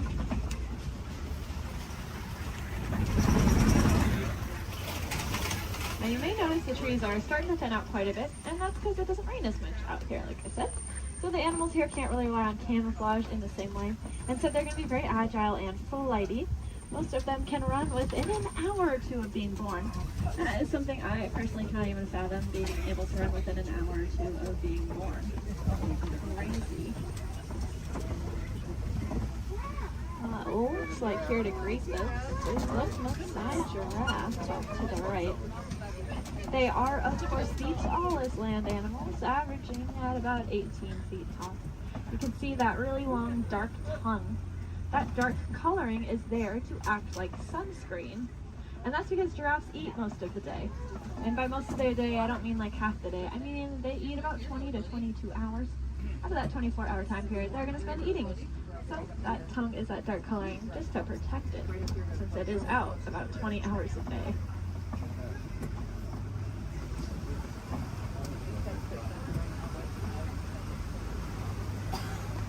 Off to the left here in this den, you'll see some African painted dogs.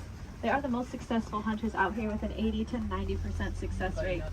It's so successful that their young, sick, and elderly will eat first, and the healthiest adult will wait and eat last. What makes them so successful is that they are so cooperative. As a pack, they're not going to move on until everyone's got the chance to eat. Those painted dogs are there on the left. On the right, you'll see another giraffe, as well as some Ankole cattle. I think these two were the culprits that were in the road earlier.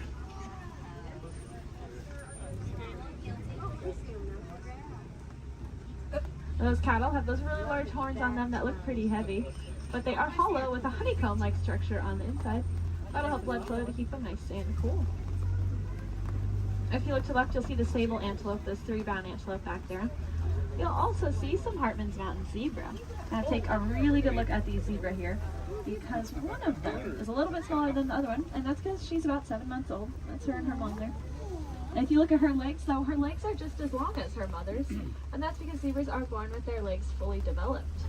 Running, as I said, is very important out here, so those zebra babies are born with long, lanky legs, ready to run within half an hour of being born.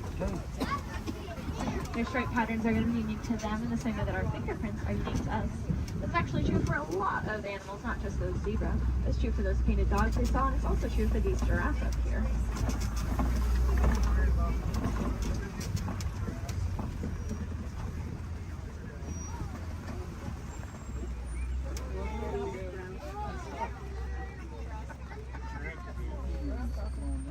See, I told you they just go wherever they want. Oh, look, the zebras are in the road now. Over here they're not too.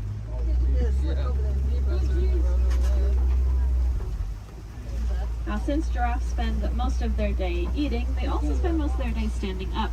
They don't really like to sit down. It's very vulnerable for them. They even prefer to give birth standing up. So that's about a 6-foot drop for those baby giraffes.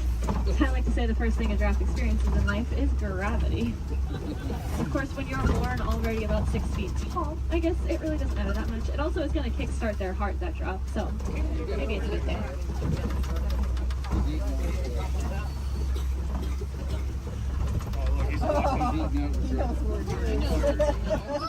Gotta steal some more goodies.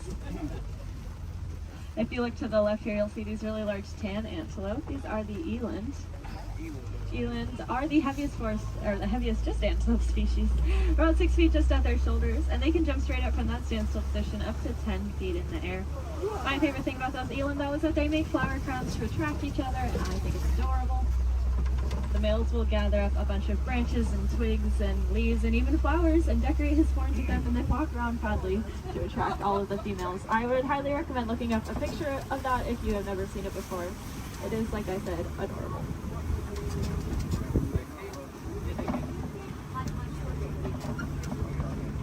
Now off to the right, there's going to be a path.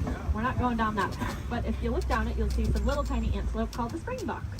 They get that name because they can jump about 6 feet up and 13 feet across. When they do that, it kind of looks like ping pong balls hopping across the savannah. Makes it really confusing for those predators out there. Now, all the animals that live out here have a very important job to do. They're going to be the landscapers. So those antelope will be the lawnmowers, giraffes will prune back the trees, and then larger animals will be the bulldozers. They'll knock over trees. And if you look around us, looks like there have been a whole bunch of trees knocked over. There's really only one animal I can think of, though, that is large enough to act as a bulldozer and knock over an entire tree. Let's see if we can find them. There's also a really large watering hole. There they are. Like off to the right is an African elephant. We are going to get a really good look in a second, though, so I don't mind looking over to the left because there are some mandrills walking around. Mandrills are the largest old-world monkeys, and they have that distinctive blue coloring on them. Might remind you a little bit of Rafiki. Let's see, I promised a good view of this elephant here. And I know the road up ahead has been closed, so I think we're going to get a really, really good view. Yeah.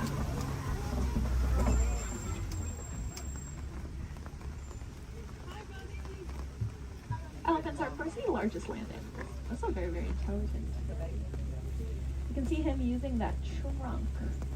They have about 40,000 muscles in that one trunk.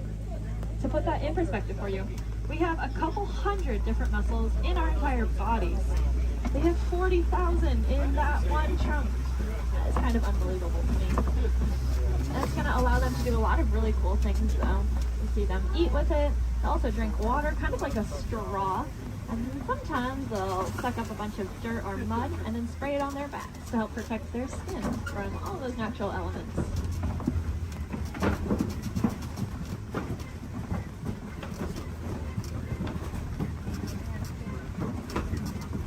Lucky for us, I think we are headed deeper into elephant country here. And I say that because elephants love to eat red clay. Now, if you look around us, it looks like we are surrounded here by this red clay. It's very nutritious, so they'll eat it as an extra form of nutrition, just like how we might take a vitamin or a supplement every day. And there are some tusk marks over to the right and some footprints down to the left. So the herd must be nearby. I think I see them off to the left there.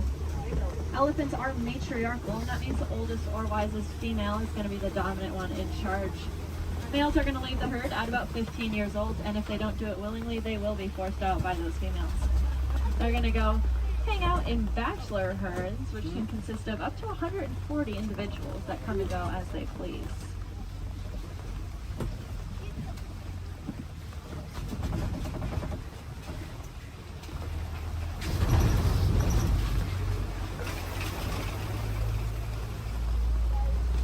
Keep your eyes to the left and get some pretty good sights here. Unfortunately, though, elephants are running into a lot of different conflicts out there in the wild. They are losing their homes for various reasons and getting forced closer and closer to people, specifically farmers and their crops.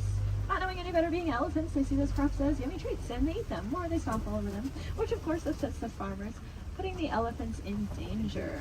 Luckily, we did some research recently and learned that elephants are afraid of bees. They have very sensitive skin and do not like to be stung. So now out in Kenya, farmers are building fences out of beehives. That scares off the elephants, which keeps them safe, and in turn keeps the crop safe and the farmer's livelihood. And the farmer gains a new crop, which is, of course, the honey from the bees. And if you like honey, you can look up the Elephant Safe Honey Project and learn a little bit more about how you can support that. If you look to the left here, you'll see the greater flamingos. They are the largest flamingo species, but the lightest in coloring. They're going to get that pink coloring from the brine shrimp that they eat. There's a protein in there called beta-carotene, and that's what'll turn them pink. It's the same thing that's in carrots. They're going to get their food by doing something called filter feeding. So if you can picture a pasta strainer, the noodles get stuck inside and the water comes out. That's how their beaks work. They take a big mouthful of water, the food gets caught inside, and the rest of the water flows right on out. That's why it's super, super important that we keep our waterways clean, because if we have plastic or trash floating around in that water, they could take a big mouthful of that.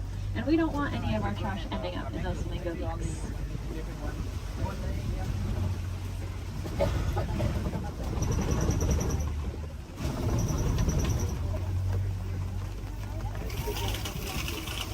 Looks like this side of the savanna's getting a little bit more tree coverage here, which leads me to believe there might be some cats nearby. Please help them out while they are hunting. Keep your eyes open. I know I've seen cats roaming around on the hills up ahead before. Look down that path though on the right. You see a white rhinoceros.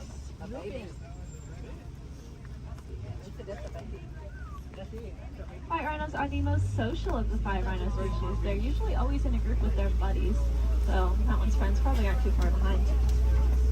They have a really, really good hearing too. Their ears will wiggle independently of each other, and they look like funnels, which helps them pinpoint the exact location a sound is coming from.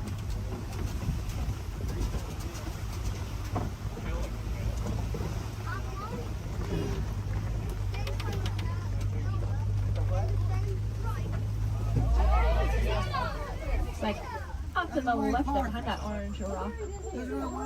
Sweet cheetah. Cheetahs are the fastest land animals. They can go from 0 to 60 miles per hour in 30 seconds or less. They're going to use their tails to help them steer, very similar to a boat's rudder. And they're the only cats that are going to hunt during the day instead of at night. That's just because they don't have very good eyesight at night, so if you can picture what we see at night, that's about the same as what a cheetah can see at night. To help them out though, they have that black stripe under their eye that acts like built-in sunglasses, helping protect their eyes from the sun. Looks like up ahead are some Kopi rocks. And on top of those Kopi rocks, looks like a female lion up there.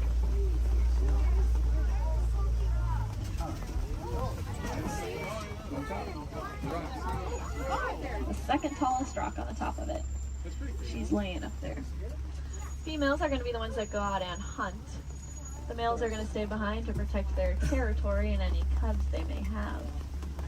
Males have a mane on them, which is about 20 pounds of hair, just protecting his neck in case of illness. Male lions also have the loudest roar of any animal. You can be heard up to 6 miles away.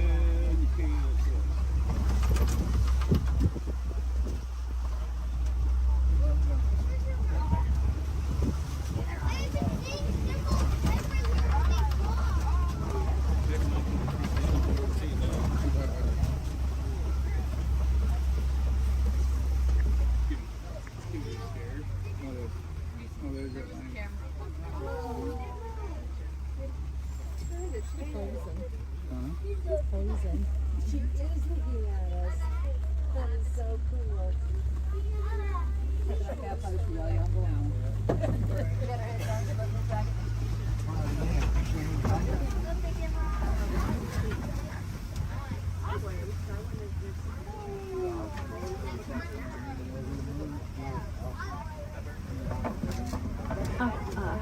Looks like there are a couple ostriches walking around.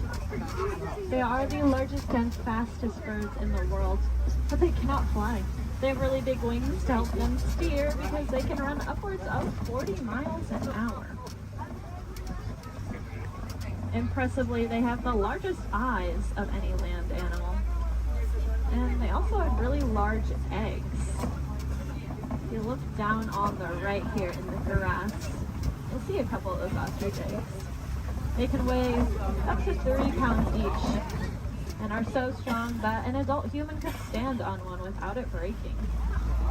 You could fit about 2 dozen chicken eggs into one singular ostrich egg.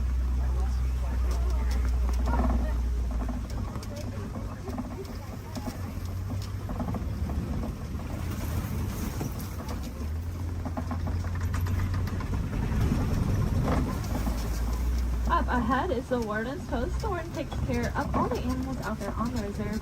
There's some special ones up here with them. I bet they're all hiding under this porch from the rain now. These are the Nigerian dwarf goats.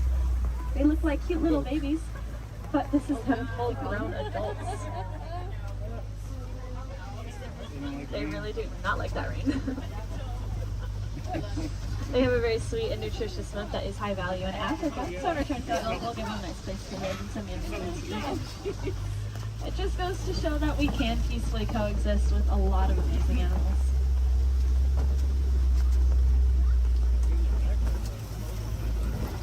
Unfortunately, those gates do signify the end of the reserve and our return back to the village. I really hope you enjoyed that safari. More than that though, I hope you learned something new.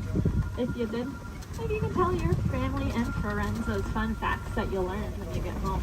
That's pretty important because the more we learn about these animals, the more we'll care about them, and the more likely it is we're actually going to do something to help protect and save them, so that then the generations after us get to enjoy all those really cool animals that we saw today. If you want to take it a step further in doing your part, you can go ahead and recycle your old electronics. Our electronics are made with a a mineral called coltan that comes from the forest out in Africa. So when we mine for it, we are making things away from many, many animals. That's why I challenge each and every one of you when you go home. See if you have any old electronics that you're not using anymore. Go ahead and recycle them. We'll take out that coltan and reuse it, and then we can just keep reusing what we already have instead of mining for more. That way we get to use our cool technology, and those animals, well, they get to keep their homes. I think that's kind of a win-win for everyone. Now up ahead, it looks like a bunch of docks where people would get off, but that is not us. I'm going to hang on to you a little bit longer and bring it right back to where I got you from. Just hang tight here for a couple more minutes.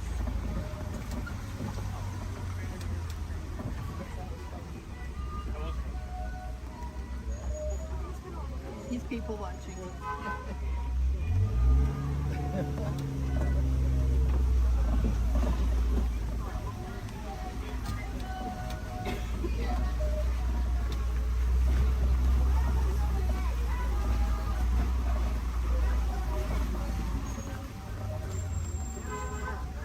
Now, if you want to learn a little bit more about the animals that we saw today, but maybe from the comfort of your own home, and you happen to have Disney Plus, there is a show I highly recommend. It's called The Magic of Disney's Animal Kingdom. It's really, really cool. It gives you a behind-the-scenes look at how we take care of all the animals that call this park home.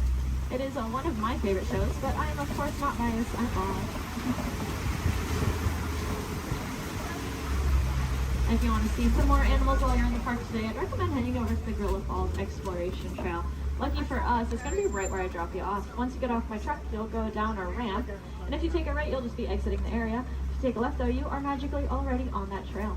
It's about a 10 to 15 minute walking path, where you can see a bunch more African animals, including, of course, those gorillas. If you head over to Asia, there's an Asian version of that trail as well called the Maharaja Jungle Trek, and they have all those Asian animals that we love, like bats, Komodo dragons, and tigers. It's also an aviary in both of those trails. If I had any wilderness explorers on board, you are riding the Simba 1. That is the code you'll need to get your safari badge, the Simba 1.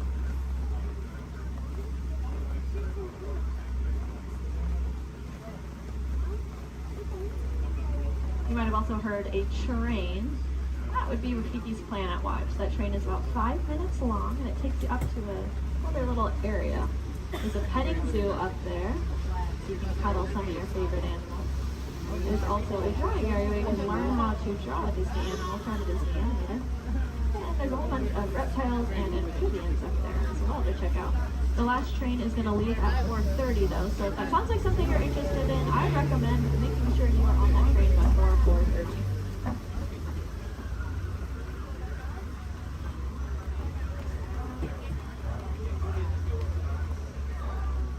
Looks like we are almost there. Thank you for your patience. I know that was a little bit longer than expected.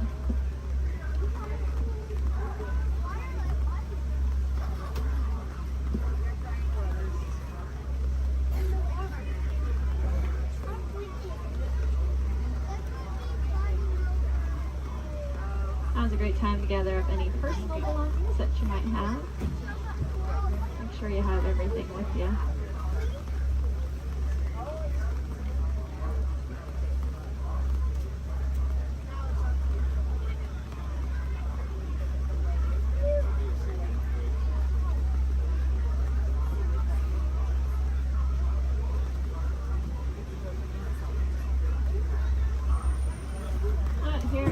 Bay, we do not like to say goodbye because it is far too sad and final. Instead, we say Kwaharini, which means to go well. So Kwaharini, my friends. Again, my name was Julia from Fort Collins, Colorado. I really hope that y'all had just as much fun out there as I did.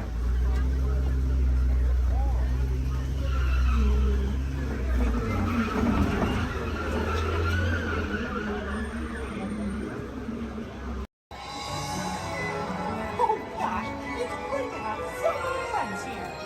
Now we can all dance together.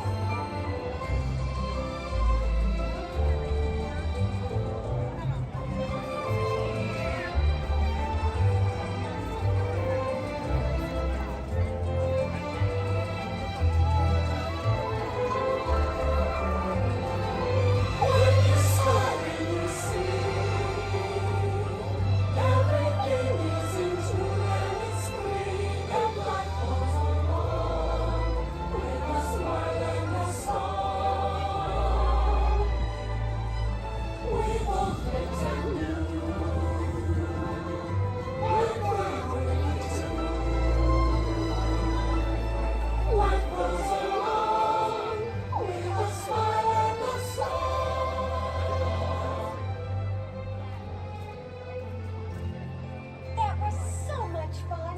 Yeah. Thank you for the dance.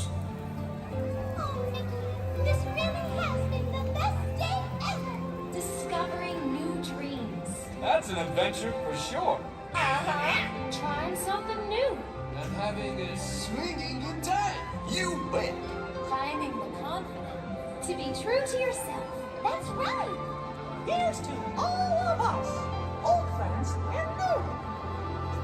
Warm hugs for everyone. Oh, this is what I love about the Friendship Day. Wherever you are and wherever you're from, we're so glad you're here. The best is yet to come. To really make us happy with our friends, family. We've just begun. Once in a lifetime, a chance to explore. The future is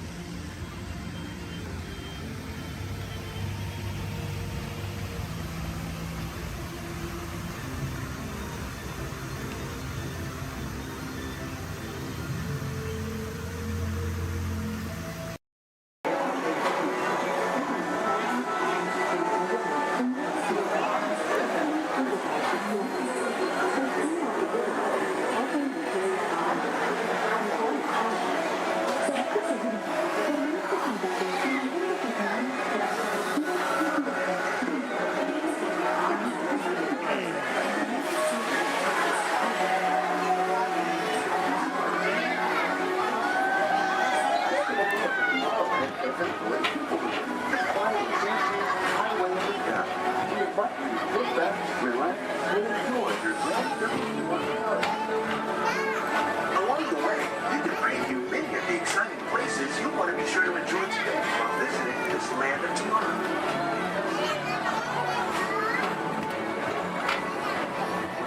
The People Mover is the perfect vehicle for people watching, so keep your eyes peeled. You never know who you might see.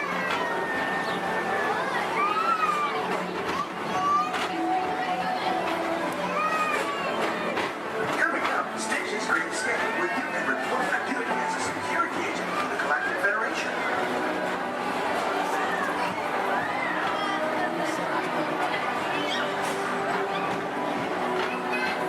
The mission is to keep Experiment 626, the biggest mischief maker in the galaxy, under control.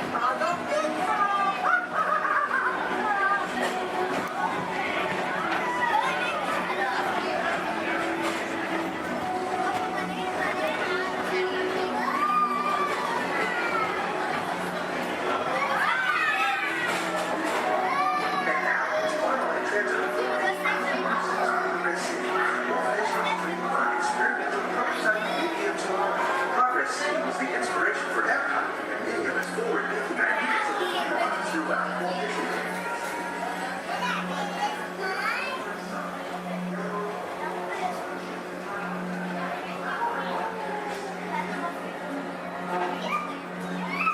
If your feature includes shopping, then you'll want to visit Mickey Star Traders, where you'll find the greatest goods from around the galaxy.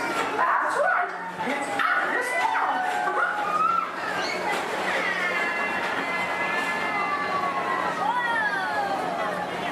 At the Disneyland Speedway, put the pedal to the metal and speed towards the checkered flag in your very own race car. Young or old, this is your chance to drive in the fast lane without worrying about getting a speeding ticket.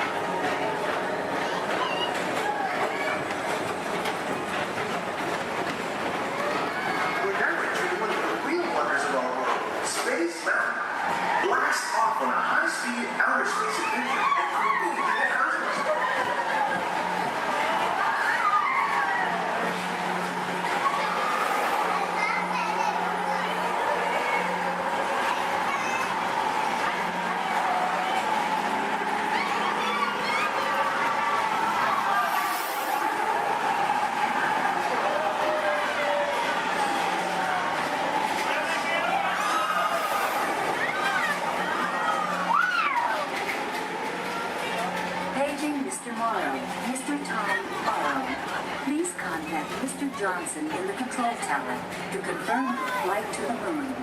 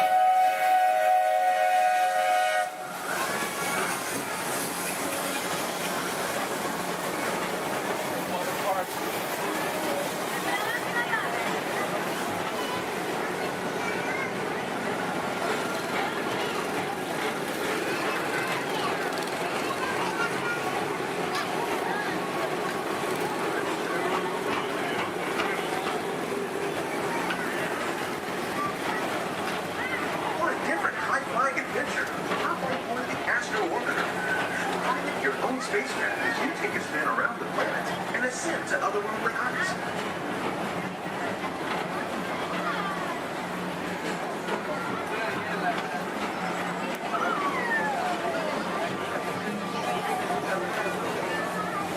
We're now approaching Walt Disney's Carousel of Progress. Inside this rotating theater, whole families welcome you into their homes of yesterday and today, starting way back at the turn of the 20th century. First presented at the New York World's Fair, this legendary circular theater celebrates the progress that has made our lives better. It's a perfect reminder that there's always a great, big, beautiful tomorrow shining at the end of every day.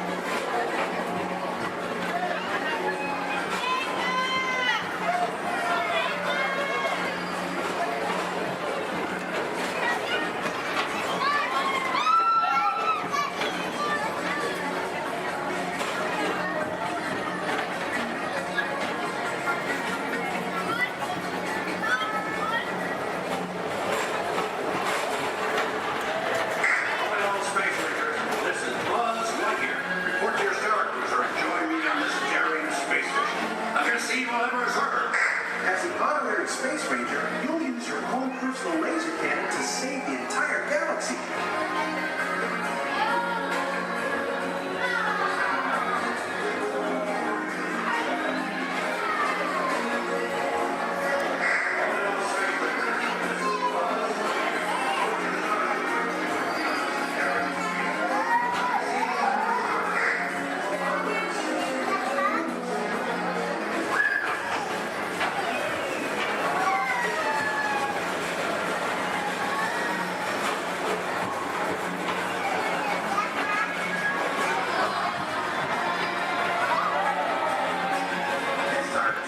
Thereafter at Monsters Incorporated, so drop in and join Mike Wazowski and all his pals at Monsters Incorporated Laugh Floor. Share the fun.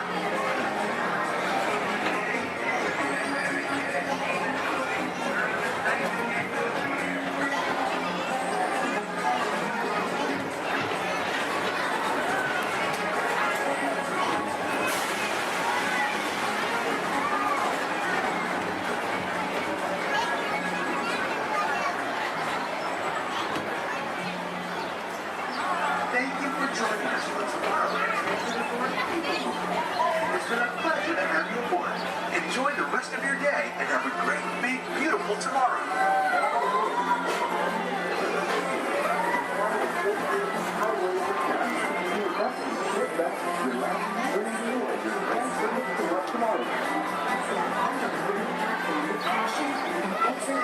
Away from the car.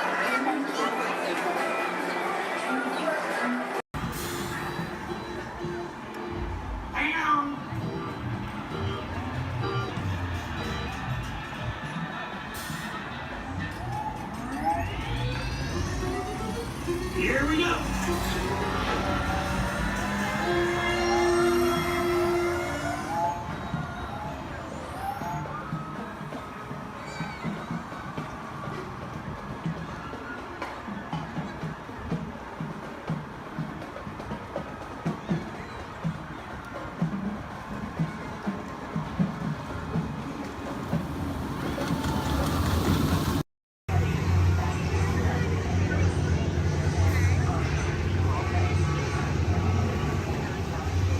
Time travel commencing in T-minus 10 seconds and counting. This is Seeker. Listen up.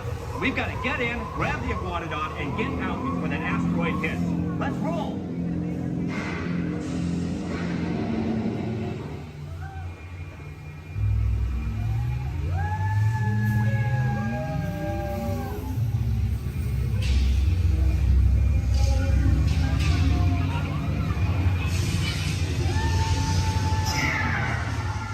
Okay, now, let's go get that dino. Computer, what are you tracking? Styracosaurus. Not our dino. Warning, meteor shower in range. Just little one. Oleoramus. Hadrosaur. Raptor. Time to get serious. Locking autopilot on homing signal now. Hang on!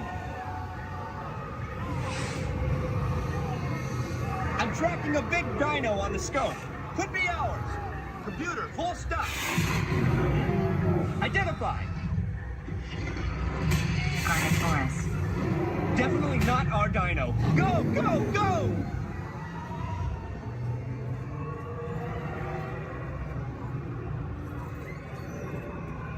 Another big guy coming up. Computer. Slow and identified. Sauropod.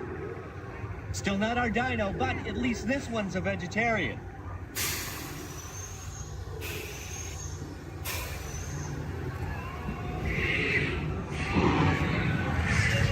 Asteroid impact in 90 seconds. We better move it.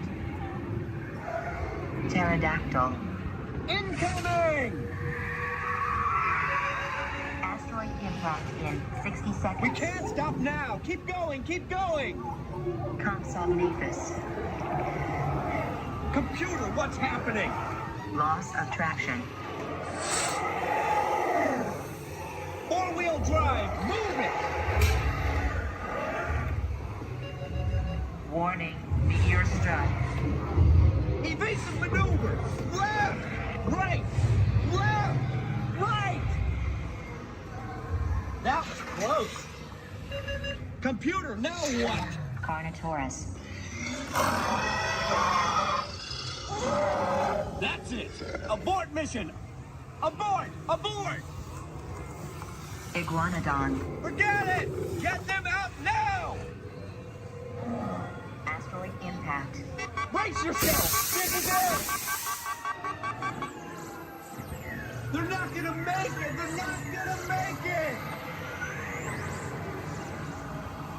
Mission accomplished. You made it! I knew you would, and guess who made it back with you? I better find him before security does. Thanks for everything!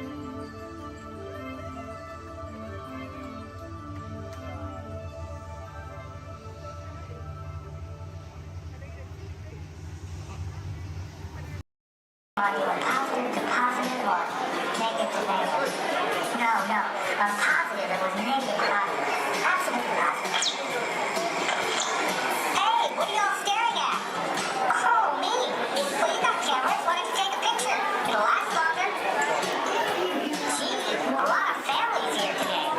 Glad you're flying with us. You know, I like families. Sure. I see a lot of mine these days. Oh, look, there's Dad. Hi, Dad. Dad was the top star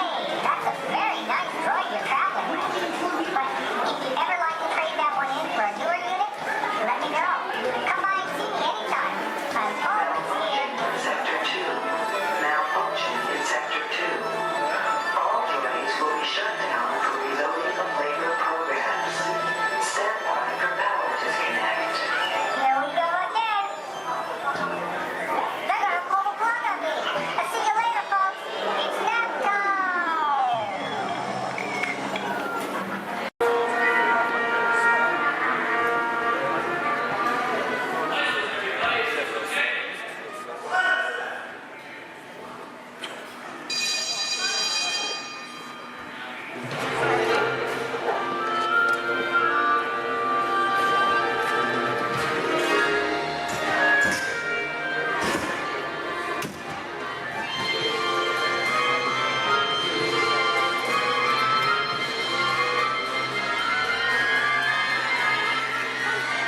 aboard. At this time, I'd like to ask everyone to please remain seated throughout our show, and please keep your arms and hands inside the vehicle at all times. For the safety of our cast, we ask you to please refrain from the use of flash photography and external video lighting. Now that we've taken care of business, let's talk about me. My name is Patrick, and I'll be your guide on this magical journey into the movies. It's the perfect job for me because I love movies. Is everybody ready? Yeah! Great, because it's showtime. Ready when you are, CB?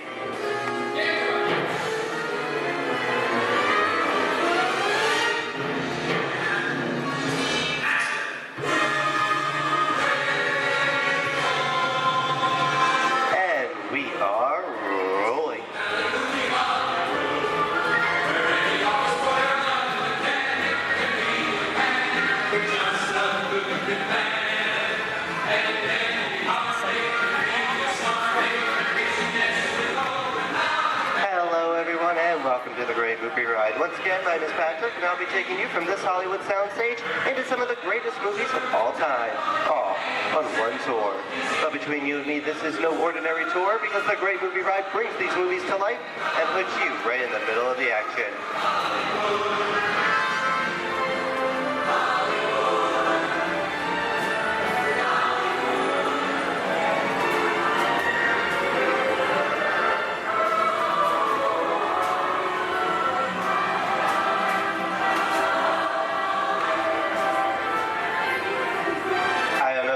But I just love the great Hollywood musicals of the 1930s. This is a scene from one of my favorites, the Busby Berkeley musical extravaganza, Footlight Parade, starring James Cagney, Ruby Keeler, and Dick Bow.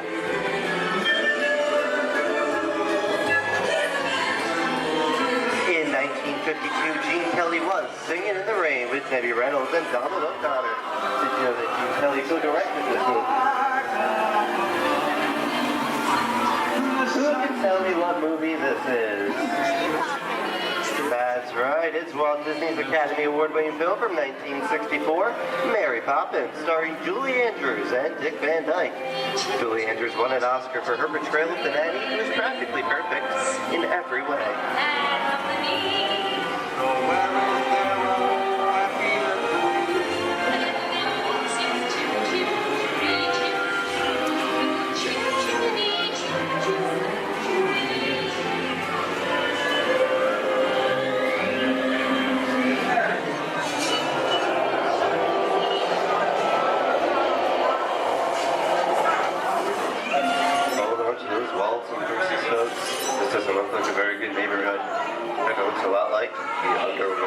To see such classic gangster films as The Public Enemy, starring one of my favorite tough guys, James Cagney. The working title for this movie was Beer and Blood, and in the United Kingdom it was known as Enemies of the Public.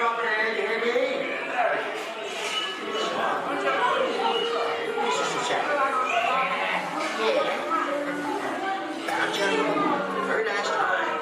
Your turns around, he's going to leave you some meat. You're going to check it. And you're going to kick in with the dough.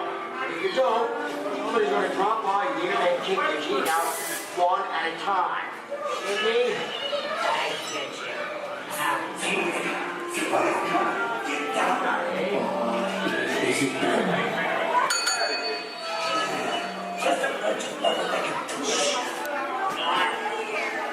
Sorry about the delay, folks, but I don't want to run a red light, even if it is just a movie. You talking to me?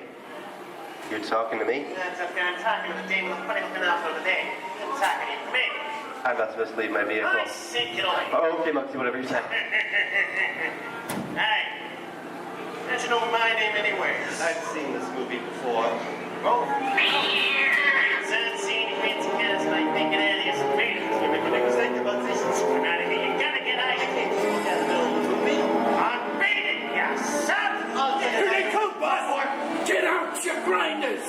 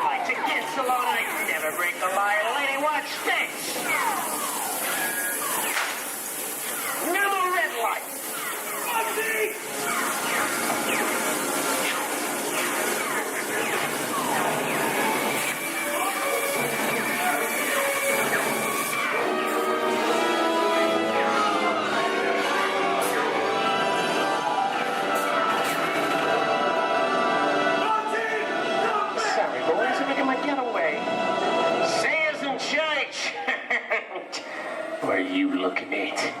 Everyone mind your P's and Q's, and maybe you won't get hurt. What is this? Jay-Z? And now, the Old West, and two of Hollywood's legendary stars, Clint Eastwood and John Wayne.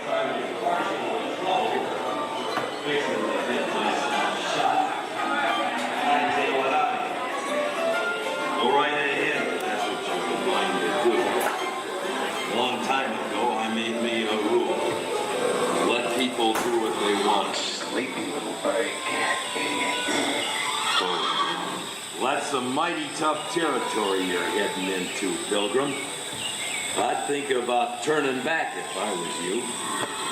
That is, if you want my opinion. Well, to make it clear, it's a perfect time for me to collect up all your valuables. Starting with the jewelry, going on to the cold hard cash. Perhaps work... Hey! It's the bank robber. Don't let him get... I don't like this neighborhood, Kappa! This is nuts. Nuts! Tell us I'm getting out of here. Go, woman. Get yourself up. Looking at this one. Can't get any worse!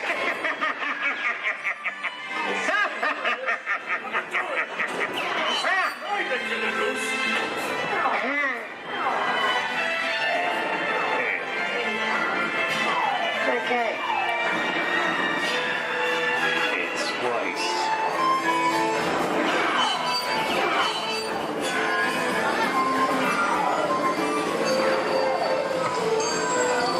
I don't know about you guys.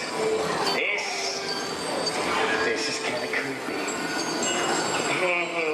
What is this? This is Alien. You are with Sigourney Weaver aboard the spaceship Nostromo. Something has gone wrong. One by one, the crew has vanished. And somewhere in the ship, a terrifying creature waits to claim its name. Well, pal, I ain't no victim. Warning, remain in your vehicle. The area you are entering is extremely dangerous. Proceed with caution.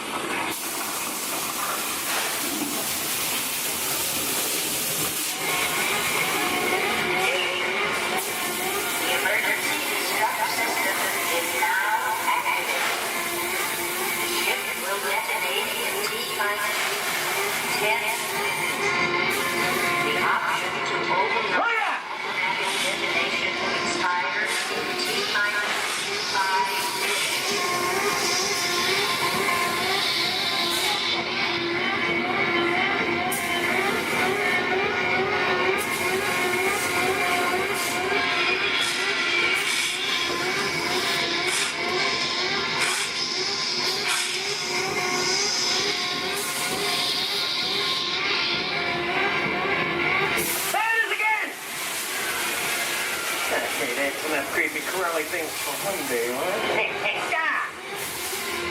Wrong. Here in Raiders of the Lost Ark, amid 1,000 deadly snakes, Indiana Jones unearthed a great treasure. Will Harrison Ford escape with his discovery? And what will be your fate? Beware. Snakes. Why did they have to be snakes?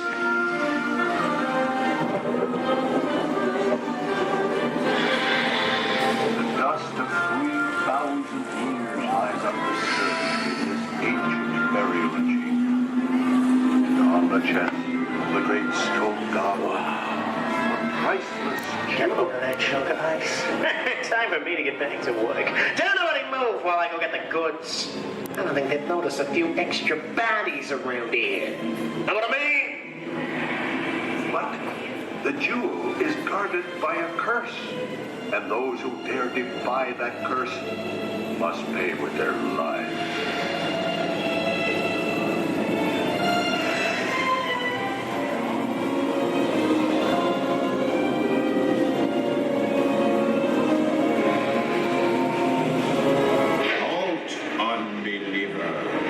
Disturb the treasure of the gods, and you shall all pay with your lives.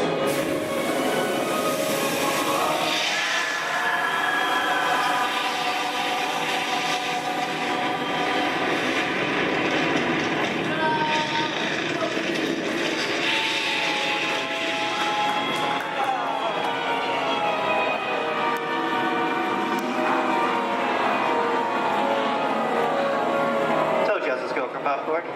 Well, that just goes to show anything can happen in the movies. Now, let's get on with the show.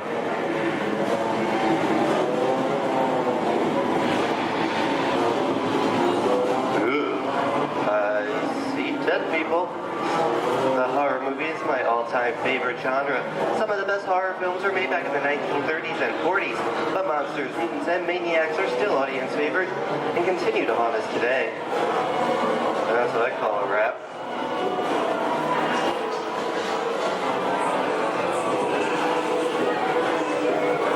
We are now entering the jungle home of one of the most beloved characters of all time.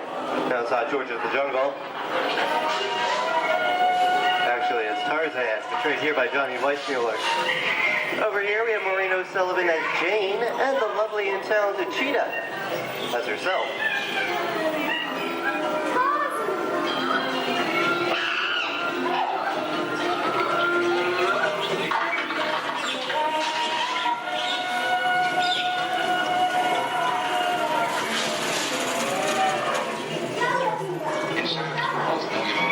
Zoe, I think this is the beginning of a beautiful friendship. Best last line of a movie ever. Humphrey Bogart and Ingrid Bergman in the classic romance, Casablanca. Always have plans. You didn't have me. You lost me until you came to Casablanca. You got it back last night.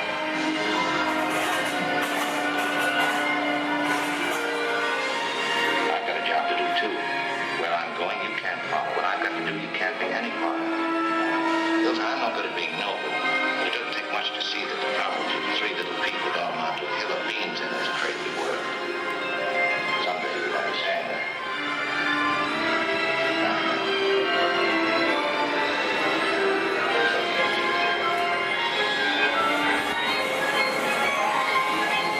And here's one of my favorite movie stars, Mickey Mouse, in one of his greatest roles, the Sorcerer's Apprentice in Fantasia. The sorcerer in the sequence is named Yen Sin, which is Disney, spelled backwards.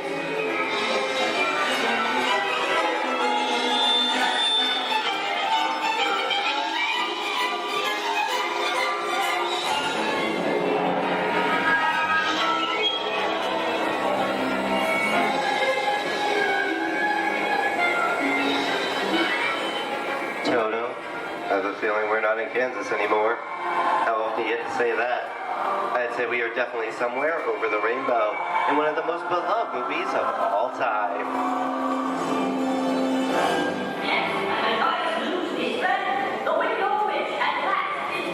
The Wizard of Oz.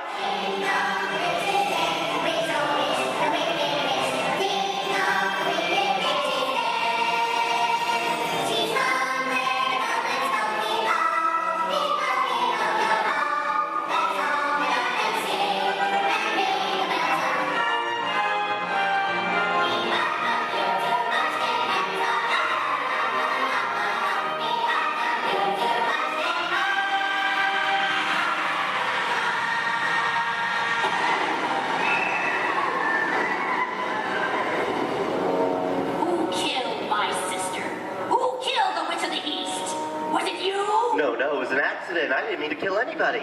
Well, my little pretty, I can cause accidents too. Oh, rubbish. You have no power here. Be gone before someone drops a house on you, too. Very well. I'll bide my time. But just try to stay out of my way. Just try. I'll get you, my pretty. And your little dog, too. I wonder how we get out of here. What do you folks think? Which way should we go? Follow the Yellow Brick Road. Follow the Yellow Brick Road? No one I think of that. Bring along, folks. You know the way.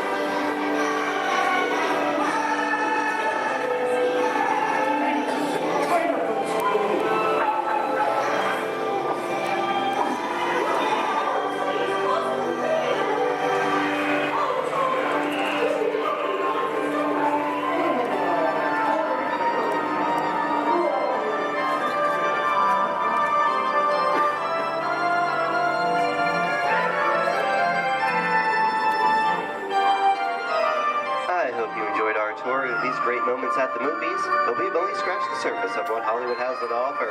There are thousands of great movies out there just waiting for you to discover, and here are just a few of my favorites.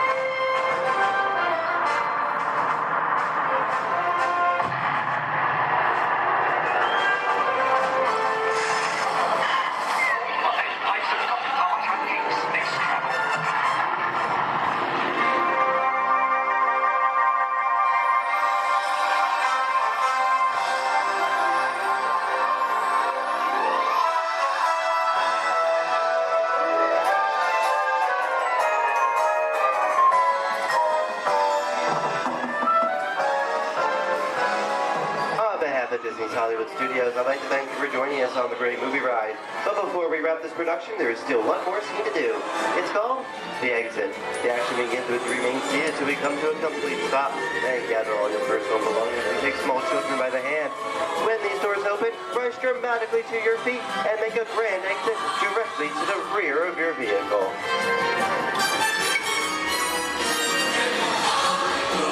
Oh, and one more thing.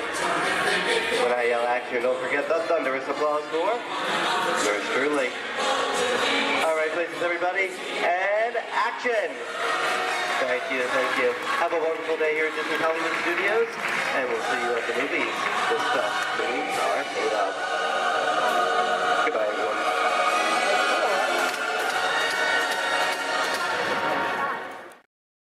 We are now approaching our one and only stop to the Mickey and Friends parking structure and the Pinocchio parking area. For your safety, we ask you please remain seated until this tram has come to a full and a complete stop. As soon as it happens, I'll instruct you to lower your head, watch your step, and exit to the driver's left-hand side and the driver's left-hand side only. But until then, please do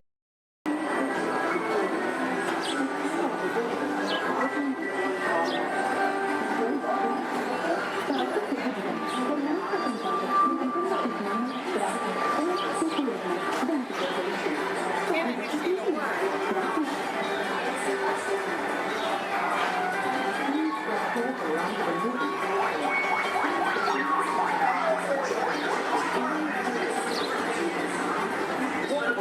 Fly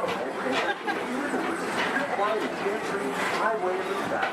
We invite you to sit back, relax, and enjoy your grand tour of Florida. Along the way, you can preview many of the exciting places you want to be sure to enjoy today while visiting Disneyland of tomorrow.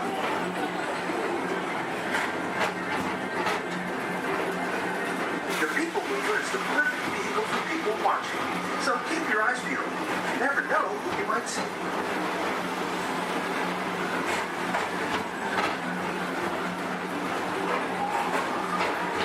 Coming up, Stitch's Great Escape, where you can report for duty as a security agent for the Galactic Federation.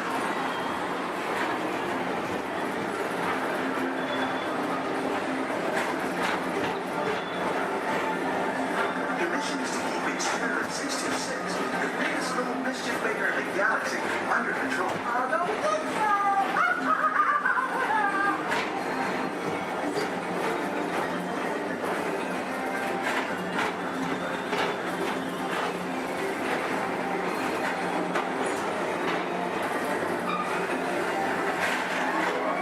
And now, tomorrow, Transit Authority proudly presents Progress City, Walt Disney's dream for an experimental prototype movement.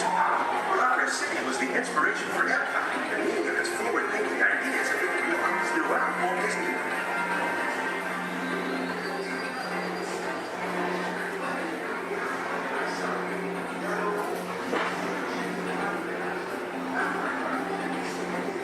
If your future includes shopping, then you'll want to visit Lucky Star Traders, where you'll find the greatest goods from around the galaxy. That's right. It's out of this world.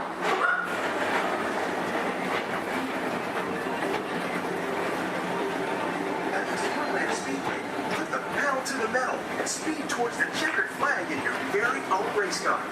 Young or old, this is your chance to drive in the fast lane without worrying about getting a speeding ticket.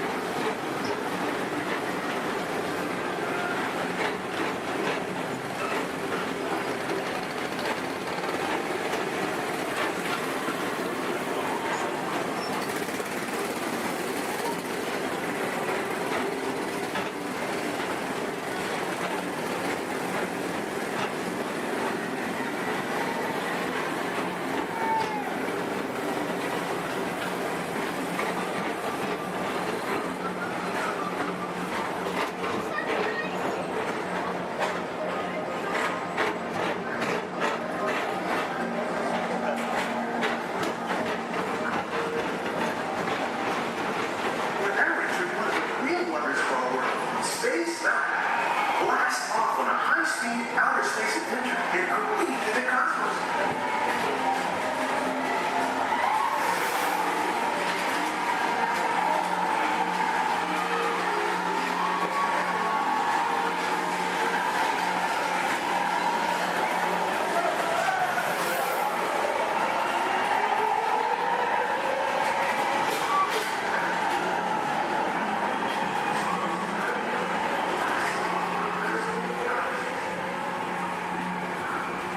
Paging Mr. Morrow, Mr. Tom Morrow.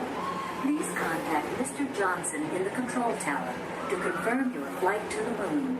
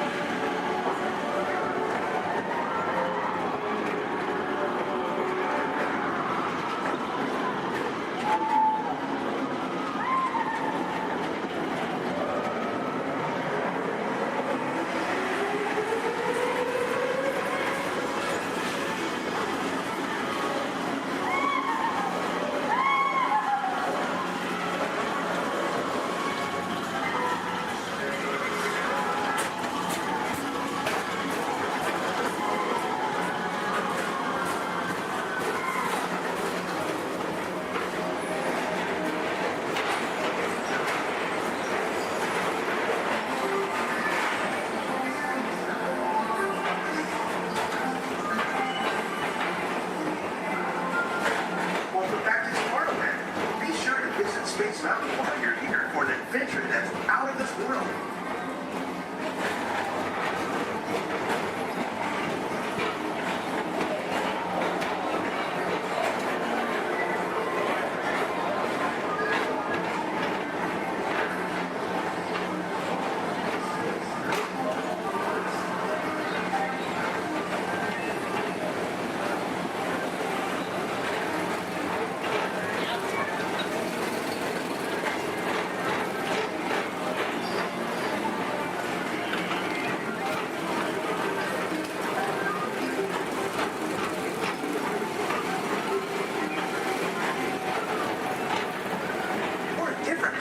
Adventure, hop on board the Astro Orbiter. Pilot your own spacecraft as you take a spin around the planet and ascend to otherworldly heights.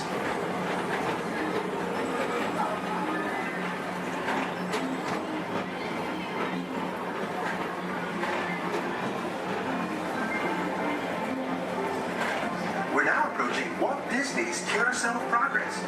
Inside this rotating theater, full families welcome you into their homes of yesterday and today, starting way back at the turn of the 20th century. First presented at the New York World's Fair, this legendary circular theater celebrates the progress that has made our lives better. It's a perfect reminder that there's always a great, big, beautiful tomorrow shining at the end of every day.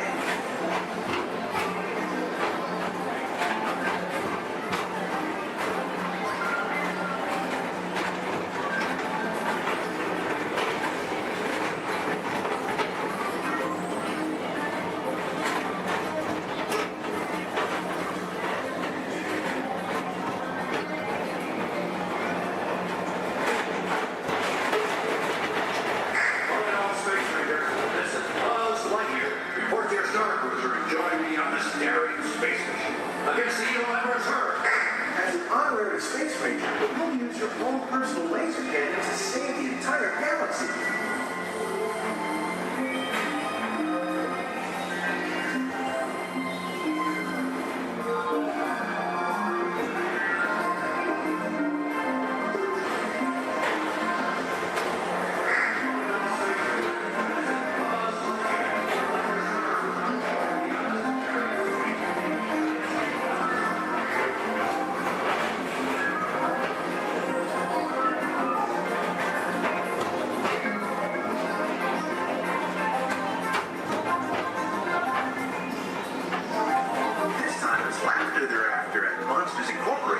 So drop in and join Mike Wazowski and all his pals at Monsters Incorporated Laugh Floor. Share the fun.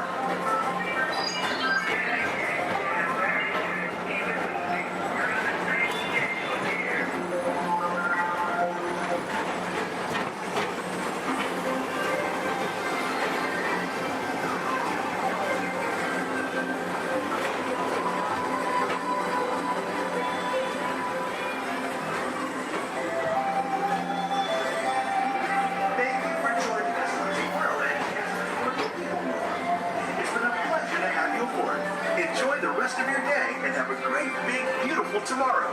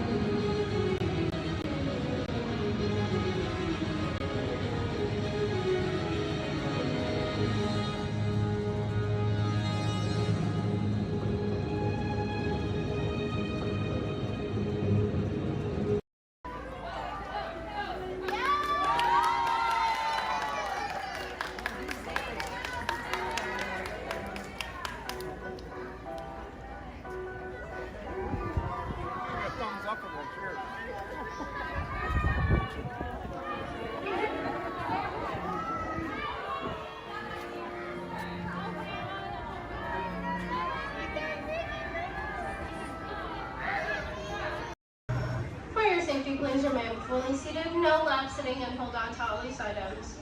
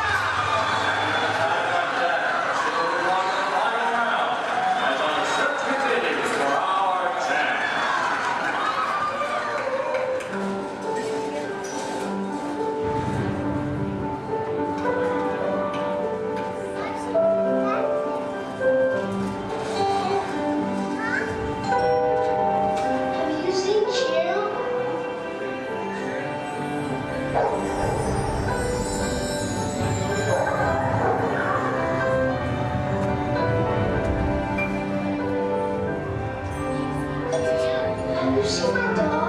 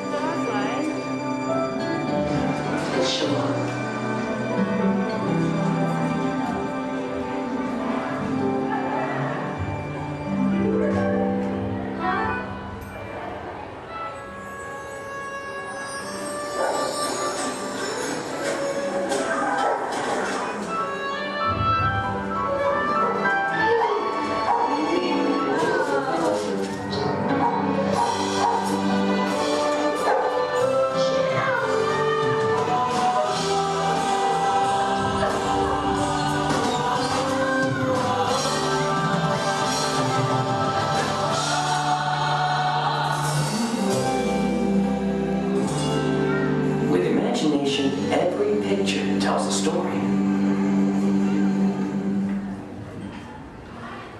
With imagination, we can relive the moments of our lives. Sand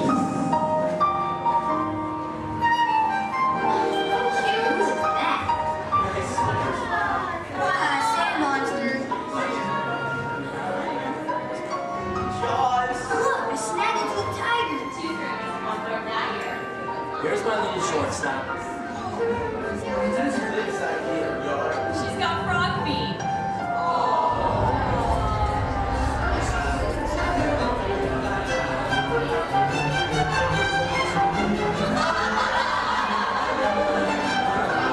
I think we should call this Jerry's picture.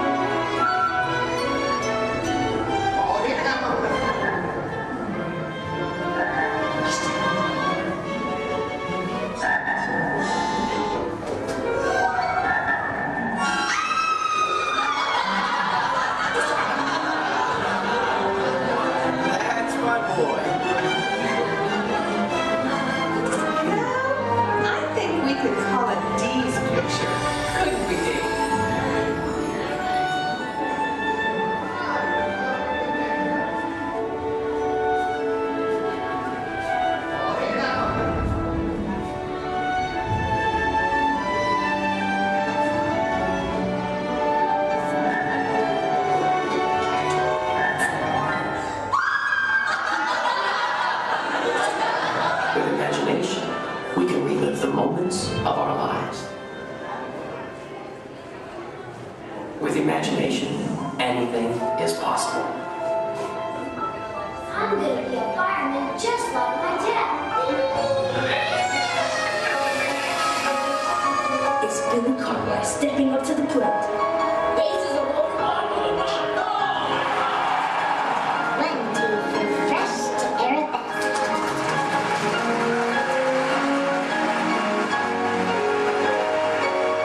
This is Houston. How's the view up there?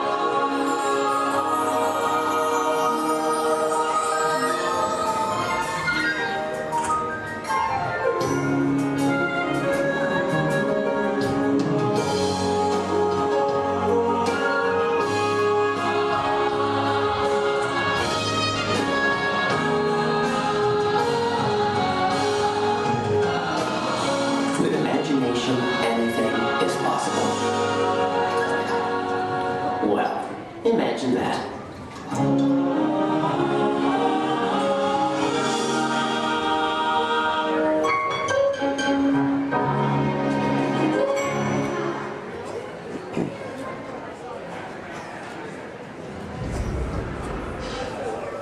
Testing. 1, 2, 3. I don't think this. Is this thing on? I don't think this thing is on. Can anyone hear me? Good, you can hear me. Hi everyone. I'm Christy Smithers, an assistant here at the Institute. We're just about ready for you next door. But before we go in to see today's presentation, here's a message from my boss, the head of the Imagination Institute. Hello, Dr. Nigel Cannon here. Welcome, welcome, welcome to our annual open house. It is my pleasure to have you here, just as it is your pleasure to be here. For over 100 years, the Imagination Institute has honored the world's leading thinkers, dreamers, and innovators with the Inventor of the Year Award. This year's recipient, Professor Wayne Zielinski, holds patents on numerous unique, one-of-a-kind inventions, including the hands-free phone helmet, the hands-free personal grooming helmet, and his newest creation, the video camera helmet, which, if I'm not mistaken, is also hands-free. But what brought Professor Zielinski to our attention was not headwear, but his incredible shrinking and enlarging machine. Although he's had some small setbacks, he has demonstrated a truly enormous gift for imaginativeness. Today, before receiving his award, the good professor will demonstrate for us his latest inventions, all developed right here at the Institute. Before we begin, I have one special reminder. Do remember, safety goggles must be worn during the presentation. But please, for your safety, do not put on the safety goggles until you are safely seated safely inside the theatre safely. Right. Now, please gather up your personal belongings and move all the way into the auditorium. See you in a few moments. Cheerio.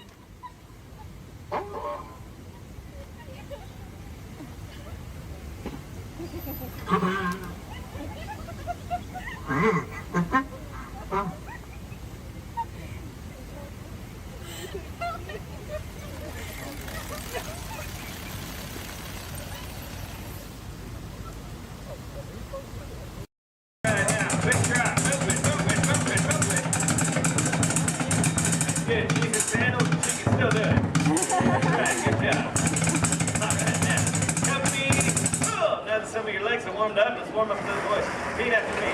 I don't know, but I've been told. I don't know, but I've been told. Company halt. That was sloppy and pathetic. You can do better than that. Come on, man. Give him a little progressive inspiration. All right, let's get it together now. I don't know, but I've been told. I don't know, but I've been told. Better. Army green's worth more than gold. Army green's worth more than gold. Playtime's almost never done. Playtime's almost never done. Join our squad and have some fun. Join our squad and have some fun. Some fun. Well done, soldiers. Give yourself. Speaking of which, it's time to check in with Andy's room. Men, make yourself look busy. Come in, Motherbird. This is Alpha Bravo. Come in, please. This is Sheriff Woody. This is Motherbird. Back here in Andy's room. I'll read you loud and clear. Can you hear me? Sure can, Woody. Sir, we have good news to report. We've located an entire platoon of potential plastic play toads. Whoa! Hold your horses there, soldier. Fun and play are serious business. So make sure they're trained before you send them to Andy's room. Sir? Yes, sir. Standing by to initiate Operation Playtime. Now remember, whenever Andy comes into the room, they gotta be able to freeze. Like I bet your men are doing right now. Sir, yes, sir. Over. All right then, carry on. This is Sheriff Woody saying, hey, howdy, hey, and over and out. Over and out. Now, Sheriff Woody just mentioned becoming a toy requires a very specific set of skills. For instance, you need to be able to freeze whenever Andy, or anyone else for that matter, enters the room. They cannot know our secret toy business. Next, we will commence Operation Freeze, but first, my men will demonstrate. Put your hands together. Come on, Playtime's all about having fun now.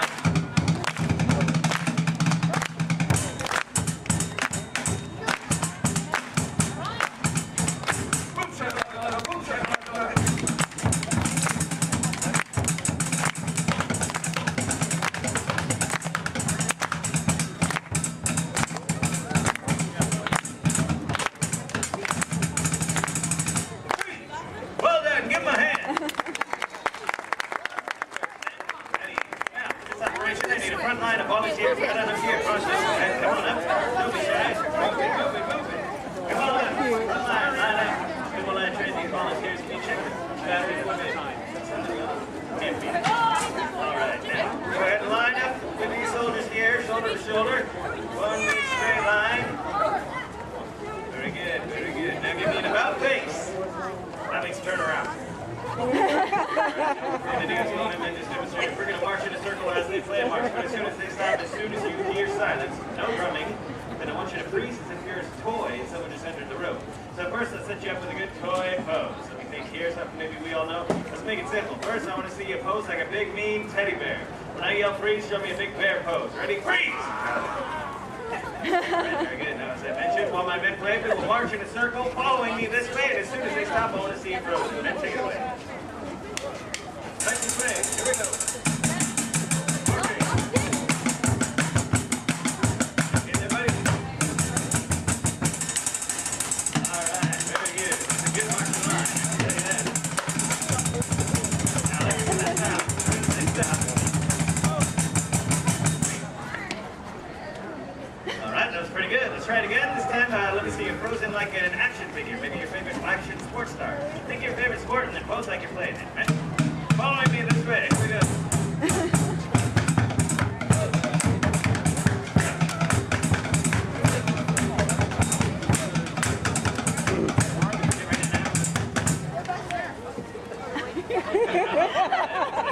Got some soccer, some baseball, and some freestyle walking. Very nice. I want to see you frozen like a green army man. Like a green army man. Following me this way. Here we go. Up, up, up, up.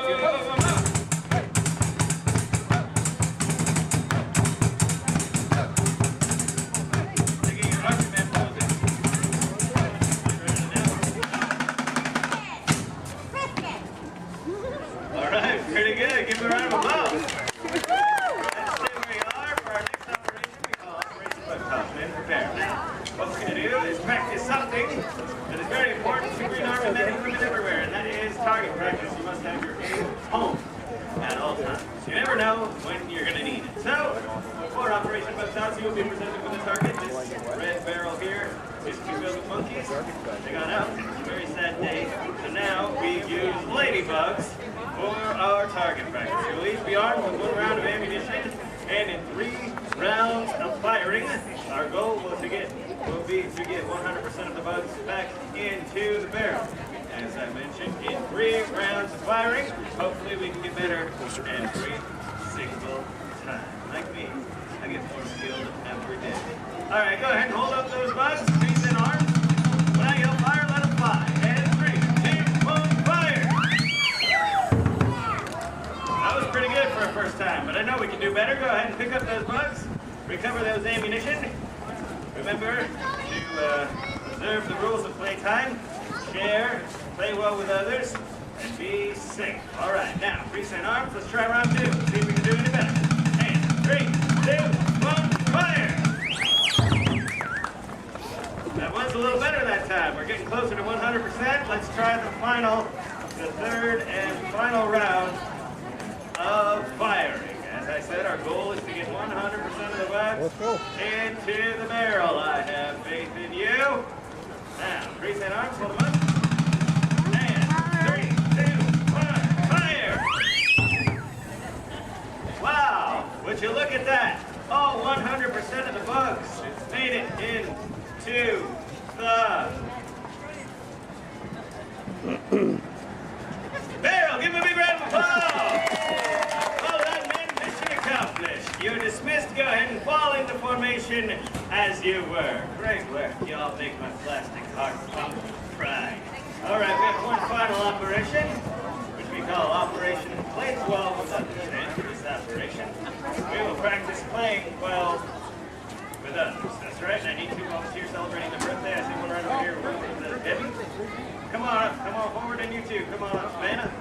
Debbie, go ahead and stand right here for me. Savannah, fall in next to Debbie. Right in line with my men. There you go. Give them a round of applause. They're going to be honorary members of my drum corps. That's right. You're going to be playing on these, which I recently acquired from the Rockstar Canvas playset. They're not mine. Go ahead and hold on to those. Now, what's going to happen is my men are going to play march, and at any time they may stop and point at you like this. Go ahead and take a look at what they're doing. And when you see them do that, I want you to hit that tambourine 2 times like you mean it, and try to do it together right now. Good job. Yeah, you can hit a little harder than that.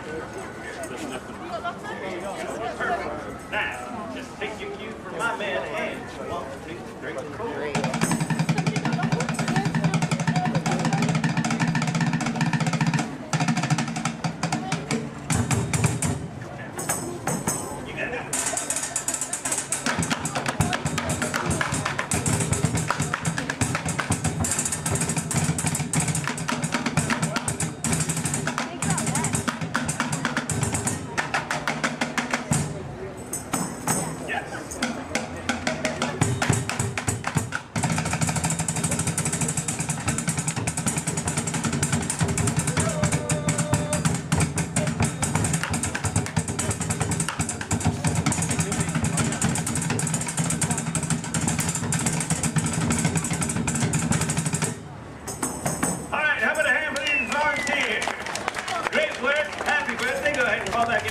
Well, I've been very impressed with all of you. Your observations of the rules of playtime. I think it's time to make you official honorary toys. Men, pack it up while I administer the oath. Everybody raise your right hand. That's in order. And repeat loudly, and I mean loudly, after me. I state your name. You solemnly promise to be a faithful and loyal toy. To follow any and all orders from my superior officers and or my parents. You can thank me later. And above all, my mission is fun. F-U-N. Now give yourselves a big hoopah. Congratulations, soldiers. You're now official honorary toys. Your first official order of duty is to enjoy the rest of your day. Stay out of the sun as much as you can because you are honorary toys, and after all, plastic melts. All right, men, mission accomplished. Let's get back to the toy bin. Great work, everyone. We go to the fighting army.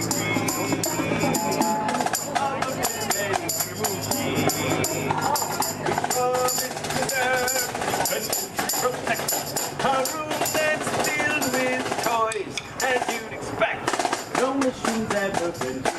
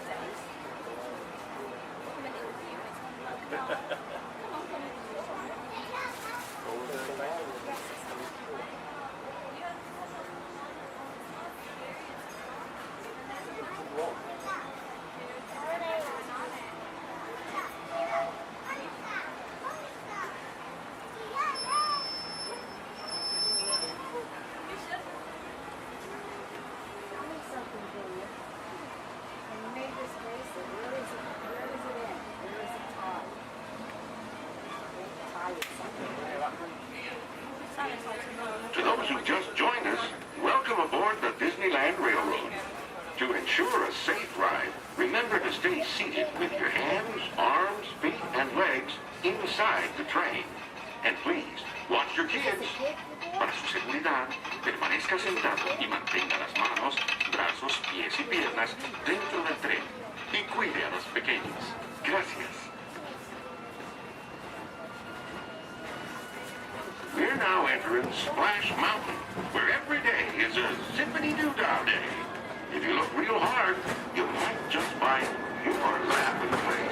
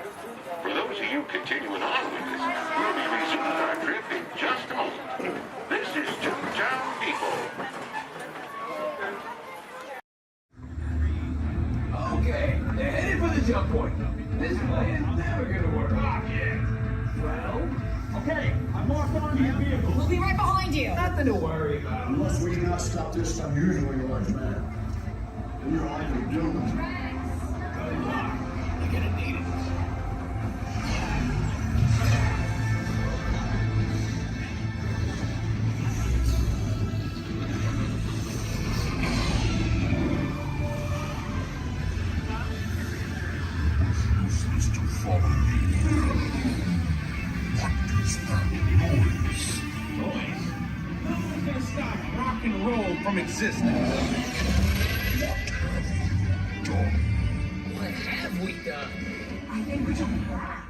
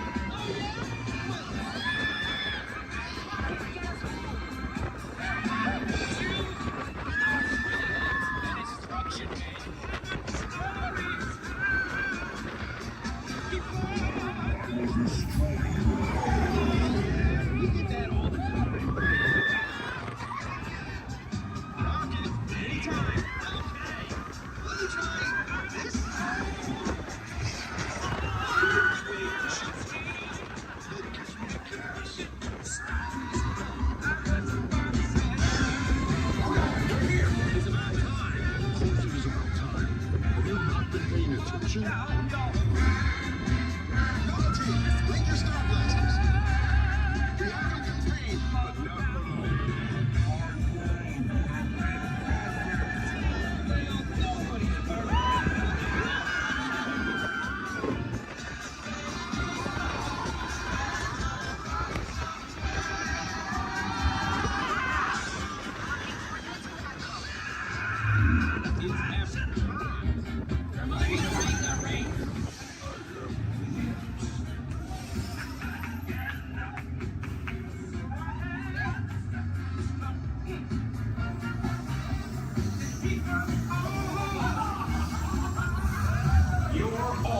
Heroes. Do you really think they deserve to be called heroes? Or do you see how they dress? It's just a figure of speech, Drax. You're lying to them. Now I understand. Welcome to the Guardians of the Galaxy.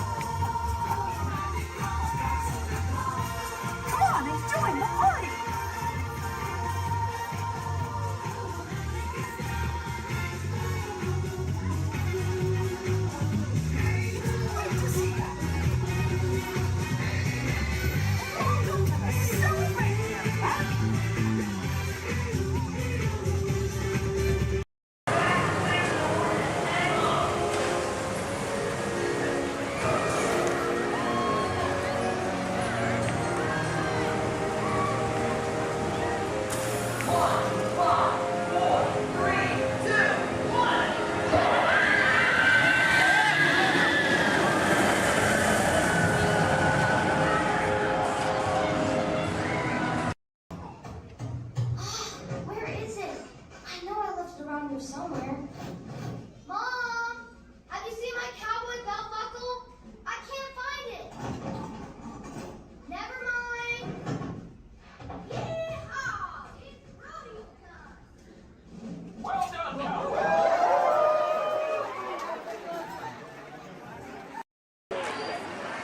Disneyland Limited, now arriving from a trip around Walt Disney's Magic Kingdom. Passengers will stand by to board.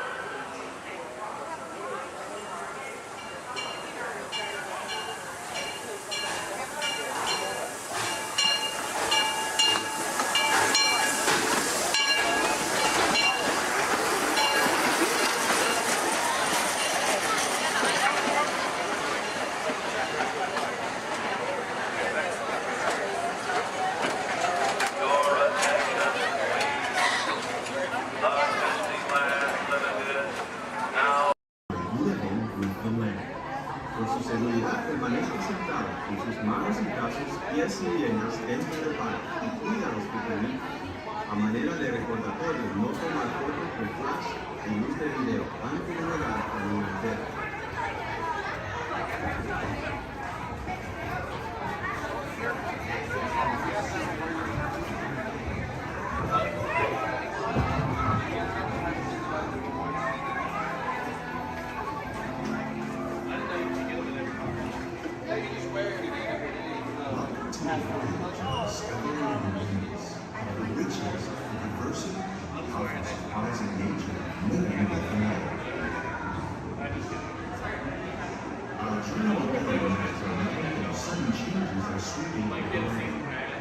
Storm may seem violent and destructive to us, but to nature, it's a new beginning in cycle of life.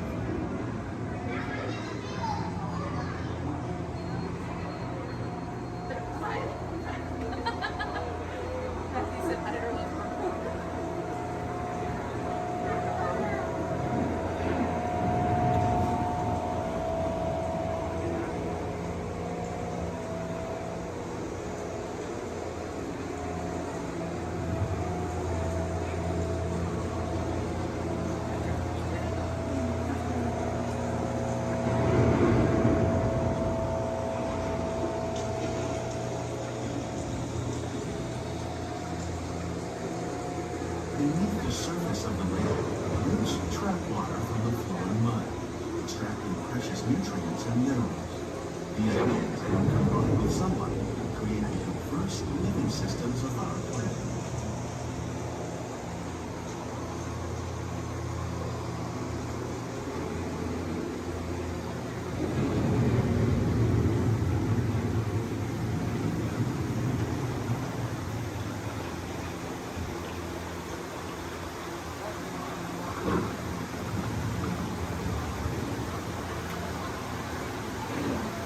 One of those living systems is the rainforest, home to the most amazing concentration of life on our planet. These dense and beautiful forests cover only a tiny portion of the Earth's surface, but they contain more than half of its plant and animal species. Rainforests are also extremely rich in productive living systems, providing us with oxygen, food, medicines, and other elements essential to our lives.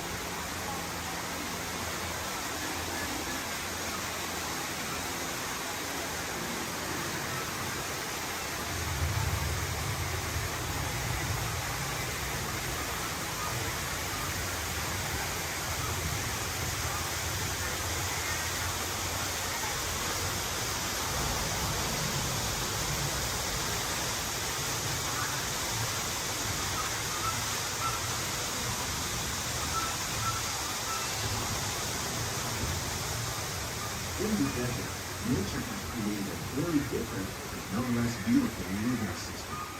And while this arid landscape may seem lifeless, it is very much alive.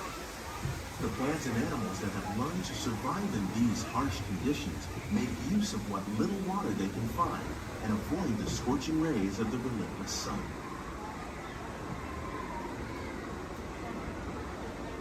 The American prairie once appeared as desolate as the desert.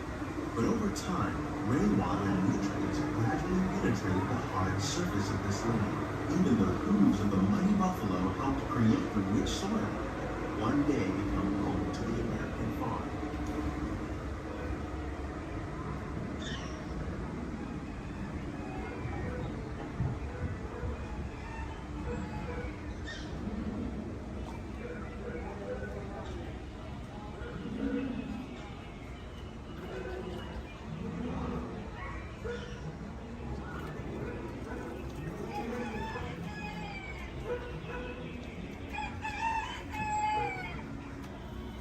Of all the forces at work on the land, humans have had one of the most profound effects. The need to produce food for a growing world led to the enormous use and sometimes overuse of the land. In our search for more efficient ways to grow food, we often fail to realize the impact of our methods.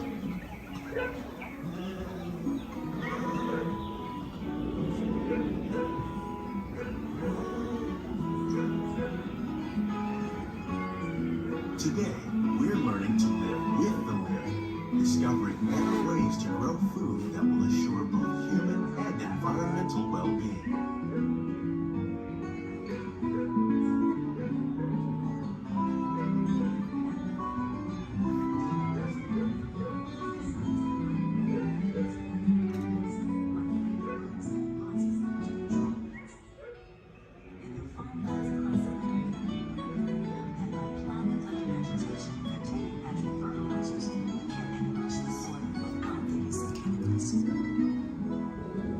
In arid regions, we're learning to produce food on desert seacoasts by developing and planting crops that thrive on salt water.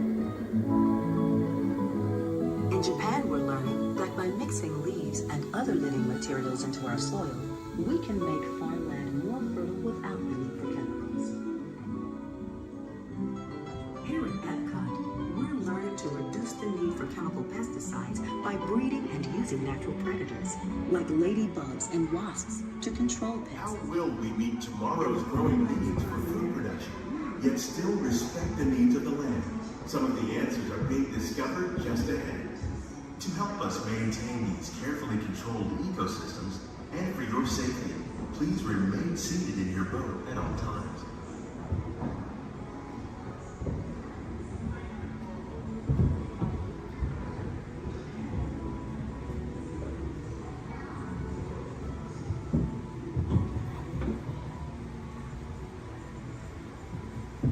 Welcome to our living laboratory, where scientists from Epcot and the U.S. Department of Agriculture are exploring innovative ways to produce bountiful harvests now and into the future.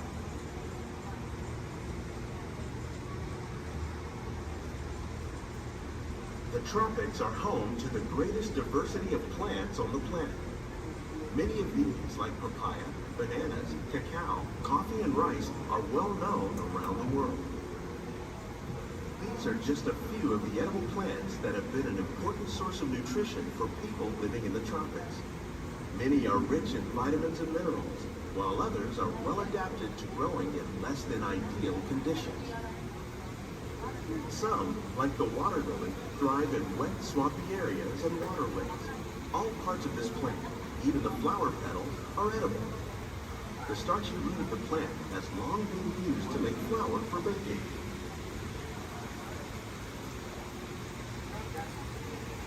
One day, many of these lesser-known tropical plants may be as important as the bananas growing on both sides of the boat. More than 28 million tons of bananas are eaten annually, making it the most popular fruit in the world.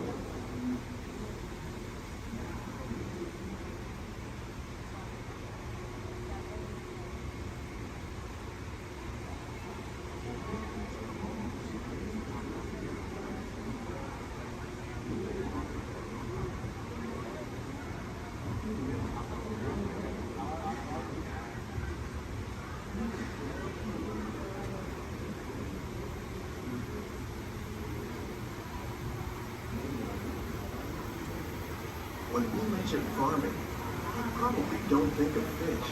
But fish farming, or aquaculture, accounts for nearly half of all the seafood consumed globally. Tilapia, bass, and catfish, like the ones you see here, are three of the more popular crops raised by fish farmers. The sustainable system we're using here recycles the water in the tanks. As a result, we're able to save millions of gallons each year. Our small fish farm produces nearly 5,000 pounds of fish each year to serve in restaurants around Walt Disney World. Innovations like this one can play an important role in our